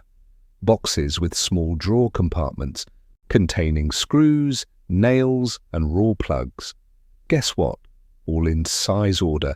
It's like a masterclass in filing and order management. Everything, right down to the doormat placed at the entrance of each shed, is clean and immaculate. Max is definitely a neat freak. Lots of people like to keep things tidy, but this is bordering on the obsessive. Did Kate get Max to order her walk-in larder? God, that would be weird. I sit down on a small stool placed in the corner of the 3rd shed and cradle my head in my hands. More and more I've been getting a dizzying feeling of my own insignificance in this world, of the infinity of the universe beyond. Are you out there, Kate? I resent her for leaving me with this mess. What the hell were you thinking of getting involved with Max? It was the sex, I hear her say. Simple as, believe me, after nearly 15 years of sleeping with Giles, any intimacy with that man felt like downing a cup of cold sick. I thought I could cope with every version of you, Kate. But this? The last gasp from a flatlining sex life of a marriage, something to stir the pot. You know me. Life with Kate always was like skating on thin ice, never knowing when it might crack, and I'd be plunged into the icy depths. Who thought it would still be happening age 39? You are a squashed bug on the windscreen of my life. Do you hear me, Kate? I smile inwardly, as I remember her saying that as a child. Kate always made an impact on those around her. Max got it bad, didn't he, Kate? He'd started to behave obsessively with you, hadn't he, wanting more? I think back to that weekend at the New Forest cottage. Kate was distracted, distant almost, even for her, and she was on her phone even more than usual. Was the strain of Max starting to take its toll, I wonder? And I'm convinced it was him on the motorway that day, too. The police concluded no collision had taken place, but Max could have caused Giles to brake too hard and lose control. Had Kate spotted him? I try to make connections. Is that why Kate and Giles were arguing? Or was it because Kate had undone her seatbelt? I need to get back to Ted. I leave the sheds with a hardened resolve. I don't find anything of physical significance, but I do learn something. Max is a man who likes to be in control. Everything evidently has its place in his ordered world. Was he obsessed with Kate? Yes. And my version of Kate, post the trauma, has affected his equilibrium, destabilized him perhaps. He's been trying to take back control. I can't wait for him to make another move. I have to find the strength to call the shots and make change. I used to be a functioning adult with my own decision-making capabilities. It's time to become that person again. Back at the house, I have time for a quick shower before Ted wakes wanting his bottle. Always hungry, my boy. I'm about to step in when I catch sight of myself in the full-length bathroom mirror. For once, it's not the reminder of my tattoo that's made me stop and look at my reflection. It's my body shape. My breasts look fuller, firmer. I like them. I've never really had much boob. I run my hands over my belly, feeling the skin and imagining what lies within my womb. A tiny little fetus, my own baby. It's still a miracle that I am carrying a child. I will nurture and love you whoever you are. Whatever the circumstances of your conception, I stand sideways looking at my belly, cradling it in my hands. It's definitely swelling. For a second I imagine a slight flutter, almost like a butterfly tickling my insides. But it's too soon yet. I can't imagine it's much bigger than a broad bean. Bean. I like that. Maybe I'll refer to you as Bean. May I? I say out loud, aware this is the first time I've spoken to my growing baby. You're not too young for me to start talking to you, are you, Bean? This is okay, I think. Nurturing starts now. We're going on an outing today, little Bean. We'll get your due date and one of those adorable little images because we're going for your very first scan. Maybe that will give us a clue. I make a vow to love this baby, whatever the outcome. Either way, it will need my protection. Need my... Chapter 40, Beth. 5 hours later, and I've contacted 2 security companies for quotes on changing all the locks, including the side garden gate that has an entry code I don't know. I'm stupid for not having done it sooner, but God knows what it could have initiated. Both companies are sending surveyors tomorrow. Sorted. I've also contacted 3 estate agents and arranged for appointments with assessors next week to give me valuations. Tick. I'm making decisions, progress, and now for the moment of truth. Mrs. Kate Mildenhall, please. That's me, I say, holding up my patient card and leaping out of my seat to follow the smiling sonographer. Are you on your own today, Mrs. Mildenhall? She says, peering back out through the door in case she's about to shut my husband out. Yes, only me. I don't think now is the time to explain. Welcome, I'm Samantha. Make yourself comfortable on the couch and we'll get started. She takes her seat in front of the screen. I hope you've got a nice full bladder for me so we can get a good picture of baby, she says, as she's busying herself twiddling dials and knobs. I hoist myself up on the bed and lie back to rest my head on the blue paper-covered pillow. I pull my baggy shirt up and loosen my trousers. I can't believe I'm finally doing this. How many times did I envisage this scenario in my head while trying to get pregnant with David? There's an empty, wipe-clean chair on the other side of me. I wish he was here with me now. He could be the father, and he's absent because he doesn't even know I'm pregnant. Yet. And because I'm Kate. If I'm about 12 weeks, then it's Daddy David. If it's less, then it's Daddy Max. Even after everything he's done, I pray for the former. Is this your first scan? I stop myself from blurting out, yes, first, ever. I need to be careful what I say. Hospital records will show differently. I have a nearly 11-month-old at home. You'll know the procedure then. I'm going to apply a small amount of the gel. Be prepared for the cold on your tummy. Ready? She smiles at me. Ready! With the gel applied, she turns back again to look at her monitor and deftly uses her right hand to manipulate a rolling ball device while scanning over my belly with her left. The positioning of the couch allows me to see the screen. Is this real? I can't believe I've reached this moment. I dare not look yet. Instead, I tilt my head sideways and look at Samantha's crisp white medical overcoat. My gaze moves up to focus on her left earlobe.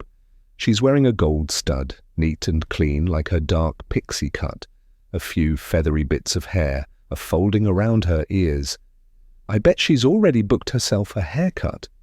The transducer rolls around the cold gel on my tummy.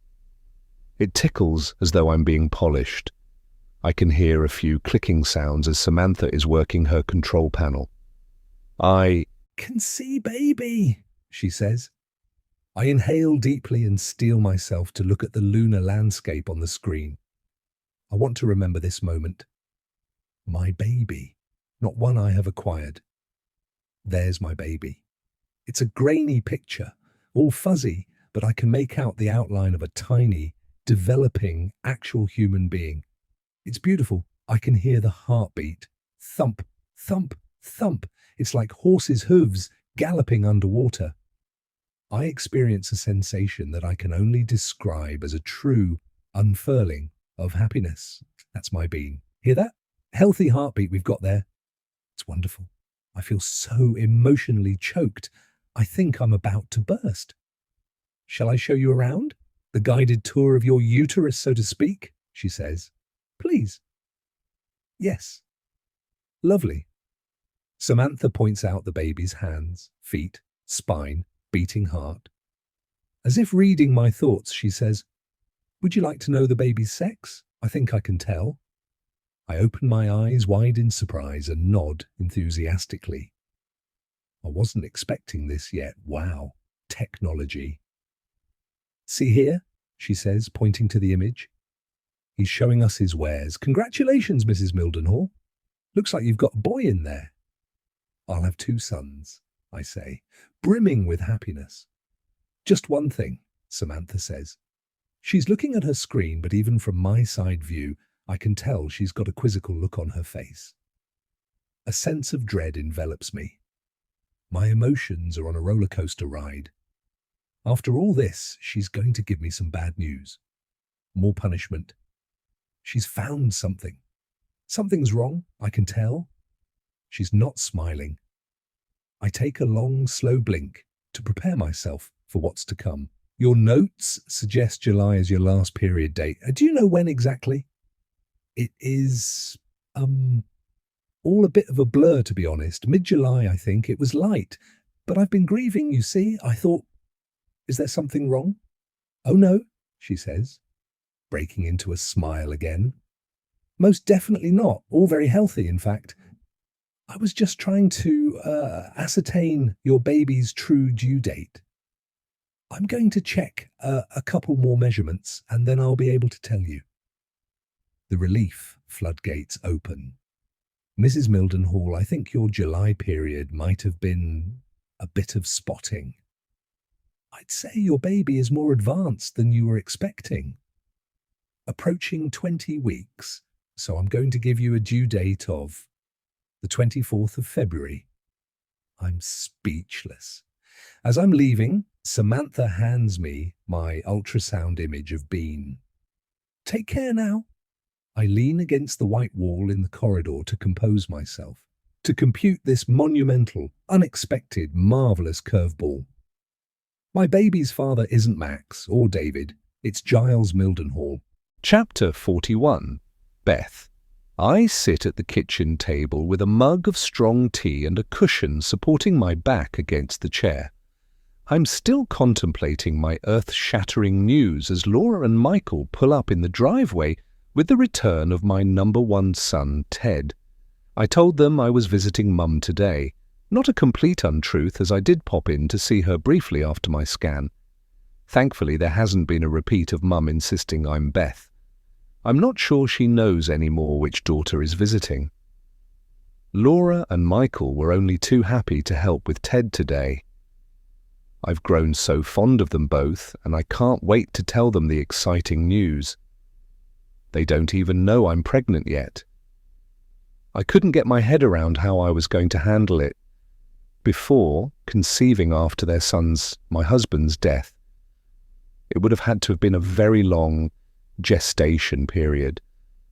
But I don't have to lie now, they are genuinely going to be grandparents once more, and Ted is going to have a biological brother. Talk about dodging a bullet. I am so happy. I couldn't have wished for a better outcome. I never thought for a minute it would work when I artificially inseminated myself on the Sunday morning at the cottage. Turns out Giles Mildenhall had super sperm.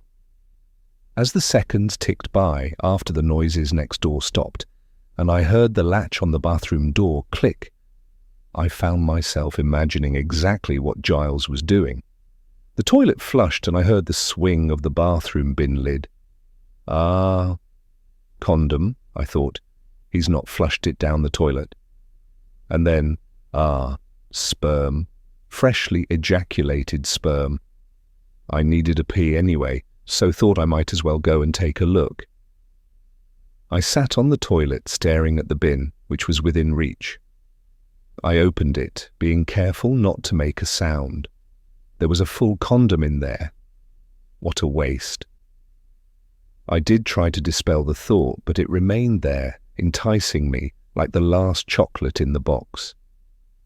I couldn't resist the urge. It had my name on it. I reached in and picked it out between my thumb and forefinger and laid it carefully on the edge of the sink on top of a piece of toilet paper. Question was, how to unite the sperm with one of my eggs.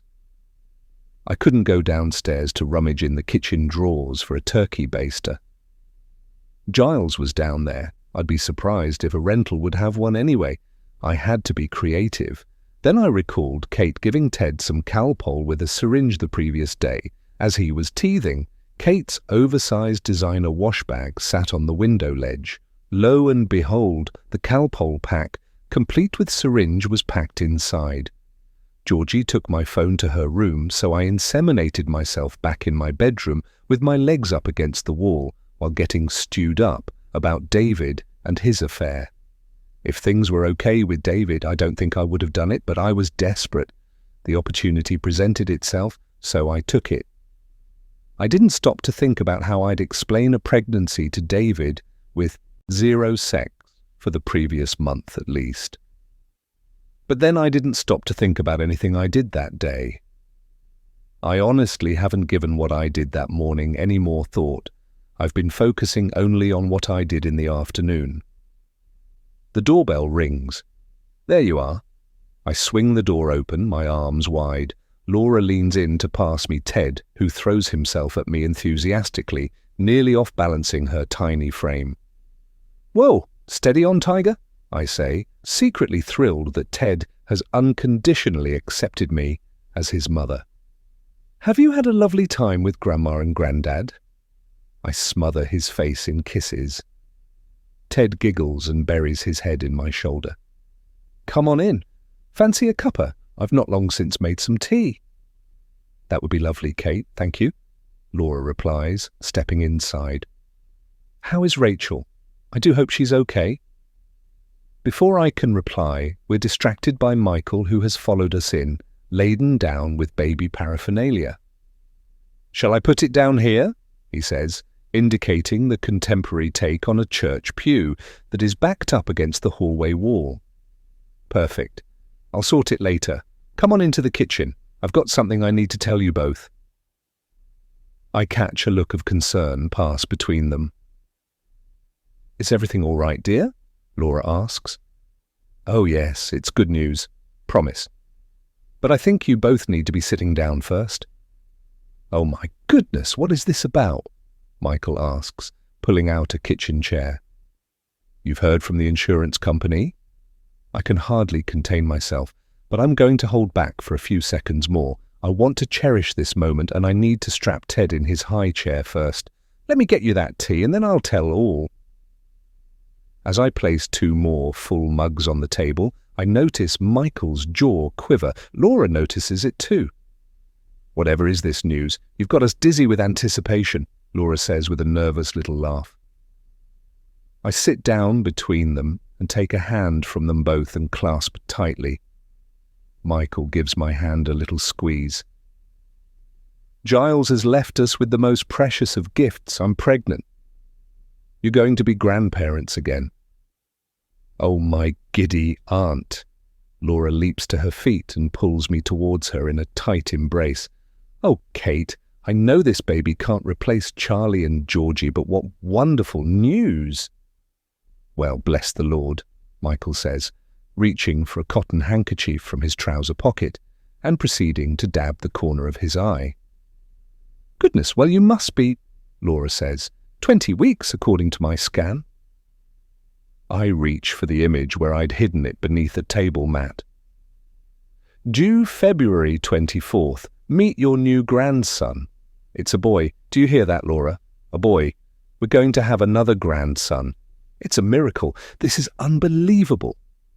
Laura grabs hold of the chair back to steady herself before sitting down and tenderly picking up the scan image. "You're the first to know. I only found out recently. I hadn't realized. I thought I was unwell. All the sickness, I can't quite believe it myself." "Well, we're absolutely thrilled, aren't we, Michael?" Laura says, addressing her husband, but not taking her eyes off the scan photo. Michael is still dabbing at his eyes. I know they're tears of happiness, and my heart swells for them both. Laura reaches across the table and takes both my hands in hers. Her face is a burst of warmth, and her voice soft and precise as she turns to me. "Kate, Giles would be so proud of you. We're proud of you. You've been so resilient. It's been incredibly tough on you, but you've held it together. You're a wonderful mother. You truly are. We think you're remarkable." I don't want anything to spoil this moment. Guilt is such a furtive emotion, lurking in the shadows and waiting for the chance to steal the limelight. I will not let it. I push it away. I seem to be acquiring Kate's ability to pack away unwanted emotions. "I think I could say the same about you too. It's been hell on earth for us all. I'm so grateful for everything you've done for me, all your support." I reach for Michael's hand too. "I honestly wouldn't have coped without you." I am grateful to be linked to this kind, selfless couple. And if any good has come out of this unbelievable tragedy, then it's us, isn't it? We feel so much closer to you. Silly, really, but we've got to know you so much better. We're a tighter family, Laura says. "We love you, Kate, like the daughter we never had," Michael says. Like I said, family. Laura gives my hand another squeeze. I don't think I've seen such a big smile on anyone's face, not in a long time. Our little triangle is broken up by my phone, lighting up as it buzzes a message. It's on the central island worktop, so I stand and head over to retrieve it. As soon as I see the screen, the veins in my skull pound. MS. Time for the next payment. Panic flutters in my throat. I was a fool to think he wouldn't be back for more. I seem to be one for clinging on to vain hope. Another message comes through. MS, 50k, don't take too long. I know I was stupid to transfer Max money in the first place. By doing so, I admitted to him that I was Beth, but he succeeded in pushing me to the edge. It was like when you stand on a bridge and it crosses your mind that you could jump. You know that you shouldn't, but you can't quell the notion.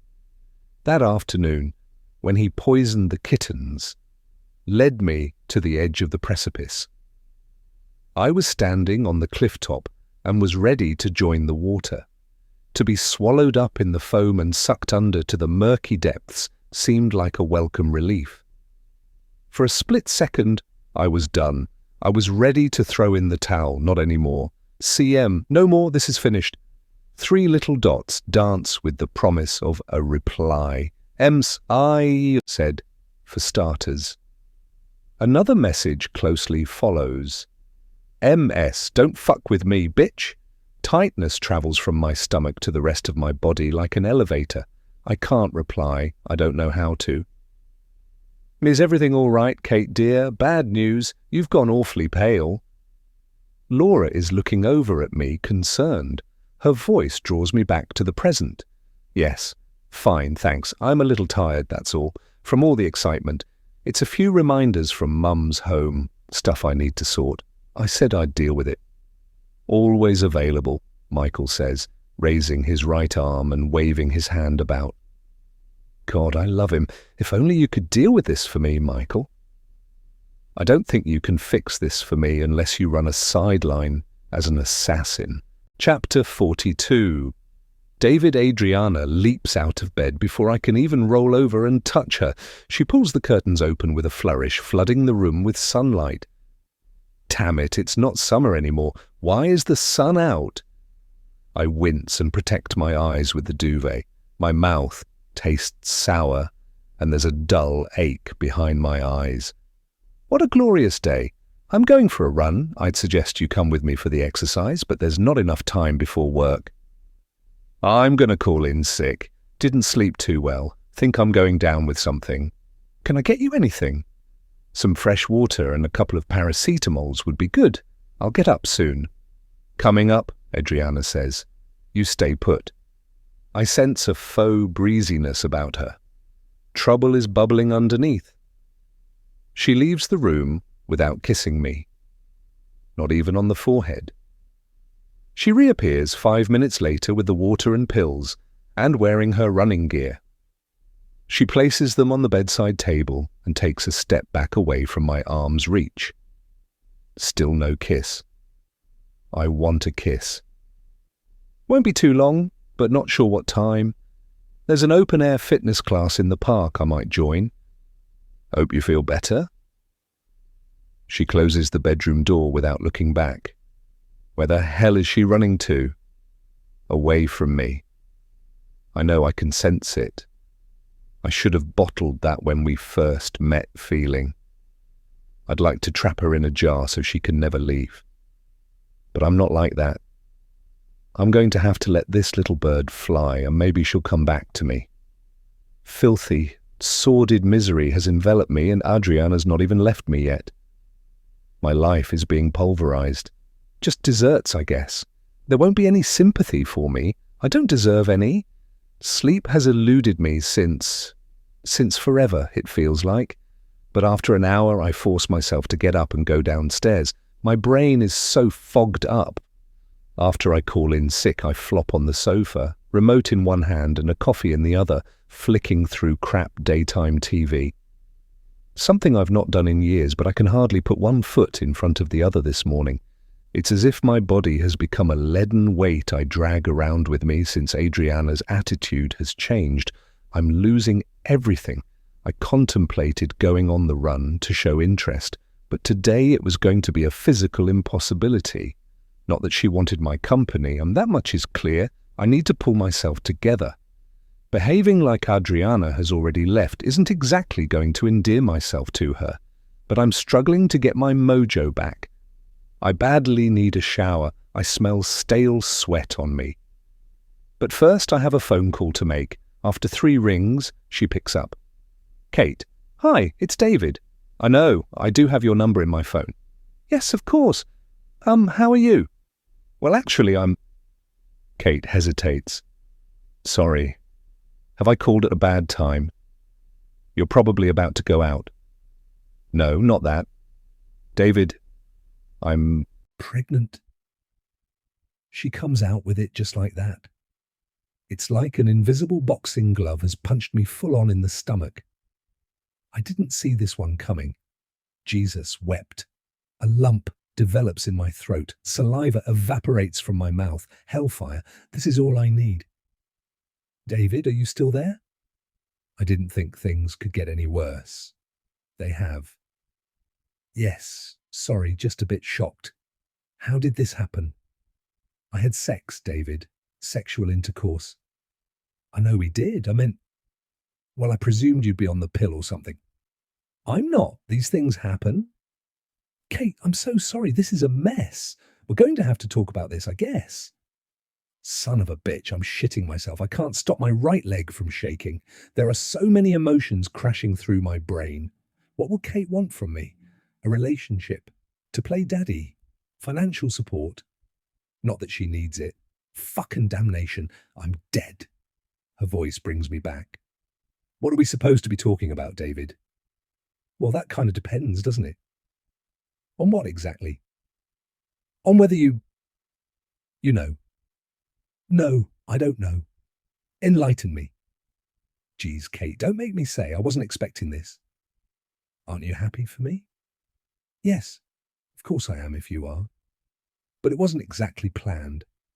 It was a mad moment. I thought we'd both agreed on that. This is a hell of a bomb to drop on me right now. To drop on you? I never said the baby was yours, did I? What? The baby's not mine? Talk about being let off the hook. Suddenly, I can breathe again. No, it's Giles's, of course, the father of all my children. I'm due late February. You do the maths. I let out a nervous chuckle and sink back into the sofa cushions as the tension evaporates from my body. Phew, I thought there for a moment. I know what you thought, David. But how did you think you could possibly be the father when you never managed to get Beth pregnant over the best part of 10 years? Ouch, bitch. Kate's famous acerbic tongue can still lash out. Nothing's changed then. She played me there. It's what I deserve. I can hardly blame her for taking a poke at me. Kate knows I was unfaithful to Beth and she's met Adriana. She also knows firsthand what I'm capable of. I want to ask whether she dropped a hint about our liaison to Adriana. I need to know. Things can't seriously get any worse. Well, congratulations, Kate. Amazing news. I'm so thrilled for you. You deserve this. Yes, I do, and thank you for saying that. Kate, can I ask you something? What? I know you bumped into Adriana at the cemetery and you guys had lunch, she told me. Yes. Wasn't a problem, was it? She seems lovely. No, nothing like that. Well, she's been a bit off with me since, and I wondered whether you'd said anything about the day we scattered the ashes. Inadvertently, of course. Kate laughs. It might surprise you to know that you were hardly mentioned. If Adriana is off with you, then it's nothing to do with me, I promise you that. Okay, thanks. Sorry I had to ask. And congratulations. Bye, David. I repeatedly run my hands through my hair. My neck is getting too tired to even hold my head up. The tension seeps into my temples again. I'm still none the wiser and nearly had a heart attack in the process. I wouldn't keep doing that. So cabelo vai começar a ficar ralo. Your hair will start to thin. Her voice is sharp. I turn around, startled. Adriana is leaning in the doorway, arms folded. Her glossy hair is swept back off her face in a ponytail. A thin veil of sweat covers her forehead, but her breathing is steady. How long has she been standing there? You made me jump. I didn't hear you come in. Apparently not. Self-disgust starts to fill me from the bottom upwards. I'm a mess. I pulled on old tracky pants to come downstairs and grabbed a stale t-shirt from the wash bin. I wish I hadn't done that. Adriana stares at me, Ice Maiden written all over her face. She's waiting for me to say something. How much did she hear? Did you have a good run? Fine. I pause, waiting for her to say something else. She doesn't. Adriana doesn't move. Her gaze is rock steady. Other than a slow blink, she's frozen. I can't stand it. I capitulate. Adri, please, I don't know what you thought you heard, but I can explain. She unfolds her arms and gives me a half-nod gesture, barely discernible, just a slight incline of her chin upwards. Is that right? She says. She surprises me by breaking into a smile, but as it unfolds, it's apparent it's a mocking smile. I've fucked up big time. I can taste the hate I have for myself at this very moment in my mouth. Before I can galvanize my brain to come up with a plausible version of events, Adriana turns in the doorway. I don't need an explanation. I'm going for a shower, she says as she walks away. The third stair creaks with her tread and I catch a mutter in Portuguese. Cretino. Chapter 43. Adriana. I close my eyes, head tilted towards the shower head, and allow the water to cascade over my face and trickle down my body. The temperature is as high as my skin can withstand. It's on the brink of scalding. I want to be cleansed. I like the steam condensing on the shower screen and the bathroom mirror. It envelops me in a warm, comforting fog. I heard every word of David's conversation with Kate. Or should I say Beth? He was so self-absorbed, he didn't hear me come in or close the front door. I wasn't especially quiet about it. I kept waiting for him to turn around and see me standing there, eavesdropping, but he remained oblivious. David is a man with other things on his mind. He was gripping the phone. I could see the whites of his knuckles. I couldn't see his face at that point, but I could imagine his tense expression. His right foot was tapping out a violent rhythm on the floor. When David finally turned around, he froze, looking like a Labrador that had pissed on the carpet. Despite what I heard, I wanted to laugh. Whatever David might think, I'm okay about it. The situation suits me. I don't belong here and I'm out. I've been paid for a few shifts. I managed to get at the theatre box office and David hasn't yet noticed the cash I've been withdrawing on his card. He's sloppy. It's better if he thinks his infidelity is the problem. I'm best gone to leave David and Beth Kate to work things out on their own, whatever the future holds for them. I sense more and more my real life is happening somewhere else. I need to find it and become part of it. I'm ready. Time to close the repercussions of the sole chapter of my life completely. Goodbye to David and goodbye to London. No more romance scamming and no more married men, particularly ones who think they are widowers, but whose wives are still very much alive. The bathroom doorknob twists repeatedly. Babes, Adri, please can I come in? I turn the shower off and reach for my towel. I need to talk to you. Please, I love you. The door handle rattles again. Why have you locked the door? David continues, trying to open it, as if by magic it's suddenly going to spring open. I'm showering and I don't exactly want the company right now. Don't shut me out, Adri. Please let me... David, go away. I know I've messed up. I'm not going to lie to you. But you've not exactly been telling me the truth, have you? Open the door, please. I can explain. David. Yes, sweetheart. Vai embora. What's that mean? Piss off. He whimpers like a little dog as his body slumps to the ground. It's barely audible, but I make out, No, Adri, please, I lost Beth too. Oh, Beth. I envisage him propped up against the bathroom door like a rag doll, the spineless man that he is. I finish drying myself, brush my teeth and put my robe on. As I open the bathroom door, David springs to his feet. Babes! I can't tell you how sorry I am. Can we talk? He rubs his mouth with his hand, looking at me expectantly. His jaw clenches, serving to highlight the dusting of stubble on his chin. He's waiting for me to say something. He looks tired, His whole face is like a sinister bruise of worry. He's been a prick and knows it, but it's not his fault for the way I am. I've used him. He's confused, can't work me out, and I can't blame him. I don't know myself half the time. He looks at me intently as though he's trying to gather up information on my feelings, on what I'm going to do next.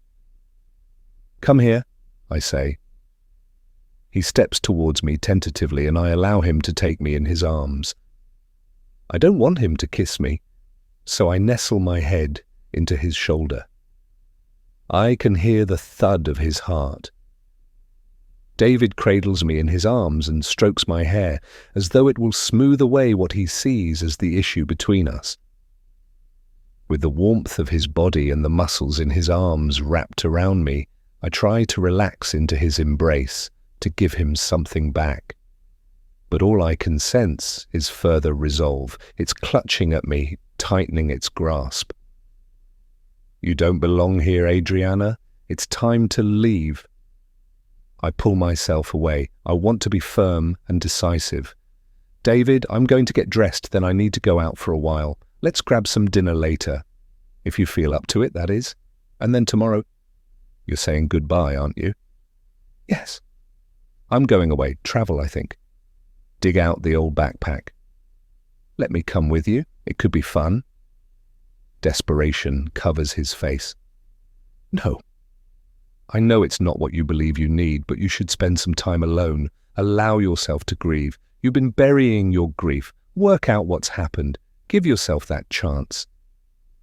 Dare I say any more? Trust me. You owe it to yourself, and you never know what you might find. What I need is you. I'm in love with you, Adri. I thought you loved me too. I'm sorry. I can't do this anymore. It never was right. It is over. You'll come to understand you're better off without me. I'll be leaving tomorrow. I give his hand a squeeze and brush past him to get dressed. I'm going out. Before I depart, I want to see Beth Kate one more time. Something is forcing me to do so. I'm not exactly sure what I'm going to say, but I want to let her know I'm out of the picture, apologize. The rest is up to her. And if I can find the courage, I should warn her about the garden maintenance man she employs. I owe her that much. Max Solomon is a very dangerous man. Chapter 44, Adriana. It's nearly 3 o'clock by the time I reach Beth Kate's road. Trying to extricate myself from David proved rather difficult. He thinks if we talk about things incessantly, he's going to be able to change my mind. I know differently. Please give me another chance, Adri. David kept repeating this as though if he asked the question often enough, he'd erase his mistakes and I'd agree. He's booked us a table for dinner at our favourite Thai restaurant, miraculously deciding he feels better enough to be able to dine out.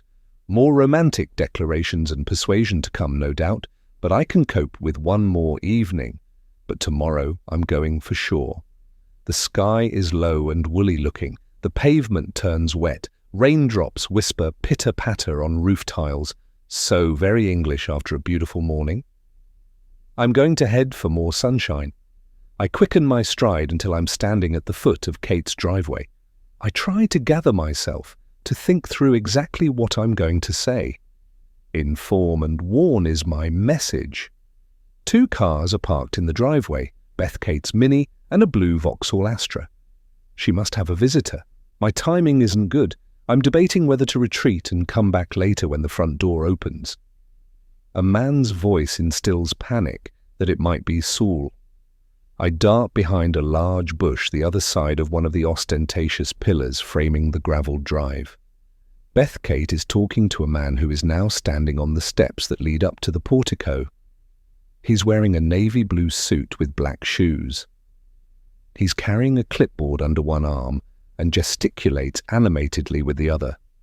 Beth Kate comes and joins him on the steps. They both step back and are looking up at the house. He looks like an estate agent with his smart suit and coiffured silver fox hair. I hope they won't be long. Beth Kate guides the man around to the far side where there's an entrance key code gate. It beeps as she punches in the numbers. I'm about to go and wait by the front door when a black van turns to swing into the driveway. The Vauxhall Astra is blocking the entrance. I make out some yellow lettering. "Murder! It's the garden butler van. This really is Saul." I close my eyes, willing away the fear rising in the pit of my stomach.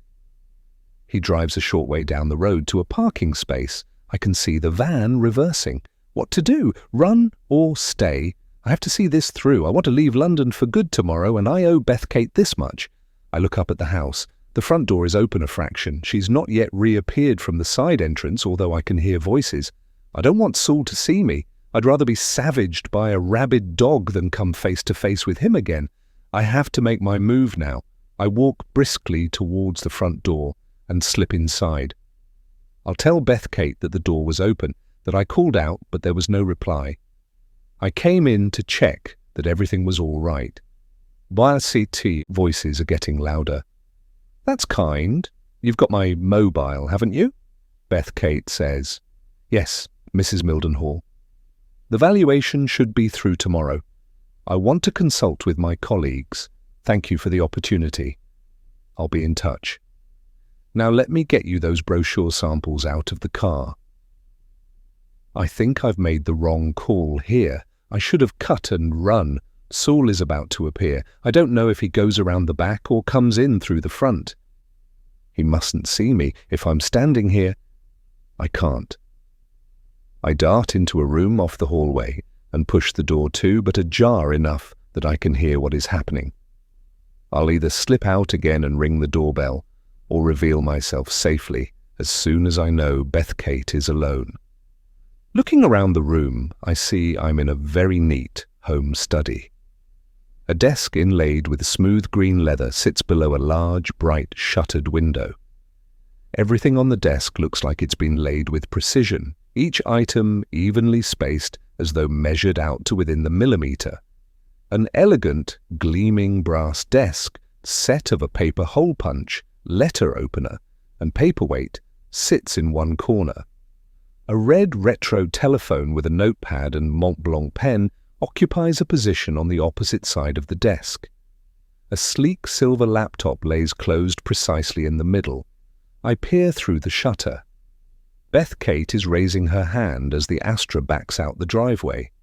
She turns and heads towards the front door. I'm about to go and stand in the hallway when I catch sight of a movement by the driveway entrance. A figure stands behind the pillar pavement side. He's leaning with arms folded. I only need a glimpse to know it's Saul. He does work here, so why is he loitering? Doesn't make sense. It looks like he's spying on Beth Kate. Or did he see me out in the street? Does he know I'm here? His body is turned towards the house now, and he's staring directly at me. Murder! Surely he can't see me through the shutters. The front door clicks shut with a weighted thud, and I can hear the echo of Beth Kate's footsteps. I've not made it out into the hallway before she's re-entered the house. Now it's going to look like I was snooping. A quick glance out the window, and I can see Saul striding up the driveway. My chest tightens. My skin is clammy. My palms are sweating. The sight of him heading in my direction after all these years instills such fear in me that my knees buckle and I sink to the ground. I'm becoming breathless with fear. A tight, invisible band has wrapped itself around my chest and is squeezing tight. I crawl into the footwell space below the desk and curl myself up into a ball. I try to steady my breathing as I rock back and forth. Chapter 45. Beth Estate Agent Number 2 has left. It's good to be making some progress. Magdalena walks out of the kitchen as I close the front door. She's clutching Ted, who's wrapped in a black towel and smeared with yogurt, literally all over. His baby hair clings to his head in a white mass. It's in his ears and smeared across his gorgeous little face. He licks his fingers. He looks like he's just been born, except he's far too big. He's grown so much he looks like a baby panda in Magdalena's arms. "Oh, Ted, what do you look like?" "Someone's been having fun," I say. unable to stifle a laugh. I'm not sure what Kate would make of Ted bathing in yogurt. Probably not allowed, but it's proved a useful distraction while I've shown the estate agents around. Large plastic sheet, a litre tub of Greek yogurt, and throw in a naked baby. Result, squeals of delight. Where's the harm in that? "Shall I?" Magdalena says with her foot already on the bottom stair. "Great. If you don't mind getting Ted in the bath, I'll be up shortly. I need 2 minutes to take a quick look at these brochures." I sit down at the kitchen table when the doorbell rings again.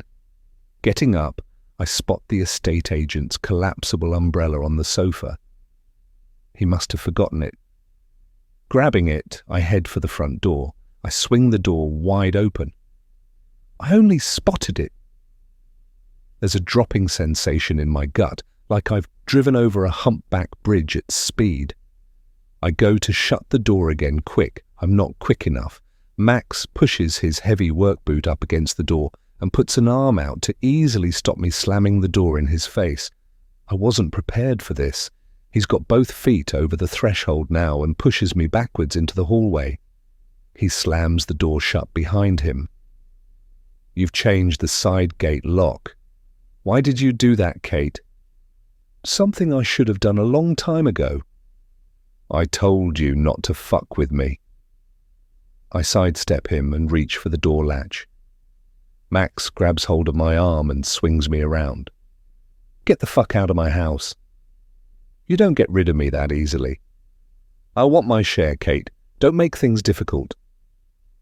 He pulls me towards him and cups my chin in one of his hands. He squeezes it, making me wince. I know he's warning me. I know he's capable of so much more. I consider calling out for Magdalena. Max won't realize she's in the house. He thinks I'm alone. That's why he's here now. It's Wednesday, usually Magdalena's afternoon off, but she switched this week to look after Ted while I have the house valuations done. But she's got Ted in the bath. She can't possibly leave him.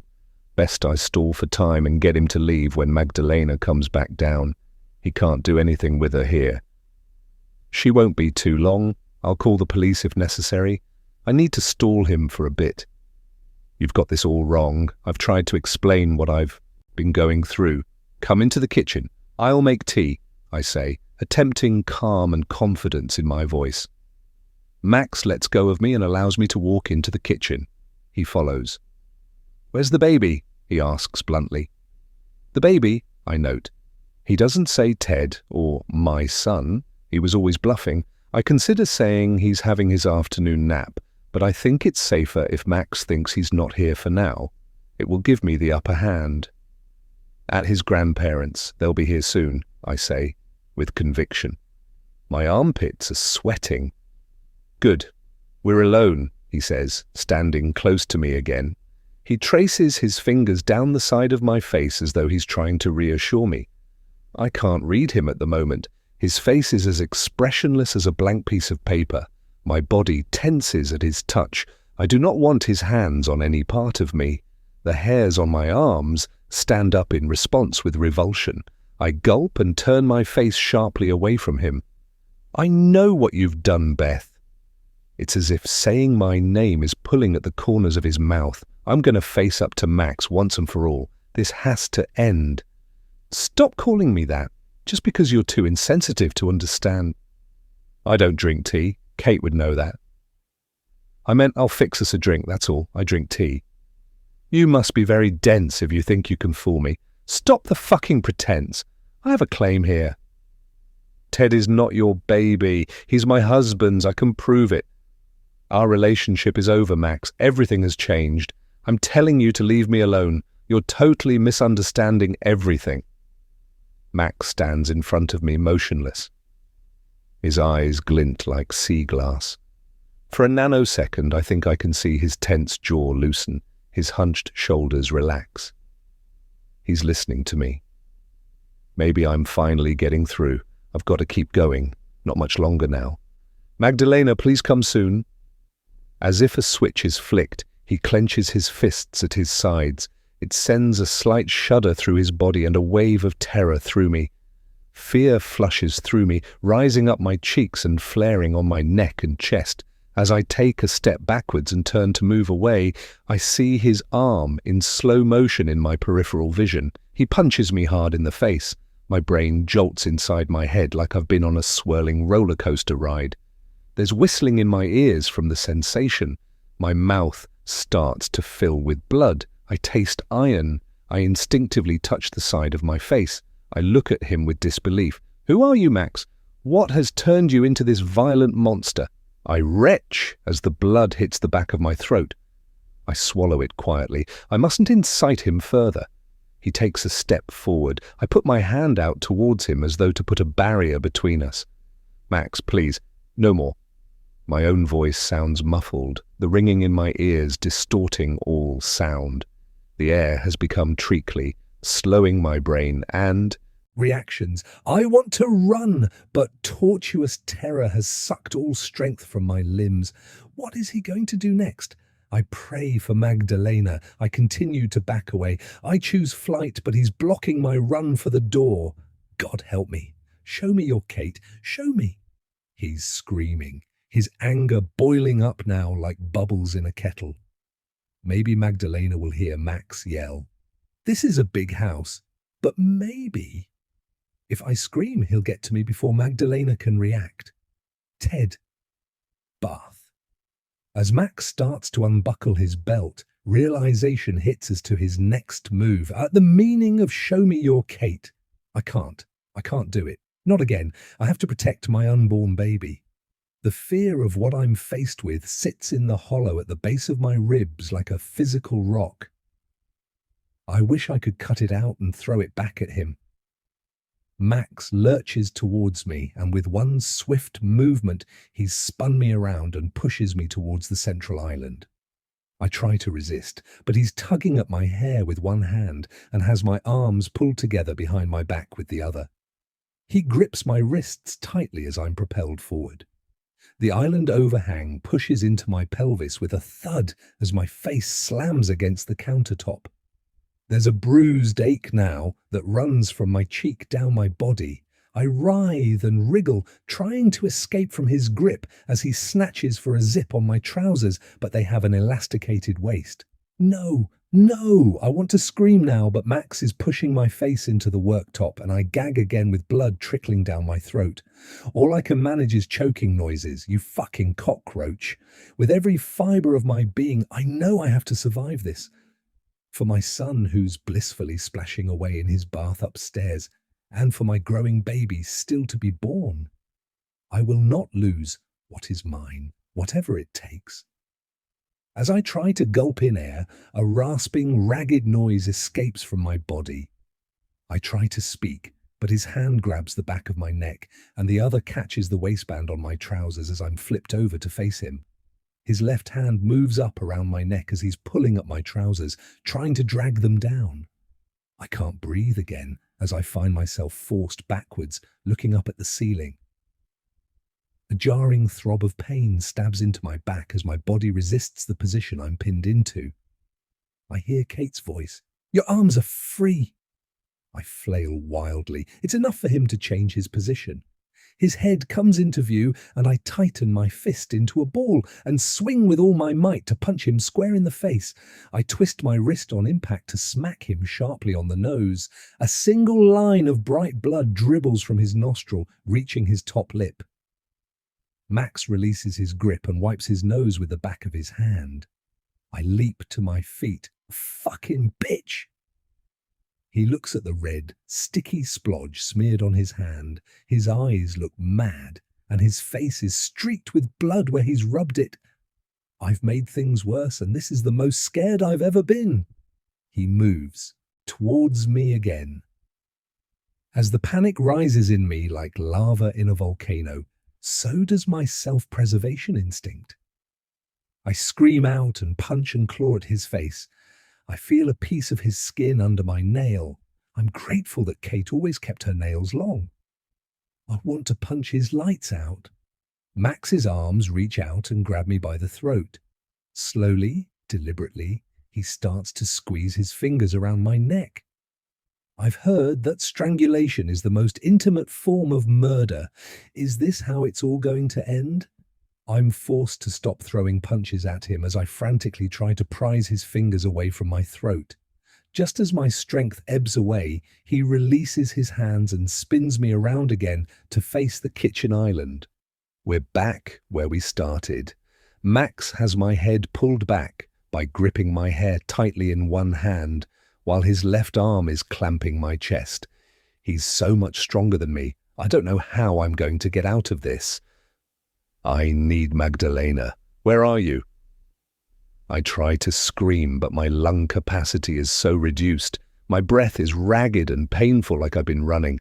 I'm not sure if any sound is coming out. Can anyone hear me? Max hasn't yet pushed me over the counter like I was expecting him to.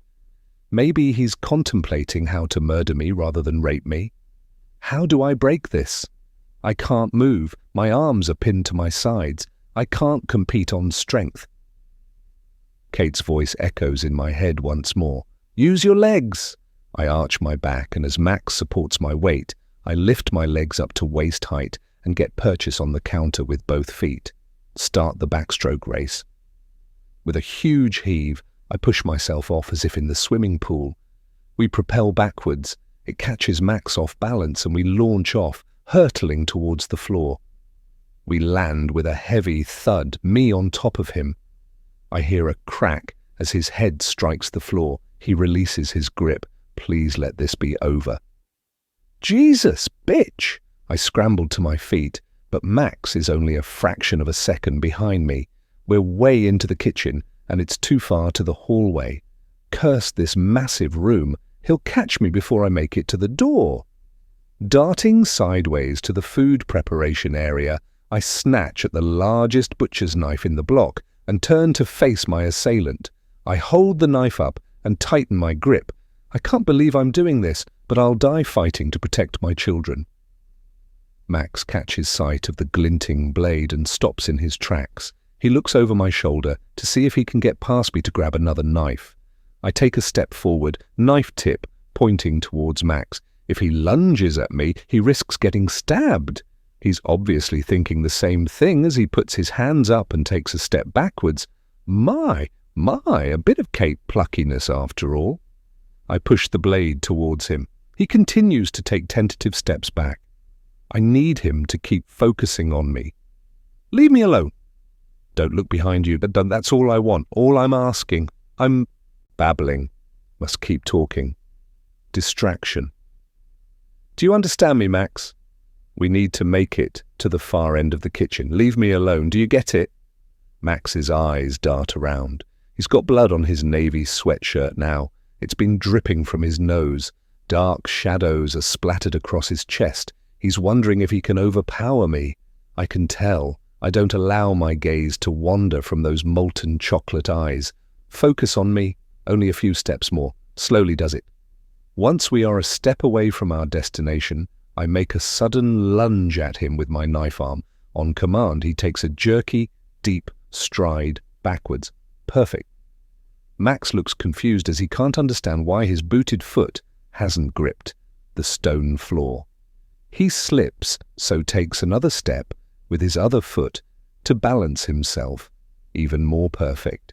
He has no connection with the ground now as his feet are slip-sliding all over the place. My baby accomplice has done a brilliant job of evenly distributing the yogurt on the plastic sheet. He's turned Max into Bambi on ice. Max's feet slide from underneath him, and he crashes to the floor with a heavy thud. Run, Beth, run. This is my chance. I have enough time now, with Max in a sticky mess on the floor, to make my escape. By the time he can get to his feet again, I'll be halfway across the kitchen. That's enough of a head start. Do I run out the front door or lock myself in the study and call the police? I mustn't run upstairs. Protect Ted at all costs. I turn. I can see my exit route. The walnut hallway floor is gleaming. One stride. I'm on my way. My left leg won't move. Something is gripping my ankle and I'm being dragged back. Max has launched himself across the floor and has my leg in a vice hold. He's tugging at me. I'm losing my footing. I fall heavily, but twist myself so as not to land directly on my tummy. The knife escapes from my hand and skids out of reach across the floor like a curling stone. The pain in my hip sears through me like a red-hot poker. I'm winded. Every bit of air from my lungs has been squeezed out. Max drags me across the floor like fresh kill. His hands are on me again as I'm forcefully rolled onto my back. He sits astride me, the weight of him heavy on my thighs, so I can't move my legs. "You won't be getting out of this one, little lady." His hands are around my neck again now. He starts to apply pressure. Slowly at first, then he turns up the dial. His eyes are manic, telling me he's going to squeeze the life out of me. He's saying something, repeating it over and over again. "No one leaves me. You don't get to leave me. No one does." His hands squeeze tighter on my throat. It feels like I'm watching this happen to someone else. I try to focus my mind back. I will not watch my own execution. Max is using the ultimate form of power, demonstrating control over my next breath as he relaxes his fingers, allowing me to gasp in air before squeezing tight again. He's torturing me. I will my body to react for a final attempt at survival here. I writhe, contort and twist in the hope I can buck him off of me. I try to scratch his face. "You don't get to leave me." It's useless. He's too heavy. He grips tighter. I'm pinned and I can't breathe. I'm starting to feel dizzy. Spots dance at the edge of my vision until they blur around the edges. There is pressure in my head like overinflating a balloon. "Magdalena, you are my last hope. Take care of my baby." I tried. I'm sorry. I feel the blood leaving my brain. It's peaceful, like I'm falling asleep. Chapter 46. Beth. Something has changed. I heard a muffled noise in a tunnel, like a popping sound. Max's hands have released their grip around my throat. A rush of blood is returning to my brain. I'm able to gasp in air. And another one. I'm breathing again. I can hear gurgling sounds. Am I choking? It doesn't feel like me. I'm breathing, filling my lungs with life-giving air. My vision refocuses. I can see Max. He's still astride me, but his hands are around his own neck now. His eyes are bulging out of their sockets. His mouth is open and I can see a metallic glint of something sharp pointing towards me out of the blackness of his mouth. He's starting to topple towards me. I try to move my limbs. I can see another arm. It's not mine. Max is pushed and falls sideways onto the floor with a thud. I'm not alone anymore. Magdalena has come. "You piece of shit!" The butcher's knife that skirted across the floor pierces Max's chest, tearing through flesh and bone. A mist of red explodes from his wound, and he stares blindly at the blade protruding from his chest for a moment before looking up at his assailant. She's standing over him, looking like she's ready to twist the knife if necessary. A look of shock registers on his face as well as mine. And is that recognition on Max's face? It's Adriana. Adriana is here? Chapter 47. Beth. My brain can't work fast enough to fathom why Adriana is here. "You okay?" Adriana crouches down on the floor beside me. She pulls me up into a seated position and puts her arm around me to support my back. Takes slow, regular breaths. I do as I'm commanded. "That's it, nice and slow to regulate your breathing back to normal. You're doing great." Adriana rubs my back gently, as if to soothe my trauma away. "Don't try to talk yet. Your throat is going to be seriously sore." I grip Adriana's arm, imploring her to look. I point at Max, lying in a pool of blood on the floor. I'm scared he's going to come for me again. Like in films when you think they're dead, but they're not. Adriana reads my thoughts. "Don't worry, he's not going to be attacking anyone ever again. I've made sure of that. Do you feel ready to stand up? Just nod." I move my head up and down in acknowledgement. My neck is sore and bruised. "Let me help you." Adriana tucks her hand under the top of my arm and places her other hand around my wrist. Easy does it. Lean on me as much as you need to. Adriana helps me to my feet as Magdalena rushes into the room. She stops dead in her tracks at the sight of bloodied and stabbed Max, and me covered with blood and yogurt. With a look of horror, Magdalena makes a sign of the cross. "Oh, Mother of Mary, I hear noise. What happened?" "He attacked Kate," Adriana replies, wiping a tear from her eye. "I stabbed him, with the letter opener, and then the knife. I had to." I want to thank her. She has truly saved me. I want to know why she's here. How did she get into the house? So many questions, but I know they'll have to wait for a while longer. I try to find my voice and manage a croak. "Ted." "He's okay, do not worry, in his cot. As soon as I hear trouble. We only just left bathroom. Radio was on," Magdalena says, shaking a little. Max makes a gurgling sound. We all stop to stare at him. He's not dead."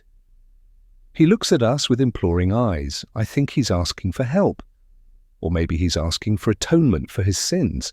Who knows? Red blood bubbles are popping on his lips like milk froth. Adriana holds my hand as we both approach him. "I know him," she says, looking at me like she needs me to understand. "Sol, he's a rapist. My rapist." "Mine too," I whisper. I feel so tired. All my energy is spent. It's as if all the pent-up emotion from the last 5 months is being released from a holding tank. The tap has been turned on full blast. Out it floods. I sink to the floor once again. The tears come as the realization dawns I have come within a whisker of death, and it is David's mistress who has saved my life. I feel compelled to say it. I can't keep it in any longer. "I'm not Mrs. Mildenhall." I look at Magdalena. "I'm Beth, Kate's sister, David's wife," I say, turning to Adriana. There is silence for a moment, like the very thought of it is suspended in the air. Magdalena is the first to speak. "No matter?" She shrugs her shoulders nonchalantly. "I much prefer this Mrs. Mildenhall. Think we keep her?" There's a touch of a smile on her face. "You knew?" I say in disbelief, my voice still sounding raspy. "This Mrs. Mildenhall left a haircut in bathroom bin, makes me coffee, empties the dishwasher, gives me mornings off. Very good mother, is very kind lady. She stay?" Magdalena puts her hands together as if praying that I will keep up the pretense of being Mrs. Mildenhall. Max groans and his body twitches. Magdalena looks at him, then walks over to the row of copper saucepans hanging from a ceiling frame above the central island. She selects a pan, jiggles it up and down, tapping the bottom with her hand as if testing its weight. She strides over to Max, takes a swing with the pan, and hits him sharply on the crown of the head with it. Crack. "For poisoning the kittens, now we all involved, I tell no one." "Well, I certainly won't be," Adriana says. She rests a reassuring hand on my shoulder. "You saved my life. I'll never be able to thank you enough." I reach up for her. Adriana sits down beside me. She puts her arm around me. It feels so loving and comforting. I lean into her. Together we watch the final dregs of life ebb out of Max. The blood has dwindled to barely a trickle, like a lawn sprinkler having lost its pressure. His eyes have rolled back in their sockets, and his skin looks clammy and tinged with blue. His chest is soaked in blood, visible terror on his face. Max Solomon is finally dead. I'm ashamed to say I can't help feel elated Max has gone. Looking at my co-conspirators, I don't think I'm the only one. "Mrs. Mildenhall," Magdalena says pointedly, "what we do now, bury him in garden?" She's ready for action, having already put on her rubber gloves and has fetched bleach and a mop and bucket for the clean-up operation. "No, too risky," I say, shaking my head. "I think I've got a better idea." I look at Adriana. "We need a proper grave, and I happen to know where to find one. We can bury him after dark." Great idea, but the cemetery is locked at dusk, isn't it? Adriana says. We'll never get away with it in daylight. Lucky then, as the owner of 2 graves, I'm entitled to a key. Chapter 48, Adriana. We put Solmax's body in one of his own garden refuse bags. After dark, we drag it to the front door, and it takes all 3 of us to haul him up onto the back seat of Beth Kate's car. I cover it with a blanket. We make a plan, and every part of the process is discussed and dissected. We painstakingly make a list and collect together shovels, a rake, a broom, plastic sheeting, more bags, and a wooden board. Luckily, Solmax didn't park his garden butler van in the driveway, so if anyone asks, he hasn't been working here today. I saw him park away down the road. He works for plenty of other homes around here. He must have been visiting one of them. I don a beanie, tucking all my hair underneath. I put on one of Giles's coats with a few jumpers underneath to bolt myself out. How do I look? Like a murderer, Beth Kate says. Perfect. Once we were assured that Solmax was dead, I took his car keys from his pocket. Around 8 p.m, I leave to drive Solmax's van to Acton. I park it in the street where he lives. I drop the keys into London's sewer system, along with the cut-up SIM card from his phone. I rummage around in the van before I leave and find his passport in the glove compartment. I'm going to burn this, I say, showing it to Beth Kate when I get back. It's best if it's never found. Leaves open the possibility that he's gone abroad. By midnight, we're in the graveyard, both dressed like burglars in dark hoodies. It's fortunate that the grave isn't too far from one of the artery roads that run through the cemetery. It proves easier pulling Solmax out of the car than putting him in it. Just as well as Magdalena has stayed behind to babysit and bleach and anti-bac the kitchen yet again. To see the kitchen now, you wouldn't know what has taken place. Magdalena has inspected every inch for traces of blood and stray hairs.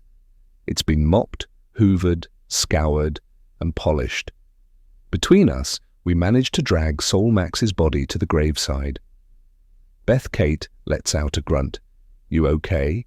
We can stop for a rest any time you need. Summoning the strength, I can do this.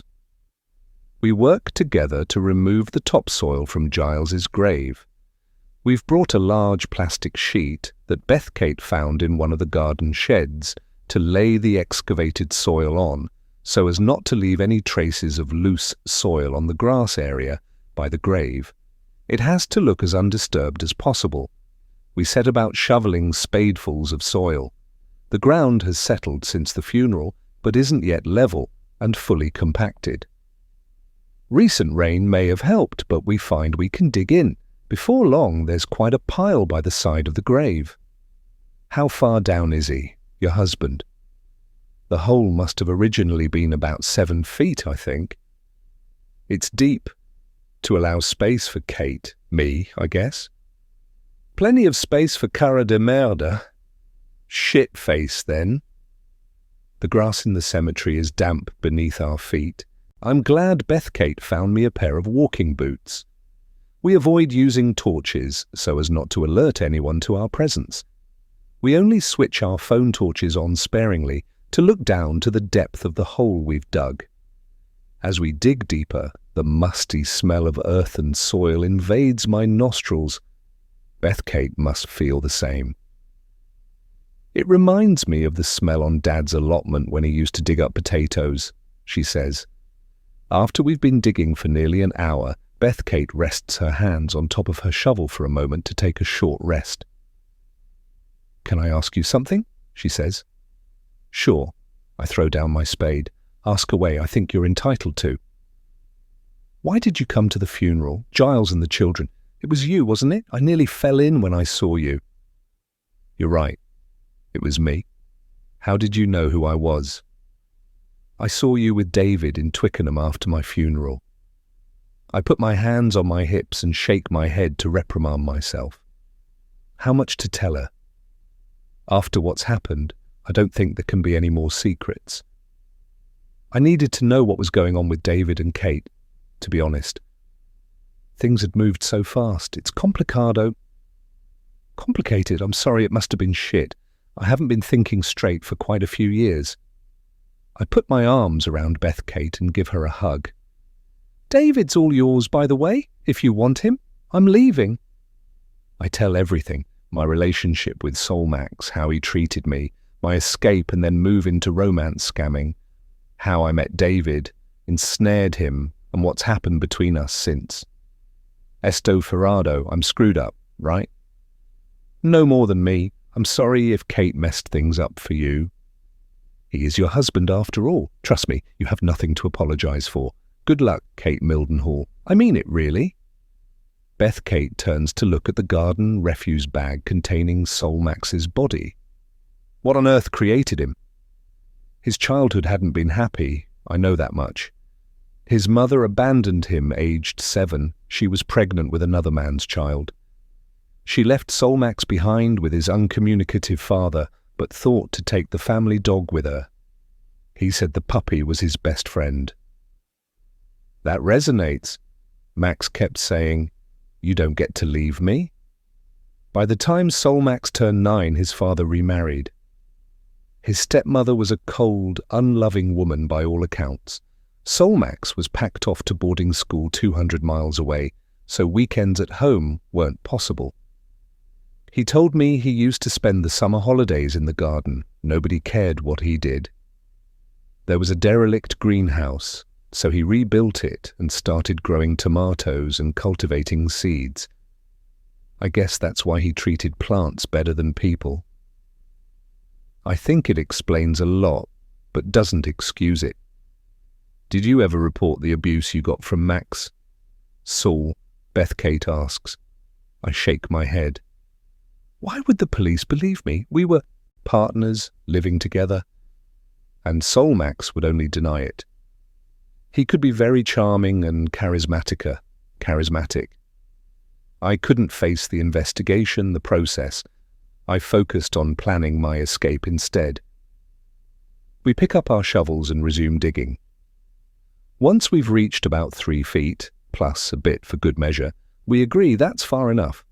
We roll Solmax in. He lands face down. Should we turn him over? Beth Kate asks. No, ass up, facing hell. And poor Giles. Seriously sorry about this, mate, but needs must. She smiles at me. You're right. This isn't laying to rest, but disposing of excrement. I hear a noise at the edge of the cemetery. Murder! What? I crouch down, grabbing at Beth Kate's arm to pull her to the ground with me. What the hell? What are you doing? Get in the grave, I say, keeping my voice low. Excuse me? No way. Chapter 49. Beth, I don't think I can take any more. Don't tell me after all this Adriana is a real psycho and she's going to bury me alive with dead Max. Adriana places her index finger across her lips. She purses them. Shh, people, she mouths. I look across to where she's pointing. There's a group of 5 or 6 exuberant youths darting in between the gravestones not far from the entrance. They must have scaled a wall to get in. A girl screams. One of the group is making ghoulish noises. Whoo! We have to hide. We can't risk being seen, not even by drunk kids, Adriana says. Me first? She looks at me for acknowledgement. I glance across. They look like they're heading in our direction. I look around frantically. There's nowhere else to hide other than to squat behind gravestones. Too risky. It's too far to leg it to the chapel and we'd be seen. We don't have any choice. Adriana drops down into the corner of the grave above Max's head. Pass me the tools. 30 seconds later, and I'm in the grave with her. We crouch down, huddled together in the dark, making ourselves as small as possible. Thankfully, there's enough room that we don't have to lie on top of Max's corpse. That would be too gross, not to say traumatic. The sodden earth smells musty. I realize we're directly on top of Giles. Oh my God, the thought of what's below our feet. My heart is pounding enough at the fear of being caught, but this is making it leap out of my chest. I drink in the cold night air. Calm, calm, I tell myself. I place my hand on my tummy. I focus on my baby. You're going to be a dad again, I tell Giles telepathically. The voices get louder. They invade the eerily quiet cemetery. A sweep of fear travels through my body. I can only pray, please, God, don't let us be caught. My heart is palpitating like it does when you've woken up in the middle of a nightmare. Pure fear rams us up hard against the grave wall as we try to be invisible. I recognize a sound but can't quite place it. A light, tinny scrunch. There follows the sound of something being kicked along concrete. It rattles and skids. An empty beer can. They're on the artery road. At least that means they're not larking around the graves in this section. Laughter. Someone's making an owl noise. A sweet, herbal, musky smell permeates the crisp air. Cannabis. The voices are getting quieter. We remain silent for a few more minutes until we can't hear any sound other than the distant traffic. I'm going to take a peek, Adriana says. She gingerly peers out over the top, looks in all directions. All clear. They've disappeared. I exhale with relief. Blimey, that was close, I say. Once we're both on ground level again. Just kids having a joint and messing about, but even so. We pick up our shovels again and hastily start refilling the grave. A much quicker job than digging it out. The light of the moon is almost full, as though someone has taken a small bite out of it. It bathes the cemetery with a subdued luminosity. The night is clear, a vast silky navy blue, but the air is heavy with the lingering scent of earlier rain and damp autumn leaves. We work tirelessly until Max has well and truly disappeared from view, and the grave is full to the brim. I've worked up quite a sweat now, despite the chill. My t-shirt sticks to my back. I've changed my mind. I make a mental note to write in my will I wish to be cremated. I'll request to be scattered in with the children. I never want to see this man again, even after death. I use the wooden board to stand on and flatten the soil, and we take it in turns to repeat the process to compact the top section as much as possible. We jump up and down, we dance on Max's grave. A great weight that I've been carrying around with me for months starts to lift. My body and limbs feel lighter. I'm free. We redistribute the displaced soil we've purposefully placed in separate refuse bags. Adriana has spotted a freshly dug grave, waiting for its occupant a few rows away, so we tip some in. The remainder we scatter as thin layers on the newest unsettled graves.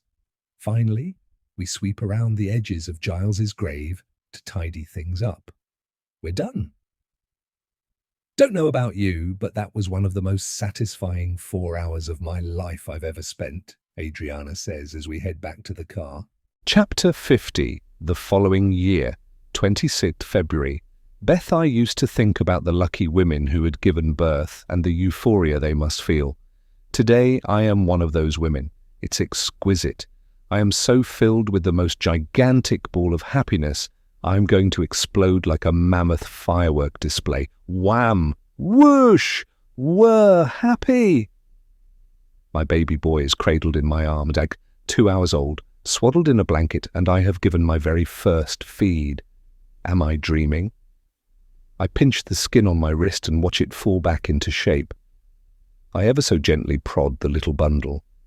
He shifts slightly. His eyelids flicker momentarily before closing again. He's real, alive.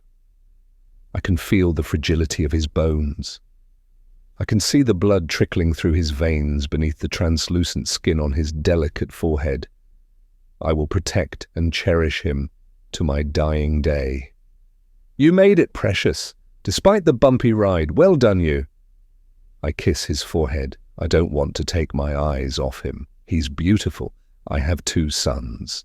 I steal a glance over to the hospital window. Snow is falling. There's a soft sprinkle of snowflakes building up on the windowsill already. We're on the 5th floor, my baby and I. I imagine the snow muffling the ground in the garden atrium below with a sparkling stillness, a protective blanket. You'll be able to build a snowman with your brother when you're old enough, I say out loud. He's so perfect, so innocent, so complete. He's survived the aftermath of a tragedy that happened in a split second, a chain of events that I still find difficult to comprehend. The inquest recorded a verdict of accident. The coroner's report concluded Giles's car was travelling at excessive speed, and he lost control of the vehicle, partially in response to having to brake sharply due to the proximity of another vehicle, which remained unidentified. All occupants of the Range Rover lost their lives due to the impact the vehicle suffered. One occupant, Elizabeth Brown, wasn't wearing a seatbelt at the time, which contributed to the severity of her injuries. The coroner also concluded, like the police had suggested, Beth had undone the seatbelt to locate her phone, which was found in her jacket pocket. Her husband, David Brown, was ringing incessantly, both immediately before and after the accident. I know the mouldy old doe ringtone for David would have driven Kate mad. He was telling the truth. Great timing and too little, too late though, David. Trying to recall everything around the time of the accident, all the minute details, is like trying to hold on to a dream. As time goes by, everything blurs around the edges. My memory is blank in areas. Maybe it's my built-in black box recorder erasing it for my own good. I have chosen an easy lie over a complex truth. You see, for me, being childless was like having a vital organ missing. I was becoming the merest outline of the person I knew I was meant to be. A ghost. Without a baby, I was never going to be whole. I was desperate, so I took him. The guilt for what I did is still there, whispering in my ear like a hideous gargoyle, but I will not be held hostage for the rest of my life by the weight of it. I accept I will always have a tenuous relationship with truth. The further you get away from it, the harder it becomes to tell it. Lies beget lies, and my tongue swells further with them. I received one call from the police about Max. It must have been about 6 weeks after we buried him. A Detective Sergeant Parrish, I think he said his name was. Mrs. Mildenhall, sorry to disturb you. We're making inquiries about a Max Solomon. Is he known to you? Yes. I use his services quite regularly. Gardening and house maintenance. He's the garden butler. And when did you last see Mr. Solomon? Ooh, let me see. It must have been around October, I think. Can't give you the precise date off the top of my head. I'd need to talk to my housekeeper. I see. We're aware that you transferred a sum of £20,000 to him around that time. Can I ask what it was for? For no more than a nanosecond, the truth gave a little dance on the tip of my tongue, ready to propel me into the abyss. It was blackmail money, but luckily it was a one-off payment. I helped bury him in an existing grave in the big cemetery at Kew. Hope that's okay? He deserved it. Sure, for some garden work and to order building materials, timber and York stone. I've contracted him to relay the terrace and build a tree house. I cleared my throat. Should I be worried, Sergeant? Is he in trouble? No, madam, he's not in trouble. We're trying to locate him.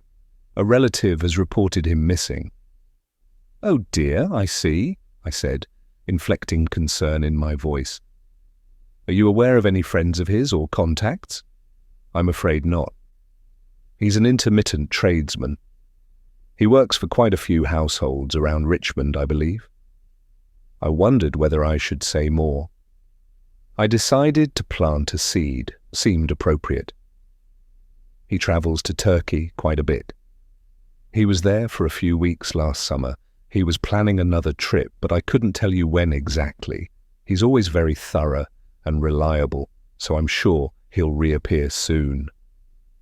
You've been most helpful. Thank you. I'll leave you my details in case you hear anything, if I may. Of course. And that was the last time I heard the name Max Solomon mentioned. I won't be saying it. Those words will never touch my lips again. Magdalena still insists on calling me Mrs. Mildenhall. Michael has been helping her with an indefinite leave to remain application. He's confident she'll be granted permanent residence based on the length of time she's resided in the UK. Adriana stayed with me for a couple of days after our night in the cemetery, sleeping, preparing for her next move and packing. I gave her a suitcase, let her help herself to any clothes she needed. Gave her some money to get herself settled. Where are you going to go? Probably best if I just tell you traveling. Safer for you if you don't know. We need that way you won't have any links to me. Anyway, somewhere I can't be found. Early the next morning, Adriana sent me a selfie in front of the departures board at Heathrow Terminal 5 with the caption, "Adios, goodbye." She could be anywhere from Mexico to Mumbai, Nassau to Nice. I haven't heard from her since. I can't say the same for David. He kept calling me in the first few weeks after Adriana departed. He was either in tears or drunk or both. He was in a desperate state, devastated and crushed. Ironic that all the crying I did over our inability to conceive was also that despair. Shame David didn't cry as much after Beth died, but I've now come to understand he was suffering from delayed grief. He turned to Adriana, deliberately pushing his emotions away as a self-protect mechanism. He's in therapy and now mourns Beth, as well as the loss of Adriana. He's also grasped he was involved with a scammer, but says he deserved it. I've reassured him she did care for him too. It's a lot for him to come to terms with. I accept we both contributed to the downfall of our marriage, and I genuinely hope David finds happiness one day. But it can never be with me. I can't resist, though. I take a selfie with my new son. I type out the caption, still cradling my gorgeous bundle, dying to escape. In hospital with my baby boy, all well, and press send to David. We will stay in touch, but for both our sakes, I will keep him at arm's length. Anyway, who needs a David when I've got a friend like Harry? The thought of Harry Snow brings a warm glow to my insides as I continue to watch the snowflakes fall. Since meeting Harry, I've opened a new door into myself. I've discovered hidden parts of me I forgot about, like giggling, flicking my hair self-consciously, and butterflies in my stomach as I get ready to meet him. I've never had a first date with a pregnant woman before, Harry said when he invited me to lunch in the Glasshouse restaurant at Petersham Nurseries. It was only the two of us, and afterwards we took a stroll around the wonderful shop and displays.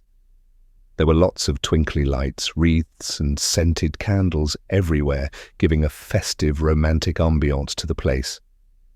Harry insisted on buying me an enormous cheese plant, an early Christmas present, and to signify growth. "What sort of growth?" I replied with amusement, rubbing my hands across my swollen belly. "Birth, friendship, new beginnings," Harry said, laughing.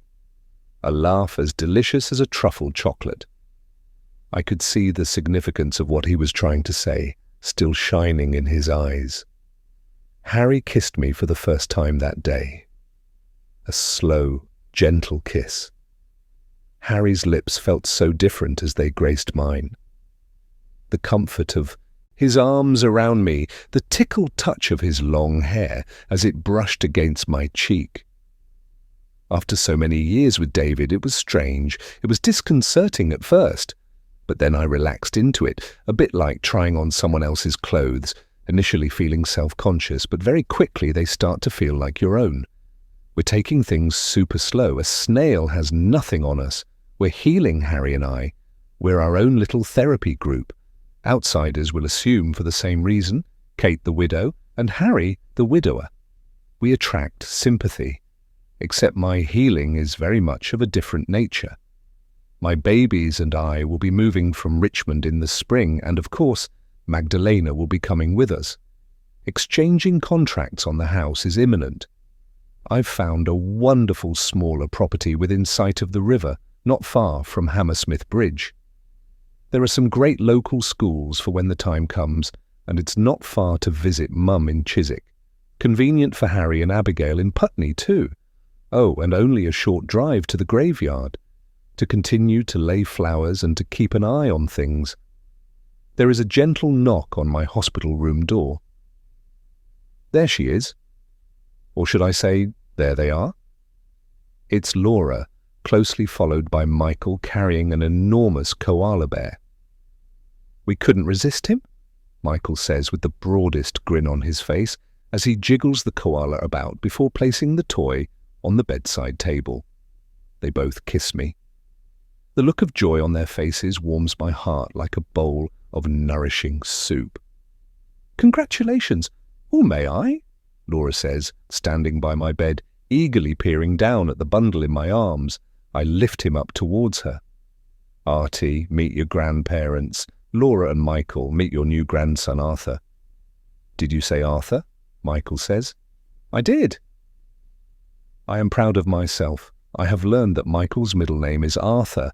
I know that Kate would have chosen something on trend like Lando, Enzo or Cosmo. I'm not going to do that to them. His name is Arthur Giles, but I'm sure he'll end up being called Artie. I hope you approve. Arthur was my father's name too, Michael says, leaning over Laura to look at the baby. Oh, Kate, what a wonderful choice. Thank you. Laura looks up at her husband with a warm smile. What a turbulent 9 months it's been, but in times of crisis, we are forced to get a new perspective on ourselves. To think about who we are and how others must see you. Life is resuming shape around me. I am fully Kate, but a different version of Kate. Maybe she was right all along with her mantra. After me, you come first. Except now it's, after you comes me.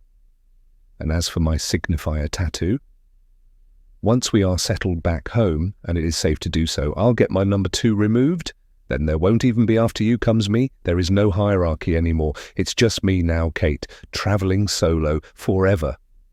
Kate once told me that true happiness is when expectations of your life are met. Well, I'm happy, truly, deeply happy.